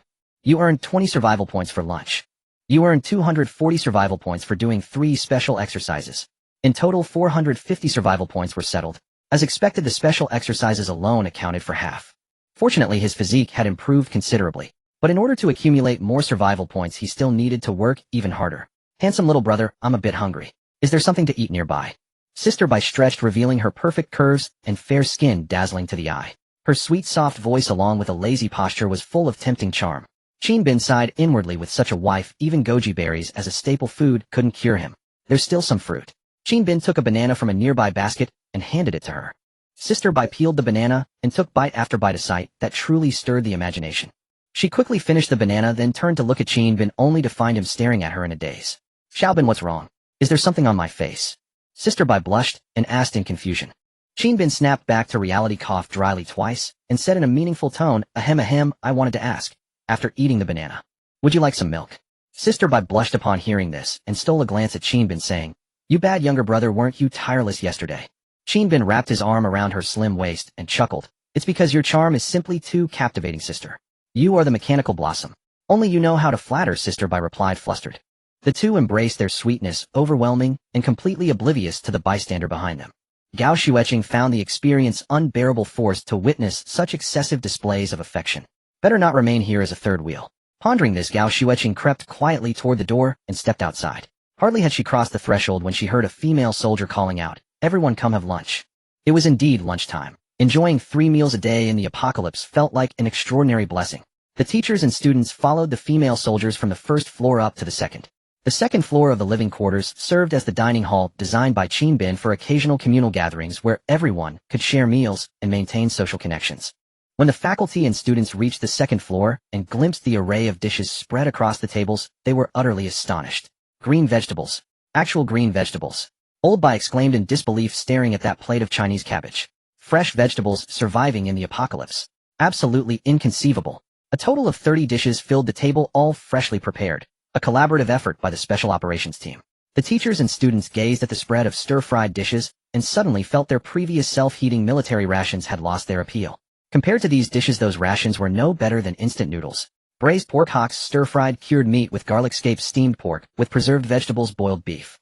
Gao Xueqing surveyed the dishes on the table, her mouth watering uncontrollably. Immediately the room erupted with the sound of frantic swallowing mingled with rumbling stomachs. The fragrance of the dishes permeated the entire space, bringing an overwhelming sense of bliss. With conditions like these, it would be worth giving one's all for the captain. Compared to the desperate starvation of the apocalypse, life aboard the Noah's Ark fleet was truly wonderful. Before Qin Bin even reached the second floor, he received a loyalty report. Everyone's loyalty had surged dramatically. All exceeded 85 points, bordering on absolute devotion. Qin Bin paused, genuinely effective. It seemed they understood that happiness was relative. Here on Noah's Ark, they had research facilities and conditions, no food shortages, and secure living quarters, far surpassing their previous survival conditions on the cruise ship. When people possess a home worth defending, they would never wish for it to be destroyed. Qin Bin arrived on the second floor and took his seat at the head, after which everyone else followed suit, gathering around one large table and 2 smaller ones. Let's eat. Qin Bin smiled, noticing everyone could hardly wait. Upon Qin Bin's permission, the others finally dared to pick up their chopsticks. 2 days passed in such leisure and joy. Qin Bin stood in the second floor lobby monitoring the outside situation with the faculty, students, and special operations team behind him. In the surveillance footage, volcanic ash blanketed the entire vessel, forming a thick layer like black snow. However, the sky had stopped raining volcanic ash. The once thick layer appeared to have thinned by half, allowing some sunlight to pierce through the dense clouds and bring a touch of brightness to what was previously gloomy skies. Yet it was only marginally brighter. Day and night became more distinguishable, though the sky remained overcast, resembling a persistently cloudy day. The wind and waves outside were considerable. Checking the outdoor temperature revealed it had dropped to 7 to 8 degrees Celsius, signaling the arrival of a cold front. The volcanic ash has ceased falling. We should go out and clear it before it accumulates too thickly. Make sure everyone changes into thermal clothing. Qin Bin directed. Yes, Captain. The teachers, students, and special ops team responded in unison. Everyone donned thick thermal clothing and gathered various tools, brooms, shovels, and other equipment, before heading outside. Qin Bin also put on a thermal suit, specifically engineered for polar expeditions capable of withstanding sub-zero temperatures without issue. As the hatch opened, biting wind surged inside. Those whose faces weren't covered shivered as the cold air hit them, raising goosebumps across their skin. Divide into 6 teams. The 4 supply ships Noah's Ark and the research crews will work simultaneously to finish clearing as quickly as possible. Qin Bin instructed. Yes. Everyone self-organized into teams and began their assignments. They worked tirelessly for most of the day, and by 4 in the afternoon the thick layer of volcanic ash covering the ships was finally cleared away. Qin Bin stood on the deck observing the sea ahead. With the volcanic ash now settled, the water's surface had cleared considerably, no longer as obscured as before. However, the sea water itself had turned an ashen gray-black from the fallout. Master, the underwater sonar has detected something. Many large objects 5 nautical miles ahead. Xiao AI's voice suddenly interjected. Large objects. Are they alive? Qin Bin asked. No, they show no signs of movement. They're not alive. Qin Bin pondered for a moment before replying. Approach and investigate. Inform everyone to assemble. Yes, Master. Xiao AI notified everyone to return to Noah's Ark, gathering in the observation room on the first floor equipped with 3 large screens displaying various data and video feeds. Soon the fleet reached the edge of the large objects detected by sonar. Volcanic ash still lingered on the sea surface, obscuring visibility of the seabed below. Xiao AI deploy the seabed probe. Qin Bin instructed. Noah's Ark was equipped with a seabed exploration device specifically for investigating whatever might lie beneath the ocean floor. The probe's tether stretched an impressive 5 kilometers, powered electrically and shaped like a miniature submarine. Acknowledged, Master. The seabed probe has been deployed. Xiao AI reported, and a large screen immediately displayed the underwater footage transmitted in real time through fiber optic cables. Though volcanic ash drifted across the surface, visibility underwater remained relatively clear at approximately 70 to 80 meters. Everyone inside the vessel fixated intently on the probe's feed. Massive dark shapes loomed ahead, sending their hearts racing with sudden tension. As the probe advanced, the looming shadows grew increasingly distinct. At 50 meters, the scene suddenly revealed itself with startling clarity. 5 crumbling skyscrapers, once a bustling business district, now stood silently on the ocean floor. The sight left everyone utterly awestruck. It's a city. We're directly above an entire city. Old Bai realized first, his voice quivering. This marked humanity's first glimpse of a submerged metropolis since the apocalypse and the cataclysmic tsunami. Witnessing their former city drown beneath the waves filled everyone with profound sorrow. The world they once knew had ceased to exist. Every city across the globe had been swallowed by the ocean. Xiao AI, keep descending. Qin Bin ordered grimly. Yes, Master. Xiao AI maneuvered the probe downward, activating its twin high-intensity searchlights to pierce through the depths. The searchlights cut through the murky water, revealing collapsed buildings scattered across the seabed like a graveyard of ruins. Human corpses hung among the debris, bloated and pale from the salt water's embrace. The scene resembled an underworld torment, striking the onlookers with visceral horror. An entire metropolis lay entombed beneath the ocean. Everywhere their eyes could reach, only devastation stretched to the horizon. Xiao AI, report our current location. Which city is this? Qin Bin asked Xiao AI. Master, we are currently in Rongqing. Xiao AI replied. Rongqing. He hadn't expected the fleet to have traveled so far in just 2 days. According to the navigation route, they were indeed supposed to pass through Rongqing. Rongqing, located in Sichuan province, the land of abundance, was the provincial capital and a major city in the southwest. Once home to 16 million people, it was a thriving economic hub, touted as the rising star of the southwest. Yet now it had been reduced to ruins. The sheer power of the apocalyptic tsunami was truly terrifying. Everyone in the observation room stared at the horrific scene on the screen, silent, their hearts filled only with sorrow. This city was rich in resources, but it's all useless now. After being submerged for over half a month, the food and medicine will be contaminated. Lao Bai shook his head and sighed. Perhaps only materials like steel might still be usable, but searching the vast seabed would be inconvenient, mechanical scientist Hu Ping mused. Suddenly, as if struck by an idea, his expression brightened. Maybe there's one type of resource that might be relatively well preserved. What is it? Lao Bai looked at him curiously. Military weapons. Rongqing lies in the heart of China, surrounded by easily defensible terrain, making it a rear area. Numerous military enterprises are located around the city, and their weaponry is unlikely to be ruined by seawater. It should still be usable. Hu Ping said excitedly. Qin Bin's eyes lit up. Good idea, let's go check it out. Xiao AI searched for the nearest military factory location. Currently the ship only had light firearms. If they could find real heavy military equipment, that would be fantastic. Like tanks, infantry, fighting vehicles, armed helicopters, and the like. But who knew if any had survived the Great Tsunami? Master, location confirmed. Distance is 10 nautical miles. Shall we proceed now? Xiao AI asked. Yes, let's go take a look. Qin Bin said. The fleet sailed forward, and the underwater mountain ranges became clearer. The peaks of the high mountains had emerged after the tide receded. After passing over a dozen peaks, they reached their destination. Master, we have arrived at Military Factory 508 and Institute 706, Xiao AI said. This information was shared by Worker No. 1. The map only showed markers, and the 3D map revealed a series of factory buildings nestled in a valley. Institute 508. That's an assembly plant. It should have finished products. Hu Ping was pleasantly surprised he had visited this place before. And Institute 706. What does it do? Lao Bai asked curiously. Well, I'm not sure.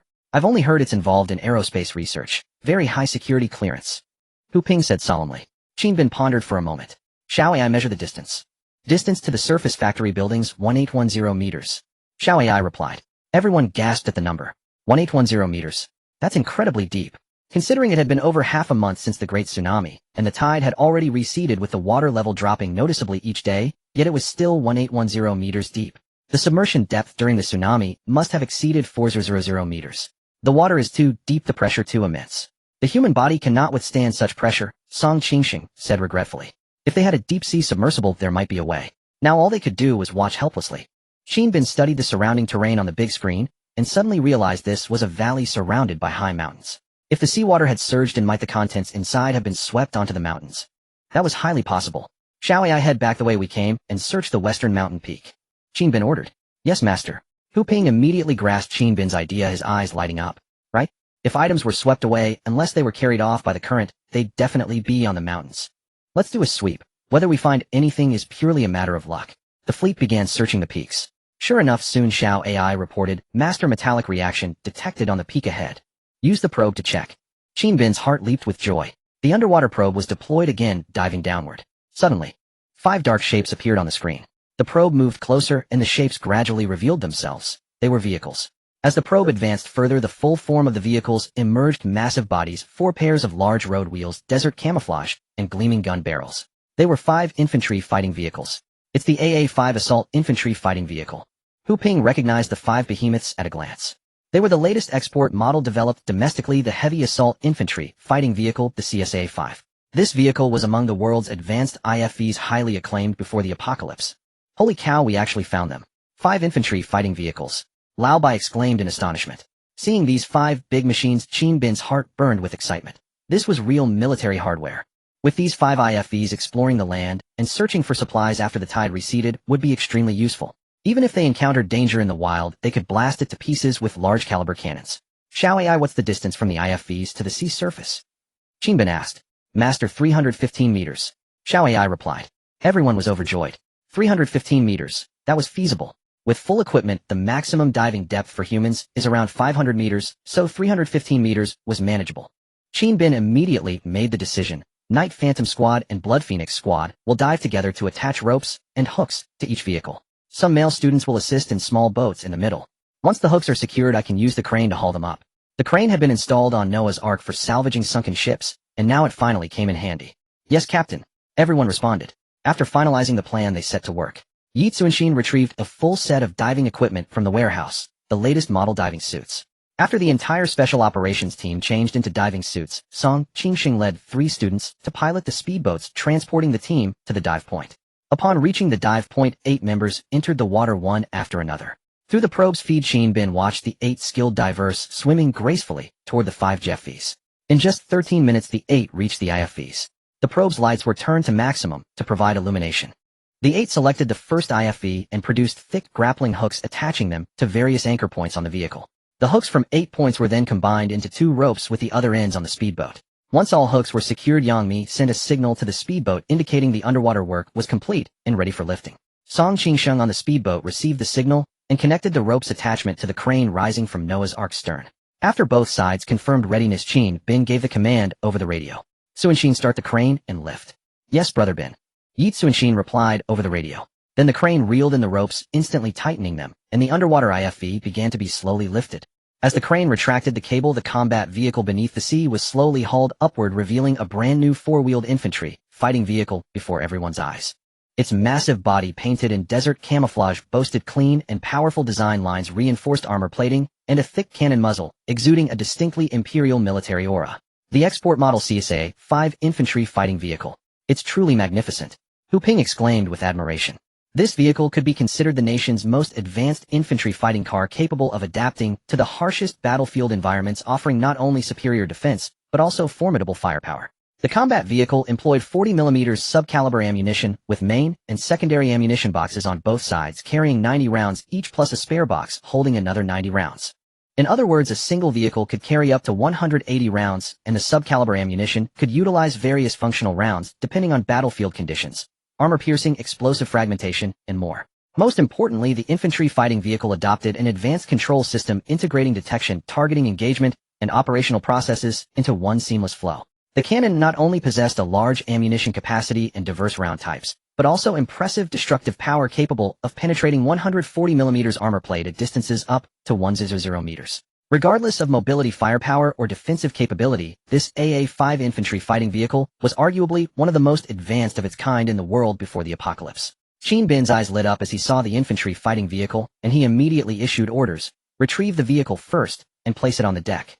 Yi Tsuanshin operated the crane to haul the vehicle out of the water and slowly lower it mid-air, preparing to place it gently onto the deck. Suddenly, the Noah's Ark shuddered as though struck by something, producing a slight tremor beneath their feet.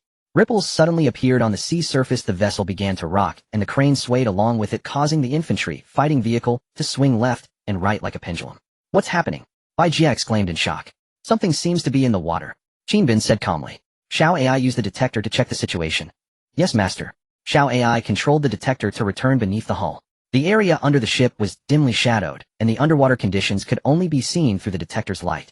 Qin Bin stared intently at the large screen, determined to see what was beneath the vessel. Suddenly, a black fish-shaped shadow darted beneath the hull, moving at incredible speed, disappearing instantly from the detector's beam. What was that?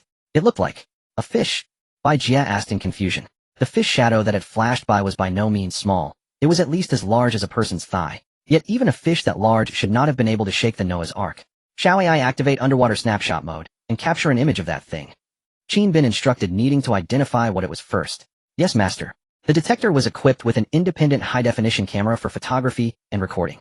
When the fish shadow reappeared in the light, it was finally captured by the high-definition camera. The photograph appeared on the large screen before Qin Bin, a massive black carp with a gigantic mouth. However, this carp was extraordinarily large, and to his shock, sharp teeth grew within its mouth. How could this be? How had a carp transformed into such a creature? Is that a carp, eh? Has it mutated? Bai Jia was greatly alarmed. The teeth have become larger and sharper, Qin Bin said gravely.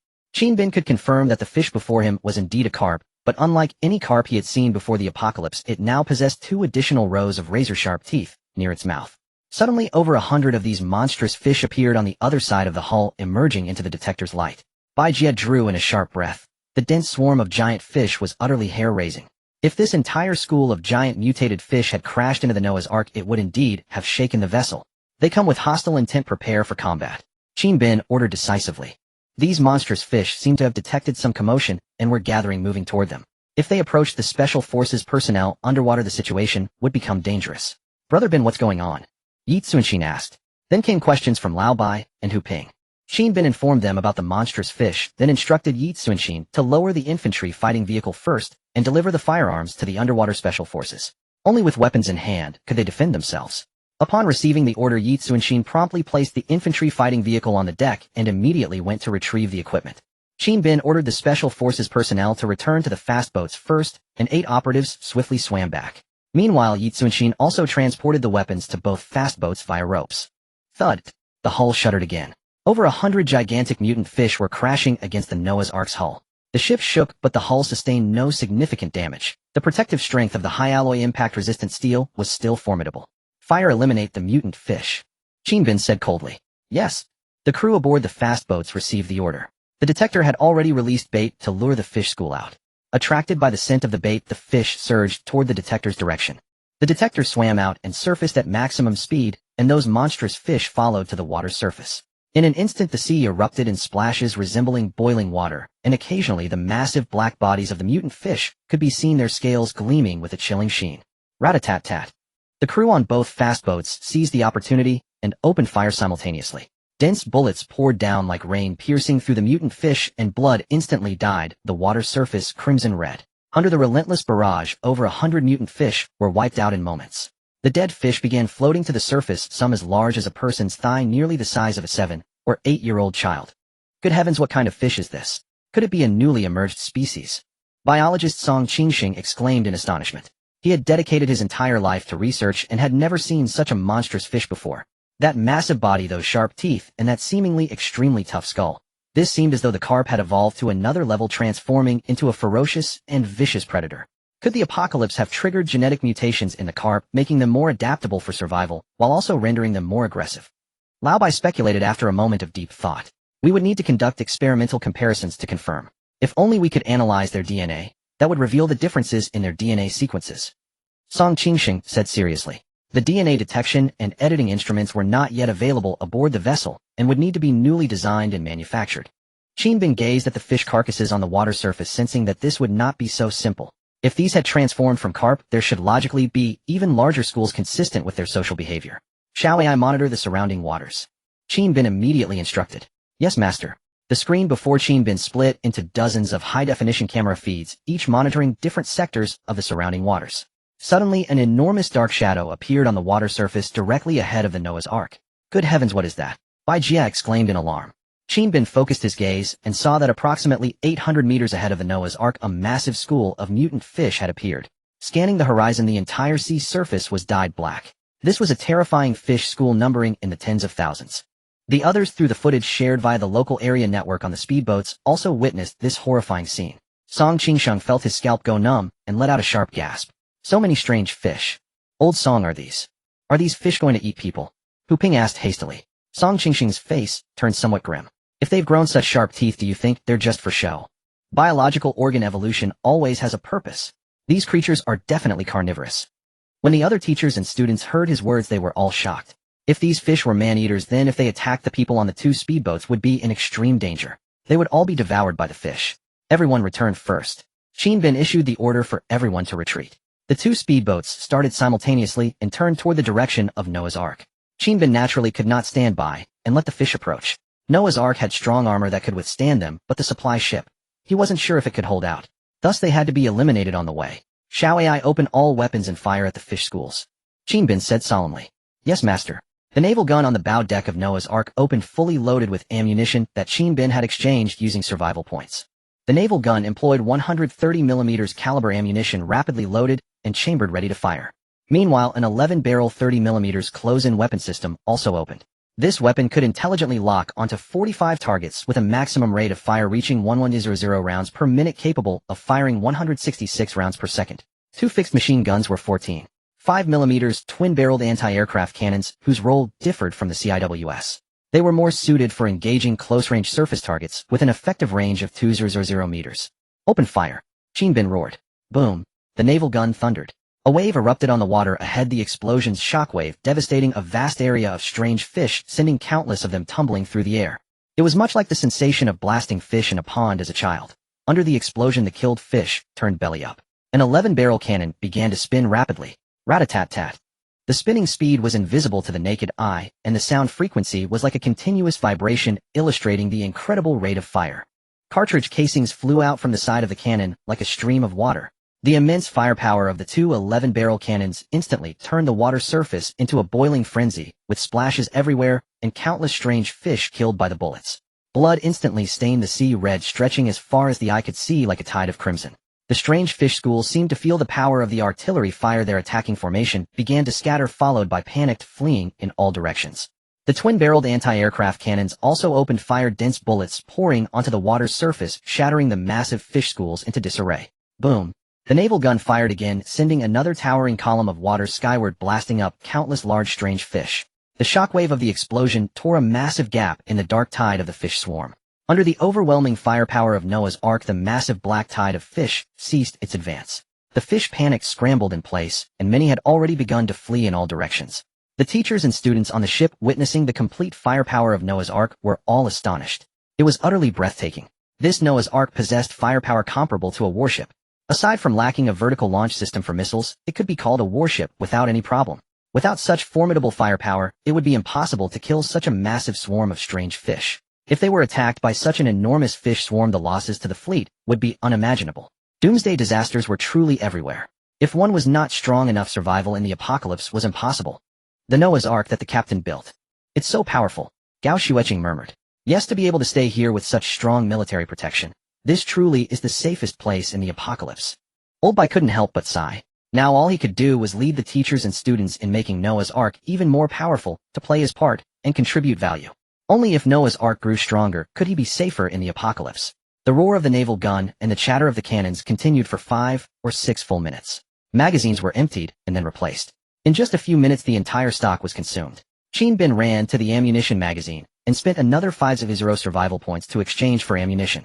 Spending survival points on buying ammunition was truly painful. Each bullet fired cost 1 survival point, and each artillery shell cost 50 to 100 survival points.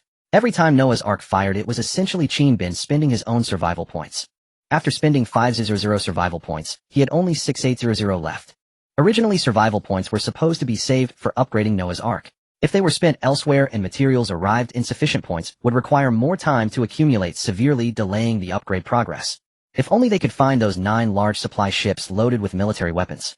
With those munitions as supplements they could save a lot of survival points. Now the situation was urgent, he could only use survival points to buy ammunition. If the fish swarm wasn't completely broken up it might regroup and attack again. Xiao AI used burst fire mode for the cannons and heavy machine guns, and aim more precisely, Chin Bin said with a side to Xiao AI. Every shot consumed survival points, better accuracy would avoid waste. Chin Bin then returned to the observation room. Everyone else had already gathered there. Boom. The naval gun and cannons continued firing. The sea surface was now a deep red, and the air was thick with the heavy smell of blood. Under the relentless bombardment, the fish swarm finally broke into panic and scattered. The enormous black tide of fish was completely shattered by the artillery fire fleeing in all directions. As the fish fled the black tide vanished from the sea, leaving only reddish foul-smelling water and the densely packed corpses of strange fish floating on the surface. Inside the observation room, seeing the black tide of fish recede, everyone finally let out a heavy sigh of relief. Are these strange fish a genetically mutated evolutionary species, or a new species brought up by the massive tsunami from underground rivers? Gao Xueqing turned to ask Song Qingsheng.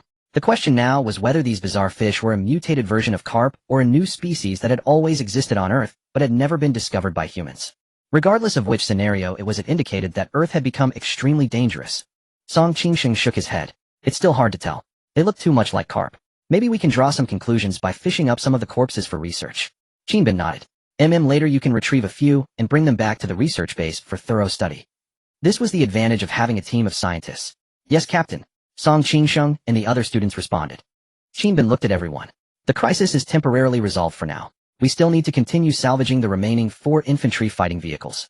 We must act quickly and not delay. Once we finish salvaging we withdraw. Yes, Captain. Everyone followed orders, swiftly redeployed, and entered the sea to salvage the remaining infantry fighting vehicles. It took a total of 2 hours to finally salvage the 5 CSA, 5 infantry fighting vehicles, which were first placed on Noah's Ark's deck. Then Chin Bin ordered the special operations team to thoroughly clean the vehicles and cover them with oilcloth. Since they had been submerged, they could not be started immediately. They required a full inspection and replacement of parts before use. For now the priority was to leave this area. Chin Bin instructed Xiao AI to continue along the planned route. As they passed the area where the strange fish had gathered, Xiao AI suddenly said, Master, the underwater sonar and life detectors have detected a large fissure beneath the water with intense life fluctuations inside. A large fissure. And there's life inside? Chin Bin asked in confusion. Yes, Master. Based on the transmitted data and analysis of the fissure's shape, it is highly likely a ground fissure caused by seismic activity. There are intense life fluctuations within the fissure. How deep is this fissure? Can we detect the situation inside? Chin Bin pondered for a moment and said, Master, the sonar has sufficient detection range. Based on the echo data, the fissure is 8500 meters deep, but we cannot determine what life forms may exist within. Xiao AI replied. 8500 meters. Chin Bin's heart jolted. That was almost as deep as the world's deepest ocean trench, the Mariana Trench. The Mariana Trench's known depth is 11034 meters below sea level, the deepest known trench on Earth. But how could an earthquake create an 8500 meter deep fissure? It was incredible. However, there was no means to reach such depths. Even with the Jiaolong, one deep-sea submersible, entering such a deep fissure would be extremely difficult. It seemed they would have to wait until low tide. Entering it might reveal the cause of those strange fish appearing. Xiao AI marked the location, then continue forward. Chin Bin said, All right, Master. The fleet continued on, sailing along the planned route to search for the supply ship. The group of teachers and students had already retrieved the strange fish carcass and were rushing to study it. Chin Bin notified mechanical scientist Hu Ping to bring 2 students to Noah's Ark the next day to begin inspecting the infantry fighting vehicles. After arranging everything, it was already 7 p.m. Chin Bin returned to the 4th floor of the living area. Bai Jie and Yi Tsuanshin were eating, chatting, and laughing. You're back? Come, the food is ready for you, take a look. Bai Jie stood up and hurriedly pulled Qin Bin to sit down. Qin Bin noticed the two looked a bit odd and asked, "What's wrong with you? Did you secretly play a prank on me?" "Bin, not at all, just try the dishes first," Yi Tsunshin said with full expectation. Qin Bin glanced at the two, then looked at the dishes on the table. A standard 3 dishes, and 1 soup: stir-fried carrots with meat, spicy chicken with dicing, stir-fried chives, and tofu skin, and seaweed soup.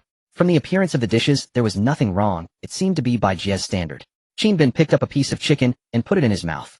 It was spicy, fresh, and fragrant. Tasted good. "Not bad, Bai Jie. Your cooking skills have improved," Qin Bin praised.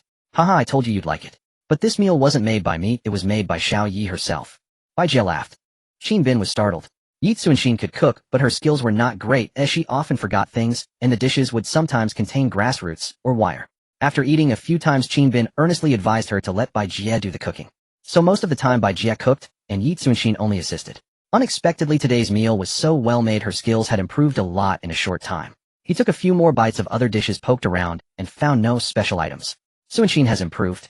This is so delicious it deserves encouragement." Qin Bin pecked a kiss on her cheek, then ate with peace of mind.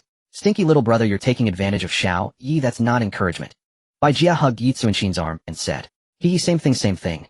Qin Bin shamelessly laughed. Seeing her dishes approved by Qin Bin, Yi Tsunshin was overjoyed and very happy. To make this delicious meal, she had practiced hard every day. It seemed that hard work always paid off. As long as Bin Gu enjoyed it, that was the greatest encouragement for her.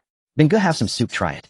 Yi Tsunshin stood up to ladle soup for Qin Bin, and also scooped a few pieces of tofu skin into the bowl. Qin Bin took a few sips of the soup, feeling it tasted very good. He casually picked up a piece of tofu skin and put it in his mouth, but after 2 bites he realized something was wrong.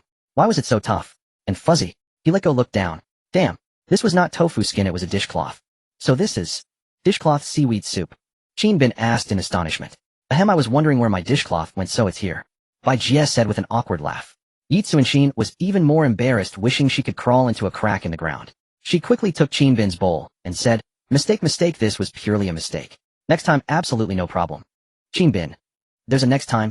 Next time will it be steel wool?" "Ahem, Tsunshin, I know your intentions, but leave the cooking to Bai Jie. You still have to manage the Special Forces squad, it's quite hard," Qin Bin said seriously. Yi Tsunshin immediately sat beside Qin Bin, hugged his arm, and said in the most solemn tone, "Bin Good, don't worry, I will keep working hard." "Qin Bin, hopefully next time I won't eat any other strange things.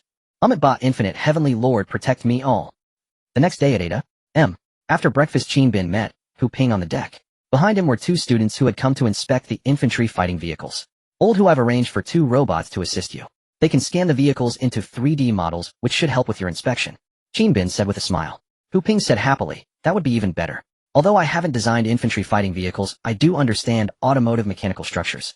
With 3D models I can speed up my understanding of the vehicles."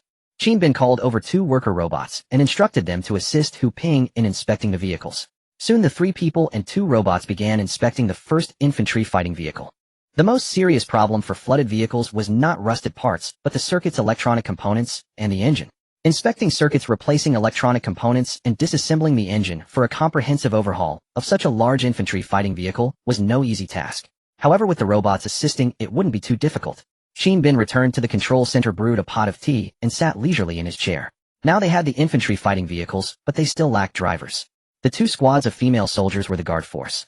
For active offensives, new special forces were needed. Thinking this, Qin Bin decided to assign 2 special forces squads to the 5 infantry fighting vehicles to maximize their power. He opened the system mall, the armory section. Qin Bin directly filtered for male squads. The female soldiers as personal guards were sufficient for charging into battle. Male soldiers were more ferocious.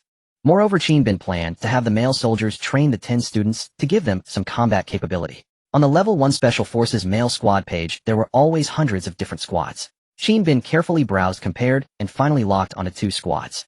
Lone Wolf Special Assault Team, Red Cell Action Team. These 2 teams possessed a higher overall combat capability compared to the others, but they came at a correspondingly higher price. Most other squads averaged around 380 survival points, while each of these 2 teams cost 450 survival points. The main reason was that the members of these 2 teams all had the skill to operate infantry fighting vehicles, allowing them to fully exploit the potential of the 5 Jeffys. But since they were going to make the purchase anyway, they might as well go for the best. A little extra cost was perfectly acceptable, so Qin Bin immediately confirmed the purchase. Ding! You have successfully purchased the Lone Wolf Special Assault Team and the Red Blood Cell Tactical Group. The system announcement echoed, and 2 squads of 10 fully armed Special Forces soldiers materialized before Qin Bin. "Greetings, Master." The 10 men bowed in unison to greet him. Qin Bin rose to his feet, and said, "From now on call me Captain." "Yes, Captain." The 10 men roared in unison once more. Qin Bin surveyed them carefully. Every one of them was a hardened warrior, their eyes betraying nothing but resolve and absolute fearlessness toward death. What stood out most notably were the commanders of the two teams, each radiating a composure that set them apart from the rest. The captain of the Lone Wolf Special Assault Team was named Zhuang Yin, with the codename Siberian Wolf. Standing at 183 centimeters tall with a heavily muscled frame, he excelled in both sniping and close-quarters combat. The captain of the Red Blood Cell Tactical Group was named He Chengwang, with the codename Falcon. At 185 centimeters tall, his expertise spanned sniping, martial arts, and command. These two men shared a similar temperament, and each was undeniably the strongest in his respective team. Captain stepped forward. Qin Bin barked. Both men stepped forward in unison and snapped to attention, awaiting his orders. From this moment forward, you will serve not only as team commanders, but also as instructors. I have a mission for you: train 10 young students and instill in them fundamental military discipline. Qin Bin turned to address them. The 10 students needed to develop some combat capability. They could not remain frail and helpless. They required at least basic self-preservation skills. The 5 elder professors and scientists did not require extensive training. Their bodies could not withstand such rigors, and knowing how to operate a firearm would suffice. But the remaining young students absolutely had to undergo military training. Field survival techniques, assault operation drills, defensive training, and similar disciplines would enable them to develop some fighting capability and prevent them from being slaughtered on sight should they encounter enemies. "Yes, Captain." The 2 men responded in unison. Qin Bin nodded with satisfaction, then turned to Xiao and said, "Xiao, send a message to the 10 young students aboard the research cruise. Assemble aboard Noah's Ark immediately." "Understood, Master," Xiao replied. Meanwhile, aboard the research cruise in a 5th-floor room, Gao Xueqing was taking a shower. She had spent the entire previous night compiling the inventory list for physics experiment equipment and had fallen asleep at her desk without even bathing, so she was thoroughly enjoying a hot shower this morning. After the research cruise had been refitted, every occupant was granted their own private suite complete with a television, computer desk, and all other conveniences, along with round-the-clock hot water supply. Before the apocalypse, taking a hot shower was an utterly ordinary occurrence, but after the world had fallen, it had become a genuine luxury.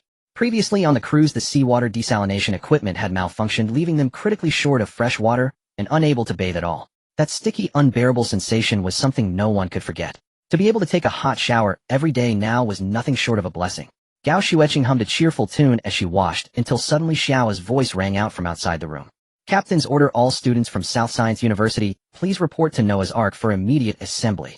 The announcement repeated 3 times. Gao Xueqing paused in surprise. An emergency assembly at this hour. The captain would certainly have something important to instruct. Gao Xueqing quickly finished her shower, wrapped herself in a towel, dressed promptly, and made her way to Noah's Ark. On the deck, Gao Xueqing ran into her classmate Niu Junkai. "Old Niu, do you know what this emergency assembly is about?" "How would I know? No one knows what the captain's matters concern, and I certainly wouldn't dare pry." Niu Junkai shook his head. Gao Xueqing murmured in understanding. Indeed, this captain of theirs was profoundly mysterious, harboring countless things beyond their comprehension, yet no one ever dared to ask. Sometimes certain questions were best left unasked, and certain knowledge was best left uninquired after. The 8 students quickly crossed the long bridge connecting the vessels and boarded Noah's Ark. The remaining 2 students had originally been accompanying Hu Ping to inspect the infantry fighting vehicles. On the deck of Noah's Ark, the 10 students stood in a neat single file waiting for Qin Bin. Soon the students spotted Qin Bin emerging from the cabin, followed closely by a group of others who filed out behind him. Those 10 individuals were all tall and powerfully built, their eyes sharp and piercing, every one of them fully equipped in complete Special Forces gear. Qin Bin stepped up before the students and introduced them. "These are 2 elite tactical teams, the Lone Wolf Special Assault Team and the Red Blood Cell Tactical Group. From now on, they will be your instructors. They will teach you how to use firearms, how to protect yourselves, and how to develop actual combat effectiveness. Do you all understand?" "Yes, sir." The students responded in unison. Qin Bin nodded, then turned to the 2 team commanders and said, 10 students, 5 per team. You may each select your own personnel. Train them for 1 month, and I expect results. We will conduct an inter-team exercise, and the outcome will reveal which of you is taught better." Upon hearing that their respective teams would compete in a drill, Zhuang Yin and He Chengwang immediately sensed and outdo each other. They exchanged a glance, competitive fire blazing in their eyes. They absolutely could not lose face in front of the captain. Qin Bin then smiled and added, "The losing team will scrub the toilets for the winning team for an entire month. And if you win, there will be culinary rewards." Hearing Qin Bin's words, both men's ambition surged even further. They were determined to defeat their rival and claim victory.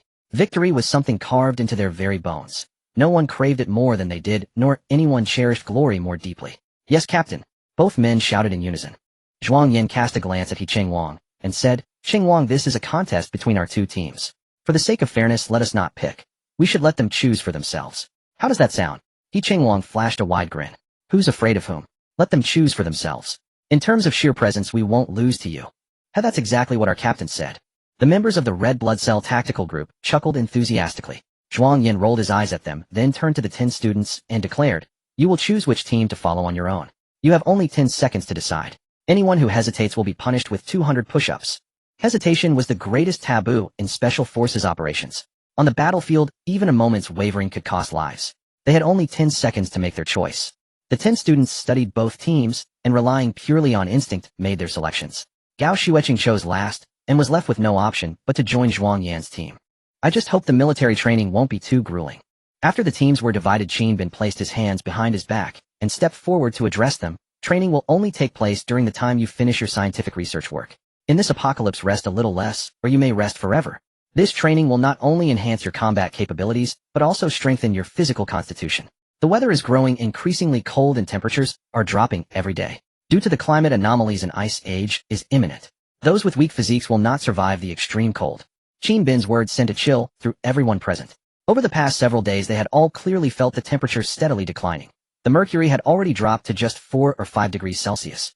As the seas receded dramatically, a devastating cold wave swept across the globe, and Earth was hurtling toward an era of extreme freezing. "Now that the teams are divided, let's start from today. You can arrange the training time yourselves," Qin Bin said with a smile. "Yes, Captain." The crowd responded in unison. "Xiao Zhuang, I'll give you an extra task. Take your people to help Old who inspect the infantry fighting vehicle. Get it repaired and operational as soon as possible," Qin Bin instructed. "No problem, Captain. I'm also familiar with the infantry fighting vehicle," Zhuang Yin said confidently. Qin Bin nodded. With Xiao Zhuang's team assisting, the inspection of the infantry fighting vehicle could be expedited. The vehicle would be extremely useful in the extremely cold environment. When the great ebb tide ends, the continent will emerge from the water frozen for thousands of miles. At that time, the infantry fighting vehicle can serve as a land transport tool equipped with powerful firepower to ensure safety. "Shall he take your people to help the professors transport equipment at the manufacturing center? Every laboratory on the research cruise ship needs to replenish experimental equipment," Qin Bin said. "Yes, Captain. Mission guaranteed." He Chingwang stood at attention and saluted. After arranging matters, Qin Bin summoned Worker No. 1 and returned to the control center. Because Qin Bin had to do something he had been planning all along, designing the Noah's Ark Level 2. The mandatory requirements for the next level Noah's Ark system were nuclear power to 0 tons of ship weight and a full ship integrated electric propulsion system. Other functions would be designed on top of these hard requirements. Qin Bin had clear demands for the next level Noah's Ark: bigger, faster, more robust, and stronger firepower. Ever since encountering those strange fish, Qin Bin felt that the next level Noah's Ark should have even more powerful firepower to cope with unknown and terrifying dangers. The original functional areas needed expansion: the manufacturing center, warehouse, garage boat, garage hangar, and ammunition magazine. The manufacturing center needed to be larger to produce bigger equipment meeting research and manufacturing needs. The expanded warehouse could store more grain, and the enlarged garage was for parking infantry fighting vehicles. As for the boat garage, only 2 speedboats were available. Qin Bin felt that was insufficient. More jet skis and amphibious assault landing craft should be added. Later, a helicopter hangar would be needed to store helicopters. In the apocalypse, possessing helicopters meant having air superiority. If helicopters couldn't be found during supply runs, they would have to be built from scratch. With so many components requiring assembly and the need for special steel, it would not be easy. The ammunition magazine also needed expansion. Currently, it had only 10 cubic meters of space, with very limited ammunition reserves. But the next level must be at least 10 times larger. Because for the next level Noah's Ark, Qin Bin planned to install a vertical missile launch system with at least 50 launch cells. Together with the stored missiles, the space required would be substantial. The new vertical launch system could achieve long-range strikes. Even without satellite guidance, terminal autonomous guidance could be used. Although accuracy wouldn't be very high if the warhead was powerful enough, precision wasn't critical. For instance, if a nuclear warhead was launched, a 1-kilometer error and a 1-meter error made no difference. The vertical launch system and helicopters were key development priorities for Qin Bin, as they represented even greater firepower for the Noah's Ark. Beyond these designs, Qin Bin also wanted the ship to have ice-breaking capability with an ice-breaking ram at the bow. Although the sea surface wouldn't freeze completely, there might be small ice floes or icebergs. Qin Bin took out a tablet and wrote down the requirements for the next level ship. In addition to the Noah's Ark design specifications, he also noted the fleet configuration and corresponding land-based setups. The Noah's Ark must maintain the most powerful firepower. That was essential. But other functions could be carried on other ships or land bases. For example, a logistics base could be built on land after the Great Ebb Tide, which was safer and could store more supplies. Moreover, later there would be fortresses required for the base fortress ships, for the fleet large cargo ships, land research bases, and land manufacturing bases. The idea was to offload a large portion of the Noah's Ark's functional areas onto other ships or land bases. The Noah's Ark would still have these functions, but other locations must also have them. For example, the warehouse. No matter how large the Noah's Ark's warehouse was, it couldn't hold hundreds of tons of supplies, nor was it necessary to store that much.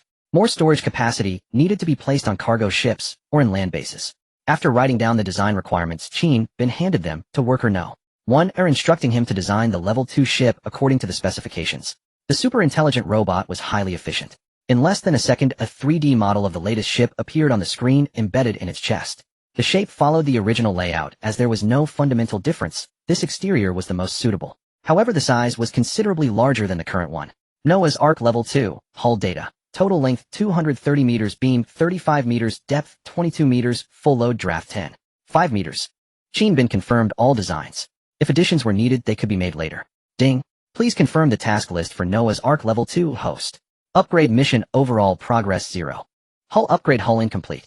Propulsion upgrade, full ship integrated electric propulsion system incomplete, nuclear power incomplete. Auxiliary systems, ship, nuclear power station incomplete, steam boiler incomplete, power supply system incomplete. Outfitting, living quarters incomplete, vertical missile launch system incomplete, expanded warehouse incomplete, expanded ammunition magazine incomplete. System devices, intelligent control center incomplete, security system incomplete. Seeing the long list of incomplete tasks, Qin Bin knew he had to step up his efforts. To cope with the successive disasters of the apocalypse, he must keep growing stronger. Qin Bin placed the 3D construction model of Noah's Ark Level 2 onto the tablet, so he could review it at any time. The first upgrade targets were the hull and nuclear power. These two needed to be upgraded together. If the hull was upgraded first, the existing power would be far from sufficient. Conversely, insufficient space prevented upgrading nuclear power first. Thus, both upgrades had to proceed simultaneously. This required preparing a large amount of steel and manufacturing the core nuclear power components in advance to save survival points, otherwise the survival points needed for both upgrades would be insufficient. Only by finding those 9 cargo ships as soon as possible could they obtain large quantities of high-alloy steel, special steel, and vast amounts of munitions and ammunition. Hopefully the cargo ships hadn't sunk to the bottom. If they had, they might have to wait until the great ebb tide ended a search. As Qin Bin was pondering, Xiao Ai's voice suddenly rang out. Master, Mr. Song Qingsheng on the research cruise ship requests a video call. Qin Bin's heart stirred. Song Qingsheng was a biologist who had been studying those strange fish. Could he have achieved some results? Connected, Qin Bin said. In an instant, the large screen flickered, showing Song Qingsheng wearing a protective suit. His expression was somewhat excited. Before Qin Bin could ask, he immediately spoke. Captain, I have a major discovery. What major discovery? Qin Bin asked. Song Qingsheng took a deep breath, suppressing his excitement. Captain, it's about the research on the strange fish. I've made a significant breakthrough. Please come over and I'll demonstrate and report to you in person. Upon hearing that it was about the strange fish, Qin Bin's curiosity was instantly piqued. Earlier, everyone had speculated about the origins of these bizarre fish. One theory was that environmental factors had caused genetic mutations in the carp, while another suggested they were a new species from the depths, merely resembling carp or being close relatives. Only through Song Qingsheng's research could a preliminary conclusion be reached. Now it seems Song Qingsheng had indeed uncovered something extraordinary. All right, I'm on my way. Qin Bin immediately stood up. Leaving the control center, he headed toward the research vessel. The vessel had been converted into a fully enclosed structure. Only 2 entrances existed on the deck, one for entry and one for exit, both equipped with advanced access control systems requiring facial and iris recognition. Faces could be replicated, but iris data was unique to each individual, making infiltration virtually impossible. After scanning his face, the door opened, and Qin Bin formally entered the vessel. He crossed the deck and proceeded to the 4th floor, which housed the biological laboratory. Before entering the lab, he had to undergo 3 disinfection procedures and change into a fully enclosed protective suit. This biological laboratory not only had stringent environmental controls, but also an independent ventilation and air purification system, meeting the P2 standard of domestic biological laboratories. Qin Bin entered to find Song Qingsheng already waiting. Upon seeing him, Song immediately said, Captain, please come this way. Qin Bin nodded, and the two walked side by side, chatting as they went. So what's the major discovery that has you so excited? Qin Bin asked with a smile. Song Qingsheng exclaimed excitedly. Captain, we previously speculated that these strange fish were either genetic mutants or new subterranean species, right? That's not the case at all. Not at all. Qin Bin was startled, turning to look at him. If not that, then what could it be? It's a virus. Song Qingsheng said solemnly. The two arrived at the entrance of a laboratory. Captain, allow me to demonstrate in person. They entered together. The room was sparsely equipped with only a few microscopes, all of which were simple in structure, and not the electron microscopes capable of magnifying tens of thousands of times. Those more complex instruments required numerous components, and even at full capacity the manufacturing center could not produce them quickly. Inside a sealed freezer lay the carcasses of 3 strange fish, while on the operating table were their flesh slices and blood samples. All items were arranged neatly and orderly, appearing quite professional. Song Qingsheng was indeed a brilliant bioscientist. Captain, please take a look. This is the flesh of the strange fish. Unlike ordinary fish, their meat has a higher degree of fibrosis. Song Qingsheng pointed at a slice of fish meat with a serious expression. Qin Bin leaned in for a closer look. Even with the naked eye he could see coarse fibers distinct from marine fish, and even less like carp. What's going on? Is this their natural state? Qin Bin inquired. No, Captain. It's because they contain an unknown virus that causes the fibrosis. Song Qingsheng then picked up a glass jar containing blood. Their blood harbors a biological virus I have never encountered before. I have tentatively named this virus the R virus. Qin Bin pondered for a moment. Are you saying that the formation and appearance of these strange fish are all related to this virus? Then what is the primary function of this virus? Song Qingsheng said seriously, that's correct. According to my research, the virus parasitizes and reproduces, producing a special substance that alters the flesh, stimulating potential and strength, but simultaneously causing the muscles to become increasingly fibrotic.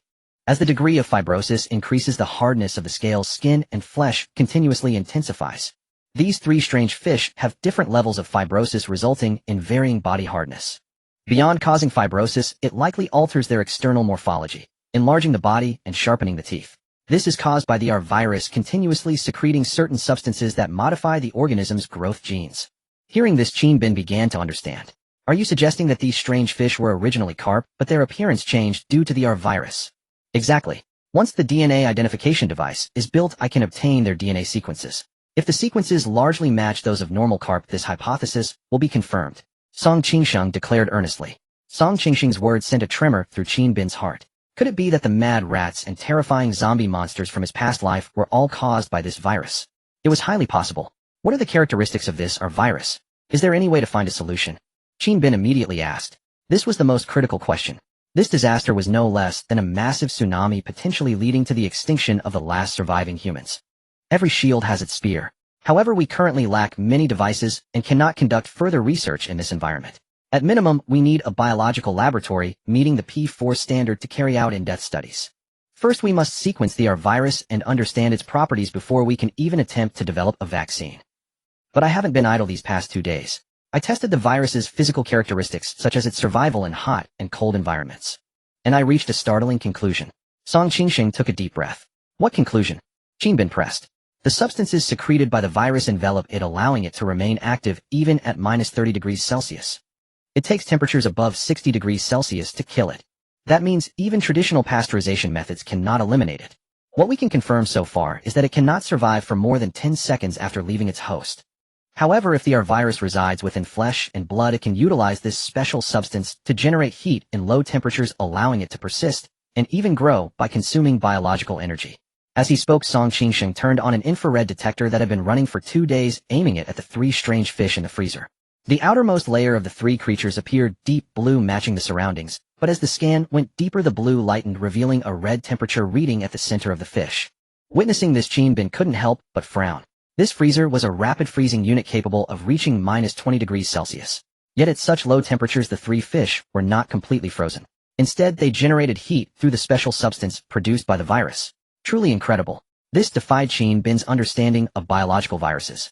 It was highly likely that the giant mutant rats and zombies that erupted during the cold wave in his past life were related to this. Given the gravity of the situation, Qin Bin immediately said to Song Qingsheng, I'll prioritize supplementing your equipment. You must expedite research on a method to counter this R virus. Also be careful, don't let it leak out of here. Song Qingsheng was overjoyed, then nodded solemnly. Rest assured, Captain. I have set up 3 layers of security in the lab. If I had a complete set of equipment, including a DNA sequencer, I could develop an antibody serum. Even if it doesn't provide complete immunity, it would offer a prolonged period of protection. Seeing Song Qingsheng so confident, Qin Bin felt somewhat relieved. Keeping them on board had indeed been a truly wise decision. Good. This matter requires your utmost urgency and speed. Qin Bin said in a grave tone, for this matter was of paramount importance. It had to be resolved before the outbreak of infection. Just as he finished speaking, a voice suddenly came from outside the door. Master, a supply ship signal has appeared. What? The supply ship signal appeared? Qin Bin was overjoyed. Following the route planned by the robot really gave a chance to find the supply ship. Qin Bin had placed a high-power radio signal transmitter on the supply ship, which would emit a radio signal every minute. This radio signal had an anti-decryption code. Only Noah's Ark could receive and decode it to obtain the exact location and distance of the supply ship. The reception range of the radio was between 20 to 50 kilometers, meaning that Noah's Ark was now less than 50 kilometers away from the supply ship. Yes, according to the decoded information, the supply ship is about 30 kilometers to the southeast. Xiao AI replied.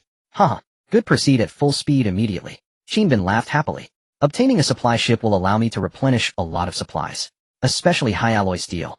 Whether it was a 1,000 ton or 2,000 ton supply ship, they all carried a large amount of alloy steel for shipbuilding, specifically 9Ni steel and manganese-based nickel-free chromium steel.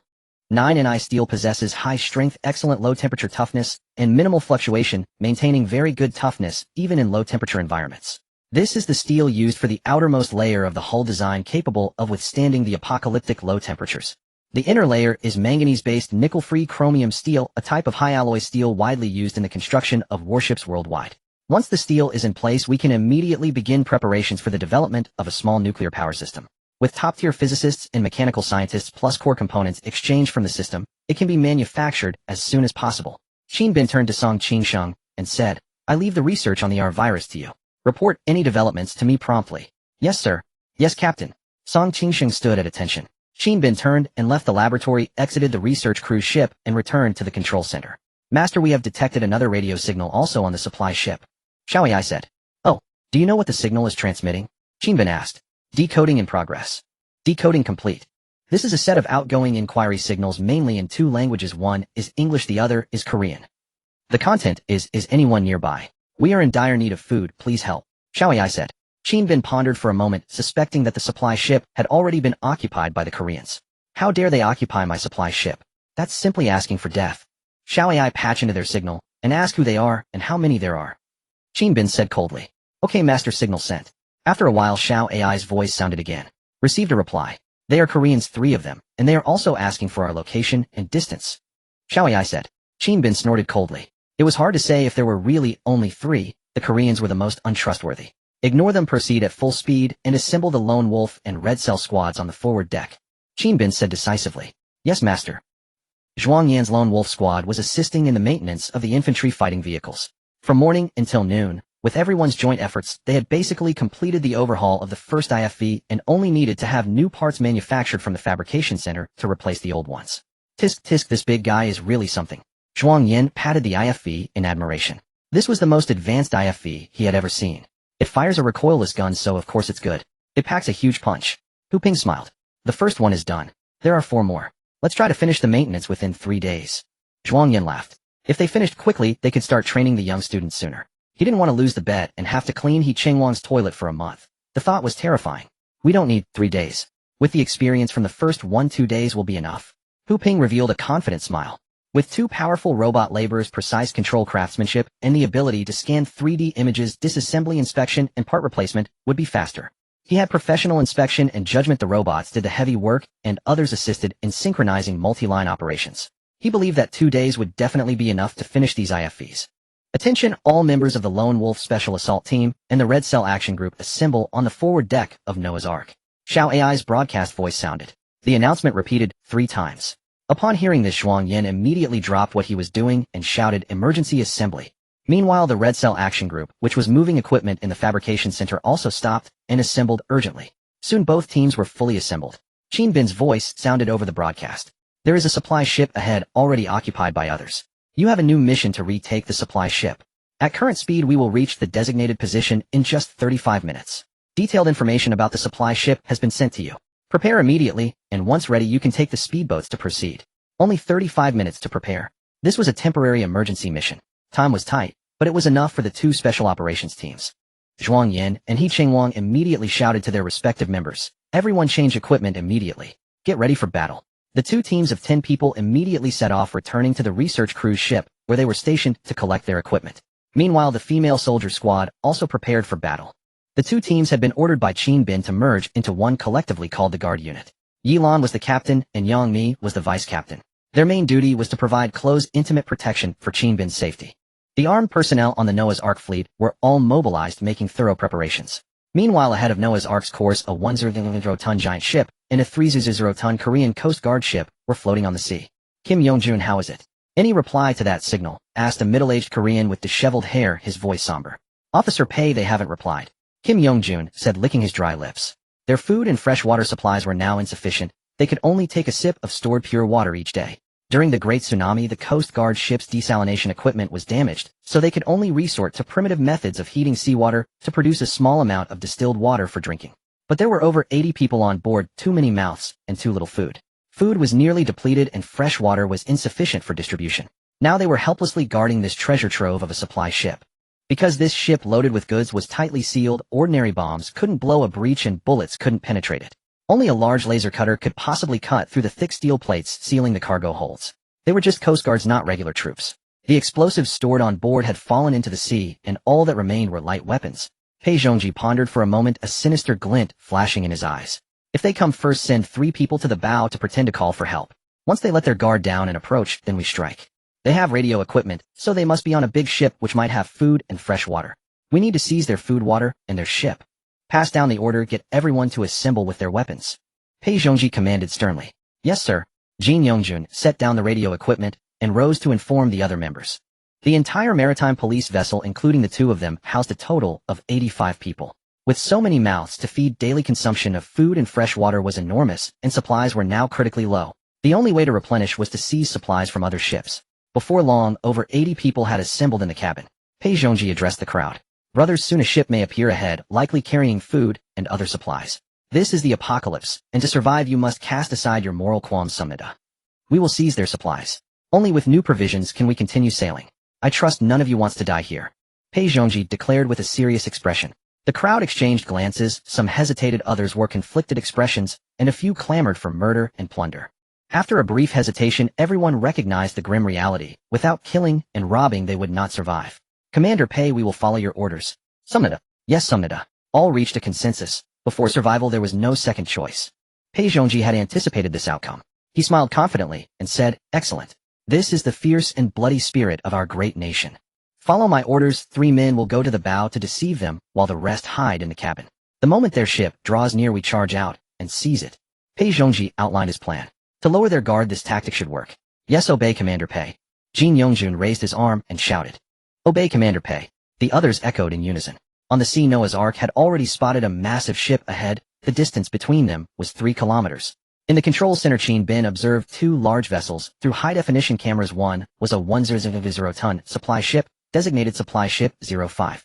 The other appeared to be a maritime police vessel, but it flew a tattered taigukgi, instantly recognizable as the flag of those Koreans. A vessel that size claiming only 3 crew. Who do they think they're fooling? Qin Bin sneered. Shall AI move closer?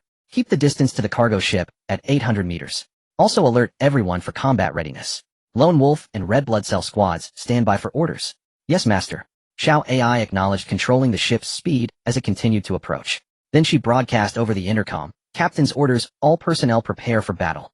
On the deck, 10 female guards of the honor guard had taken positions behind cover. Their mission was not to assault, but to provide fire support for the Lone Wolf and Red Blood Cell special forces.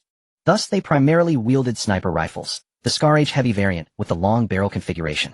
6 of them carried Scar HS for sniping, 2 used Scar LS for rapid fire support, equipped with 8 power close-range scopes capable of burst fire.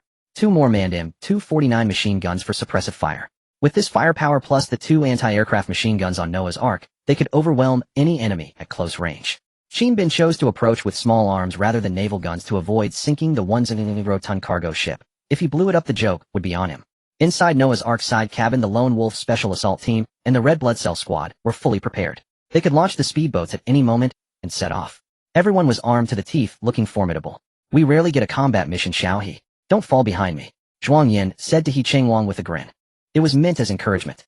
Rest assured, I will execute the operation plan exactly as ordered without a single deviation. He Chengwang replied confidently. Lone Wolf, Red Blood Cell, stand by and await orders. Xiao AI's voice came through. Yes, sir. Both captains responded in unison. Received. He Chengwang raised his right hand and said, synchronize watches. All members of both teams raised their wrists, checked their timepieces, and confirmed synchronization. Meanwhile, aboard the cargo ship, Pei Zhongji spotted a dark silver-gray vessel approaching through his binoculars. Its entire paint scheme looked incredibly futuristic. From its external silhouette, it resembled an American Zumwalt-class destroyer. And behind this ship followed 4 100-ton cargo vessels and a bizarre cruise liner covered in steel armor plating. A fleet. Pei Zhongji's expression changed. If it was a fleet, they might also have firepower. But looking at the deep draft of the 4 cargo ships, he was certain they carried plenty of good stuff. There must be food and all kinds of supplies. At this moment his greed had completely overridden his reason. The craving for food drove him to madness. Get ready. We strike as soon as they come close. Pei Zhongji's eyes gleamed with avarice and insanity. See, Commander Pei. I have a bad feeling about that lead ship. Jin Yongjun said uneasily. Pei Zhongji turned and glared at him. Jin Yongjun, are you getting cold feet now? Ducked under Pei Zhongji's glare, Jin Yongjun lowered his head, afraid to speak, terrified of being shot on the spot. Now with Noah's Ark 800 meters from the cargo ship, Qin Bin immediately picked up his headset and ordered the Lone Wolf and Red Blood Cell squads in the cabin. Begin the operation and board the ship as soon as possible, commanded Qin Bin. Yes, Captain, both squad leaders replied. Then Noah's Ark side hatch opened, 2 speedboats were launched, and the teams boarded them, speeding toward the cargo ship. At that moment Yang Mi's voice came from the control center. Captain, 3 people at the bow seem to be signaling for help. Qin Bin snorted coldly. It's just their disguise. Take them all out. Yes, Captain. Yang Mi acknowledged. On the deck she relayed to the other snipers. Captain's orders: eliminate the 3 at the bow. The snipers immediately aimed at the 3 figures on the bow. Bang! Bang! Almost simultaneously a series of shots rang out. The 3 on the bow had bullet holes in their heads and bodies. This scene startled Pei Zhongji and Jin Yongjun aboard the cargo ship. They hadn't expected the enemy to be so ruthless, opening fire directly. Commander, 2 speedboats have approached the cargo ship and vanished from our surveillance. People are on them. They must be coming to board. Someone rushed in and shouted. What a... Then go and eliminate them. Pei Zhongji froze for a second, then snarled. They must not be allowed to board. Also, the trick is useless now. Ram the ship and provide covering fire. Pei Zhongji said grimly. Now the only chance of winning was to launch an aggressive attack. They had plenty of men. There was still hope. Yes, sir. The man ran out, leading over 30 people onto the deck to prevent the 2 teams from boarding. The other 50 using the curved side of the cargo ship as cover began firing toward Noah's Ark. Bang! Bang! Gunfire erupted across the sea. Watching the armed Korean maritime police through the surveillance cameras, Qin Bin shook his head disdainfully. With such meager firepower, they think they can suppress us. Dream on. Shall AI open the anti-aircraft machine guns and show them what real suppression fire looks like? Yes, master. The 2 automatic anti-aircraft machine guns' protective covers opened, revealing their dark muzzles. Rat-a-tat-tat. As the anti-aircraft guns spewed tongues of fire, the female guards on Noah's Ark's deck also began to return fire. The 2 machine guns formed a crossfire, cooperating with the anti-aircraft guns to sweep the other side of the cargo ship's cabin. Meanwhile, the sniper and assault rifle-wielding female guards intercepted the other side, where the Korean maritime police tried to prevent the Lone Wolf and Red Blood Cell teams from boarding. The pouring bullets fell like dense raindrops onto the cargo hold, sparking flames and blood. Blood splattered as Korean maritime police were riddled with bullets. In an instant, blood stained the entire cargo hold. The sudden eruption of overwhelming firepower left the Korean maritime police completely disoriented. The 2 anti-aircraft cannons and the 2 machine gun positions acted like the Grim Reaper, mercilessly reaping the lives of the Korean maritime police. The sweeping bullets killed over a dozen in seconds. In the observation room, Pei Zhongji and Jin Yongjun were instantly petrified, dumbfounded. Aish, what kind of firepower is this? Jin Yongjun's face turned pale as he stammered. Pei Zhongji was completely stunned. Then his legs gave way, and he stumbled, falling to the floor in terror at the sight of the devastating firepower. Aish, this is a warship. This is a warship. Pei Zhongji felt as if the sky were falling. His previous confidence was utterly shattered under such overwhelming firepower. This time he was truly doomed. Commander Pei, what should we do now? Kim Yongjun asked hoarsely. But he saw that Pei Zhongji was completely stunned, still reeling, utterly unable to answer the question. What do we do? Aish, how should I know? Pei Zhongji felt a surge of despair rising within him. As the 2 were speaking, another dozen or so men had died near the cargo hold, cutting their forces in half. The remaining Korean Coast Guards were so shaken in spirit that they were on the verge of collapse. Aish, they're actually a warship. Their firepower is too strong. Brothers, maybe we should surrender. The remaining 20-odd men trembled behind the cargo hold, bullets occasionally whizzing past their heads. They could be hit by a stray bullet at any moment. No one dared to stick their head out to check the situation. Some of the Koreans had already wet their pants in terror. On the other side of the deck, under the sniping from the Noah's Ark, the Korean Coast Guards trying to intercept the boarding Special Forces teams could barely move, forced to hide behind cover, not daring to show themselves or advance. They could only watch helplessly as 2 Special Forces teams successfully boarded the ship. After boarding, Zhuang Yin immediately made a hand signal indicating the attack to begin. Members of the Lone Wolf Special Assault Team quickly dispersed and advanced forward. Knowing there was a group of men hiding behind iron boxes on the deck, they all pulled out grenades. Blow them to hell. Zhuang Yin shouted, tossing 5 fragmentation grenades that landed behind the cover. The Koreans behind the cover watched the 5 grenades arc through the air like scythes swung by Death himself. Aish! The Koreans' faces changed drastically as they cried out. Boom boom. Consecutive explosions erupted, fragments scattering everywhere, turning most of the men behind the cover into sieves. Those who survived immediately dropped their weapons and came out on their knees, hands raised in surrender. Zhuang Yan's expression was cold as he raised his gun at the surrendering Koreans. Bang! Blood blossomed on a Korean's forehead. He was shot dead on the spot. The other surrendering Koreans were stunned. This was a massacre. But before they could react, the other Lone Wolf members quickly opened fire, killing the remaining Koreans. According to Chin Bin's orders, not a single man on the ship was to be left alive. In the apocalypse, there were no rules for treating prisoners leniently. The surrendering men were all gunned down. The Lone Wolf Special Assault Team wiped out this group of enemies, completed their phase mission, and headed straight for the cabin. Meanwhile, the Red Blood Cell Action Team was no less formidable. After boarding, they threw flashbangs behind the cargo hold, instantly blinding all the Korean Coast Guards. Then they stormed in their firepower, reaping the lives of over 20 men, leaving blood pooling on the deck. These Korean Coast Guards never even got a clear look at their opponents before reporting to the King of Hell. Let's go to the cabin, straight to the control center. He Ching-Wang said coldly. Yes, Captain. The 5-man team quickly entered the cabin, then split into 2 groups. 3 went to rendezvous with the Lone Wolf Special Assault Team to clear out enemies hiding in the cabin. The other 2 headed straight for the ship's control center to seize control of the vessel. As he ran, He Ching-Wang said to Zhuang Yan through the radio earpiece. I'm heading to the control center, you don't need to follow. Tisk, alright, you beat me to it. Zhuang Yan chuckled, retreated from the stairs, and began searching the cabin as planned. At the control center door, He Ching-Wang saw the iron door was tightly shut and locked from the inside. He immediately raised his gun and fired a grenade. Boom. The grenade exploded, blasting a large hole in the iron door. Then He Ching-Wang tossed in a flashbang, and 2 screams came from inside. The 2 then stormed in, firing at the 2 men inside the control center, turning them into sieves. From then on, the 2 had seized the ship's control center and brought the vessel to a halt. At that moment, the 100,000-ton cargo ship was only 50 meters away from the Noah's Ark. Captain, the cargo ship is under our control. Oh, it has been stopped. He Ching-Wang reported to Chin Bin. Chin Bin smiled with satisfaction. To have taken control of the cargo ship in such a short time.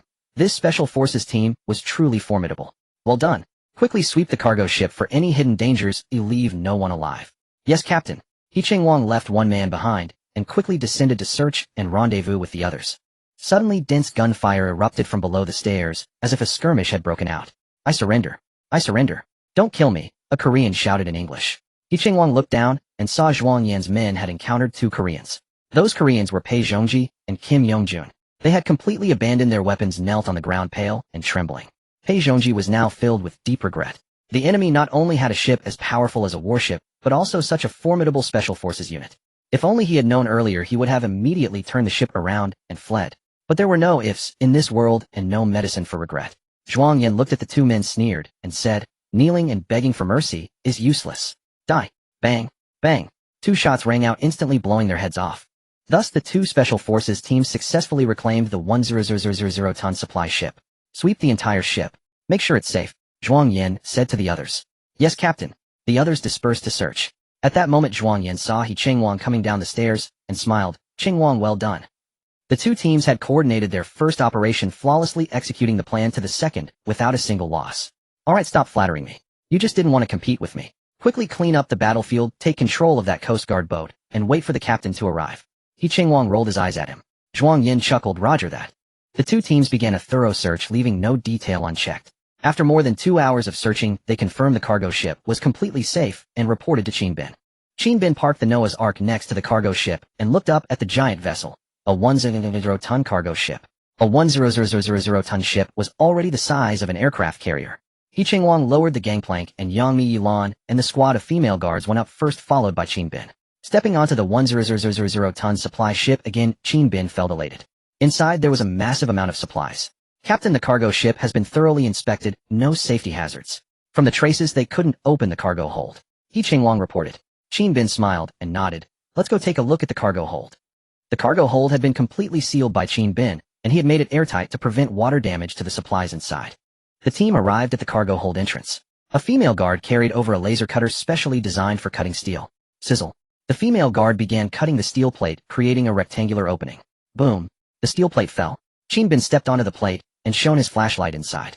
Piled up like small mountains were various grains, high alloy steel, and crates of military equipment. This is the 100,000-ton supply ship Chin Bin had prepared earlier. After loading the supplies, he had the cargo holds entirely sealed with thick steel plates, firstly, to prevent the holds from being damaged by collisions during the Great Tsunami, which would cause seawater to pour in and ruin the supplies. Secondly, to prevent others from opening it if they took the ship first. The cargo holds could not be opened unless with heavy artillery fire or large-scale laser cutters.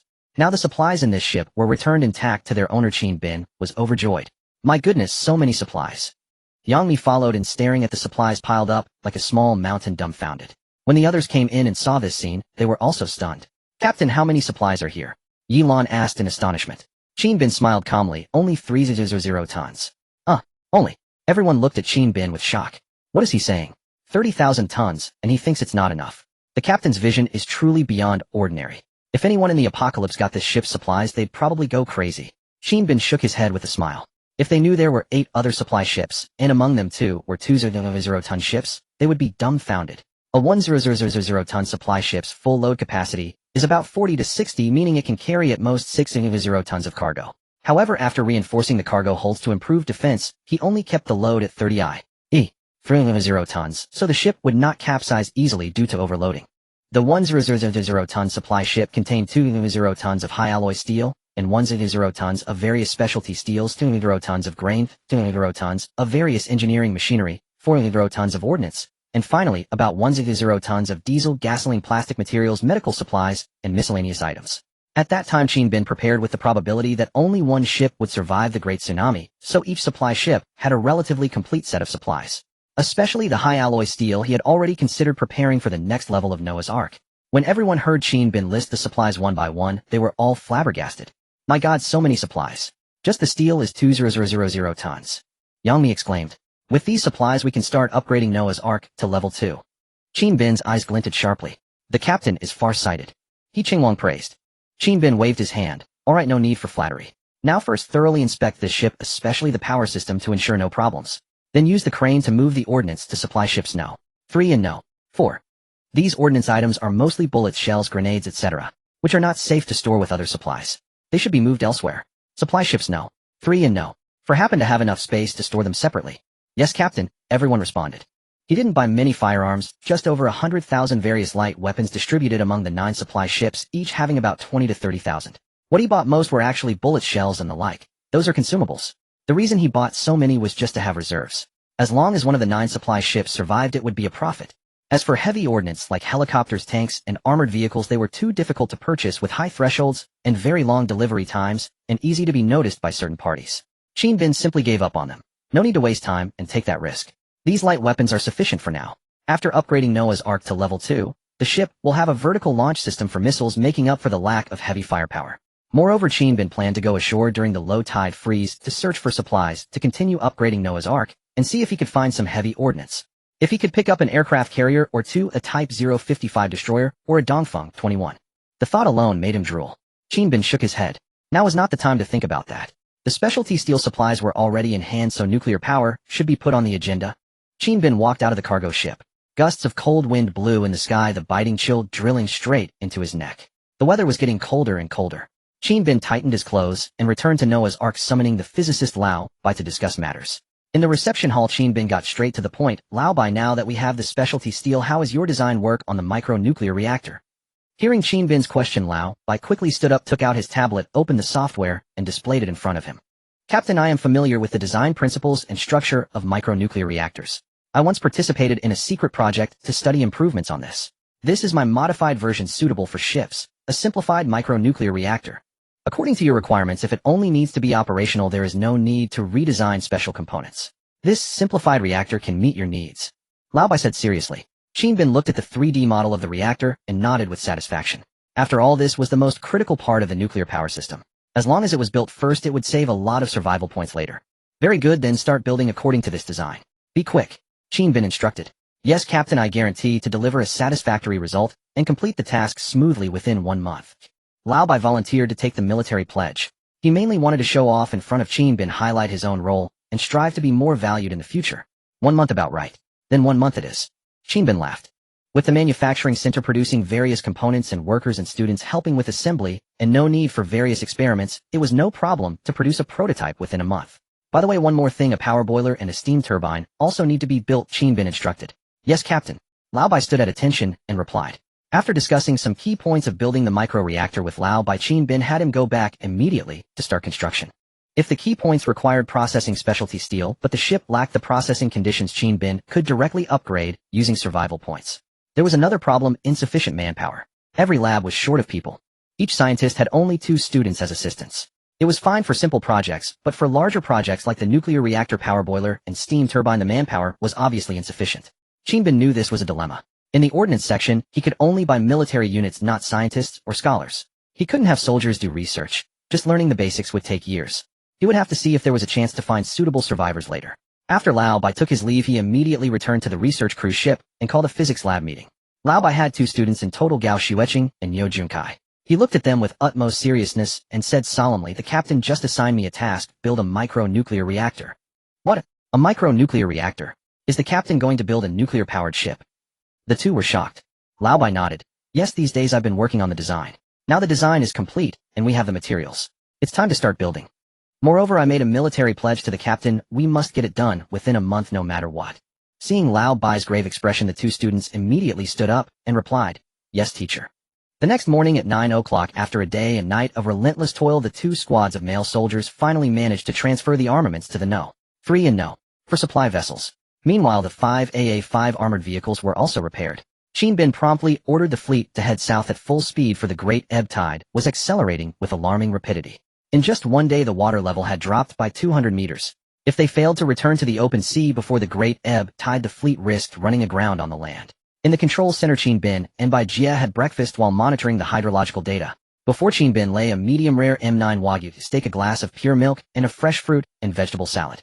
As Qin Bin took a bite of the M9 Wagyu, the rich beef aroma mingled with the fat bursting in his mouth, filling his palate with flavor and awakening every taste bud. "Sister, your cooking is superb," Qin Bin praised, giving a thumbs up. Bai Jia's heart swelled with sweetness. "If you like it, eat more. If it's not enough, I'll make another portion for you. Sister, I'm not a glutton. I'll stop when I'm full. No matter how delicious, I can't overeat," Qin Bin replied with a laugh. Now that they had an additional supply vessel carrying 2,000 tons of assorted grain, food was no longer a concern. Yet they must not waste any. Bai Jia looked up at the dim, overcast sky through the window. "Xiaobin, the temperature has been dropping lately. It's already around 0 degrees Celsius. Soon the entire planet will freeze over, won't it?" Yes. After the great ebb tide ends, the temperature will plummet. The closer to the poles, the colder it gets, Qin Bin said with a grave expression. Now they had to return to the open sea before the great ebb tide. "Xiao Ai, where are we currently?" Qin Bin asked. "Master, we are near Yang City in Jiangxi Province," Xiao Ai replied. "How much longer until we reach the coastal waters?" Qin Bin continued.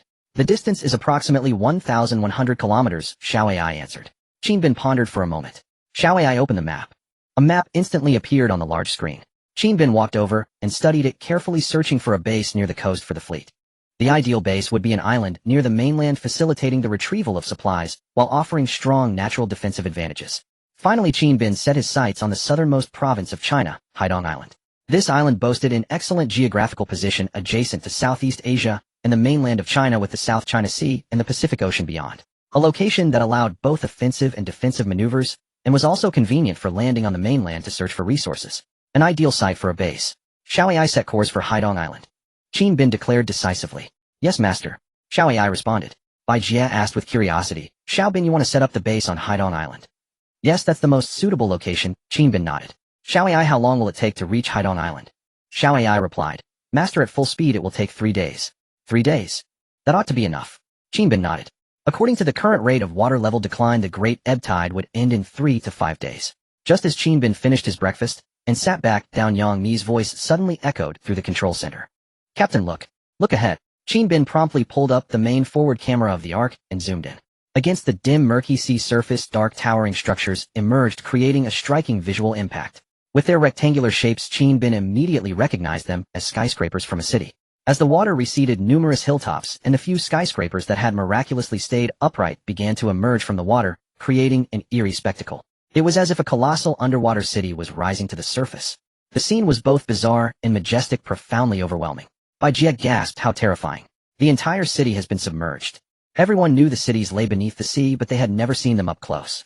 The sight of the skyscrapers' tops breaking the surface was far more spectacular than anything they had imagined. As the fleet advanced, Qin Bin saw various objects floating on the water, including bloated corpses swollen from the seawater. It was a hellish scene on the surface of the ocean. Shall I be careful not to hit these buildings? Qin Bin instructed. Yes, master. I have activated the surrounding ship's safety systems which can detect obstacle data and avoid them in advance. Shao AI replied. Qin Bin felt somewhat relieved. Truly a super AI was invaluable. On the research cruise ship the teachers and students were all stunned by the sight, before them left utterly speechless. Those towering skyscrapers represented advanced scientific civilization, yet now, they were completely submerged by the great tsunami. With the great ebb tide the whole world would be nothing but desolation. Gao Shueqing murmured, the world we knew is gone forever. Niu Junkai sighed as well. Don't dwell on it. This is the apocalypse. Instead of yearning for the past, look toward the future. Niu Junsai's words were filled with the scientist's rationality. Gao Shueqing nodded.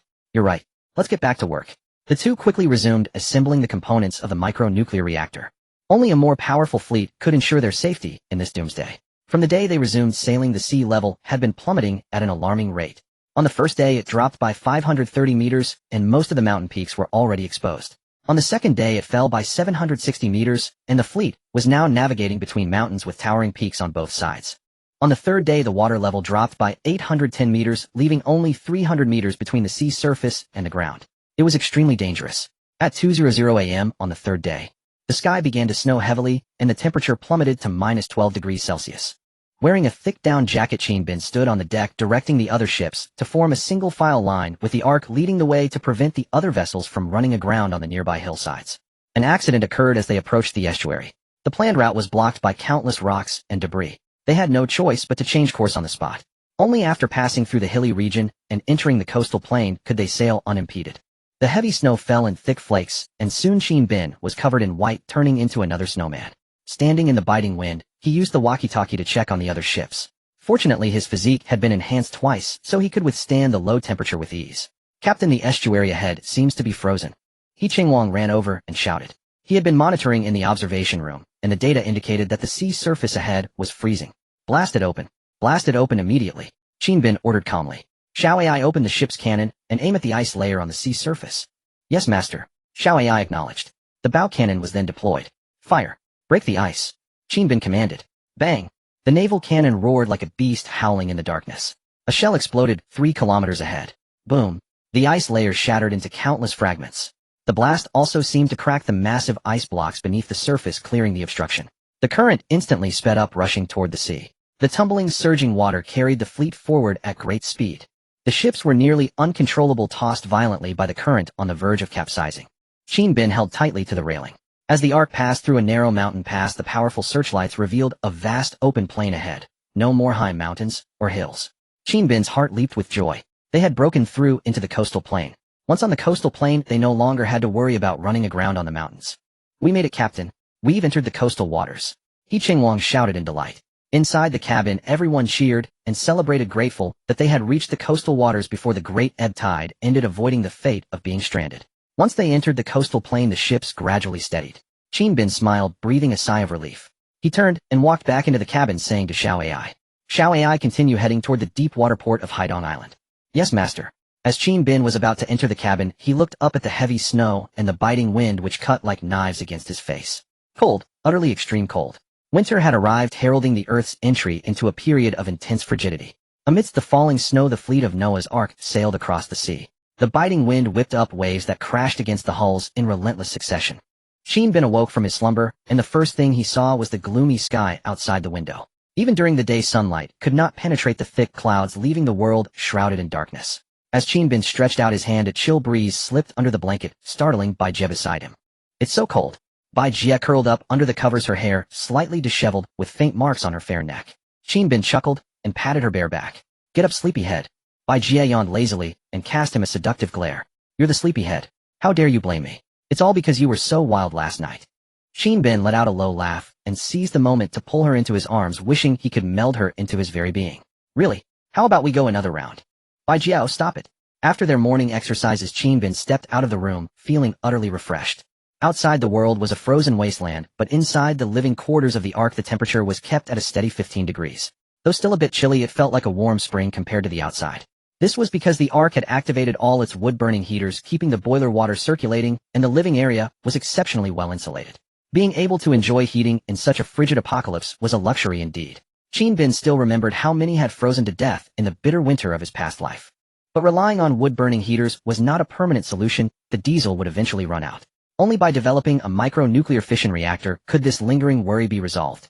After washing up, Qin Bin planned to prepare some breakfast.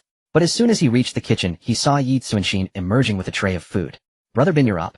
Come and have breakfast. I made it especially for you with love," Yi Tsunshin said with a sweet smile. Qin Bin's instincts immediately went on alert. It was a purely instinctual wariness. Good heavens! Yi Tsunshin had cooked again. Qin Bin glanced at the breakfast in her hands, a bowl of beef noodles, a sandwich milk with cereal, and a bottle of yogurt. Everything looked perfectly normal with nothing unusual. "Ahem, Tsunshin, did you really make all this yourself?" Qin Bin asked with a dry cough, though it seemed convincing enough. "Of course. I saw how hard you worked last night, so I got up early to make you breakfast." Yi Tsunshin's eyes were filled with affection. Qin Bin was deeply moved and asked her to set the table. As they sat down, Yi Tsunshin stared intently at Qin Bin, clearly expecting him to take the first bite. Qin Bin was taken aback.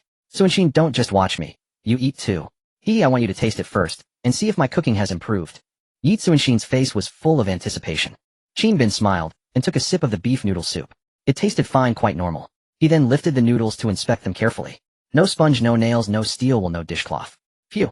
It seemed she had finally made a normal meal. Qin Bin took a bite of the noodles, and was surprised to find a unique meaty flavor. Absolutely delicious. He wolfed down the entire bowl of beef noodles, finishing every last drop of soup. "Not bad, not bad. Your cooking has really improved, especially these noodles. They're chewy and tasty with a distinct meaty aroma. How did you do it?" Qin Bin burped contentedly. Nothing special. I just added another kind of noodles. The packaging was all in French, but it smelled great," Yi Tsunshin said proudly. But Qin Bin's expression suddenly changed. You didn't use the yellow bag of flour from under the cabinet, did you?" "Oh, Brother Bin, how did you know? You've discovered my secret recipe," Yi Tsunshin exclaimed in admiration. Qin Bin slapped his forehead, laughing despite himself. "Because that's Monkey Sun's pet food flour. This is Monkey Sun's breakfast paste." "What a—" Yi Tsunshin froze, her expression blank. She seemed to have made a huge mistake. Just then Monkey Sun strode out, carrying a yellow bag of flour, looking confused as he scratched his head.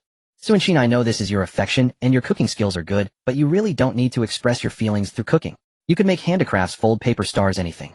Qin Bin held Yi Tsunshin's hands earnestly. Yi Tsunshin knew she had messed up again, but backing down was not in her nature.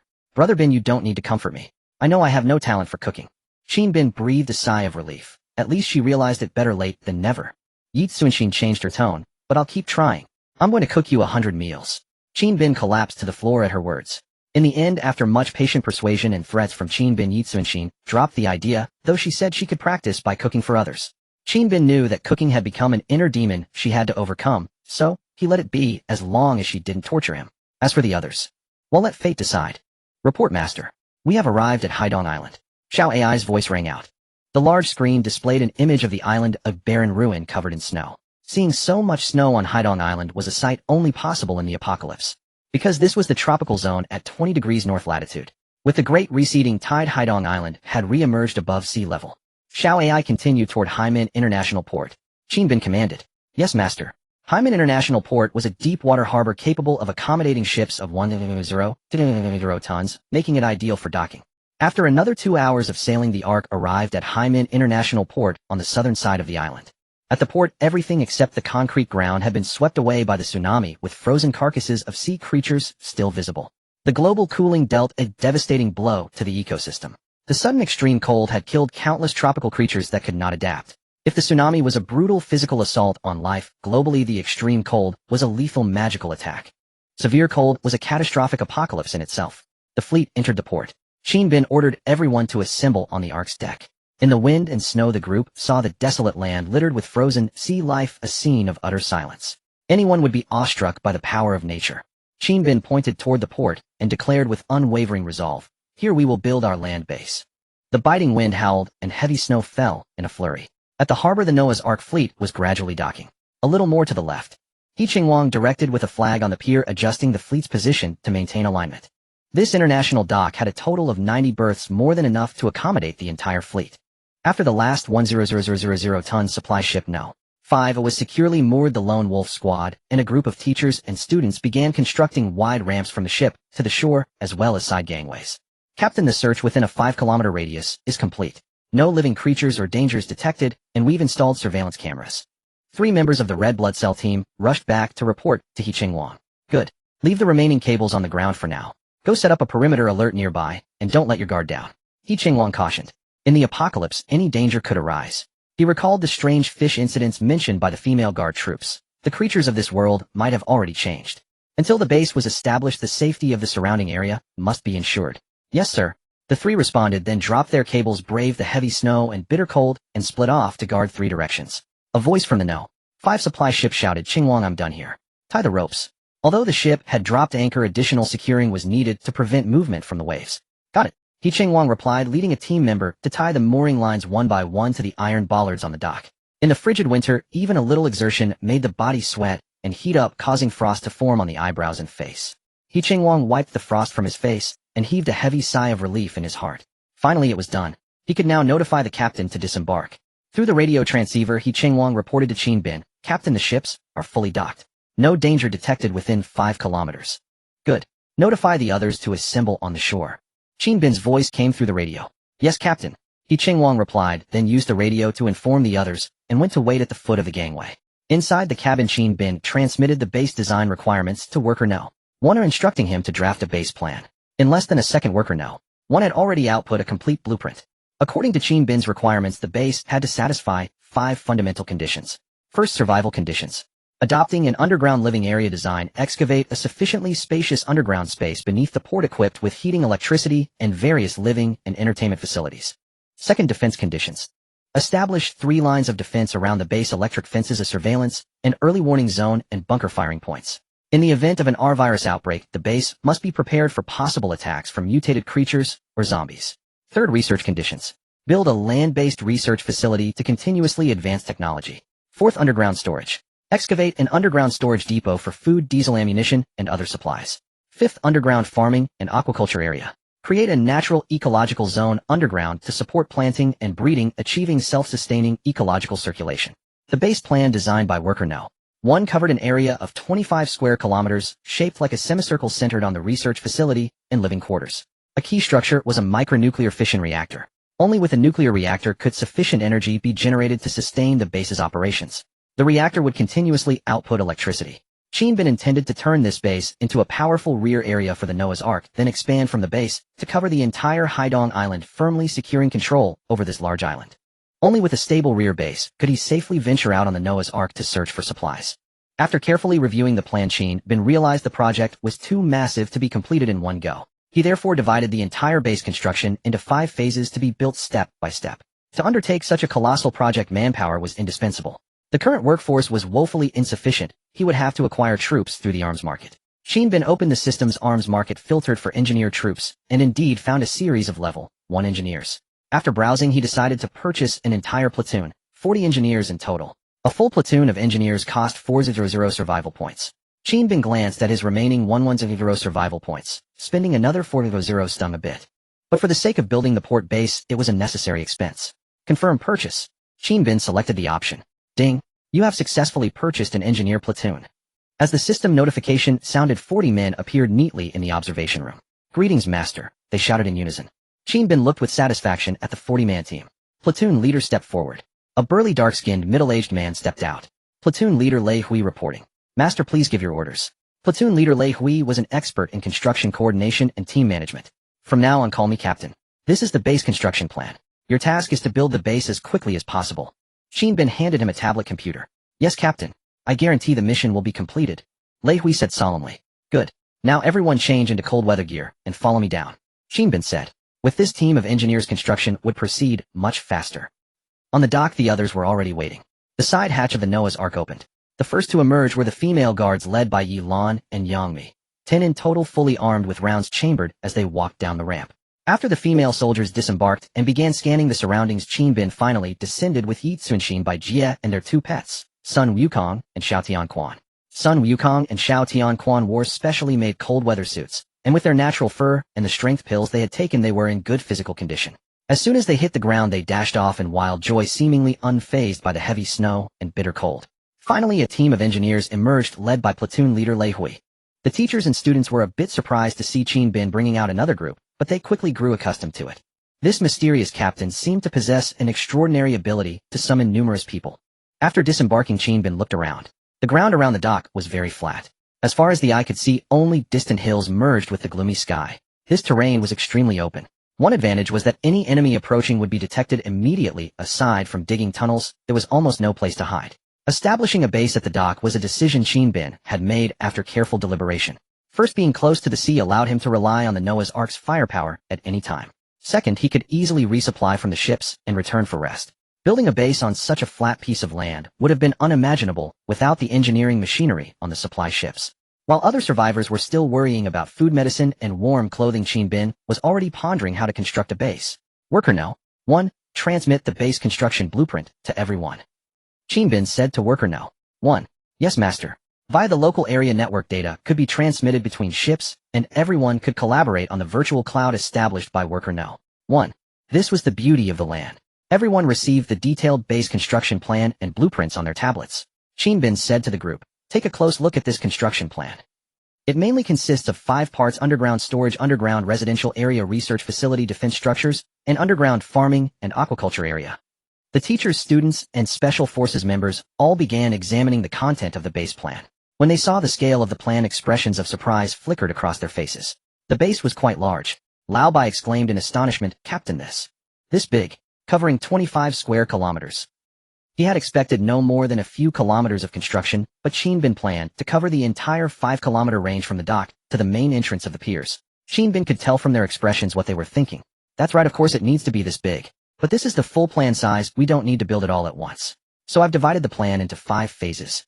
The first phase of the land base was to construct the 2 most critical facilities, the onshore living quarters and the material storage depot, using the current construction conditions and capabilities.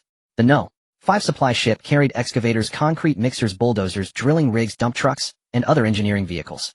Digging out several underground spaces quickly was no problem. Lone Wolf Squad and Red Blood Cell Squad will handle perimeter security. The engineers will be responsible for construction. The rest of you will assist and coordinate. I want Phase 1 completed within 1 month. Bin began assigning tasks to everyone and set a deadline.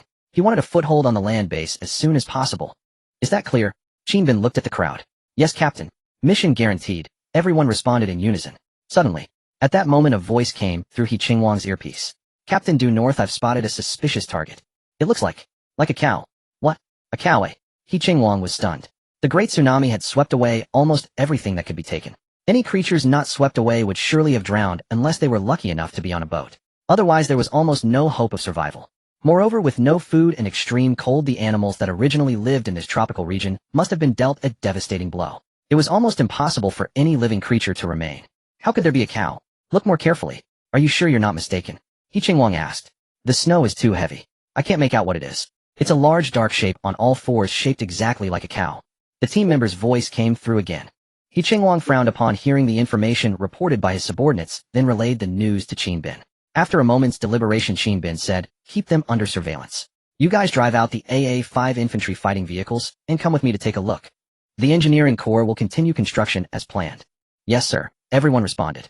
Then Bin told Yi Tsuanshin to also drive out the off-road RV from Noah's Ark. He Qingwang and Zhuang Yan went on to Noah's Ark and drove out the AA-5 infantry fighting vehicles. These wheeled combat vehicles boasted top-tier off-road capabilities and had proven their reliability through rigorous environmental tests.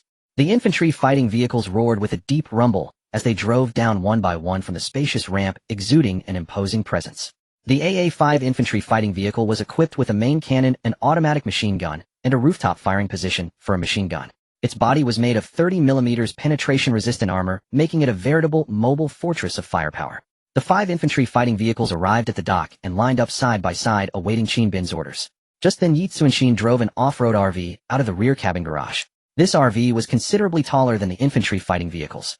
This Unicat CT-59, the world's top-tier off-road RV that Bin had purchased for 80 million, was a behemoth known as the Doomsday Ark, and an absolute off-road performance monster. Moreover, this RV boasted all-terrain survivability, having undergone extreme environment tests, including severe cold, extreme heat, desert, and wetlands.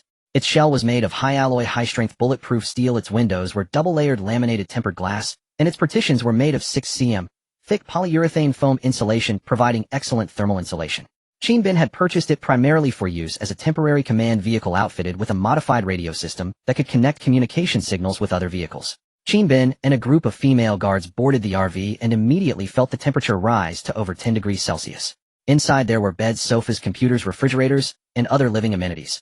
All top global brands, the most expensive and best products. Embarking on an apocalyptic adventure in this RV, what incredible comfort.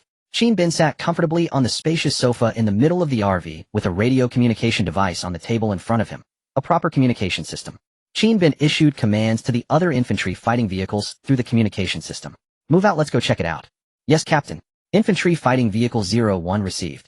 The infantry fighting vehicles responded one by one.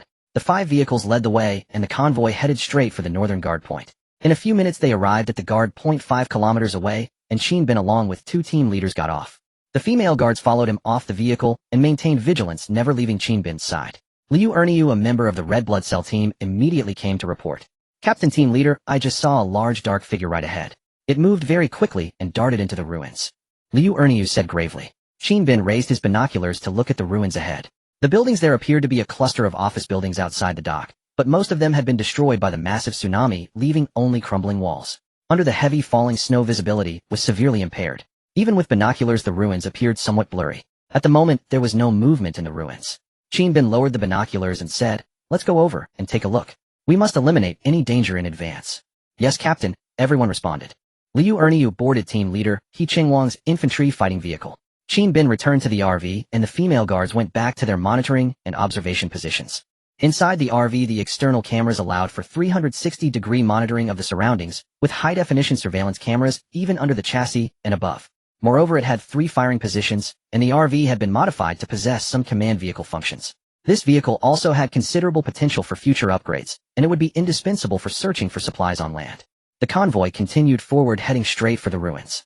Zhuang Yan's infantry fighting vehicle took the lead when a nearby team member was driving, while Zhuang Yan was responsible for observing the surroundings through the observation equipment. The infantry fighting vehicle's roof was equipped with a state-of-the-art observation and aiming system, including an infrared thermal imaging system that could detect living creatures with body heat. Suddenly, on the screen before him, amidst a blue-tinted image, an orange-red figure flashed by. Its shape was indeed like a cow running on all 4s with a massive body. Vehicle 1 reporting. Suspicious target detected ahead, it's behind the blue wall. Zhuang Yan immediately reported the situation to the others. Qin Bin inside the RV also saw that orange-red image. He immediately rewound the footage and pressed pause. Indeed, it was still the shape of a cow, but without horns. And it had no tail. What kind of monster was this? If you want to know what it is, kill it, and you'll find out. Qin Bin immediately ordered, open fire. Blast through this wall. Other vehicles be ready to shoot. Yes, sir, everyone responded. Zhuang Yan immediately ordered preparations to fire. The crew quickly aimed and selected a type of high-explosive round, the telescoped ammunition, which was a special ammunition for this infantry fighting vehicle. Unlike other ammunition, the telescoped round was a smooth cylinder inside, which the actual projectile was sealed. This design allowed different specifications of shells to be standardized into a uniform size, enabling the infantry fighting vehicle to fire various types of ammunition. Fire, the crew member shouted. Bang! A high-explosive round hit the wall. Boom! With a thunderous explosion, the blue wall was blasted into pieces. The powerful shockwave threw the monster behind the wall into the air, crashing heavily onto the ground. Qin Bin then zoomed in with the camera and finally got a clear look at the creature, a monster resembling a cow covered in thick long black hair. Moreover, 2 sharp fangs grew from the sides of its mouth, and the fangs actually glinted with a metallic sheen. In this light, it had the size of a cow, but its head and hair resembled a wild boar. What kind of monster is this? Yang Mi exclaimed upon seeing the image. For a moment, everyone who saw the creature was stunned. It's very likely a mutated species, just like those strange fish. Qin Bin said gravely. Suddenly, everyone saw the distant snowdrifts seemed to be shaking as if something was emerging from the ground. Zhuang Yan immediately zoomed in with the high-definition camera. Staring intently, his eyes went wide. Watch out. It's a horde of the long-haired monsters. He reported immediately. As he spoke, hundreds of these long-haired monsters emerged from the snow, each the size of a cow and covered in black hair. As soon as they appeared, these long-haired monsters charged toward the convoy, lowering their heads and baring their fangs, assuming a charging stance. Open fire, immediately shoot. Qin Bin commanded decisively. Bang, bang, bang. The 5 infantry fighting vehicles fired simultaneously, capable of launching a shell every 5 seconds. The shell struck the long-haired monsters charging from half a kilometer away, exploding with a thunderous roar. Boom, boom, boom. The violent blast sent snow and dirt flying. The long-haired monsters hit by the shells were instantly blasted into pieces, and the immense shockwave hurled the other monsters nearby into the air. Blood splattered, and flesh flew everywhere. Under the combined barrage of artillery fire and automatic machine guns from the 5 infantry fighting vehicles, the hundreds of long-haired monsters that had attempted to charge the convoy were completely annihilated.